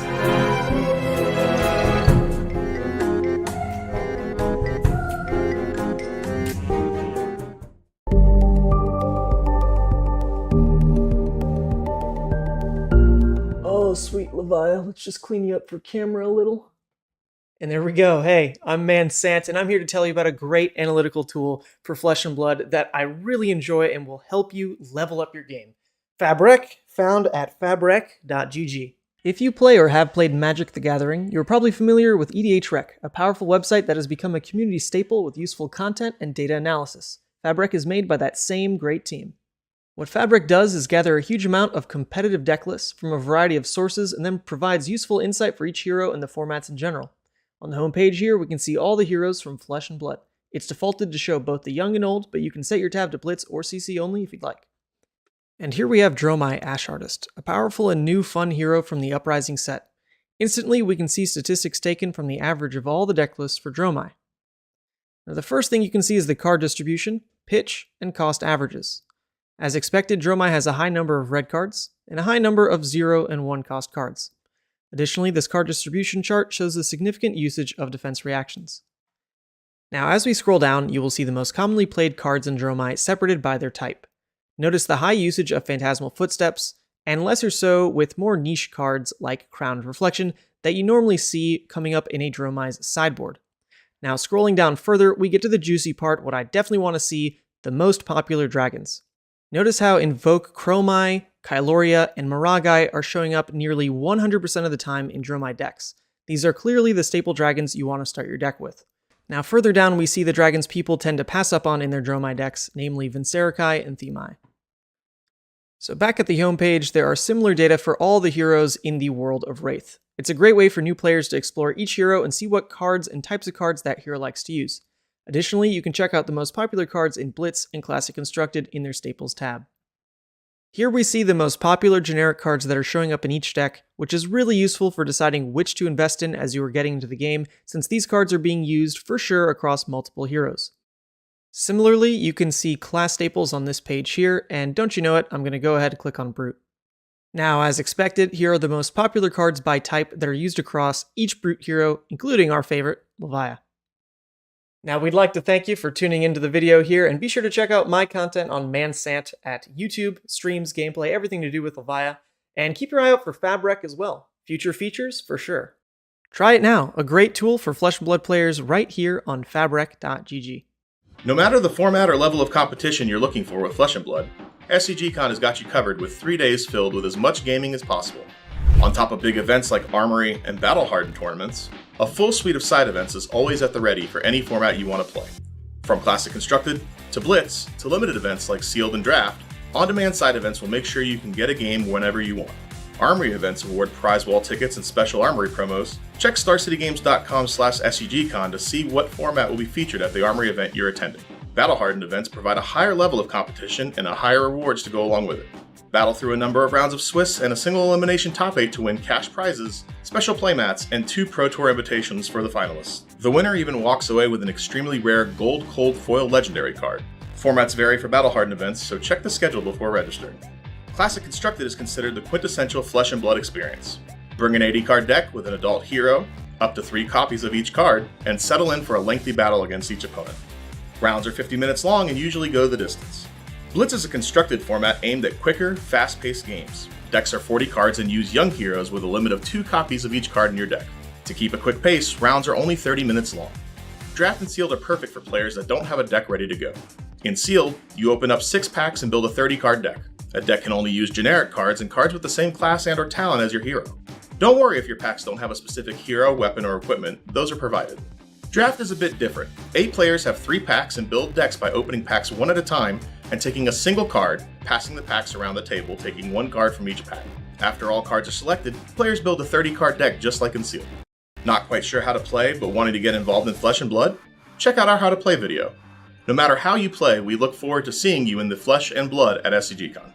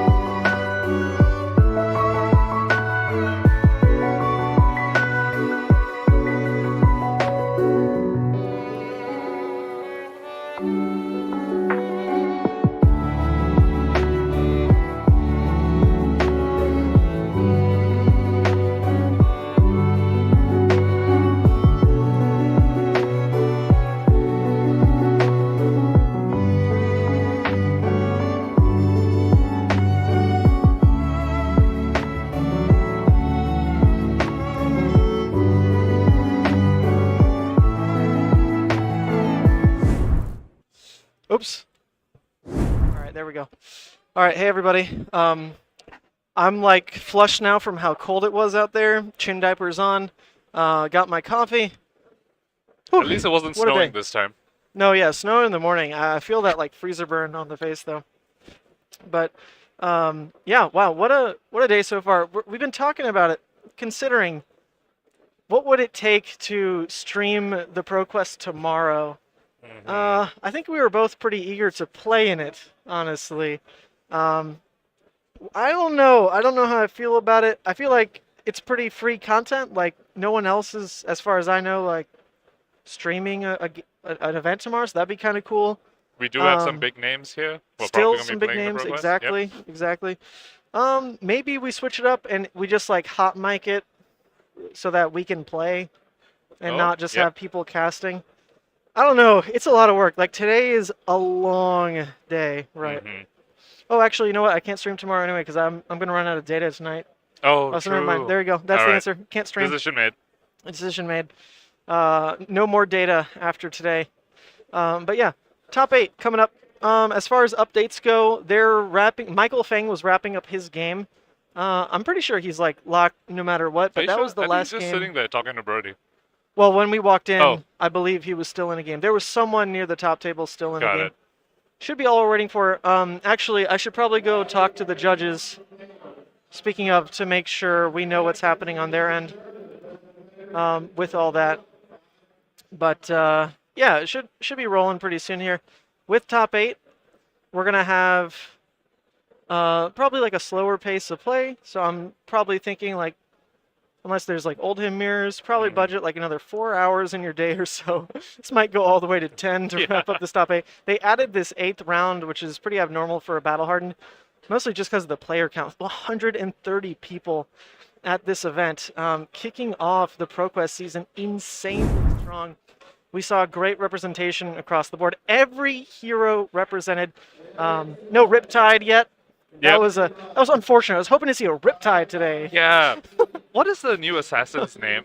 In my head, I have it as Ishizu, which I believe is a Yu-Gi-Oh character, but I don't think it's Ishizu. What did you say it was? Uzuri. It's spelled Uzuri. U-Z-U-R-I. Uzuri. Right. It's only so memorable, honestly, because of Lil Uzi Squirt on Twitter, Carolina Alvarado, if you know her. She's been going by Lil Uzi Squirt on Twitter and changed her name immediately to Lil Uzuri Squirt. I see. Right. Shout out to Carolina. She's pretty fantastic. Looking forward to a cosplay on that front, maybe soon. Maybe I've got to like cover myself in ick and bile and like pull off a Riptide next.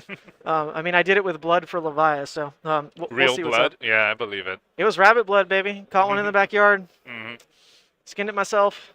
So yeah, I'm pretty excited to see how Uzuri turns out. We might finally get a playable assassin. Whoa. All the Arachne mains in the room, a.k.a. our one homie on Arachne, would like to have a word with you. Playable? Yep. Hey, going to 05 is like almost a talent. Almost. That's literally what happened to the Arachne. That's almost like so hard to do that it takes some skill to not have won a game accidentally somewhere. As soon as you start going to like the lower tables, right? Like you probably run into some very new people. Maybe the Arachne themselves were new, so to be fair. But can someone type something in chat? Actually, I don't see chat moving since we got back. Let's just make sure we're all systems go. I left this in the hands of our friend. I hope it was okay. Everything's broken now. No one can hear us. Stream's dead. Oh no. Also, I don't know how long can you stream on YouTube. How long can you stream live on YouTube? YouTube can only archive streams up to 12 hours long, so if you want your stream to be eligible for viewing at a later time or date, 12 hours is the maximum limit. All right. We are well before that. Well, I don't know. We've been live for 8.5 hours. What? 8.5 hours. So. Well, time really flies. I thought it was like 6. That is concerning. I wonder if it's worth like stopping and starting a new stream for top 8 specifically. We'd lose all the viewers, and I'd have to make like a new thumbnail on the fly. But it may be better than just losing the stream entirely. Well, losing the archive. Well, losing the archive, yeah. So maybe it's better. We'll just see what we can fit in this time frame. Maybe just cap like the finals or something, because there's a chance that one might be really long specifically. Yep. Just don't stop. Keep going. Yeah. YouTube can't stop us at 12. What do they mean, cap the archive? We'll just keep going. But okay, let me go hit up the judges. See what's up. One of them is coming over, so interchange chat. All right, chat. It's you and me alone. Update on the Dunkin'. Don't talk about Starvo. Update on the Dunkin'. The Dunkin' was closed, so I had to settle for Starbucks, which is like unfortunate. You know, we get Starbucks in Seattle, but we don't get Dunkin' there. I really wanted some Dunkin'.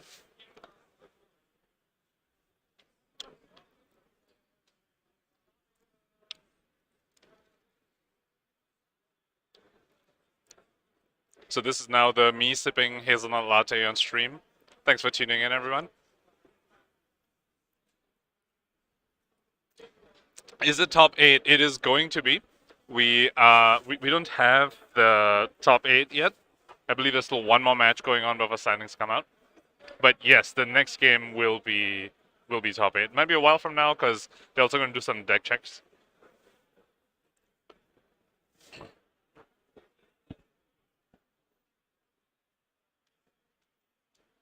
Starbucks go crazy. What does that mean? I can't tell if that's a compliment to Starbucks or not.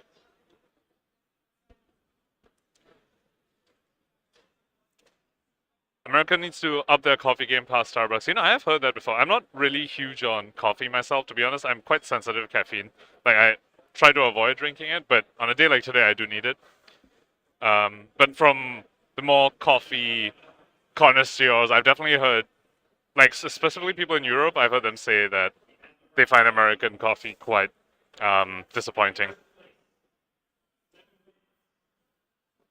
If Blake doesn't top seed, I'm disowning him. I will let him know.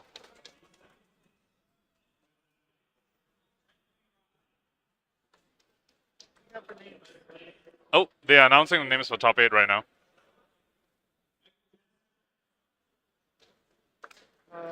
Nick McBride. Oh my god, I'm already falling behind. Whatever, I'll just get the list. Yeah, we got a list.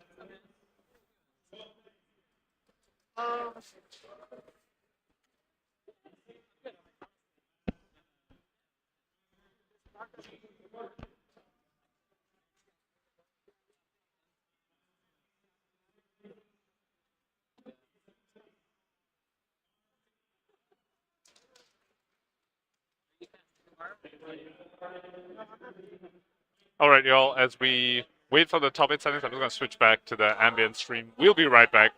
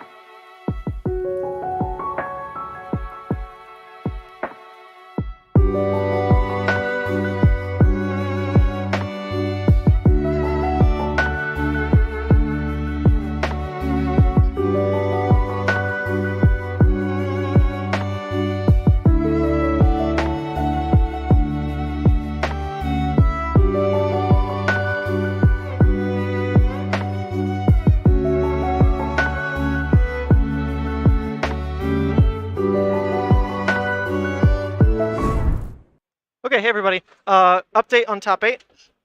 So they're not doing deck checks, so we're actually going to be able to jump right into top 8. So no break. They're actually starting like right now after they take a picture. So I'm going to build the graphic while they do that, and then we're going to jump into Michael Fang in his top 8 match. He's playing Oldhim, so hopefully that'll likely be like the longest game of top 8. So we'll just jump right in from top 8 to top 4, and just fill our time holes that way, and hopefully wrap this thing up before I time out at 12 hours. But really, shout out as well. SCGCon really changed their approach to how they're supporting streaming. Shout out to them. Like, man, Philadelphia was so tough. Not great communication. Day of, things were falling apart. No support. But this time, I've had like 4 different judges come up and like hand me helpful things. Like, not even say, hey, like, you know, I need to tell you something. Like, they'll just give me the player list. They'll give me the here's stuff. It's such a different vibe than Philly, and I love it. And this is actually a direction SCGCon is going across the board, because when they axed their like content team, at first they just like had no replacement plan, but now their idea is the community wants to still do this. So as long as we support the community, that route is a lot easier than trying to build anything themselves. So shout out to SCGCon, like really quite a facelift from how Philadelphia was handled.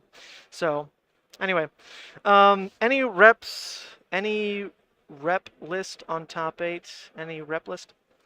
Reptilian list, Republic list, representative. I don't know what that means, but I will have that in like 2 minutes. I need to run to that judge right over there.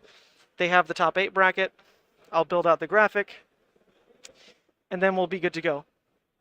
Mic the table. So actually, the table has been mic'd this entire time.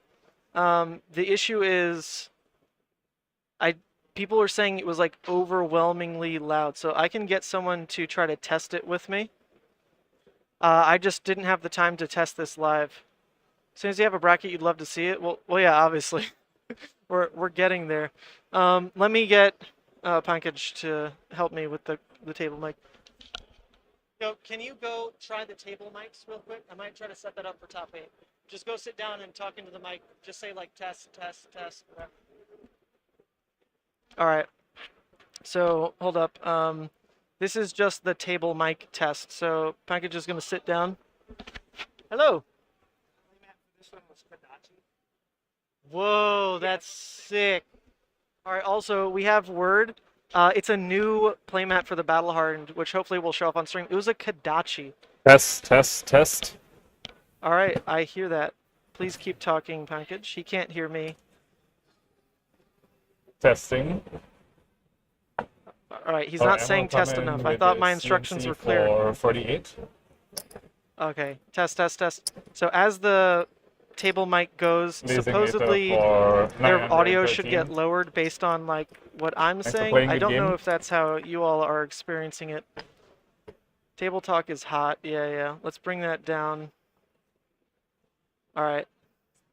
Can you tell Pankaj to keep talking, just like on repeat? Because I'm testing something. Sorry? Okay. All right. Testing, testing, testing. Okay. We talk. Testing. We talk. Sorry, if you can hear me, just making me keep saying testing over here. Filters. Yeah, so testing, why isn't testing, that testing. working? Testing. Mic sounds good to you. Yeah, you hear that, but not too good. Testing. It's supposed to testing, lower. Testing. All right, test. Lower. Testing, Let's see testing. if I talk. Huh. Testing. How did I set this up last time?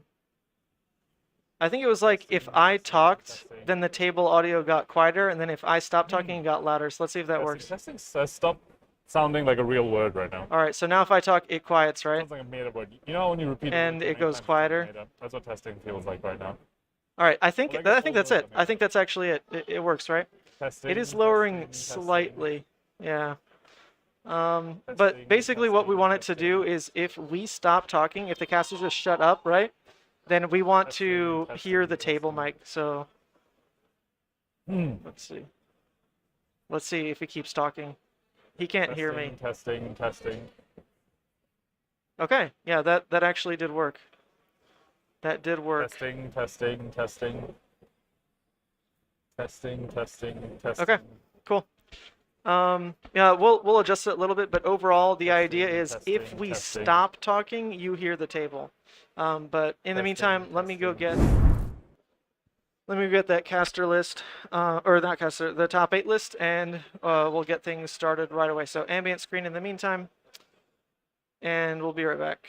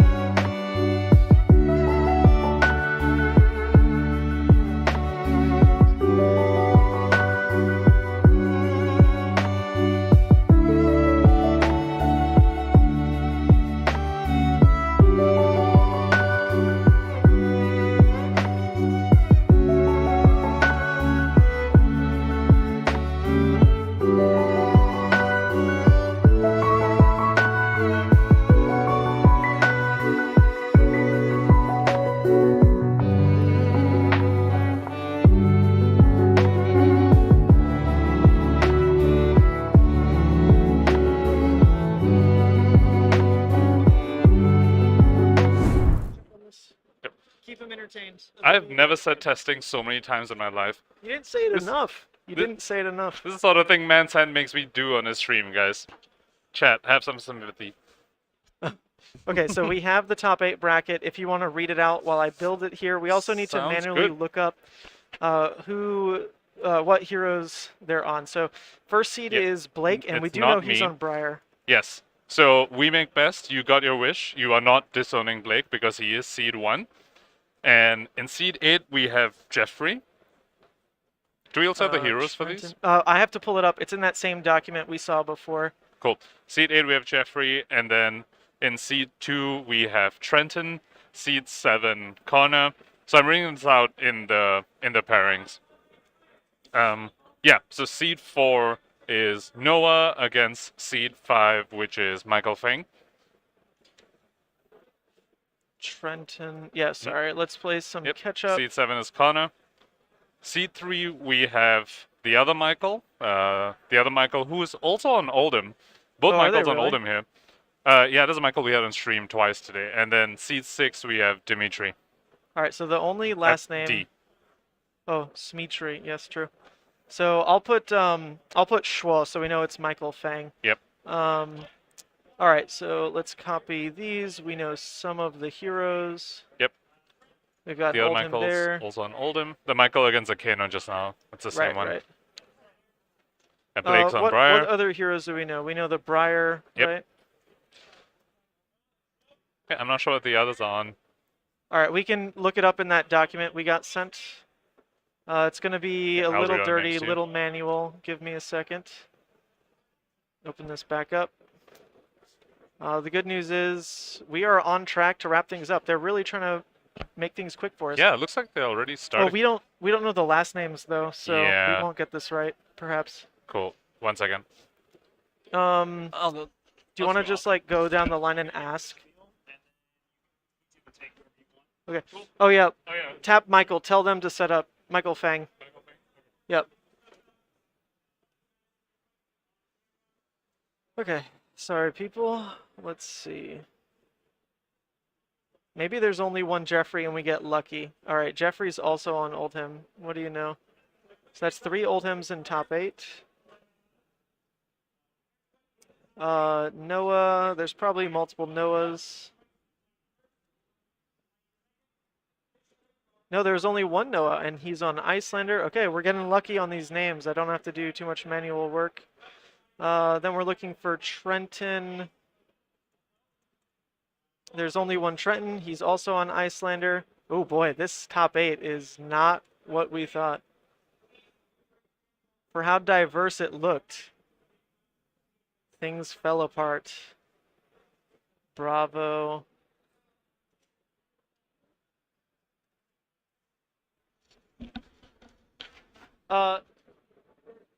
Package. All right, 1 second.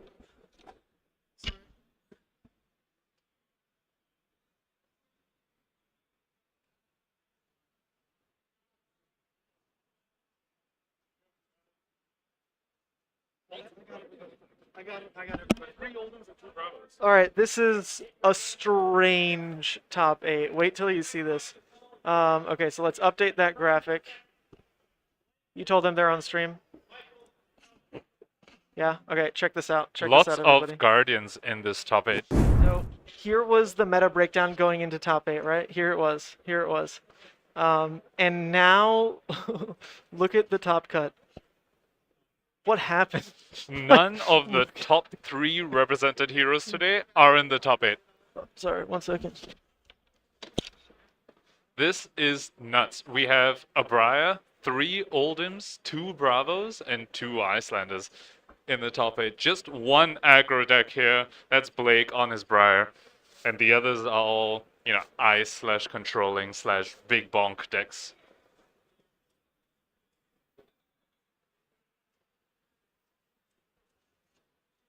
Yeah, so very surprising top 8. Like, it is so rare to have none of the top 3 actually show up in the top 8 just because of sheer numbers, right? You expect at least one of them to be in the top 8. Not a single Fire here, not a single Dash or Dromai. I guess Dromai is perhaps not super surprising. That deck, you know, it does have some problems, but no Fire or no Dash. That is wild.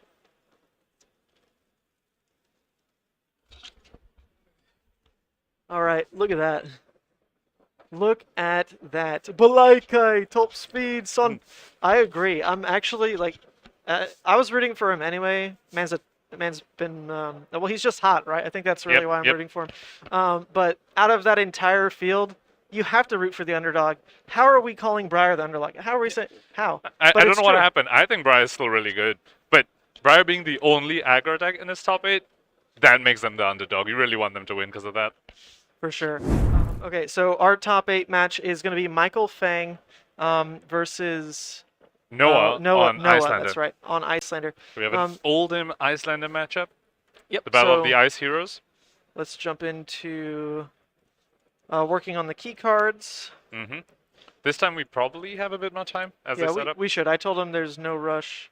Yep. They obviously are going to play this game really slowly. It was great. The judge was explaining just now there's no time limit for top 8, of course, but there is a closing time for the hall itself. So he did say, you know, please be mindful of that and don't just take forever. Yeah, so we know the seed order as well. So Noah was what, 4th? Yes. So Noah will get to choose first or second, and they should be choosing first in this matchup. Yep, and then we've got Michael, who was 5th, must be. Or I'll put, I don't know, does he prefer Michael Fang or Shuo Fang? I don't know anymore. Since we have another Michael, maybe let's we'll put him as Shuo because we have another Michael in the top 8.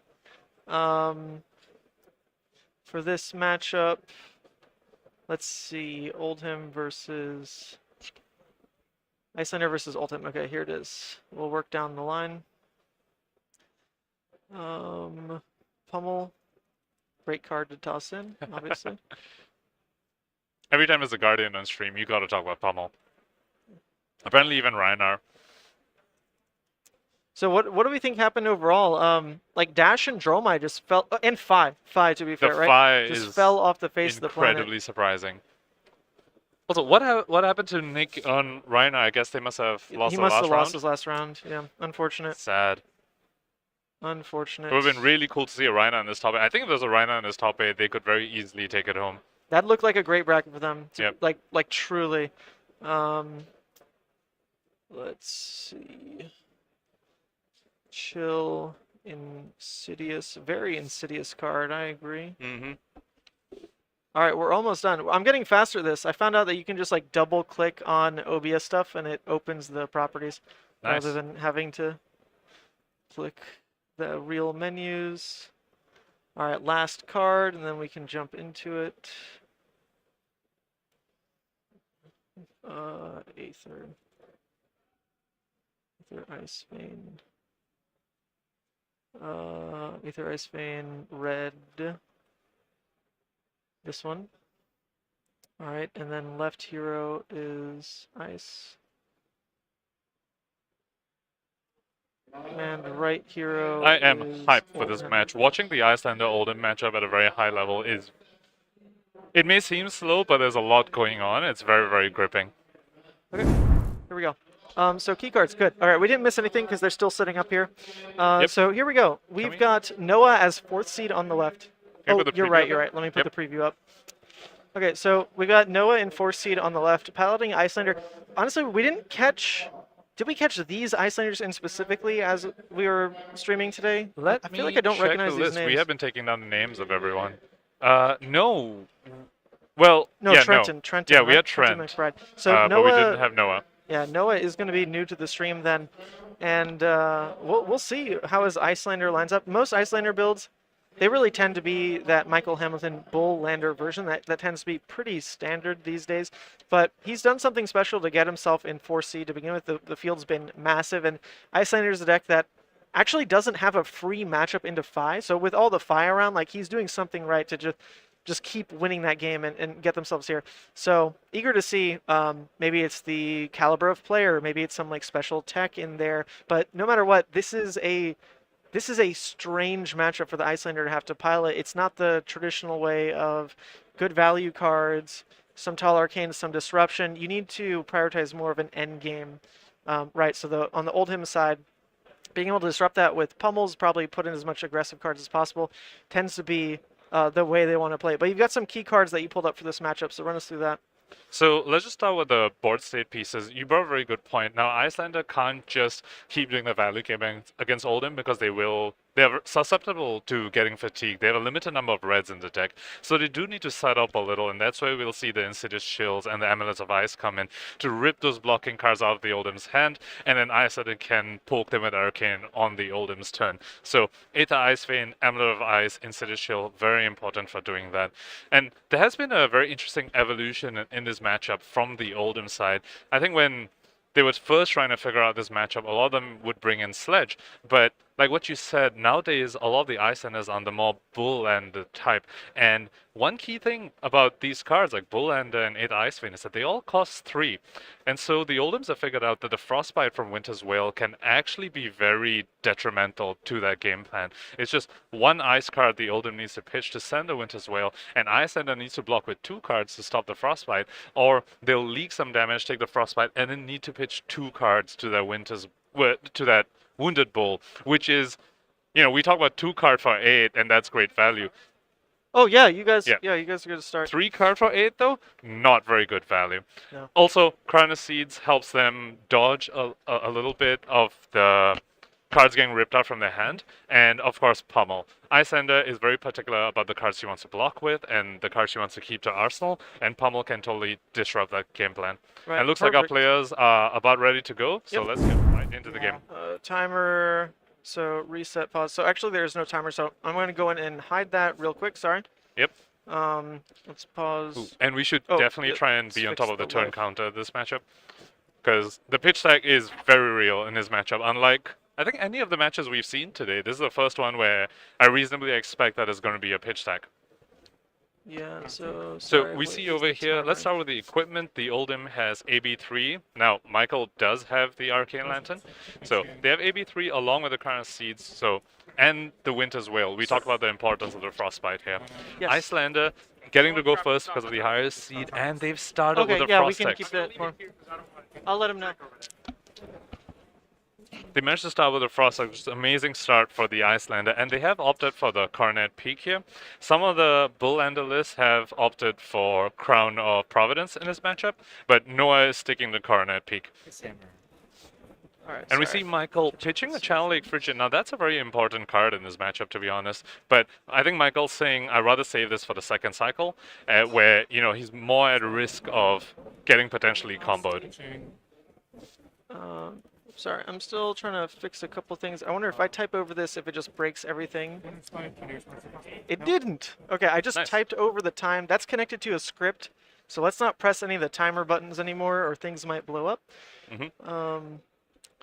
So Icelander's responding to the Winter's Wail with a Polar Blast from Arsenal. Likely just trying to dig further to the next board state piece, like maybe another Frost Text or an Insidious Chill. Because of course the Waning Moon here, didn't leak any damage. Oldhim has plenty of blues and has AB3 to just block that completely, and we see that happen here. Pitching a staunch response. Also, very curious pitch from the Iyslander side. I believe that's a Winter's Bite, which a lot of Icelanders have, a lot of Icelanders used to run all three of them when the hero first came out, and then a lot of people started cutting it, but it has been seeing a bit of a resurgence back into these Bowlander lists because the sequence of Winter's Bite into an attack is very, very strong, whereas the sequence of Winter's Bite into an arcane damage spell is less strong because they might have floating after the Winter's Bite. All right. I appreciate the carry here. So I'm still setting up some different settings for this top 8 match. I want to make sure we can listen in on the table. So let's do a test of that real quick. So if we say nothing, let's see if the table picks up. I think they're just not saying anything. Yeah. They're very poised players. So we'll just hope that comes up when it does. But as long as the experience is good for the chat here, that's all we really care about. So let's see. Sorry, so I kind of tuned out for the intro here. Luckily, not too much of the game has passed. We're just on turn 2 because Noah did elect to go first, right? So he's the... Got a Frost X turn 1. Got a Frost X turn 1. Whoa, great start. The freest opening that you want to see as an Iyslander is like, yeah, let me just roll Insidious Chill, right? Like drop a Amulet Arsenal. Like that's incredible. Frost X is second best, because that's the other permanent you need to start setting up here. You don't want those permanents to be disrupted like we saw happen in that Kano game. You've got key cards for specific matchups.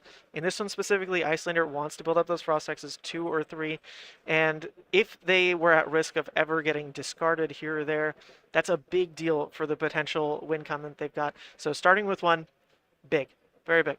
Definitely, especially with the AB setup that Michael has chosen to go for. They are representing AB3 with the Crown Seeds. This means that Michael does always have the backup plan to try and fatigue this Iyslander out. So those Frost Axes might come in very key, and we'll probably see that happen. Those beautiful, beautiful cold foil Frost Axes from Noah's side, by the way. When Icelanders try to flex, they can actually go pretty hard these days. You've got beautiful cold foil Icelanders out there in the wild from RTN season. The cold foil Waning Moons as an armory kit. Cold foil amulets. The amulets, of course, from what was that? The Tales of Briar pre-release. Yeah, wow, calling back. And now the Frost X's came out themselves. And don't forget Alt Art Channel Lake Frigids. Yes, what a key factor. So extended art Polar Blast. You can go hard as long as you don't try to flex with Wounded Bulls and Finals. Those don't have a fancy print, but the tech coming out from Michael here. Oh wow! All that pensive thought comes down to an absolute blowout, right? Well, Iyslander was revealing the blue cold snap. Oh, they revealed the blue. That's true. To the fused Ice Vein, so that exposed didn't actually end up doing much. So maybe Michael just didn't want that in the pitch tag, and he just wanted to get rid of it. He's like, it's unlikely I'm actually going to be able to pop the Striders here, so, like in this game, so just get it. Or maybe just didn't want to deal with the cold snap in Arsenal. That was a good point. The cold snap absolutely was in hand. Noah's revealing it there, but obviously still able to pitch that card or arsenal card that when he wants. So Michael playing it out not only just to potentially get out of his pitch stack, but it's also to deny the arsenal out of the Iyslander. Right? Cycling for free damage, it's pretty decent. It's not like a permanent that would have gone in arsenal. That would have been really nice to kind of forcefully send to the bottom. But it's just denying value, right? And we see the E-Strike draw a card mode, and you talked about this the last time. It's probably the most efficient card that you can do off of just 2 cards. Is 5 cards for just a card on its own since it replaced itself. And we see a block, Hypothermia and Channel Lake Frigid, both cards that aren't very valuable in this matchup. So seeing those cards go, I'm sure Noah's not too sad about that. Nope. I mean, you can quite literally count down the go-agains in an Oldhim deck almost on one hand. Tends to be the E-Strikes, the Zealous. Not all of them run Rouse. That's kind of an oddball inclusion for the most part, but very easily proccable. It's just, do you have the space in your list or not for a 2-block that's not an ice card, right, is really what it comes down to. But as these go on, look at the denial of CNC. Like, so I want to point out the decision there from Michael. Now, Michael could have pitched that CNC to the Coronet Peak, but he chose to discard it. This shows us how cognizant he's being about his pitch tech. He's saying once he gets a second cycle, he's expecting Frost Axes to be on him, Insidious Chills on the board. He doesn't want to draw reds when it comes to his second cycle. He will discard the CNC to the Coronet Peak instead of pitching, and instead opting to pitch some blues here, coming up with this Thunderquake for 10. Well, he couldn't pitch the CNC, right? Because you have to pay. Coronet Peak. Pay, It's oh no, pay it is one. pay 1. Oh, Yep. you're right. Yeah, you Yep. actively pay 3. It is discard or pay 1. You're absolutely right. Never mind. So he so chose yeah, to that's discard absolutely instead the of pitching. decision He point. doesn't want to see the red again. Yep, absolutely decision point. Cool. That's a red Thunderquake though. So as we look at like other types of damage push inclusions that an Oldhim can bring in, it's either go wide with that kind of zealous E-Strike Rouse package, or it's go for 3-card value plays. And Thunderquake has that flexibility as well, where if it's something you could potentially heave out, maybe it's a bit of a delayed 1-card 10 in a sense. So Michael's bringing these cards in. It can't only be for the Iyslander matchup, but I believe that is the first suite of red Thunderquakes we've seen out of an Oldhim today, because Trenton opted for like the more go again package instead. And Michael opting to not conserve his arsenal there to prevent more damage, it really tells us the pace of the game he's trying to set. He's actively just pitching to Arcane Bearer, discarding his reds. He is putting Iyslander in a position. He's telling them, you need to try and combo me. And if you just waste your Insidious Shield triggers or waste too many of your Ice Fiends, I will just fatigue you out.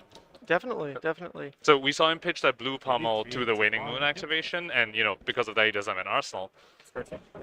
And then now there's this yellow Ice Vein coming in. Michael blocking it out as much as he can. He blocks 3 with his AB3 and discards the Sink Below. Right, because in certain scenarios he can full cover the 4. It's never going to be super clean unless Tunic is up. You've got the blue to pitch in AB3. There's that Tunic as well, or not Tunic Crown rather combo that can sometimes cover the 4th.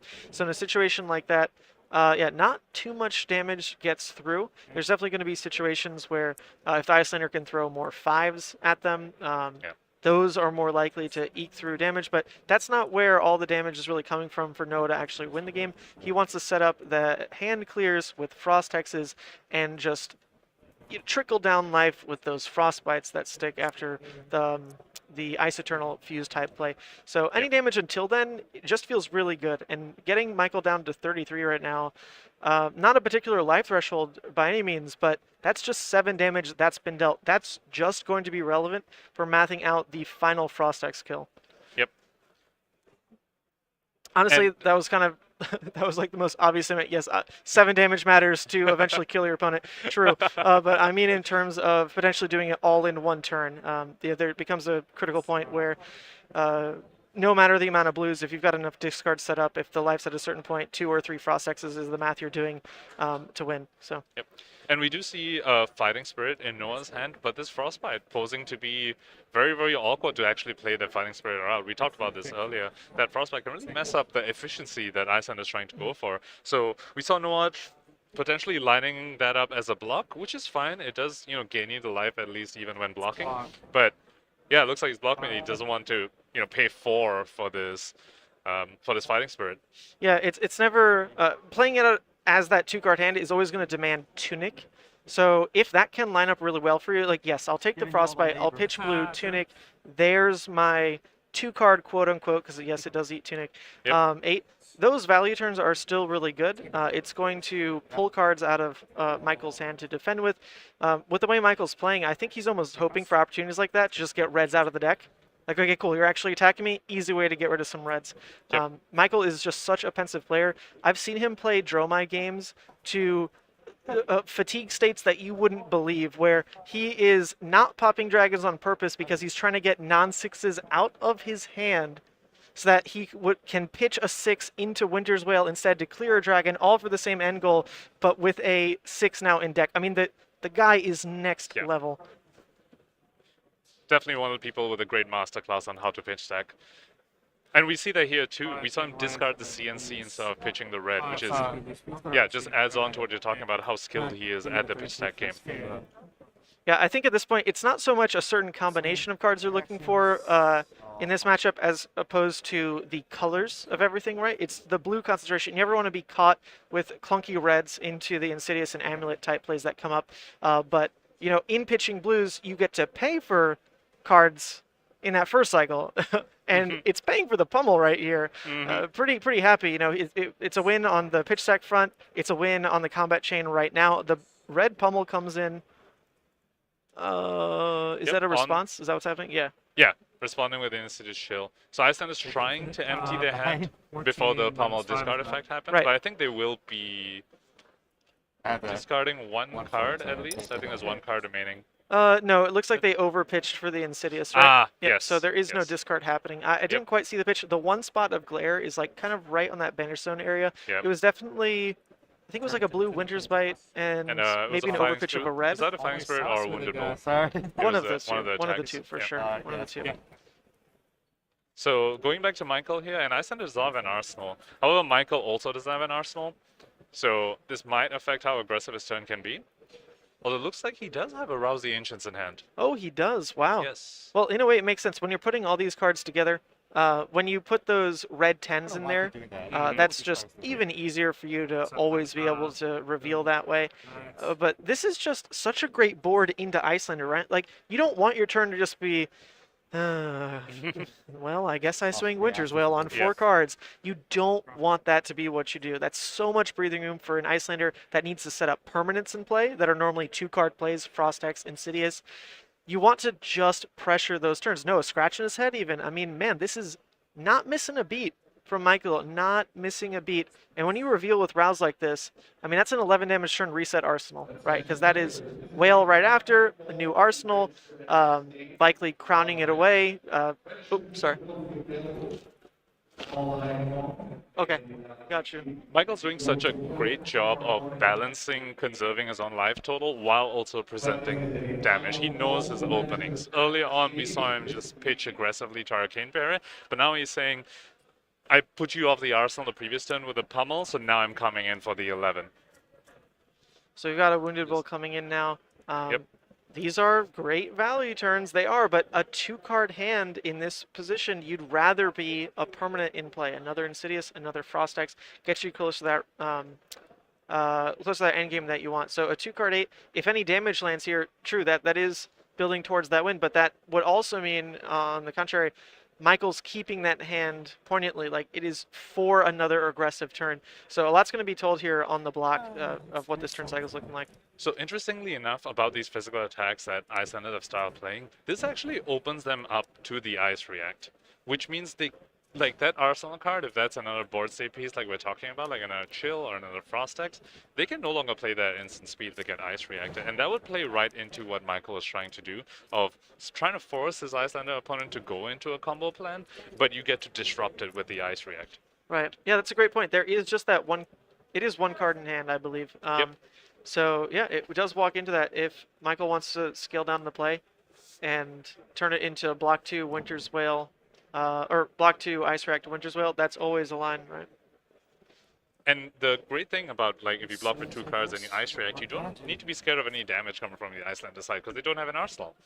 So you don't even need to keep that blue in hand for A, B, or anything, because you know that there'll be nothing coming your way. Well, he's taken a long think on this. He's got that Oakenold still in the list. This is actually something you don't see as often anymore. A lot of Oldhims cut Oakenold as soon as Pulse was banned in Classic Constructed. Now he's opting to keep it. I wonder if it's more for that Rouse synergy piece still than, or I mean, even the fact that like you reveal it, double fuse pummel on top of that. If your deck's really built that way, then yeah, you're gonna keep those large hands because you're not actually making them inefficient plays. You'll turn in that double reveal into something still relevant, like pitch for pummel. So, I mean, that's a disruptive piece. That's a card I wasn't actually considering in this matchup, but that can be a big hit effect for disrupting what Iyslander is trying to do. And we talked about his ability to pitch stack, and Oakenold in the hands of someone who knows how to pitch stack is terrifying, especially in this matchup where we do expect the game to get to the pitch stack. But he's opting to block with it here, probably because his game plan isn't so much being able to launch Oakenolds late, it's not miss the quad blue hand late. Yep. Is really what he's hoping for. At the same time, though, we're only on turn 7, so we're about halfway through first cycle of the deck. Michael hasn't even maybe crowned like 1 or 2 times. It's really not been the majority of his game plan here. So he's about halfway through to just quad blue, quad blue, quad blue. And that's not even awful blues either. I mean, they're blues for one, but when you start throwing in like glacial footsteps, these thunderquakes in those blue slots, that's a ton of value still that you're pumping through on. Well, it's a 3-card hand for 8, but it was also a blue you threw, right? Also, the Channel Lake Frigids on the second cycle, that's the second Channel Lake Frigid we've seen in his pitch zone. Seeing that in the second cycle when the Iyslander is trying to combo you makes it very, very difficult for the Iyslander. So Michael, again, just showing how good he is at understanding what he needs to see in the second cycle. I don't quite know, actually, if that's a blue or red. We're going to toss up the red. I'm hopeful. Oh, at the Glacial? Yeah, of the Yes. glacial right here. It is a red? Okay. I think so. That's my take as well. Okay. Well, So we'll see let them know to Iyslander start using the tokens in the next game. We see Iyslander respond to the Glacial with the Ice Bolt, and they had Tunic up, so they can Tunic and Moon, including the Frostbite. You know, this actually presents 7 damage because of the 1 Frost Hex. So, honestly, on the same level as an Emeritus Scolding. However, they are staring down a 10 damage Glacial, which you just take entirely. Well, that was fused as well, so Dominate was always going to be a factor in blocking that sucker. So 1 card block could have saved 3 life. Noah just said, nah, I'll take it. I'll take that full 10, baby. And with this 3-card hand, go ahead and do a perfect 3-card play, which is a fused Ice Feint. This is going to... With the Chill trigger, and Michael doesn't have an Arsenal, so at most he can block his 3. No Crown of Seas activation for here. No Crown of Seas to get a card back after your hand has been ripped out. Yep. So this is just going to slow down, hopefully buy the Iyslander some time, but is it enough time? Because they're still quite a ways off from that kind of miracle board state where even though they've dealt damage, like Michael down to 23, very relevant, but they still need the end game on board more than coming from hand. And that's really 1 more Frost X. That's like 1 more Insidious / Amulet, right? So we're already looking at them needing to keep 2, well, they can play it from Arsenal, so it's a little bit different, but you know, that's 2 2-card plays that they're looking to get out still before launching in to a perfectly crafted Ice Eternal 4 blues type of situation. So with how aggressively slanted Michael has started being, we may not actually need that second Frost Hex or the additional chills. You know, Michael leaks a bunch of damage from this, and we see a blue Aether Hail in Arsenal. That represents 6 damage of 1 blue on Michael's turns after this. So if things go right, Noah might not actually need more of those board state pieces, which is one of the wonderful things that Iyslander gets to do. Like, Iyslander gets to pivot her game plan. You know, right now, she's being forced into the more tempo-style game plan, and she's happy to do it. But if Michael continued to just keep blocking out everything and not being aggressive, then the Iyslander could have built more of a board state, and they'd be happy doing that as well. Yeah, great point about adaptability. That's definitely something that top players take advantage of when there's an ability to adapt to a difference in play from the opponent, whether it's the same hero you've been playing all day. If the opponent is playing it differently, that factors so much into actually getting ahead, reading the game well, and being able to close it out. So absolutely great call. That Aether Ice Vein is the kind of damage that Michael has showed he's willing to take. Yep. So if you can cheat more of those opportunities out, you're right. Maybe it doesn't need to be double Insidious. It just needs to be 1 more Frost Hex that can cut down on that critical point of when Noah can lock out the game. Mm-hmm. And the Iyslander also popped the Amulet of Ice there, so we saw Michael need to give up 3 cards. He pitched 2 blues, 1 blue to the Chill, blocked 2 on the Aether Ice Vein, and he used the 2 floating to pay for the Ice Vein's effect, and then discarded a red pummel to the Amulet of Ice activation. And here we see that Aether Hail representing a total of 6 damage, including the Frostbite and the Waning Moon. Michael blocks the hail damage, and also uses this Tunic to get rid of the Frostbite, actually. So very smart play by him, using the Tunic resource to not only break the Frostbite, but then using the floating to block some AB.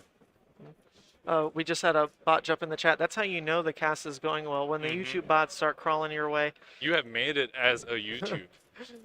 Yeah, so we'll try to keep an eye on that as well. We want it to be a good viewing experience, right? So is this turn 9 now? I feel like we might have missed the tick. Okay, turn 9. So Iyslander now has one of those sort of classic Iyslander hands where tempo is kind of on their side, but then they drew a bunch of blues. So we can see Michael manages to take advantage of this. There is the Frost Hex in Noah's hand, but with this low of a life total, I'd be a little surprised if he goes to play it out. But then again, you know, he's the one sitting in the chair, so if he thinks it's the right call, you know, I will back him up. Yep, absolutely. Whoa, interesting. Choosing instead to play the Brothers in Arms, with this low life total. Is that really the moves you have to make it as an Iyslander player? I never in a million years would call that. That's interesting. So, well, with the life total this low, it's unlikely that Frostix gonna get more than 4 damage, right? Like, that's a trade-off you're thinking about. His Brothers in Arms is coming in for 4. If I play out this Frostix, will it deal 4 damage? With Michael at 18 and Iyslander at 6? Probably not. So I see. That's how you think about it. That's interesting. Yep. I guess I was valuing it more as that perfect turn where the hand is stripped and Frost Hex potentially like double ticks all the way down. It multiplies the damage that way. But you're right to read it that maybe Noah just never goes that route anymore. The amulet being sacked on that turn just to buy room for a 4-card hand right then and there speaks to a much different game plan than an actual eventual a board state kill. So yeah, definitely need to shift how I'm thinking about this game. Very cool. Yep. Noah showing us how to adapt on the fly as a Exactly. player, which is one of the skills you definitely need as a good Iyslander player. Z-Strike coming in for 7. Michael's still holding 1 card representing, you know, probably a blue that he can use to pitch Arcane Bearer if the Iyslander tries to activate Waning Moon. Right. It's free information, or rather, it's toying with information on Michael's end because is this a blue that I'm going to sack in to if you pitch something for your Waning Moon this turn, no matter what, like it's probably a toss in Arsenal, but you're going to have to call my bluff either way if you actually try to play this out. It could have been a red, but now you won't know. It's an Arsenal. It's part of the cycle. It's part of buying more life, being able to pitch into AB3 now with Crown up as well. I think that's turn 10 for us too. And we see a Wounded Bull return from the Iyslander side. 8 damage. This time they aren't vulnerable to their Ice React, so they must be feeling a lot better about this Wounded Bull. They're not vulnerable to Ice React. Oh, yes, because they've got no card in Arsenal. It's already, or they've got no cards in it. It's already an Arsenal. Yes. True that. I think we missed what it was. It was the turn they played that Brothers in Arms. They Arsenal the not Frostex because they pitched that. Yep. I missed what card it was. Yeah, I also didn't peek it. That's right. We will see it soon, I expect. Yep, most likely. Probably on another hand where they draw a bunch of blues. Because on the turn where you draw a bunch of blues as Iyslander, pretty much one of the most efficient things you can do is try and activate that Waning Moon on the opponent's turn. Yeah, I think at this point too, if Noah can get Michael in a situation where Michael's blocking down with a card or something, trying to throw those 3-card good value hands. They cost a lot of pitch, right? Like going in for a Glacial, going in for a Thunderquake, that's going to show 2 blues spent on that attack. So if Noah's able to just say, okay, like I'll block with 1 card, still survive this, and then turn that 1 blue that I had in hand into free damage poking at you with some more disruption, that's a really good play pattern to see. So we'll see if Michael, once again, it's about adaptability. Do you even go for those 3-card hands anymore just because it's so obvious that you spent your blues that way? And I think, by the way he blocked that, that's him just saying, no, like we're not doing that anymore. And I'm very curious to see what Michael chooses to do here. I think he just passed priority on his turn. And I just love what Michael's doing here, because him just passing priority is telling the Iyslander, now, you will need to build up more board state than that if you want to get through me. I will block out your physical attacks, and I will keep my card to block your Arcane. So he's putting Iyslander in a very awkward spot where when the Iyslander tries to set up a board state piece, Michael will go bonk them for 10. And if they don't, Michael's just going to block out and be like, nah, you got to do it. You have to give me those openings where you just cede tempo to set up a Frostex and get punished for it. What great mastery of just the adaptive game plans of an Oldhim. It's the deck can just do so much. Play aggro, turn the cards into good block value, use the blues to aggressively pay for these big turns, slow down, use them for the pitch. It's really, really masterclass, I think, in Oldhim gameplay coming up from Michael. He does claim he's not very good at the deck, though. That's the first thing he'll tell you. When I told him, yo, Michael, let's get you on stream, he goes, wait, why? I'm not good at Oldhim. That's just him being humble, I'm sure. Yeah, but regardless, even him not being good at Oldhim is probably better than like 90% of us here. So we can definitely learn a lot from this. That's why he's in top 8, right? Yeah, of course. Out of 'Cause he's just 130 not very players? good. Yep. Not very good players make top 8. Like I get it. Yeah. Yep. So we see the crown being activated in response to the Ice Bolt, and then with the crown and the blue that he drew off the crown, he just blocked almost all that damage that the Iyslander threw there. I think he leaked 1. Yep. So, yeah, Michael just putting Iyslander in a very awkward spot, saying, I will block you out. You need to set up more board state. And this is that choice you just talked about. So now if Noah uses this hand for board state, Michael gets aggression back on his side, but he's going to make the Iyslander answer that question first before he posits his answer. So right now, Noah, throws in, this is 2 cards, 4 damage likely, right? You follow this up with the Moon. That's a terrible rate to get things started, right? Like that's never what you want to do. Turn 2 cards into 4 damage. No, just not right. But it's the kind of position he's forced into. He just didn't have the permanent that hand, and I think it was a punish either way, honestly. Just one of those, again, the mostly blue hands from Iyslander, which definitely can happen when a deck runs like 40-something blues. Now, we do see a red being pitched by Michael here. I think at this point, he's not expecting the pitch stack to go that far, because we did see him avoid pitching a red into his pitch stack, but with Iyslander 5, I don't think he's expecting that to go, so he's willing to pitch it, maybe ruin his pitch stack a little, just to block that damage out. For sure. Yeah, great point on that, because at this point, to get to this part of a pitch stack is quite a different game than those first turns were. So the first turns, no, I don't want reds there, because that's what's actually coming up on the horizon pretty soon. They're at turn 11. There's been some crowning, so Michael's probably like 1 hand closer to those pitch stacks. So we know for a fact he's got about 3 hands or so, maybe a bit more, that are actually just nothing but blues, on top of double channel was in there as well, spaced out even. So that's definitely the late game state he's looking to build up here. And again, Michael, we went over to his turn. He had 1 card in hand. He totally could have swung the hammer. He just said, no, I'm going to pass priority. If you want to activate a Winning Moon, I'm going to block it. If you just try and play this game of, 6 to 8 damage on your turn and then like 3 damage on my turn, I will keep blocking you. We can do this until you do something more threatening, until you give me some tempo where you try and set up a board state piece. And now Iyslander is in the awkward position where they can't really use all 5 cards. So we see a Wounded Bull, but there's nothing else coming after this. There's 2 cards remaining in the Icelander's hand. Michael's really forcing these inefficiencies out of the Iceland deck that prides itself on being so efficient with these 2-card 8s. Absolutely. It's really great back and forth. Even if the back and forth is just of priority passing, it's a different type of, turn cycle than we're used to. It's not just I attack, you block, I attack, you block, but it's I pass, you respond. All right. And just try to win the efficiency battle that way by not allowing your opponent to min-max their hands the way they really want to. Michael just doing this incredibly well.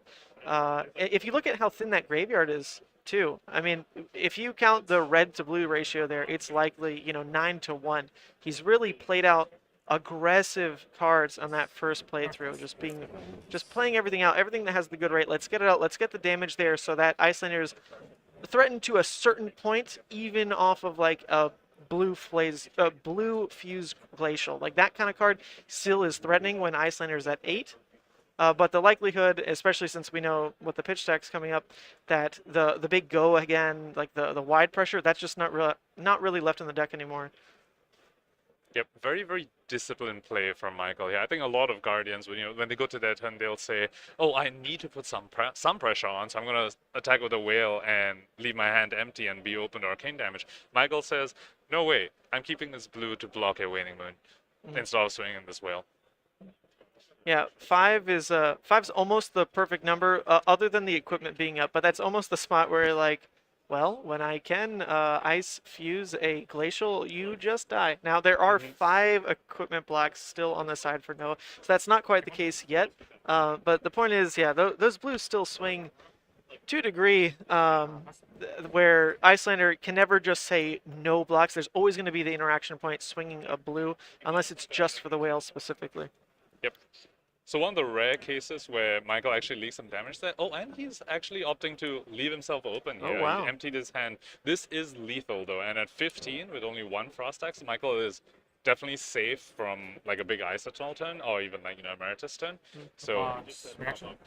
Yep, this is his last red Thunderquake here. We played through. There might even be 1 more red Glacial, if I'm not mistaken. He might have blocked with it at some point.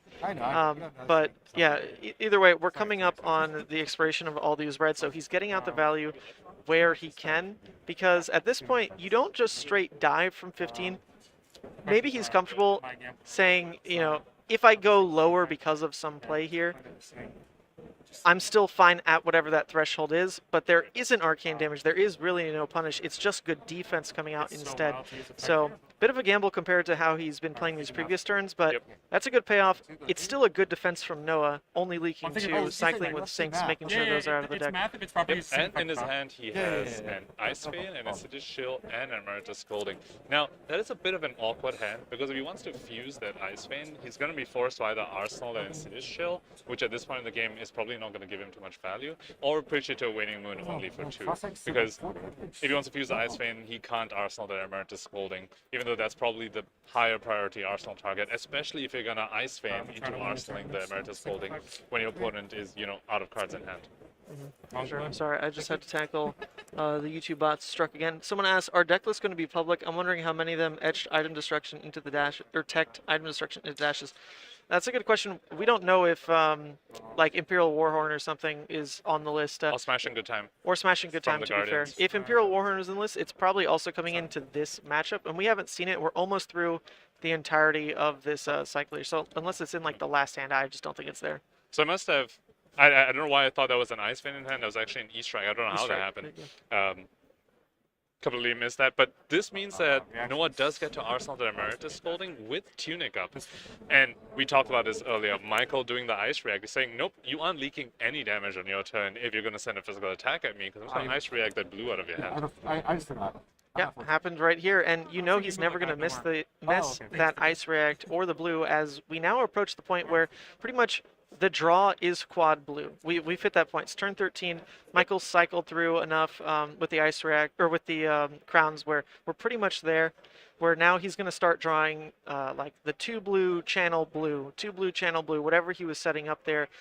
With, I didn't note any specific reds that he was pitching, but that's what Crown can do as well. You can hide some reds, hide some real power in your deck still. Like, we've only seen 1 pummel, right? There's likely more pummels.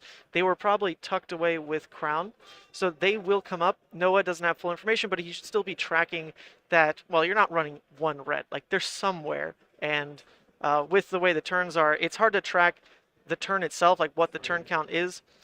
When you're on the table, but if you're tracking the playsets of your own cards, Noah's probably realizing as well, we're hitting second cycle right about now. Yep, and Noah's definitely took note of the Channel Lake Frigates as well. Those are very early pitches from Michael's side, and it's definitely something he's expecting to see. Now, that Ice React from Michael, I just want to go back to it. It basically bought him 7 life and the ability to send their Winter's Wail. Now, that's one of the rare times we've seen Michael actually leave himself open to damage, but the Iceland did have an arsenal, so he just said, yep, I can just leave myself open here, and you have nothing you can do. I'm at 14. I'm way out of Strider's range. We see a Brain Freeze from the Iyslander side. Very funny. Curious. This is unlikely to hit any card of the Brain Freeze effect. It looks like Iyslander just wanted to prop the Insidious Chill and get, at least like 2 resources out of Michael. Yeah, funny. I totally forgot the Insidious Chill was there. It's been so long since it ticked down because Noah kind of abandoned that part of the game plan. There was the Aether that came in pretty strong, Aether Ice Vein, but apart from that, yeah, just no uses for probably a good, we're on now turn 14, probably like a good 6 turns or so as the exchanges have been going. So, yep, this is just more so for Insidious Chill. It's a bit of like hand, like, yeah, you get to look at the hand, see what's up with that. The effect itself is not likely going to be relevant unless, I mean, hey, there could be like an E-Strike. I didn't count that specifically, but maybe that's in there. Or Winter's Bite, actually. Or Winter's Bite, to be fair. The thing about Insidious Chill and Brain Freeze is that there's a bit of a tension in between the two, because if Michael does have a 0 cost in hand, he can just pitch it to the Insidious Chill or discard it, and then now the Brain Freeze doesn't hit anything because the Insidious Chill already took it away. Yep, absolutely. And there's no situation where it's 2 zeros. Yeah. And in fact, there were no zeros in the hand. Yeah. As Michael shows it here, it was the beginnings of what is just tons of blues back to back to back. I believe he discarded maybe a red glacial. I believe that was a red. Yep. So keeping 3 blues in the grip here as that Aether Hill. No, is it Aether in Arsenal? He revealed Aether Hill. It's the Emeritus. Yes. Okay, so he just pitched that for. Now, is this a red glacial? It is a red. Oh, Michael is that helping really us out another with the 10? red glacial? Yeah. Oh, Michael's interesting. still just hovering at the edge of the Strider's range. Now, let's actually count. So Emeritus for 4. Now, if Noah has a 5 damage arcane spell, He can actually present lethal here, unless... Wait. Did Oh, Michael no have way. tunic up? Wait, does Michael have tunic up? Oh, He's yes. showing some Yes, kind of he floating. does. So Yes, he did. was actually just out of lethal range, even through a 5 damage arcane spell. He was at 12, Demetrius for 4, Moon for 3, and 5 damage arcane spell of Striders for 12. It's still exactly, good an opportunity for damage, but there's a big difference between, oh, lethal's like possible, so I'll just dump it all and not worry about even blocking the 10, compared to, oh, well, I can't get you all the way down, so we will have to respect some part of this damage, because now that hand just has to be used completely differently there. Complete commitment of, at this point, the equipment block. You don't even get the cute, like, yeah, I'll tunic resources for Ironhide anymore. That's off the table. Iyslander instead just goes to 1. And that's a bit of the problem of arsenaling something Emeritus holding. You really want the tunic to activate the Waning Moon, which is what we saw happen there, which means you don't have the tunic to activate the Ironhide. All right, that is an Ice Eternal in Arsenal at this point, but because there isn't like that Frost-X build-up, there isn't the Insidious build-up or Amulets or anything like that, it's not likely to really spell Doom, because that's not the kind of spell that deals damage immediately. It has that effect of, well, if you want the full damage this thing can show, you have to live the turn as well, because the Frost bites are going to tick down at the end of the turn, right? So that's really not a great... You wrote go again. I love it. Thank you, Michael. So the Ice Eternal Arsenal is not really ever going to be part of presenting lethal itself. It might just be something he throws out to just trigger Insidious or something to slow Michael down a little bit. But even coming in for 5 now, that's a 2-card block. There's no ifs, ands, or buts. Noah's at 1. He's got to make a choice. Yep. Though that Ice Fuse could punish Michael for choosing go again over here, if there's enough Frostbites along with the Insidious Chill, you know, it could stop the follow-up Whale Swing, but I struggle to see how Noah can do that while still blocking this E-Strike and going to an Arsenal. Yeah. Right, because what's best case? Like, there's no way it's actually double reds. That's just not how he's been pitching it. That one red that was probably bottom with Crown at some point was that E-Strike. Yeah. So his last 2 cards are blues, so if the Ice Eternal comes through, triggers the pay, there's 1 float. You'd still have the 4. You would need 2 Frostbites along with the Insidious Shield trigger to survive the Whale, because the 2 Frostbites plus Insidious Shield taxes Michael 4. Yep. And so even if he has 2 blues, he can't swing the Whale. Oh, but, I see. You're right. You're right. Yeah, because they're created immediately. That's a good point. But to make the 2 Frostbites, you need to pitch at least 4 into the Ice Eternal. That's 2 cards from you plus the Ice Eternal itself. And to survive the E-Strike, you could actually Ironhide and then put a 3 block in front of it and still get to Arsenal on your turn. Oh, but that you're is one also way. not really leaking damage at that point. Wow, yeah, that's a good point. Ironhide, yeah, you don't get the cute tunic play off of it, but when you're pitching like this and there's awkward floating at the end of the turn, Ironhide still can buy its way back in. Because the other thing is... Oh, this is the play that's happening right on screen. Yeah, we're seeing exactly what's happening. I believe this should be an Ice Eternal for X's2. So... Well, Noah hasn't represented, so I wonder if this is X's3. Oh, it is X's3, which means he would need to pitch further into the Ironhide, or use both the remaining cards to survive this E-Strike. Wow. And there was 2 blues from Michael's side. Yep, okay, I mean, that still cuts the go again short. Michael isn't able to then swing in with Whale, so that will be 2 damage additionally chipped through here. I guess there's a world where Noah instead, like, blocks 3 pitches for Moon and Ironhide with the other card. Could be a way to also get more damage. That would put Michael at 1 at the end of this turn. Wow, this is quite a different endgame than we called even a second ago. Now, I don't know what he's thinking about so much. I feel like that's the right way to do it. You have the 3 blocking Brain Freeze, right? So that's going to be the blocking card. You pitch that other blue, Waning Moon, Ironhide, and then you're the one with more agency to end the game. You have Storm Striders. Yep. So as long as you've saved a 4 or 5 damage spell, and we know the blue Emerituses are in there, you actually do win. And very critically, Michael has given up his arsenal. So there is no Chrono Seeds. The most Michael can block is 3 with that AB3. So you're completely right. A red, yellow Ice Vein or a blue Emeritus just gives Noah the game here. Let's see whether he draws it. This is fantastic. What a great way to navigate the end of this game here. Michael, we know he played it incredibly well up to this point, but the one play where he actually goes aggressive, he's playing that red out. He has Emeritus in hand. Oh, he has Emeritus in hand. He does? Yep. We're going to see that. Let's see it. Oh, pitch. Show.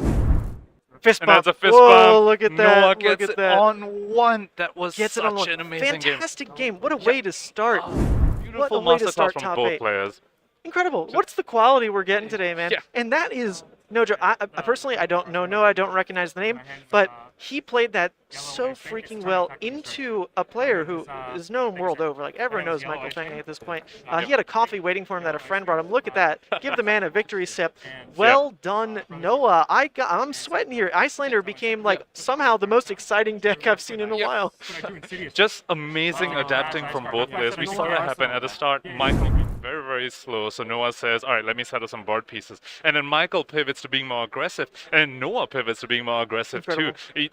We saw him pitch that second Frost X that he drew because he recognized the game state, recognized what Michael was trying to do, and he was like, I can't set this up. I'm just going to start going aggressive now because that's what you're doing. Just both players really reacting to each other, and that was such a delight to watch. Yeah, that was really cool. I think people in the chat are agreeing. A lot of people saying incredible game, GG's. Seriously, pouring out to the both of them. That was such a masterclass. Glad we caught that on stream because that was just the beginning of our top 8. And if that's how good these players are getting at Flesh and Blood, I may never play in an event again. I'm shaking in my boots over here. You think I want to play against Noah now? Add that to the list of people that I'm going to... No. Like, I just don't want to see it. I just don't want to see it happen. Yeah, definitely agree with that. Oh, are we ready? Oh, look at that. All right, we're launching right into top 4. Wait, Alex, wow, real quick. That was quick. Looks like we're rushing right into the next game. I believe that was the last game to finish of the top 8, which is probably why top 4 is already ready. They are trying to rush a little because the hall will be closing about an hour and a half, so I think they're trying to get all the games done by then. So there won't be much of a break, chat, so everyone just stay in your seats as we get the next game ready. Let me drop this in. I'm going to edit the graphics for us because just like Package said, they're trying to close the hall in like almost an hour and a half. Is like kind of the ideal for them. So we do need to help them out. We don't want to make the stream table really take any longer. What matchup did they just say? Do we know who won? I do not know. Okay. Let me... Wait, can you go get that while I work on this stuff? Let's just find out who won the rest of the top 8. Are we trying to cast Noah again? Or? No, I don't know. Alex went to go grab somebody, see what he's doing, see who won across top 4. Huh? This is OBS? This is all OBS. I'm pretty sure you can pull up chat on the side of it. No, the plugins crashed. Everything crashed like really early in the day, and I haven't restarted it since. So we're just letting it be. But yeah, I'm aware. It's Trent and Michael, Iyslander and Oldhim. Okay, we have faith. It was down very bad. Yes, wow, that was incredible. That was incredible, man. You made an excellent pivot. Like, I think at the start, Michael was playing slow, so like, let me do this like chill Frost X thing. Yeah. And then he pivoted, and he pivoted with him, and that was amazing to watch. It was great. All right, so I believe. What are we getting? Trenton versus Michael? Yep, so we're getting the same matchup. Another Iyslander Oldhim matchup. Looks like the Iyslander took down the Bravo. And the Oldhim took down the Bravo as well. So all the Bravos out of top 8 at this point. Alex, do you know what happened with Blake and Jeffrey? Do you know that match? Jeffrey won? Oh no! The great... Oh my god. The great Balake has fallen. No, the one aggro player. You were the chosen one. This is crazy. We're going to potentially watch the same game like 3 times over. It is Oldhim versus Iyslander against Oldhim versus Iyslander on the other side of the bracket. So let's jump into that update here. Yep. Both top 4 matches looking at this. And yeah, if we see the alternate hero win on both sides, we would have casted the same game 3 times, Ethan. Wow. Well, if that's what... I mean, look, at this point, I think we should just pick. I'll play Oldhim, you'll play Iyslander, and we're just pros at this point. Like, we'll have learned so much, right? But yeah, we do potentially have that same matchup all the way through top 8. Not exactly what I was expecting. Pretty crazy, actually. If we look at what happened in this bracket here... sorry. Your over-under. Whatever happened to your over-under? 3 5s in top 8 I is said 3 0. 5s top 8, 0, right? But unfortunately, Blake out. Shuofeng out. Connor out. Dimitri out. So that means the aggro's gone. We still have 2 ice, 2 Oldhims for sure. Both Bravos gone as well, right? But in terms of how I would have thought the matchups went, I would have kind of expected to see the Bravo move on here. But other than that, yeah, this is pretty much what I expected across the board. And it's the top 8 that we've got. So let's jump into I just want to call this the next out. bit. The second most represented hero at this Battle Hardened was Dash. And despite that, we have our top 4 consisting only of Iyslander and only of Oldhim. Would you believe that? If I told you at the start of this event, with all these dashes in the room, the top 4 would be Icelanders and Oldhim? No, 0%. I would call you insane. Sorry, who were the names of these players? Because we need to get the graphic built. So we have who? Trenton and Michael? Yes. Trenton at 2nd seed, and Michael at 3rd seed.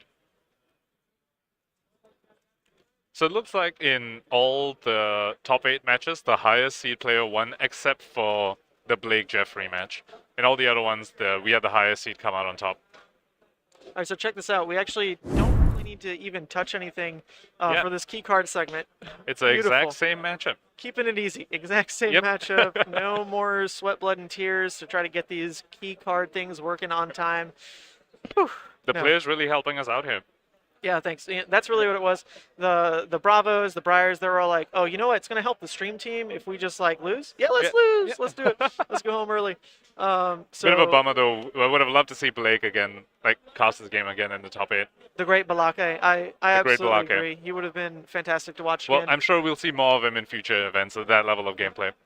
Well, we'll see him all over YouTube, right? I'm sure there's a new clickbait We Make Best video coming out. The great Balake, top 8, undefeated, only Briar, click this video, you know, like whatever, make $1 million, whatever, we'll get the views. A deck tech, that always gets the views. Honestly, what am I saying? It's just a deck tech. That's all you need to do. And tier lists. Deck techs and tier lists, they just get all the views.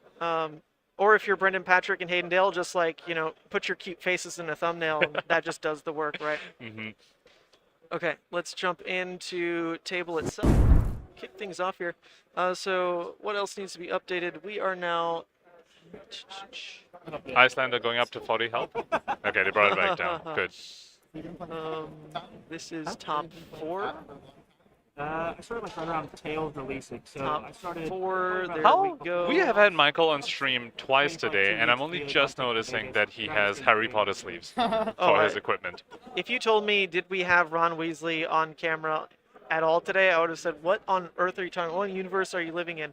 I did not recognize that either. Yeah, this is the 3rd time we've had him up. Wait, that's not... Oh, well, it's not for his deck, right? Look, yeah, that's like equipment. For his equipment. Yeah. Oh, well then, yeah, I guess that's okay.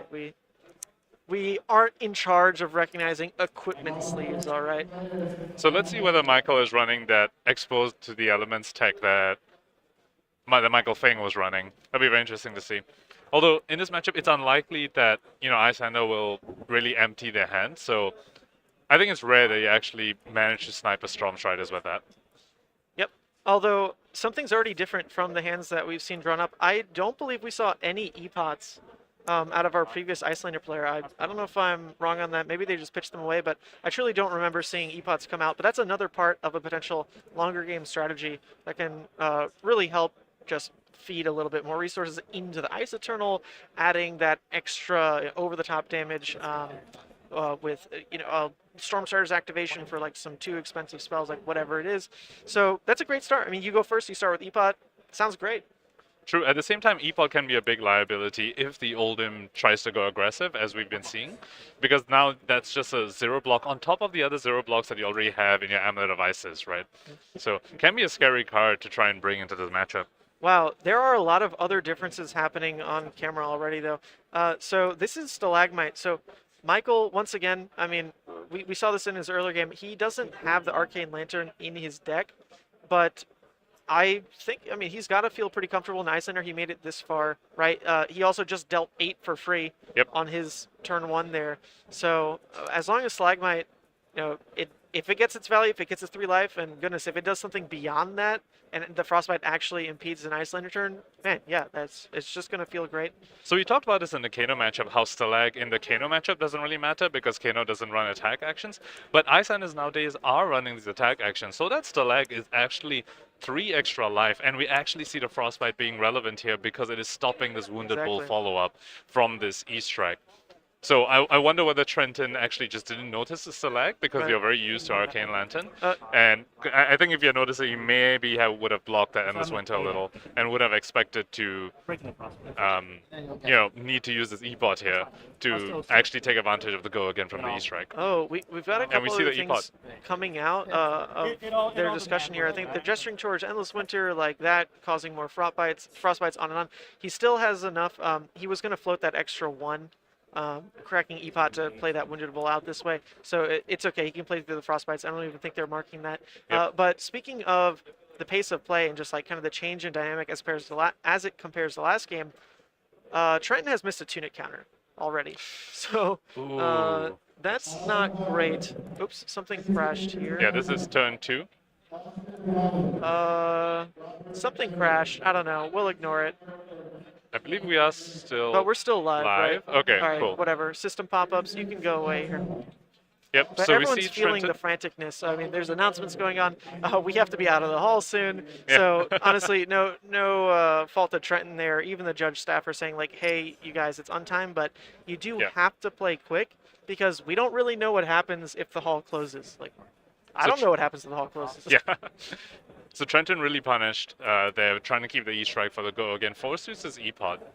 Although, with how aggressive both players are being right now, maybe that E-Pod wasn't a viable endgame strategy anyway, as we saw in the previous game, that Noah didn't end up actually doing like a big Ice Eternal to close out the game. So I expect the pace of the game to be similar as well, and so using the E-Pod there, maybe not hurting actually that much in the long run. And this whale coming in from Michael is not Frosty, which I'm sure Iyslander is very happy about, as we talked about. They're very efficient, but also very susceptible to disruption themselves. Absolutely. Yeah, they're really costed around. They're going to take that one game action to maximize the value per card there. The extra frostbite can hurt, especially since, like we said, this should be Tunic 3 turn for Trenton, which can help play around that one extra frostbite.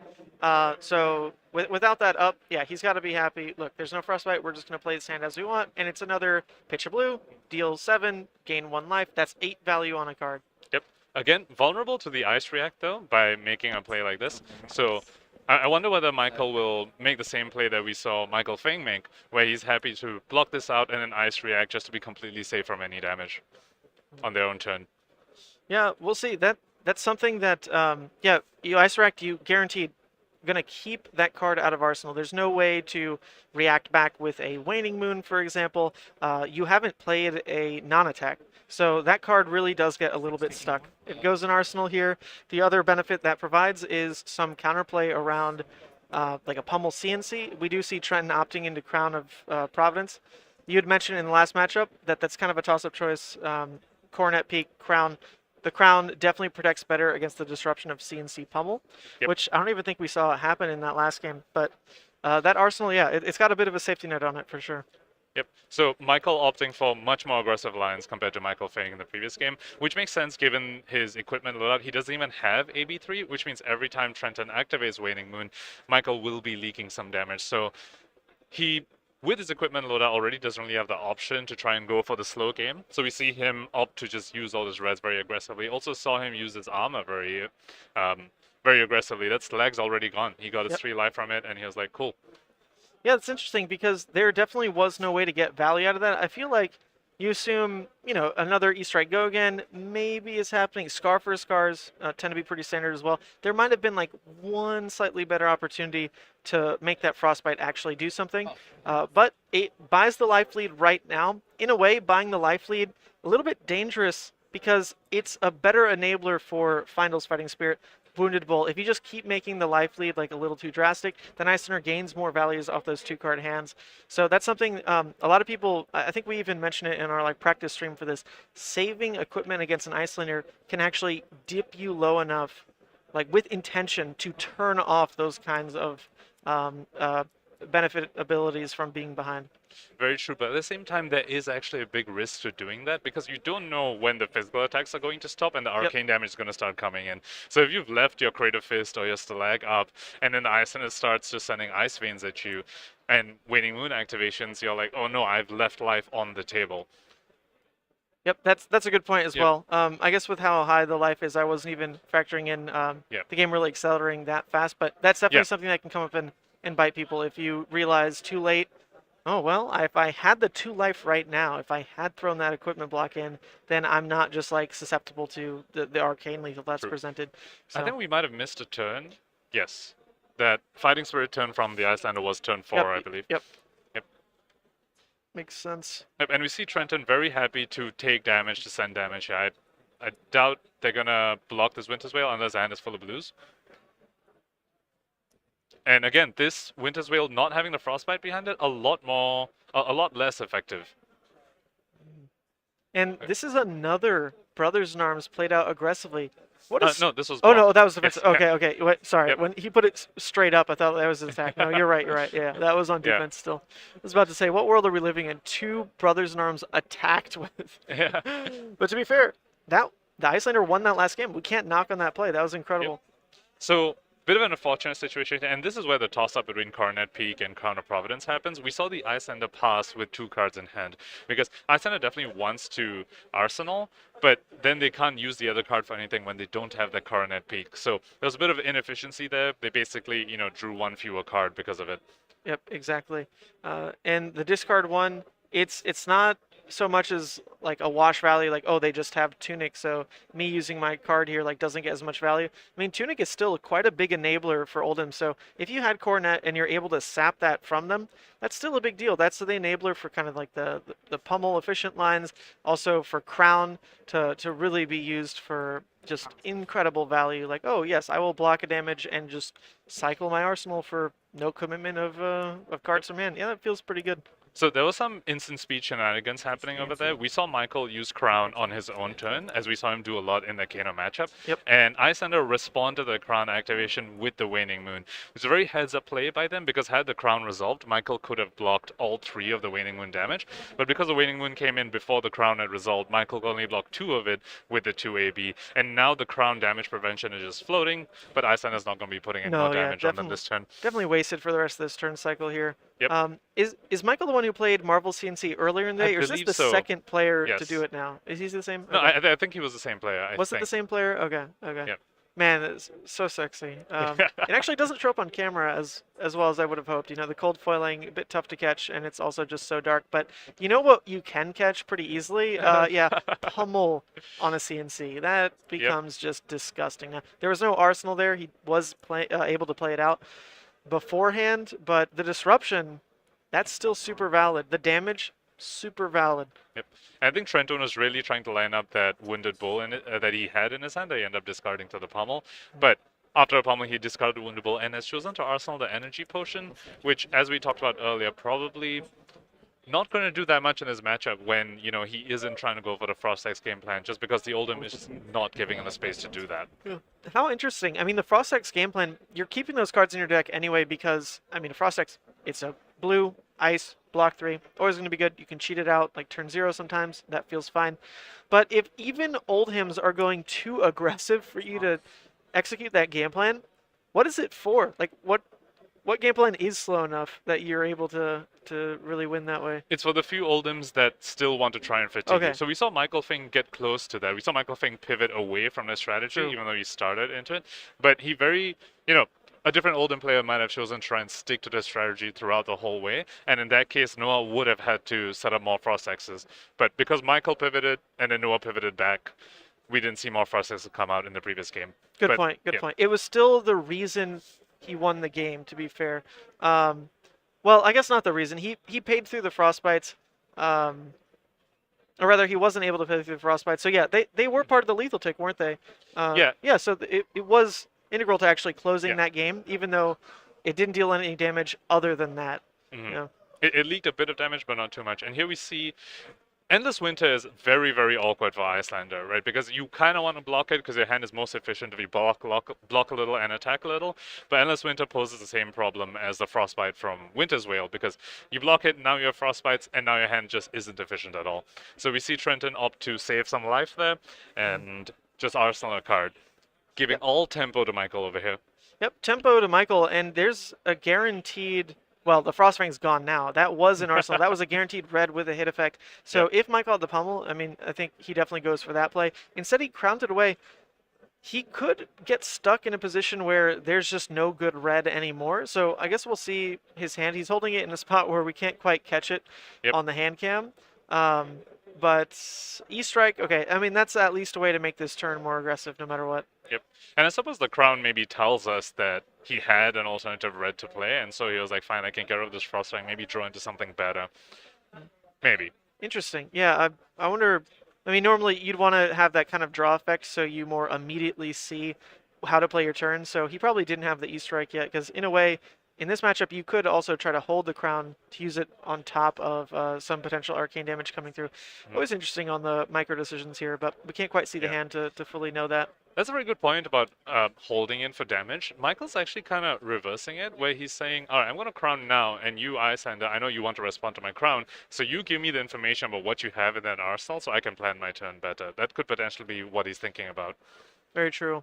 And we see another Endless Winter coming in. This one's not fused, because Michael doesn't have any cards in hand left.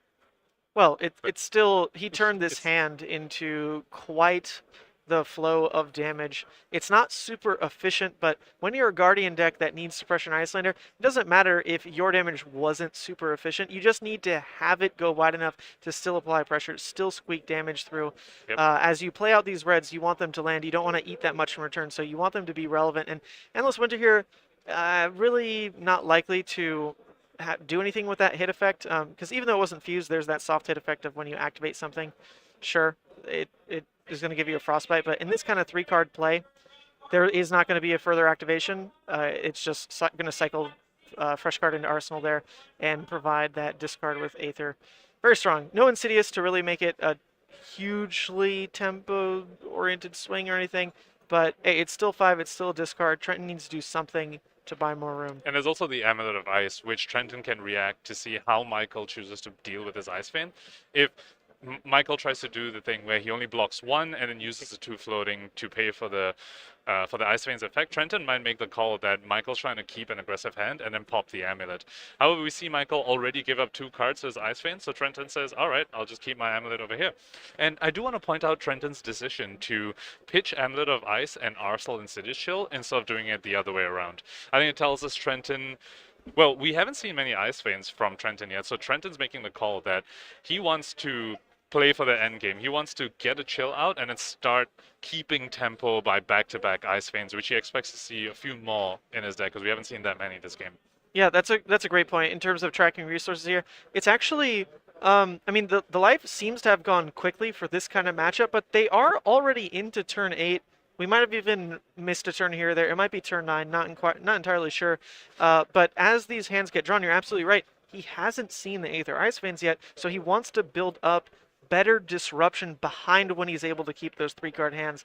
So yeah, dropping Insidious here with the, with knowing that in these next hands, there's likely more Aether Ice Veins to get played. Very heads-up play. I like to see it a lot. Yep. And then Trenton opting to use the Waning Moon on Michael's turn, paying through a Frostbite. He wouldn't have been able to do much with 2 blue in his hand anyway, since he doesn't have Coronet Peak. So opting to be aggressive there with the Waning Moon activation. Yep. And on his turn, it's just going to be a pass. Arsenal that card. Now, at this point, he's waiting to draw the next Ice Vein. Yeah, he got away pretty free with just play out an Insidious, not really take too much of a return. And so this hand, he definitely has that Insidious. I'm not sure the Ice color. Vein. We do see an Ice Vein in his hand. Yeah, rather. Ice Vein. There is an Insidious as well for the fuse. And an Ice Eternal, not sure the 4th card, but regardless, this is what he's trying to start setting up. It's just chaining together the disruption of an Ice Vein. They're going to cheat damage because there's only 2 AB on the board. Yep. And again, we see that response to Crown of Seas activation here with the Cold Snap, likely the Waning Moon follow-up, which means that Crown of Seas damage prevention just won't do anything. All right, someone mentioned in the chat that the transition noise is really loud. Oh. When I hear it in the headset, it's actually like really not. It seems like pretty balanced to everything else. So if that's like insanely loud, apologies. When I did the stress test on the stream, I just didn't catch it because truly it sounds okay to me. So maybe refrain from clicking it too many times. But either way, back on the game here. This is another rouse. This is a pretty consistent use of rouse across the board with all the Oldhims we've seen now. To be fair, this is Michael again. But previous Michael Shofang also running it. Other Oldhim also running it. So seems to really have made its way back in the list pretty consistently. So, interesting decision by Trenton here to not use the Waning Moon before the Chrono Seed's resolved. I wonder if he has a plan for this 2 resource. Remember, he's already used his Ironhide Gauntlet, so maybe we could see... Is there Brothers in Arms in hand that we didn't see? No. So No, I I'm don't wondering think what so. those 2 resources floating are. Like why he opted to save them instead of using a Waning Moon before the Chrono Seed is resolved. And I guess we'll see. I guess we'll see, yeah. Because that Arsenal, what do we know about it? You saw what it was at this point? He played a Cold Snap. Oh, he already played out the Cold Snap. Yes. Oh, yeah, so there's definitely, like, no... It's not an Ice Bolt. It can't be anything. Well, Yeah. no, that's why he has the pitch card. Never mind. Yep. Disregard me. So you're absolutely right. I don't follow it either, why Waning Moon just didn't come in there. Because, yeah, it's a free extra damage prevented by letting the Crown resolve, for sure. So we see him use 2 cards to block here, which means he no longer has the out of playing the Ice Vein on his turn, because he only has 2 cards remaining. Remember, Ice Vein does require 3 cards from the Iyslander side. So while it is very disruptive, it does still require a decent, hand from the Iyslander to actually be able to play it. Well, what he could be thinking about here, he saw the fuse on Rouse, right? So there was the Icy Hammer coming through no matter what. Like he saw, oh no, sorry, he didn't see the Winter's Wail, to be fair. Not Winter's Wail, Winter's Bite. I didn't see there was a 3rd card in hand there. So maybe his play instead was, I can buy some life here, use my 3 blocks for 3 life, Tunic, Epot for Aether, Fuse, Arsenal. That Arsenal the Insidious, rather, as that ice card. That could have been the play he's going down. But True. Michael had that ice card to, instead of throw, just throws. How Trenton might have wanted to play that. Actually, I believe it's not, because I think the Winter's Bite was pitched for the Rouse the Ancients, and he kept the non-ice cards to be able to reveal to the Rouse the Ancients. You're absolutely and he right. pitched You're the Blue absolutely right. Disable. Yeah, so there's no Frostbite here, and I think it might do exactly what you were saying. Okay. Tunic Epot to play this Ice Vein, which is just such an amazing use of this Epot. We talked about it earlier, how it's not going to be very relevant for something like an Ice Eternal. So he's using it to play an Ice Vein off a 2-card hand. This is brilliant play. Yes. Okay, good. I'm glad. I wasn't totally crazy with with that play. I just can't track what was pitched apparently. But yeah, absolutely. To turn a normally 3-card hand into not only a 2-card hand with a commitment of Epot and Tunic, but it was really saying, I see 3 blocks right now. I'm turning it into 3 life. That's also going to matter for how the future turn cycles play out, as you need more life to play into some of the stickies that he's going for here. He's arseling another Insidious, right? So he's opting for a longer game. He wants to be able to tick these down and continue with disruption. So off the back of this, to loop into yet another possibly strong disruptive turn if he plays out Insidious, fuses Aether again. Wow, that would just be fantastic out of him. Yep. I'd be curious to see. Ooh, he's playing this amulet.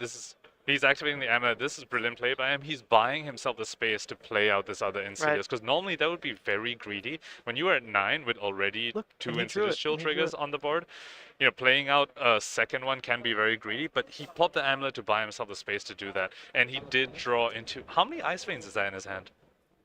I see 2 at the minimum.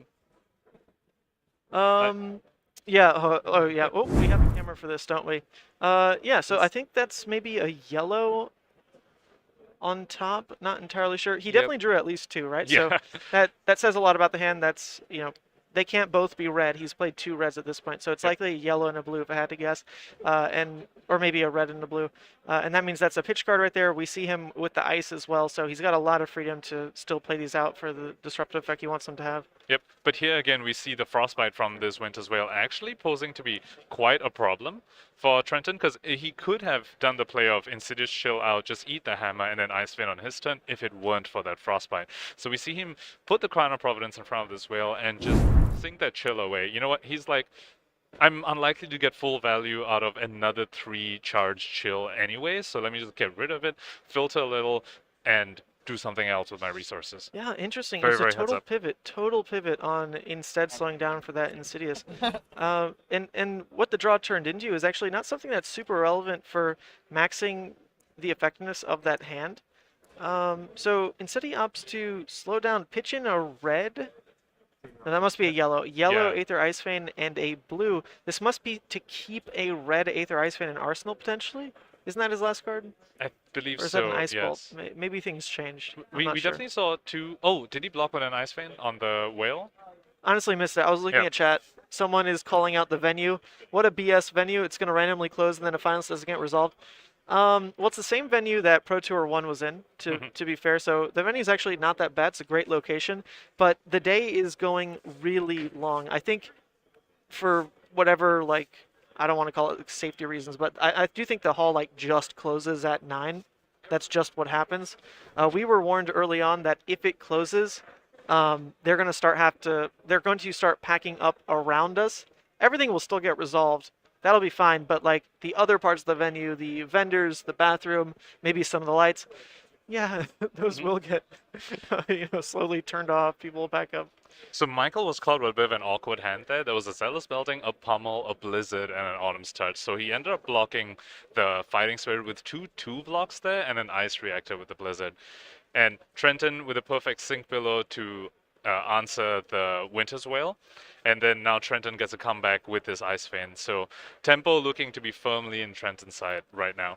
Yeah, it really all gets tied to those Ice Veins, right? Like, what other card is just the swing that Iyslander has? Nothing is that immediately disruptive as an Aether. Like, yeah, you can play out a CLF, you can play out a Hypothermia, but the Aether immediately, like, with tempo in Trenton's court, just says, like, all right, your next turn's bad, I get Serum. Your next turn's bad, I get Serum. Even playing out a Hypothermia, like, a lot of decks have plays around that, high Octane out of dash, even when otherwise it's insane. Aether just is that on-demand instant disrupt rather than hoping it interacts a bit better with your opponent's hand. Yep. Trenton deciding to Arsenal this, the Insidious that was revealed to the Ice Vein instead of pitching to Waning Moon. Now I wonder whether he'll... Like, he established early on that he feels like he doesn't have the space to set up an Insidious Shield, so he sunk that second one away with the Crown of Providence, but now he doesn't have the option anymore. So with his final Insidious Shield, we might see that be stuck there for a while if he doesn't feel like he has the space to actually play it, especially staring down this 10 damage Glacial Footsteps that Michael's sending his way. It's interesting. Like, at this point, it's never going to get the same amount of value. The 3 red Aethers have been played out. He pitched a yellow Aether to the bottom. At this point, there's probably just one more yellow Aether coming through. I think we've honestly forgotten the turn counter a bit. This is probably like turn 13 or something. But there's likely just that one more yellow. They normally run 3, 2, 3 in terms of the pitch count, right? So that Insidious, sure, if you play it out, I mean, yeah, you make a Frostbite, you stick this permanent in play. Will it even tick down 3 more times? Never, almost. Unlikely. Never. Although, we do need to point out, with the Oldhim only having AB2, the blue Ice Veins are actually somewhat live. Oh, true. Now, they don't leak that much, but, they still do have that on-hit, so maybe we'll see this come into play. Although, if the Oldhim has an Arsenal, then that's no longer live, so it's a bit of an awkward spot. But, yeah, I think you're right. I feel like the third Insidious Shield with life totals being this low, it is unlikely to get a lot of value. So let's see whether it just gets stuck in Arsenal. Yeah, it's actually a bit tough here as well. You can't even use that singular Frostbite to interrupt a Pummel in this type of situation because Tunic is right there. Yep. So I really doubt... I don't know if it is a Pummel situation. Like, this could be the Mega Mind Game, right? Where you just show the 2 floating, and that could just be... Like, hey, respect it or not, like, I always could have had the Pummel this turn. Doesn't matter how I pitched it. So kind of funny. I'm more inclined that he doesn't have it, and he's going to go ahead and just get the red out from that pitch. But there's no way to tell one way or the other. I think we've only seen maybe 1 red Pummel played out so far. I think it was just the one on the CNC, if I'm right. So yeah, it totally could be that way. You never quite know how players mind game with that kind of thing. Yep. So I wonder whether Trenton regrets arsenaling the Insidious Shield in this position, because he could have pitched it to a Waning Moon and just sacrifice having an Arsenal. However, Trenton sort of semi-playing around the Pummelia. He did pay into the Brothers in Arms with the Tunic, so he was blocking 7 on that Frostfang. So obviously if a Pummel came through, he would still leak damage and need to discard the cards, but he would save himself a bit of life. The Pummel did not go through, so that ended up just being a bit of a wasted Tunic, but sometimes that's what you have to do if you're trying to play around something. Yep. Well, I don't think the game is likely to really end before his Tunic's back up. He's got some room to breathe for sure. True. So yeah, it's a bit of a hedge, but if he's not, double check what happened. All right, the internet is good. We just dropped for a second. Sorry, everybody. Okay. We're back though. Yep. That's weird. Okay, honestly, only 2 drops in internet all day. Yep. I'll take that. That's I'll good. take that. Tiny little hiccups, tiny. So the part which I'm nervous about for the Iyslander player here is that Insidious Shield being an arsenal. I think Trenton really would much rather if there was something like an Emeritus Scolding, something that's a bit more offensive, rather than an Insidious Shield, which at this point in the game is unlikely to even get much value. So that is a little stuck there. Let's see if he manages to navigate himself out of it. If he does ever get the space to play it out and then start fusing even blue Ice Veins, that could be his path to victory. Maybe that's what he's planning for. Right now he's staring down this 7 damage E-Strike from Michael. Oh yeah. So that's E-Strike plays into E-Strike. That's what the Stern Cycle said. They say, hey, you know that generic card that's pretty flexible? Yeah, let's just like both do it. I don't a pretty good know card. the mode. It must have been +2. Yep. Yeah. +2. Yep. And then Trenton holding onto an Ice Vein. So maybe he's hoping to trigger his last chill here, and then that gives him enough space to play the chill that's in his arsenal. And this is the blue Ice Vein. However, Michael does have that arsenal, so he's able to block 3 on this entire thing. Right. What this could do, yeah, so he's cheating a bit of damage, right? Before the Crown Resolution, what else was that Hypothermia doing? Oh, it was just fusing to the Ice Vein. Yeah, it was just fusing, exactly. So he's going to toss it here. He said response to the Crown. He's going to toss in for the Waning Moon on top. So the Hypothermia, yeah, it does at least get it out of hand. It's not super relevant to keep here. He can't reset Arsenal with it. At this point, I didn't count down the amount of rouses and E-Strikes, but and Zealous, to be fair, which I don't think Michael was playing anyway. But Hypothermia, I imagine, like, yeah, if you know the Oldhim is playing aggressive into you, it's safe to probably keep it at a 2 of. You probably never run it at 3. So at this point, it's just a bit of clutter in the deck. Yep.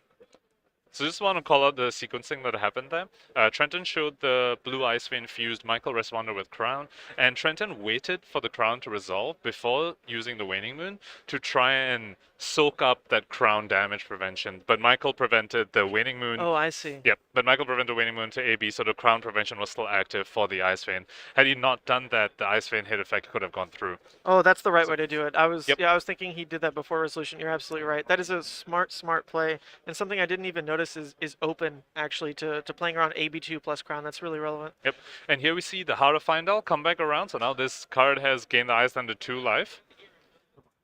And we're unlikely to see it come again, but Trenton has finally found the space to play the Insidious Shield from his arsenal. And this Frostbite from the Winter's Wail can easily be dealt with the Tunic that is up. So Trenton found the space to play out the chill and has an Ice Vein in hand, so we might be seeing... This is best case? I mean, this is what he wants, right? Yep, we might be seeing the comeback here.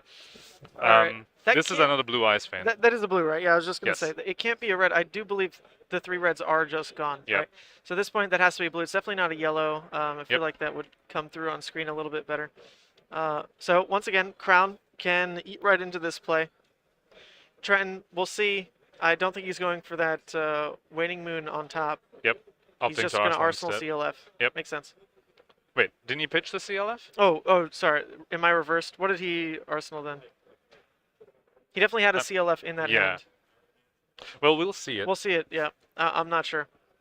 I'm curious, shouldn't Trenton's Tunic be used here because of the Frostbite from the Winter's Wail? To play that Ice Vein? Oh. Is that something... The trigger might have been missed, to be honest. That is on Michael to make sure to do the Frostbite trigger. Oh, yep. Someone says he missed Frostbite. Yep. Yeah, so actually that is on Michael. That is on Michael. Yep. So Trenton getting to keep the Tunic here. And then Michael threatening the CNC Pummel. We've talked about this all day, CNC Pummel. Name of the game. Maybe that's what's making Oldhim, like specifically that is what's making Oldhim nuts. What if it's, I mean, there's a lot of other factors, right? But like, I feel like nothing feels quite as game losing specifically. I mean, you might have bad turn cycles at other points in the matchup, but it can feel game losing to just say, oh, I got CNC pummeled and like my hand and arsenal were destroyed. Jeez. Yep. But of course, Iyslander has the Frostbite, so that actually prevents the CNC pummel, even through the Tunic, you know. The Frostbite tells you, nope, you need 1 extra card, which Michael just doesn't have. Absolutely. Yeah, so he's even showing here, wait, he took off the Tunic counter. Where did that go? Is that just to AB or something? Yes, to the Aether Hill. Okay, makes sense, makes sense. So now there's a Waning Moon on the stack, and Michael does have the Frostbite, so Trenton doesn't need to be scared of a pummel here. So we see Michael obviously using his floating resources to block the AB. Mm-hmm. So he's getting to keep, well, he's got more choices in play than this. CNC all of a sudden is just vanilla damage. Yep. right? It's no longer threatening arsenal destruction. It still demands probably 2 cards, right? Because you don't want to just like toss a 3 and a tunic, go to 1. That can't be right. So instead he tosses 2 in front, takes the damage there, and he's still got that 1 card, most likely just setting it up an arsenal. Yep. So very interesting blocking decision by Trenton there. He had the option to block it out completely and then arsenal Cold Snap, but he chose to leak 1 by blocking the Cold Snap and arsenaling the Ice Bolt instead, opting for the more aggressive damage line, with Michael being at 8. I think Trenton sees that his way to end this game is just do an overwhelming amount of arcane damage on Michael's turn. Well, this is the start of it, right? We've got to see how Michael interacts with it. He's not actually dead to just the commitment of Ice Bolt and Waning Moon, which would have been amazing for Trent, because that would be, he'd force some information there, be able to decide on Storm Striders. I don't think that's likely coming up this turn, but it's still just a good value play to play out with the blue. It was a non-block anyway, tunic counter, throw the Waning Moon on top. There is a guaranteed damage leak because it's only AB2, so only 1 damage going through on that. But hey, damage is damage. If you can get to that point, maybe even like, double Emeritus Scolding, Waning Moon, like that kind of turn can do it. So Trenton in a bit of an awkward spot here. I think he needs to put Michael in the position of, do you have the pummel? Because if Michael has the pummel, we probably just see the game being closed out here. That's fair. Yeah, if this is just pummel, that's it. Yep, but if not, Trenton gets the arsenal, and then now Trenton is looking to be in a pretty decent spot. But I do want to point out this Insidious Shield. Now, even the blue Ice Veins have been used, so now there's Insidious Shield sitting there with 2 counters on it, and we're unlikely to actually see that be relevant. I think he was trying there to actually play around blue pummel as well, like blue specifically, because he blocked with the tunic. tunic. Yep. So if that was blue pummel, which I'm not even sure we've seen out of Michael, to be fair, I don't remember seeing that pitched. But hey, he's playing around it. That's heads up. Yep. That is just heads up. I'm going to toss in tunic here. The game's likely not going to that 3rd tunic counter anyway, so if this was the turn where I bought myself the ability to stay in the game just because I played around a blue pummel, I mean, yeah, you do that. You do that. And if you look at turn cycles, Trenton actually quote-unquote won that turn cycle in a sense that he leaked 1 damage onto Michael, but Michael leaked nothing into Trenton. Oh, chat's pointing out here, it looks like it's now been a Mist Frostbite trigger on both players' sides. Mist Frostbite on Whale, Mist Frostbite on Ice Bolt. That's the long day hitting you. Just to check in on the stream itself, like, we've been streaming now for 10 hours, 17 minutes, and that's just streaming, which is its own bundle of stress, but playing still is more, honestly. Like, you're truly, I mean, your life is on the line. Well, your tournament life is on the line. You'll be sent to the Shadow Realm if you lose. Yeah, exactly. Shadow Realm or bust, wearing the hot seat. For us, it's just our, we're casting for our glory, to be immortalized on the internet, and just upload this VOD and feel like we did a good job. Yeah, because we aren't good enough to play, apparently. No, I don't want to play today. Are you kidding me? If I made that top 8, nah, no thank you. I don't want to see that much ice. And here we see that Channel Lake Frigid come out, which basically buys Michael that buffer. For the next few turns, it's very unlikely that he can die at instant speed from the Iyslander. Yeah, it's a good buffer, but it's also 2 resources put into playing something that Trent can respond to on instant speed, which is what he does here. Trying to just, bat around some damage while he can. The Polar Blast into Waning Moon, just a super clean way to cycle a card and deal 3 damage. But at this point, you have to notice those Amulet of Ices, there's 2 of them left in the deck. That's a non-block. And I believe at this point they're pretty close to each other. He only pitched the other one maybe like 2 turns ago. So with how many turns he's had of just like block Arsenal, maybe like pitch for 1 thing, I believe those amulets are in the same hand. And you just can't do that. If you draw up that hand of double amulet, you could, I mean... You could just lose on the spot. Like, it could just be the loss. And we see the awkward spot again. And we've seen Trenton, I think this is a 3rd time where he has 2 cards on his turn and he just needs to Arsenal and only draw 3 more. Someone says, why is he not running Lantern? We've seen Michael before play this matchup. I believe it's just not in his list. Not in his list.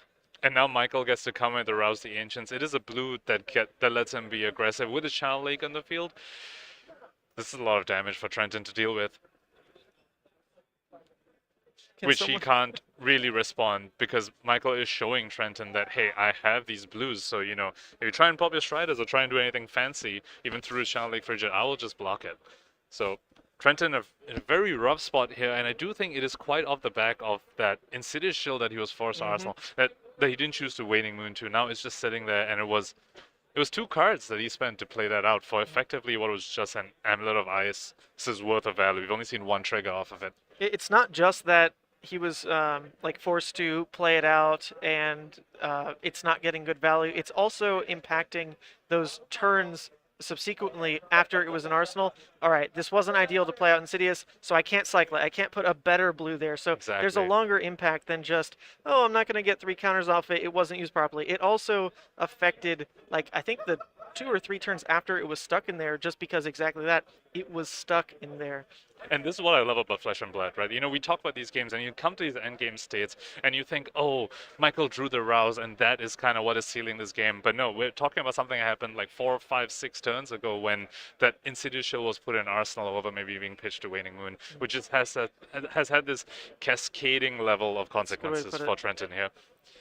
You know, it's pretty funny. If you look from these hand cams, we can get a bit of an angle on the deck size of both players. So if we peer into Trenton's side here, that stack right above his hand, that's his deck. You can't, or sorry, that's his graveyard. You can't even see his deck when he has his hands up. That's how small it is. Look at that. Look at that. That's maybe like 6, 8 cards, something like that. Meanwhile, on Oldhim's side, pretty even. I mean, he's definitely got more in deck than in graveyard at this point. Just great conservation, and that's one thing that happens in this kind of wizard matchup. Like, you're pitching to arcane barriers so much, that's not really expending cards. You're just expending the reds to have a better late game like this.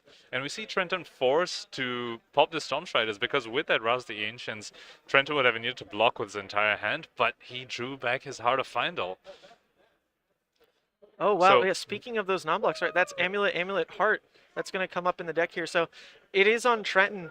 I mean, it's always on him to win anyway, right? Like, he needs to be the one to close out this game because otherwise he's risking just running out of things to do. He doesn't just inherently deal damage with his weapon. It's always got to be comboed with something.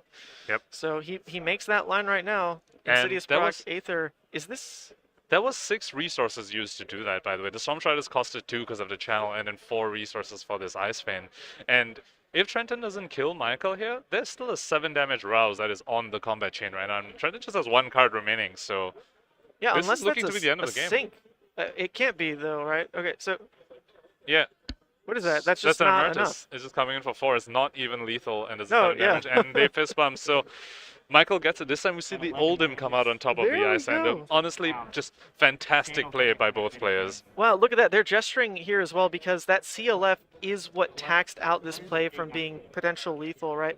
I don't think it was anyway, to be fair, because it would have taken... they didn't tap it down, but 2 on the Emeritus, down to 4. Waning Moon comes in for 3. There were still 2 floating. Yeah. So it's not like CLF actually... like taxed out the potential lethal. I just don't think that turn had it no matter what with the amount of blues Michael concentrated in that hand. So well done on Michael. He played a different way to get the blue stack going than previous Michael, Shuofeng. Yep. But at the end it was the same result. Like he's got that, oh speaking of, got that blue pummels are in the deck. Look at that pitch stack, heads up by Trenton then. So yeah, it really comes down to that one micro decision, like you mentioned, with Insidious Chill. Because I think both these players obviously showed they know what they're doing. They've got their own unique way to play these decks as well. It's not just, oh, like I play Oldhim like everyone else does. Michael's playing this different than Shuofeng did. Trenton played this matchup differently than Noah did as well. I mean, overall, I'm sure it's not as exciting as like, oh, sick, we got like Briar, Kano for top 4. No. These decks are, you know, more tried and true, more cookie cutter meta relevant picks, and I believe we have the same matchup again for. Oh, did the Iyslander win the other top 4 match? Oh, actually, they are still playing it, to be fair. Right. As far as body language goes, we'll probably have to be quiet because we're closer to these guys. Sure. It looks good for the Iyslander from what I can see. But what you're talking about, like this sort of grindier matchups, honestly, while they are a little grindier, maybe not as flashy, I think it really shows, it really brings out the skill differentials at this extremely high level of play.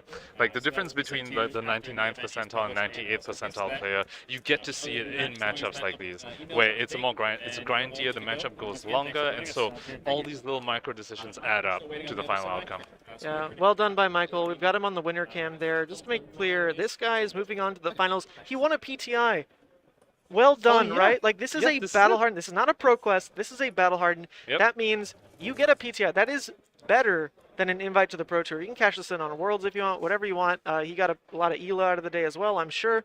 So there he goes. Well done to Michael. Yep. Huge congrats to him. Huge congrats. We'll see what happens with that other matchup, but in the meantime, let's do some giveaways to wrap up the day, because I'm pretty sure as soon as the last match goes, like, we kind of just need to be done as far as the venue is. So let's see. We've got more Iyslander Fi. Let's do a Fi. I think last one we did was Iyslander, right? Okay, let's do a giveaway for Fi real quick. So for everyone who hasn't seen the giveaways before, there's going to be something to type in chat. Let me set that up real quick. Oops.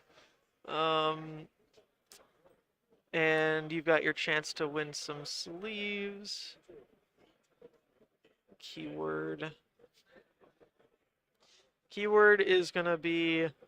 Finals. Finals, yeah, that's a good one. Finals. With a complete lack of Fi. Okay, so the keyword for this giveaway, give me 1 second as I set this up. I should have just had these like toggleable, honestly. Type finals. So type finals in the chat, just like you see it, Finals. Type, not finals. I know that's the funny way to do it, but people are going to mess it up. So finals, as in the English spelling. Finals, no pun. To win these sleeves, 5 sleeves brought to you by Dragon Shield. If you're in the US, I will ship them to you if you win. It's not too much a cost. It's like $4 or $5, no biggie.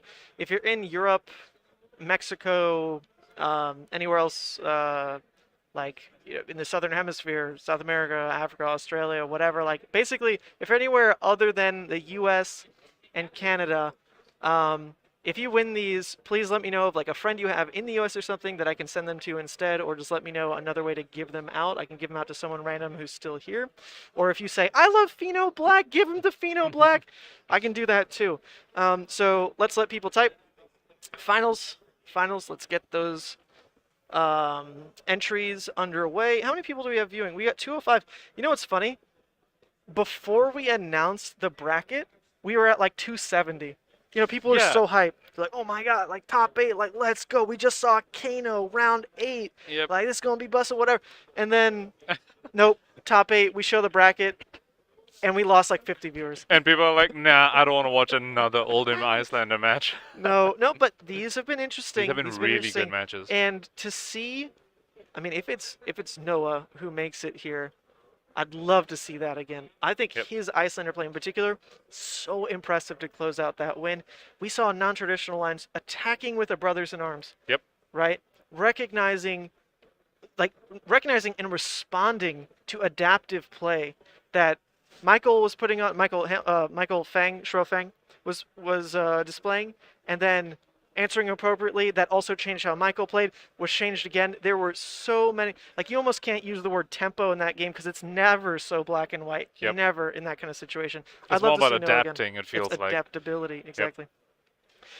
They're good matches, but not going to lie, I'm getting tired of Oldhim and Iyslander games. No, I feel you, like, it is more exciting to just see variety in the heroes, but there is variety in the players still. And that speaks a lot to these heroes. The reason they're so good is because you can do a lot as an individualized pilot of the deck. It's not just, oh, there's the one way to play Oldhim. If my opponent knows this matchup really well, I'm cooked. Like, that's not exactly how these games play out. So that's why you see the top level players on these decks being able to adapt so well.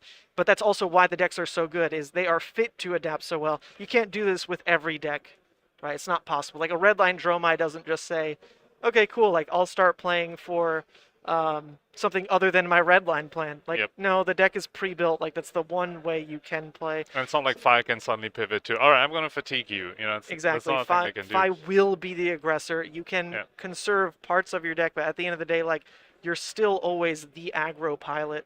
Yeah. So the strength of these decks is their versatility, but that's also what makes them incredibly difficult to pilot, and such a joy to watch these top matches, to be honest.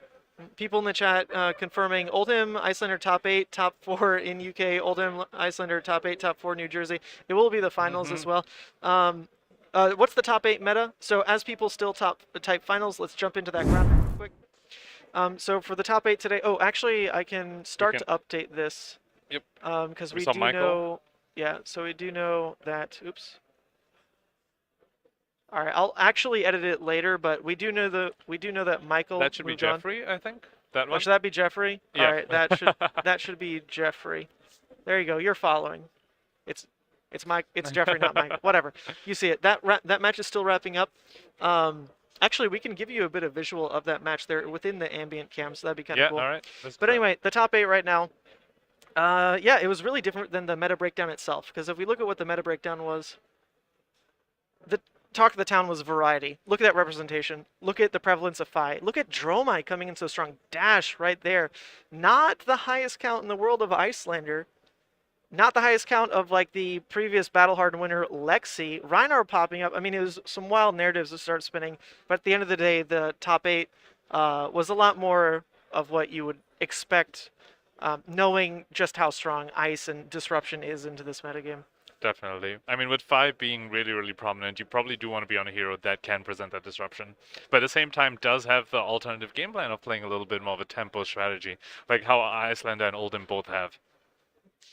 Yeah, people are saying, you know, hey, let's play Dromai to eat Oldhim Iyslander, then Phi happened. That's the unfortunate part, right? Like, I think some of these decks people were playing in the wider meta would have eaten this top 8 alive. Like Rhinar, Dash, they probably would have loved seeing that top 8 bracket. Dromai, too. Actually, to be fair, it'd have to be a really good Dromai. Yeah. It'd have to be an insanely skilled Dromai. But those decks were in the room. Yep. They were button heads with everybody trying to break into that top 8, and I think they would have had an amazing run if they made it. It was just getting through the mess of Phis that they couldn't do, whereas the Phis were most likely beaten out by these exact players in the top 8. They're the ones that knocked it down. And the Bravos as well. We had 2 Bravos in the top 8. The 5s probably crumbled to those decks as well. Yeah, we never caught a Bravo on stream. Actually, Yeah, I kind of feel bad about that. That one guy I tapped for stream before the Balake game was a Bravo player. So that's unfortunate that we missed him. Yeah. I would have liked to see Alexi as well, to be honest. Yeah, that's fair. We should have looked for that a bit more, but the beginning of the day was kind of a mess in terms of getting everything functional, finding the players. We smoothed things out as we moved on. But in the meantime, let's call this winner. Finals. Let's see. Oh, we've got Taylor Pratt, subscribed since May of last year. That's what we would like to see, because not going to lie, people, I think everyone else who won these giveaways wasn't subscribed, because I didn't see that pop up on anyone else. So freaking, let's rattle off the names. Manuel Curiel, Ben Black, King's Corpse, Nicholas Lee, Echo, Kodotando. You better hit subscribe right now, because I don't think I saw that tag on your badge. I just assumed, like, hey, you're here. You probably tapped that subscribe button. And while you're hitting subscribe buttons, if you want to just head over to, the Ethnic Smoke channel and hit subscribe there as well, it would be greatly appreciated. Look, someone says, oh, I'm not subbed. Oops. Hey, well, you better be, because if you enjoyed this broadcast at all, if you enjoyed bringing in other community members like Ethnic Smoke here, that's the mission I've got for the Sant YouTube channel moving forward. I'm so isolated these days living in upstate New York that I really just want to start traveling more, bringing coverage to events, because it's what I sorely lack when I'm, huddled off in, middle of nowhere New York. Like, I want to see events. I want to see production quality that makes me excited to tune in time and time again. So, you know what? Let's do it myself, and let's bring in cool people like you and just get it done. So Taylor Pratt, you said seems good, amazing. Message me right here. Message me right here on Discord. If you don't have Discord, at me on Twitter. We'll handle that later. Let me write you down that you won the 5 sleeves. By Taylor Pratt. All right. We might do like one more giveaway depending on time after this finals, but their game is still not wrapped up, believe it or not. Yeah. No, I know.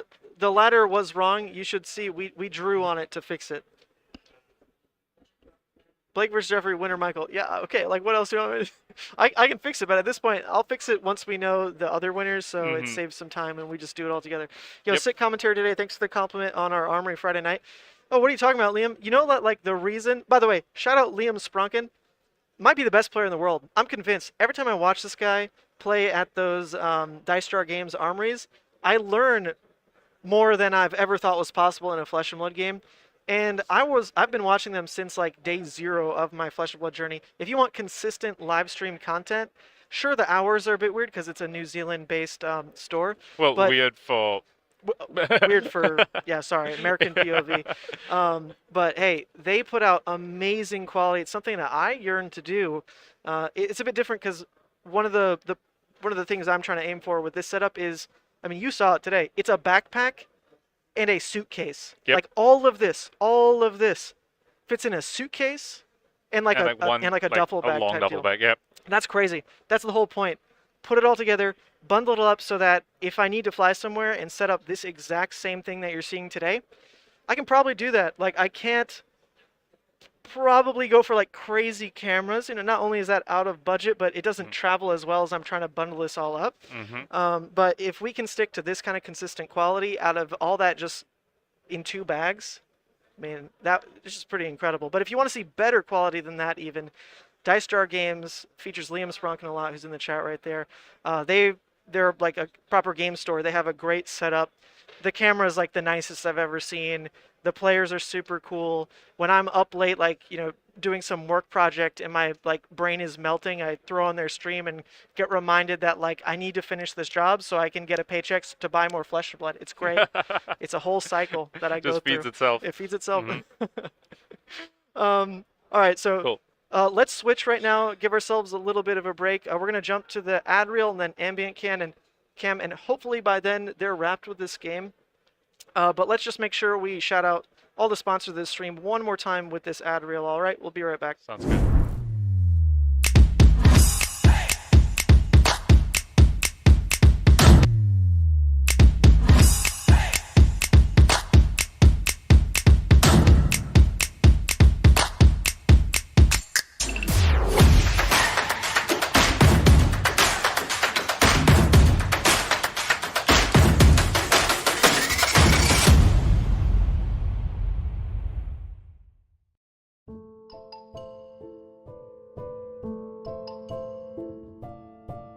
Hey yo, Don Amurabi. You want me to tell him about the bazaar, or do you want me to use the clams, huh? Relax, Captain. These are our customers, and we are their merchants. It's okay, I'll handle it. You, I know your problems, and I got the goods to fix them. You watched an OP deck tech and need to buy the spice. Buy it from the bazaar. You are deep into theory crafting the next hottest deck. Buy it from the bazaar. You are changing your Pro Tour deck list last minute. Buy it from the bazaar. You follow the meta and need to change decks. Buy from the bazaar. You have an addiction to box breaks. Buy from the bazaar. You find yourself dealing fab to new customers. Yes, catch me outside and I'll hook you up. And you, don't forget, get your cards from me, Hammurabi TCG. Or else you get the clamps.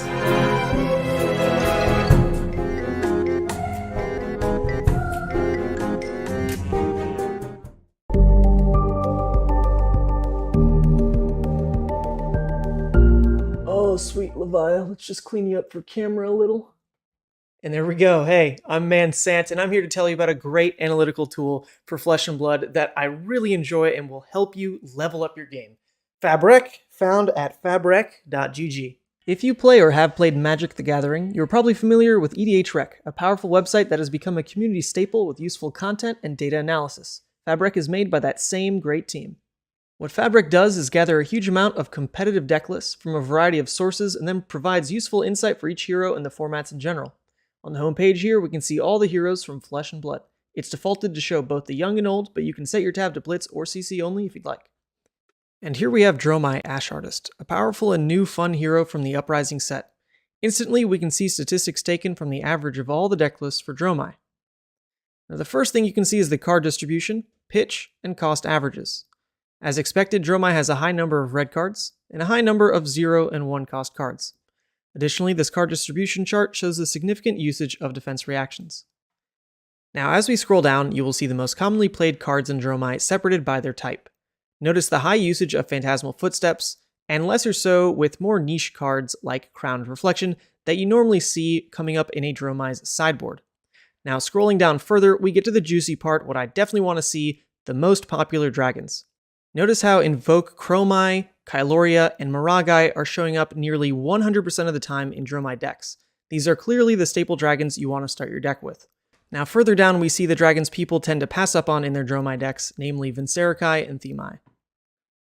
So back at the homepage, there are similar data for all the heroes in the world of Wraith. It's a great way for new players to explore each hero and see what cards and types of cards that hero likes to use. Additionally, you can check out the most popular cards in Blitz and Classic Constructed in their Staples tab. Here we see the most popular generic cards that are showing up in each deck, which is really useful for deciding which to invest in as you are getting into the game, since these cards are being used for sure across multiple heroes. Similarly, you can see class staples on this page here, and don't you know it, I'm going to go ahead and click on Brute. Now, as expected, here are the most popular cards by type that are used across each Brute hero, including our favorite, Levia. Now, we'd like to thank you for tuning into the video here, and be sure to check out my content on Sant at YouTube, streams, gameplay, everything to do with Levia, and keep your eye out for Fabrec as well. Future features for sure. Try it now, a great tool for Flesh and Blood players right here on fabrec.gg. No matter the format or level of competition you're looking for with Flesh and Blood, SCGCon has got you covered with 3 days filled with as much gaming as possible. On top of big events like Armory and Battle Hardened tournaments, a full suite of side events is always at the ready for any format you want to play. From Classic Constructed, to Blitz, to limited events like Sealed and Draft, on-demand side events will make sure you can get a game whenever you want. Armory events award prize wall tickets and special Armory promos. Check StarCityGames.com/SCGCon to see what format will be featured at the Armory event you're attending. Battle Hardened events provide a higher level of competition and a higher rewards to go along with it. Battle through a number of rounds of Swiss and a single elimination top 8 to win cash prizes, special playmats, and 2 Pro Tour invitations for the finalists. The winner even walks away with an extremely rare Gold Cold Foil Legendary card. Formats vary for Battle Hardened events, so check the schedule before registering. Classic Constructed is considered the quintessential Flesh and Blood experience. Bring an 80-card deck with an adult hero, up to 3 copies of each card, and settle in for a lengthy battle against each opponent. Rounds are 50 minutes long and usually go the distance. Blitz is a constructed format aimed at quicker, fast-paced games. Decks are 40 cards and use young heroes with a limit of 2 copies of each card in your deck. To keep a quick pace, rounds are only 30 minutes long. Draft and Sealed are perfect for players that don't have a deck ready to go. In Sealed, you open up 6 packs and build a 30-card deck. A deck can only use generic cards and cards with the same class and or talent as your hero. Don't worry if your packs don't have a specific hero, weapon, or equipment, those are provided. Draft is a bit different. 8 players have 3 packs and build decks by opening packs one at a time and taking a single card, passing the packs around the table, taking 1 card from each pack. After all cards are selected, players build a 30-card deck just like in Sealed. Not quite sure how to play but wanting to get involved in Flesh and Blood? Check out our How to Play video. No matter how you play, we look forward to seeing you in the Flesh and Blood at SCGCon.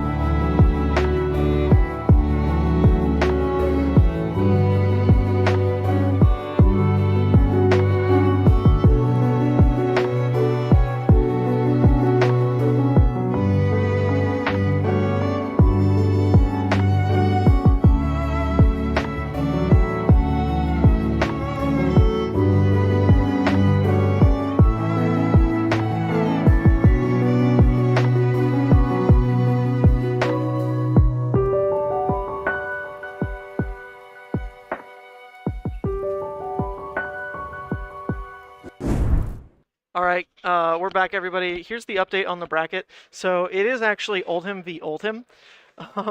So I was trying to tune in towards the end there with that Jeffrey and Noah match, but it sounds like Jeffrey pivoted to a fatigue strat. It was very similar to the kind of Michael pacing that we saw, or Shuofeng rather, versus Noah. Is similar to that kind of pacing of a game, but the pivot to Hold Blues fatigue actually just did work that time because of some early blocks on Noah's end.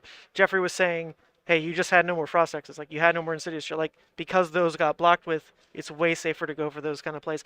So it is an Oldhim mirror. The players have been warned the venue is closing. There's a judge watching the table to encourage faster pace of play. Not at any timer, though. They just... The judge will call out slow play, but, you know, they still... are allowed to go as long as they want. Yeah, they won't be kicked out of the venue, so you know we have that going for us. There's no pressure to actually play faster or anything, but there's just going to be more attentiveness to potential slow play. It is all the differences. The venue will leave us in here. That's been confirmed at this point. We can leave the setup, so we're not racing to really get out like I thought we might have. So we should be pretty chill. I still don't want this final to go like 2 hours long. Like, that'd just be kind of crazy. But we won't lie to you guys, this is going to be a bit of a grindy one. I'm pretty sure both players are going to be presenting more than 60 cards to each other, because that's just kind of how the older matchup goes. Both of them would be on Sledge, and definitely looking to their pitch stack, and maybe even the third cycle. This is one of those matchups. What the hell is this ad? Everyone's talking about the Bazaar ad. All right, well, Hemo, if you're watching this, I guess that ad landed well. It's going to be a memorable moment from the stream here. But here we go. We're going to jump into the overhead cam. Oh, oops, there's no giveaway anymore. Let's get rid of those. Oops, smoke. So it's an Oldhim mirror, so we're also going to forego jumping into key cards, because that's kind of just going to be... There's going to be room to talk about those Sledge, things, let me promise that's you. a key card. Yeah. Okay. Sledge, key card, agree. Oh, it looks like we're both on Whale? Wow. We totally lied, I guess. Just proved me wrong there. Immediately bamboozled. Oh, worse than that, they are playing so fast. I literally just sat down and they hadn't even put their decks out yet when I left them. So I thought we had some time there, but no, look at that. They're jumping right into the game. We haven't missed anything. We're gonna, be keeping track with Tunic. Well, the Tunic will help us keep track of turns here. So it looks like we didn't really miss anything. That is still just the first turn coming from Michael right here. And to mention the seeding of these players, it is 8th versus 8th. There you go, 8th with a TH that I'm getting like really a little too tired to pronounce right now. But it's 8th versus 3rd. Jeffrey is the one who took down the mighty Balake, took down that Briar. He was lowest seed into the undefeated Briar. So that means Jeffrey is right now probably like X2, right? Coming in at 8th seed. And just tearing it up in this top run so far, beating Noah, who I would have pegged as like one of the best Icelanders I've ever seen, taking down Balake, who we saw just masterclass his way through a very grindy match the first run through as well. So we'll see how he plays. I think he's a Magic player. He was talking with Anurag Das, the guy who does a lot of Magic covers. They seem to be friends. So I don't recognize Jeffrey. We don't have the last names to pull up, unfortunately. But I believe he is just a tried and tested MTG player who made his move to Fab. So both Oldhims here, almost the exact same equipment loadout, except Jeffrey with the Stalagmite while Michael with the Rampart. So the advantage that Michael has is that the Crown of Seeds is a lot more valuable when you have it paired with the Rampart, whereas on Jeffrey's side, we're probably only going to see the Crown of Seeds being activated when they have Tunic up. And that first attacking turn from Michael was that Endless Winter Fused, which Jeffrey responded with a Staunch Response. Now, Staunch Response is actually quite a premium resource in this matchup as it gets to later on, because it's one of those very efficient block cards, which is something you might want to conserve in the deck. So shout out to chat. This is a great talking point. These shields presented here are different as well. So the equipment's actually a little varied. Michael opted for the Iron Rot legs plus Rampart compared to Stalagmite and Mage Master boots. So we haven't actually seen Mage Master Oldhim yet because we've seen Michael so much on stream, and I believe the one other Oldhim players, and Michael Feng. Michael Feng, yeah, of course.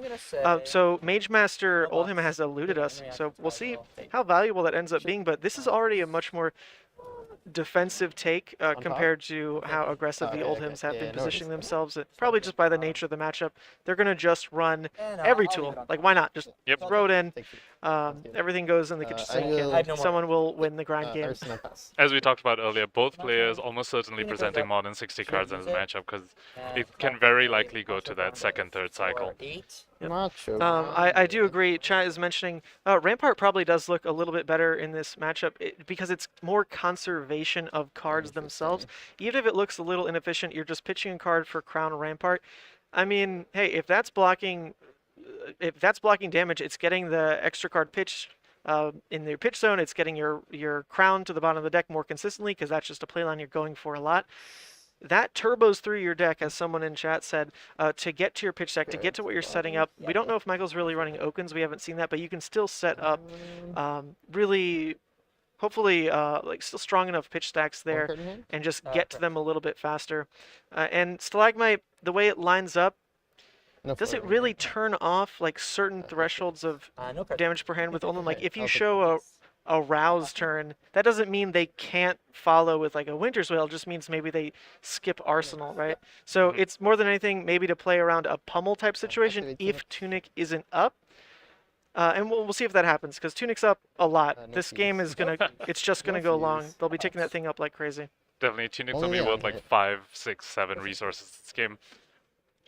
So we see another Endless Winter coming out from Michael. We haven't seen this from Jeffrey yet. I'll be curious to know what they are running that in the list. Endless Winter, definitely a very strong card because Oldhim does want to block, and then they're going to get a bunch of Frostbites, which means they can't actually present much back on the follow-up. It's one of the few ways Oldhim can actually steal tempo in this matchup.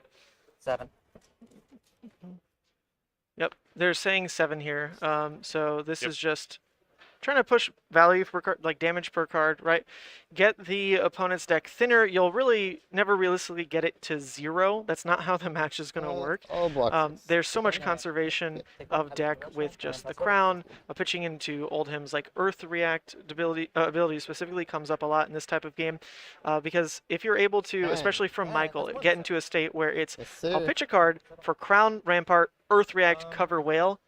That literally takes 0 cards from deck to block 4. No blocks. You're wasting nothing.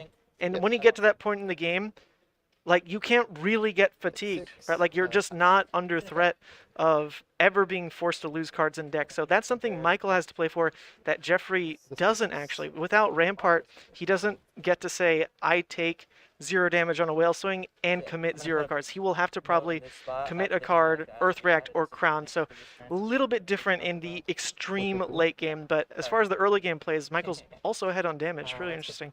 That's a very good point you brought up because most games in Fab, you know, your life total is the main resource you have to work with. Not so much cards because you are drawing 4 every time. So life total is really the primary resource in this game. But this matchup, not only is a life total a resource, but your cards left in deck is a resource as well. So your point about being able to block without losing cards in deck is going to be very, very relevant later on. Yep, it's really a situation of counting down the play around cards because if the pummels are gone, if like the glacials are gone, like the off the top dominant rips or whatever it is, then all the damage Oldhim has is just so telegraphed. Like the damage is on this attack. There's not going to be a pummel on it.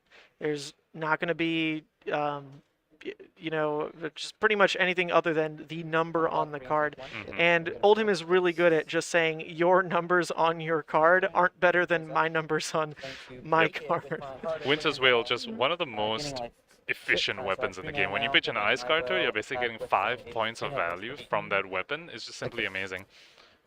Although this is an Oldhim mirror, right? So they're really just saying that to an echo chamber. My numbers are just as good as your numbers. The one difference being Rampart in particular, right? So, yeah, there you go. That is just an easy cover. Staunch, Rampart. That's even a cute little play. The fact that Michael's brought in Staunch. I don't think we've seen that from Jeffrey per se, but very, very great card. And also just not losing cards in deck to eat damage.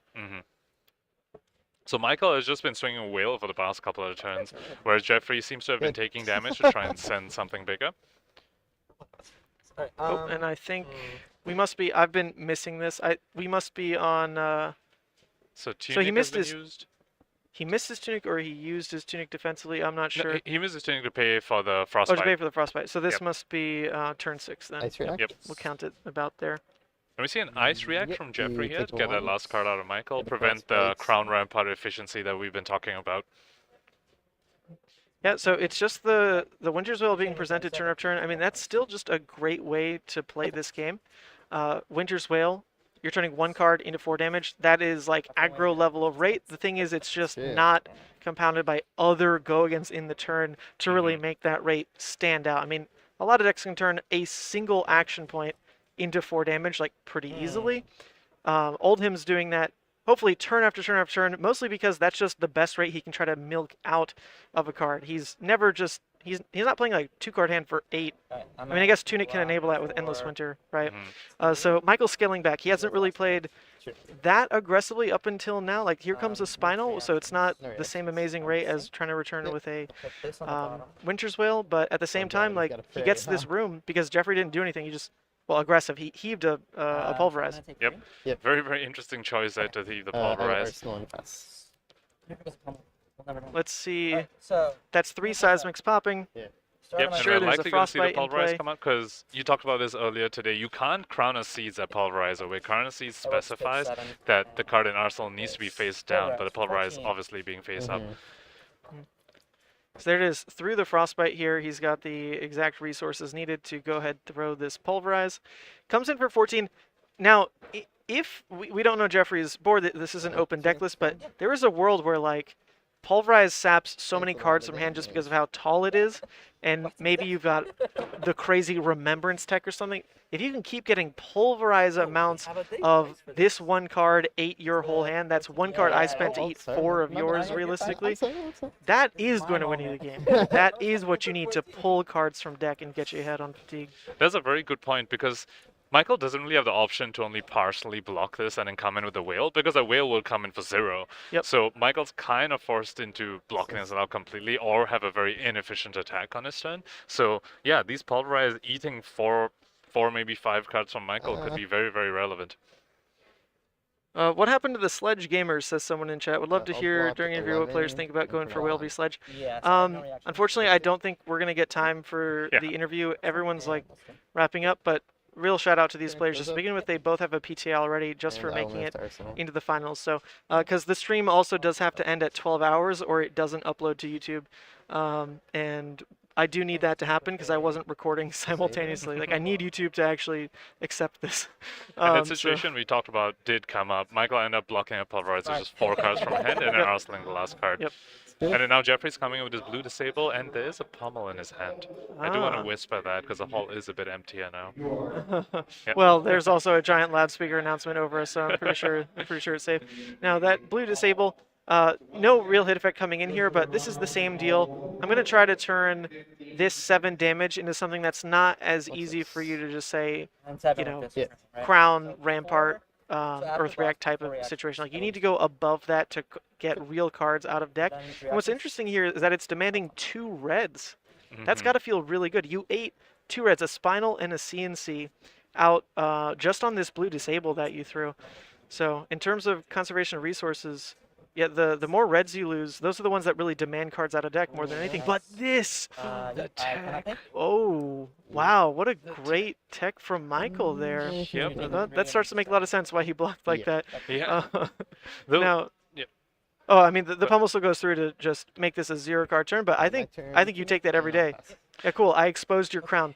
To be fair, without Rampart, we actually haven't been seeing Jeffrey use the crown that much, so I wonder how much it'll actually affect his game plan. What it does affect is that it means he can't really arsenal any random blue anymore, which is one of the strengths of Oldhim, to be honest, with the Crown of Seeds. It does mean to be a lot more particular about that arsenal. So let's see how much that Crown of Seeds actually affects this matchup. Yeah, and to note, there was no -1 on that, which is why you can't hit Tunic. I mean, obviously, that would have been ideal. You take a Tunic out of the game like this. I mean, the value denied there is resources insane. Out of the opponent, and it would have looked the same way in terms of turning off the efficiency of Crown, because you're never really going to pitch into Crown anymore at that point if you can't really do it off Tunic resource. But still, Crown Gone does exactly what you said there. It's going to interrupt his ability to start using Tunic more flexibly. Just say, okay, my Tunic's up, we'll cycle this card, you know, crown it away, get the free damage prevention, fix my pitch stack a little. You never get to just, like, chump a card in Arsenal. Now you have to have intention behind that. Oh no, Oldhim has to play the game the rest of us do, right? Like you have to actually put something you want in your arsenal. So Michael, recognizing that he won't be able to swing Winter's Wail efficiently because of his Channel Lake Fissure in the field, so he opts to do the Ice React to just take one card away from Jeffrey and hopefully make Jeffrey's comeback a bit less efficient. Well, I mean, that hand doesn't really do much. As of now, it's only showing the Winter's Wail. We see a pummel. In this kind of matchup, you don't want to pummel the Winter's Wail. Definitely you want not. it to eat a card, right? It's definitely all about cards out of deck. We do see a Tome of Fandel as well, and here's where we might see the Mage Master Boots come into play. Yep, probably in this next turn here. It's life gain, right? And life gain in this matchup, I mean, you're going to go to the point where you're fighting for like Winter's Wail, hopefully. Well, it'll never eat 2 cards, to be fair. I'm not really sure like what you're fighting to push Winter's Wail, or how you really play the endgame with Jeffrey because of the Crown Rampart that Michael has here. So I guess it is making choices like this. Play more aggressively. Cycle out the pummels, get ahead now, and close with what's left in your deck, but look, I don't know. This, we see a pummel on the Winter's Wail, and then we see a staunch response on the Winter's Wail. We were just talking about how we weren't expecting to see pummel on a Winter's Wail, and we don't expect to see a tall defense reaction like staunch response on it either. So, at this point, both these Guardian players being very, very aggressive. Yeah, I mean, they're just tearing through each other's cards, and I think Michael is just inherently favored from what we've already seen with his equipment setup, the fact that he's got Crown up on Jeffrey now, the fact that Crown alone is just such a big deal in setting up your pitch stack, right? Jeffrey, we don't know how he navigates these end games, but I'd feel like I'm in the hot seat on his end for sure. So Jeffrey does have a D-React in Arsenal. I believe it's a Fate Foreseen, so you can block out this E-Strike efficiently. Let's see if he opts to use it, or maybe holds it for something more relevant later, because as we talked about, he doesn't have the freest of choices for what he wants to Arsenal. He needs to be more particular about it. So if he doesn't have a better replacement for the Fate Foreseen, maybe he would have opted to just keep it in there. He's also not holding it here for the potential Winter's Wail follow-up, because that was a... Wait, was that a draw card? I actually didn't catch it. Was it just draw? Because if it was go again, he would have swung Winter's Wail there. So it must have been draw card. Okay. Which is a play that you get to make because you have Crown, right? Jeffrey does not. He does not get to just willy-nilly, yeah, I'll do a, 1 card 5, reset Arsenal, because at the end of the day, it like doesn't super matter what it is, right? Yep. And we see Michael do the activate Tunic to use Crown of Seeds here to block this Glacial. Very, very efficient by the Oldhim. Honestly, it's kind of flexing on Jeffrey that he still has his Crown available. He still has that play to Tunic Crown. Yeah, he definitely does. He's going to start using it a lot. But we see that is 3 rouses between the 2 players' hands right there. Rouse pitch, rouse played, rouse back in Jeffrey's hand. They're just trying to milk value out of their plays here. But this is where, actually, this is one of the things we mentioned with Stalagmite. This is the kind of situation where it actually could steal Arsenal from this kind of spot. Tunic's not up. Right, so it would turn into pitching 2 blues if you want to swing whale there. It could actually stop the whale swing if Jeffrey does an Ice React on top of this. Oh, that's true. Well, it is 2 Thunderquake, right? So you could just heave, because heave is... You wouldn't have to pay Frostbite for it, right? Well, if there's an Ice React, you only have a Thunderquake left. Oh, yeah, I mean, with the Ice React on top of it, that really locks out the turn. Actually stops the whale here. So they're still actually getting... Like the level of value you expect against a Runeblade, where it stops a Rosetta Thorn, this still actually blocked an extra 4 because it stopped the whale swing. Yeah, but at the end of the day, is it really better than having the Rampart Crown to just forever block? I guess in a way, because he got the Crown blown up with Expose, Stalagmite is doing more than the Rampart would. Like, to be fair, if he went for Rampart Crown and lost Crown, Rampart looks like even worse. Just be sticking on the board is probably not going to do anything for you anymore. Definitely. Jeffrey just 5-heading this game. That's a good way to put it. And we see Michael do a Crown on his own turn. He opted to eat all 4 damage from the Winter's Wail, and then he's using Crown of Seeds on his own turn. We've got some 5 go again. Things in chat. No, deck lists are not posted anywhere yet. It's not open deck list. They're trying to just get this event over with. I'm sure everything will be submitted. I mean, it's a Battle Hardened after all, so it should end up on the Fab TCG website. There's going to be like a written up article around it probably. So I'll just wait in due time for that. There's been a lot of interesting decks on the day. Unfortunately, I don't think many of them are going to get caught in the top 8 deck lists that get posted because Really, only Briar was like the spice that made top 8, but people could still be interested. Like, that's 2 Bravos in top 8. Some different versions of Oldhim and Iyslander as well, so it'll be nice to compare and contrast. So that was a beautiful back and forth there. Michael came with the Zealous Belting, representing that he's going to swing Whale afterwards, but Jeffrey with the heads-up play of blocking 5 on that, playing around the pommel, which Michael did have, and then Jeffrey responded with the 0 for 4 D-React. Just amazing, like, micro-level plays that we're seeing in our finals over here. For sure. So this is where not having Stalagmite just says, well, if you have Tunic CNC, you have Tunic CNC. It's not going to get the Arsenal out of me because I can cycle it out with Crown, but still it'd be a very efficient play. You use the Tunic, you get your 2-cost pummel off the back of it. Should feel pretty good. But the life exchange, right? This is, I mean, we are turboing through the games. They are playing very quickly. Props to them for sure. They know their decks well. I believe I've been missing ticks. We're probably in like turn 15, 14, 15. Regardless, because of Crown, they're definitely drawing into what they've already seen. This is second cycle that they're coming up on. For sure, you normally see it naturally by turn 15. Because of Crown, they're likely a turn ahead. So now the players should be playing with more intent. They put the cards in the pitch zone to use them in these kinds of later game situations they were playing for. And with the life that they have now, they definitely have decisions where they can still craft around no block turns, probably like 2 more times each or so. So this should be getting pretty interesting as we move forward. Spinal. Yep, and Jeffrey representing a pummel here, but he doesn't have it. His hand is actually and this winter. But, you know, Michael still needs to be scared of the potential pummel over here. Unless, do we know how many pummels Jeffrey has used?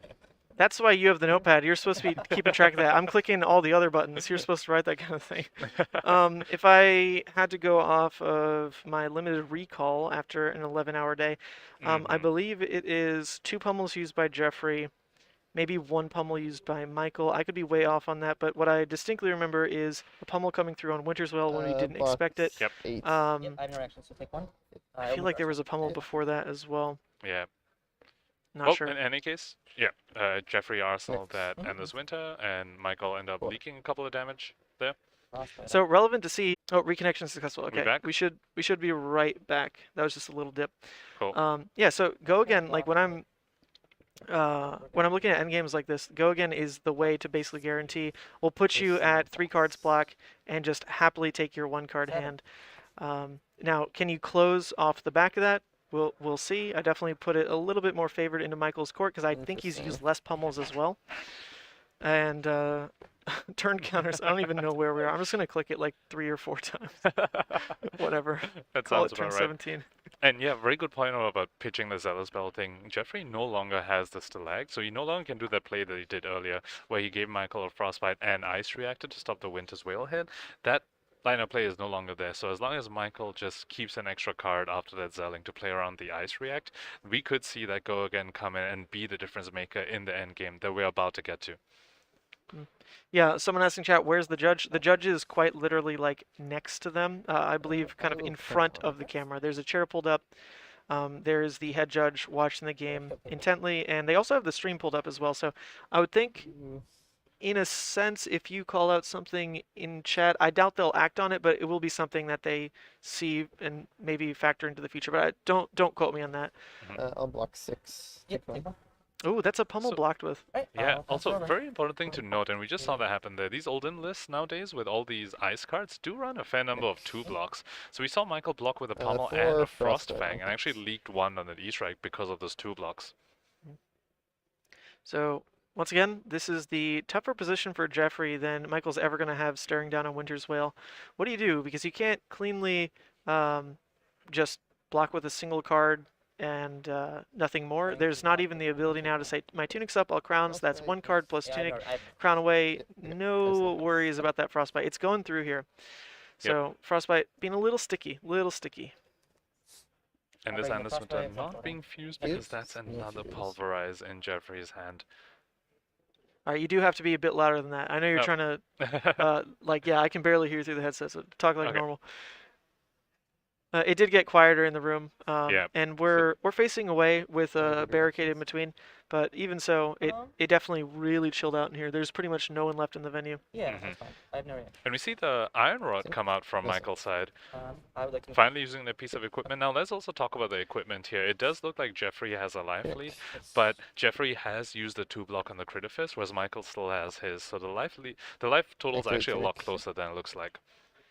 Oh, for sure. I mean, it looks really close to begin with. I mean, this is really, yeah. I mean, you don't really expect one person to come out ahead in the slogfest that is this matchup. They're playing very similar cards. What's going to change is the way they execute their late game specifically. So Jeffrey, if he really was able to make a stronger lead because his late game is a little bit weaker, that's maybe what I would expected a bit more as we approach this. But he doesn't really have much of a lead truly for how he's played Stalagmite, for his ability to just more readily play pummels like he did on that Winter's Will.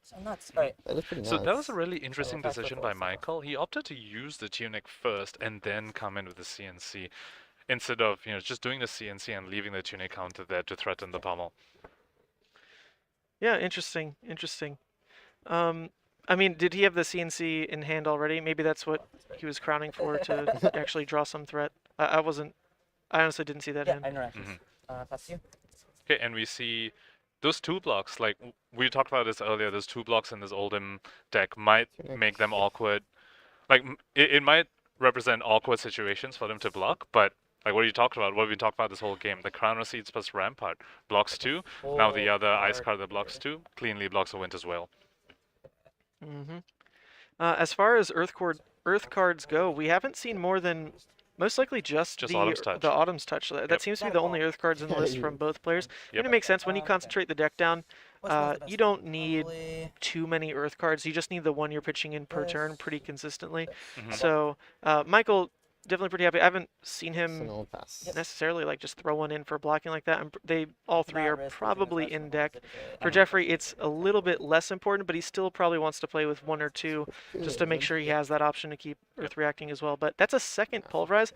This is great. This is the thing we were talking about early game when we saw the first one. This says give me cards. Because you can't save that many cards in deck and still deny the damage this thing's presenting. So likely to take 3 cards out of hand here, and then maybe a reset on Arsenal, and no point swinging that Winter's Will, right? As we talk about value here, if you let this Pulverize hit and you try and come back with an attack, you've basically let your opponent come in with this Pulverize for 18 points of value, because it's 14 on the offense and a -4 on your next attack. So you're really priced into just blocking out with the entire hand, or maybe blocking with 3 and just arseling the last one. So really, really interesting tech piece from Jeffrey here. I'll block 4. It's been so amazing. Yeah, and to note, right, we're deep into pitch stack, so this is something he specifically was putting together. 3 blues, red, 3 blues, red. In your second cycle specifically, that's a great way to have your deck set up. As it gets to 3rd and 4th, you start to lose the ability to even conserve reds to that degree. But because this was still intentional stacking at his end. As we see him draw up these next hands, I don't know if that's another red glacial. It looks like it. So this is once again him executing his pitch stack really, really well, right? This is something he put in his deck to play in this sequence, and especially with how life totals are, dominate like this. I mean, yes, there's good equipment up. Crown, Rampart, Earth React is the thing, but just guaranteeing that damage goes through and Michael probably doesn't use his cards as efficiently as he wanted is still a very big deal. There's a bit of awkwardness here in putting this Blizzard in Arsenal, though, because like we talked about, he doesn't have Crown of Seeds.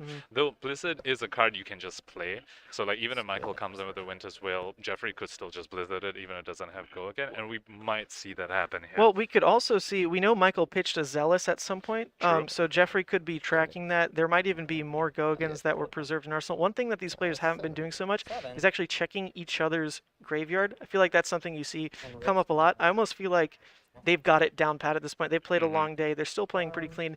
So maybe Jeffrey's tracking that better than I even am. There's definitely at least that 1 Zealous for Go again. I think the E-Strikes are gone, but I don't really remember seeing even more than like one Zealous. So there's probably 2 in there if I had to guess. So that Blizzard might come up. Like, are you under pressure to really play that out? It depends whether you want to replace your arsenal, right? But since we talk about how freely they can just use it, and we see Jeffrey so we do use see it it just to played clear that the way. arsenal. It's kind of funny there. You could have let it go to the bottom with Disable. Like, I don't know, throw it back in deck. But then you're left with a non-block in your pitch stack, which you definitely don't want, especially when you're also pitching this hard to find out, right? So very heads up play by Jeffrey that to not let the Disable Crush happen, because then there'll be 2 non-blocked when he comes around to that. And we can reasonably expect that this is going to the 3rd cycle. We are already in 2nd cycle right now, by the way.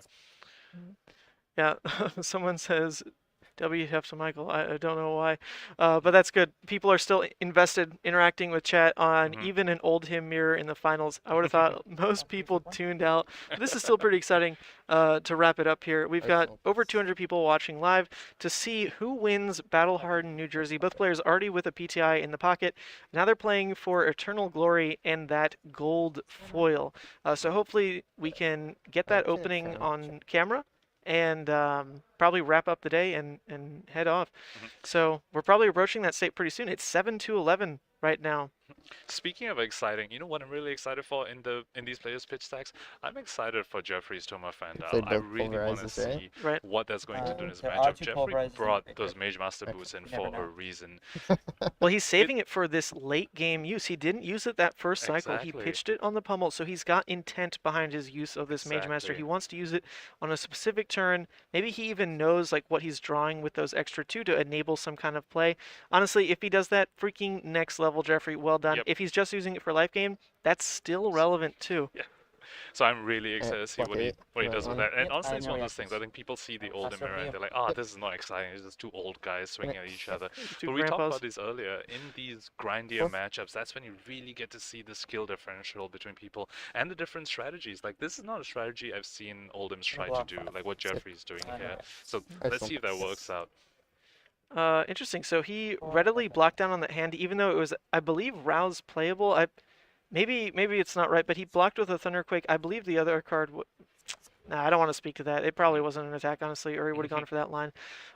True, especially with the tunic up. So especially with tunic up, right? Yeah. So, or maybe he is saving for just a larger push where it's not just Rouse Hammer. Maybe he's waiting for Rouse into a bigger attack because that's guaranteed damage through instead of just 7 into Whale. That's only presenting 11. Michael easily can block through that, even if he's committing, some cards from hand. It's damage that's going to win you the game, right? He also could have been playing around the Ice React because if you really want to Rouse into Whale, Ice React can mess you up unless you keep in enough cards. Okay, yeah, someone in chat saw it. It was Winter's Grasp, Rouse, Thunderquake, Rouse.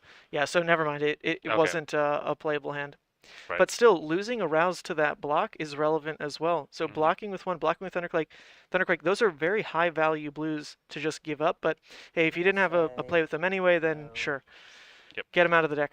And this past cycle, we have seen what we're talking about not having the Rampart, not having the Crown. Jeffrey used 2 cards out of his deck to block the Winter's Whale, whereas Michael only used, pitched a card to the Rampart and then blocked with one of the cards. So Michael getting up 1 card in terms of cards left in deck there because of the equipment choice. Well, let's take a peek here. Oh, it's happening. Oh, interesting. It's from hand. Whoa, sideways play.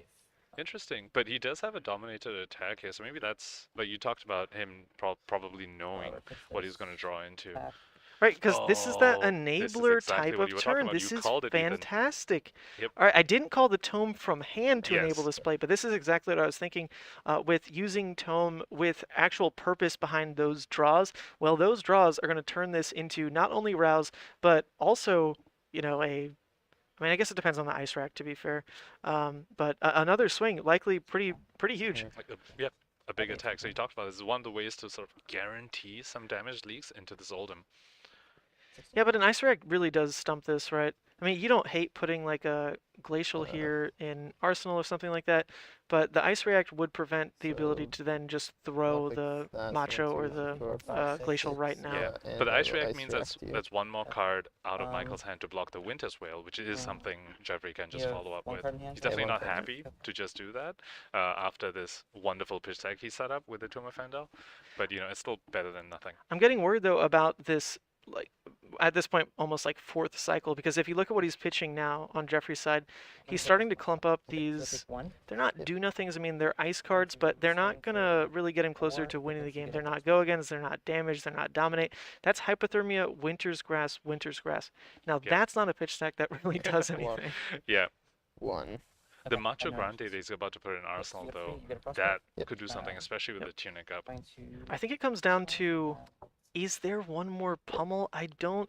honestly, this is the kind of thing we should have been taking a note on. If it comes down to Jeffrey being able to orchestrate a dominated attack with pummel, that's just it. Like, that's the late game you go for here. Well done if he pulls that off. I just don't know if he has that last pummel.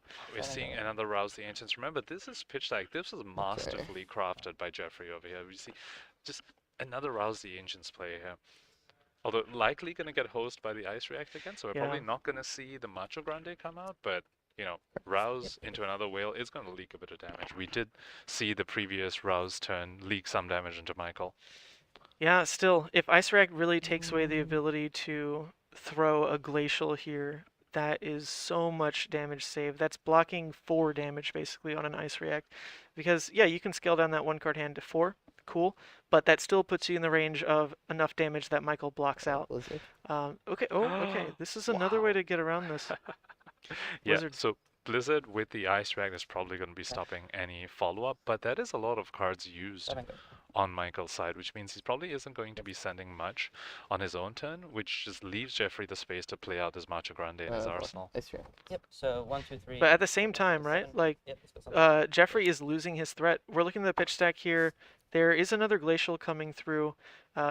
Michael's not really in the spot where that kind of dominate wins you the game. He's still got Tunic as a block, Earth React, Rampart, Crown. Granted, he's off Arsenal right now. Yep. Oh, they're starting to turn off lights in here.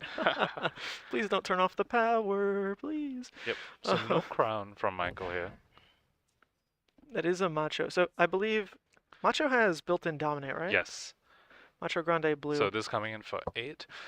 And Michael just calls it, gives him a fist bump. Did not have the Earth card in hand. Oh, the game's no way. over. Wait, that's just it? The Dominate did it because no Arsenal for Crown, no Earth React? No Earth React. Holy crap. Wow, Jeffrey, masterful. This was brilliant. I have not seen a strategy like this pulled off in the Oldhim mirror, and the fact that Jeffrey did it, performed it masterfully. That endgame pitch stick, we saw Rouse into big attack, Rouse into big attack, masterfully crafted by Jeffrey here. Talk about killer pitch stack. Like when you set up a late game. Oh, sorry, that's the wrong hero. Wrong hero. I know you love Iyslander, Ethan, but let's admit it, Oldhim won this Battle Hardened. Oh, and with style too. Let's get Oldhim in there. Well done to Jeffrey. He was 8 seed squeaking in, and there he goes, walks away with the win, the gold foil. We do have enough time to hopefully grab him for a bit of interview. I'd love to learn more about him if you want to run that interview with him. Let me just tap him. Sure. But yeah, GG's to Jeffrey.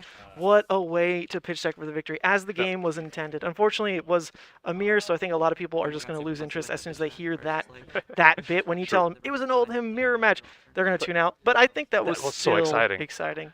For sure. So specifically because both Oldhims played so differently. It's starting from the equipment loadout, which we were talking about from the start of the game. Just having 2 very different strategies and seeing the atypical one come out on top. Yeah, absolutely brilliant. Let's get you two talking about it. Let me tap him real quick. Yep.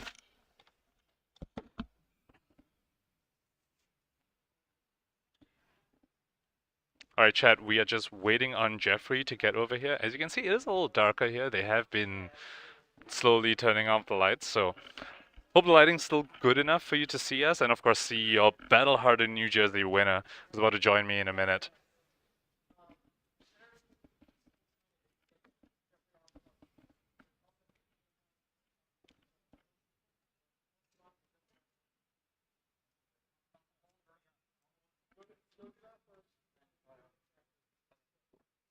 Alright, let's change the name. Okay, 1 second. What's your last name, Jeffrey? White, like the color. Okay, white. Alright, go ahead, take that headset. Could have also said white like James. Oh yeah, I am Jay White.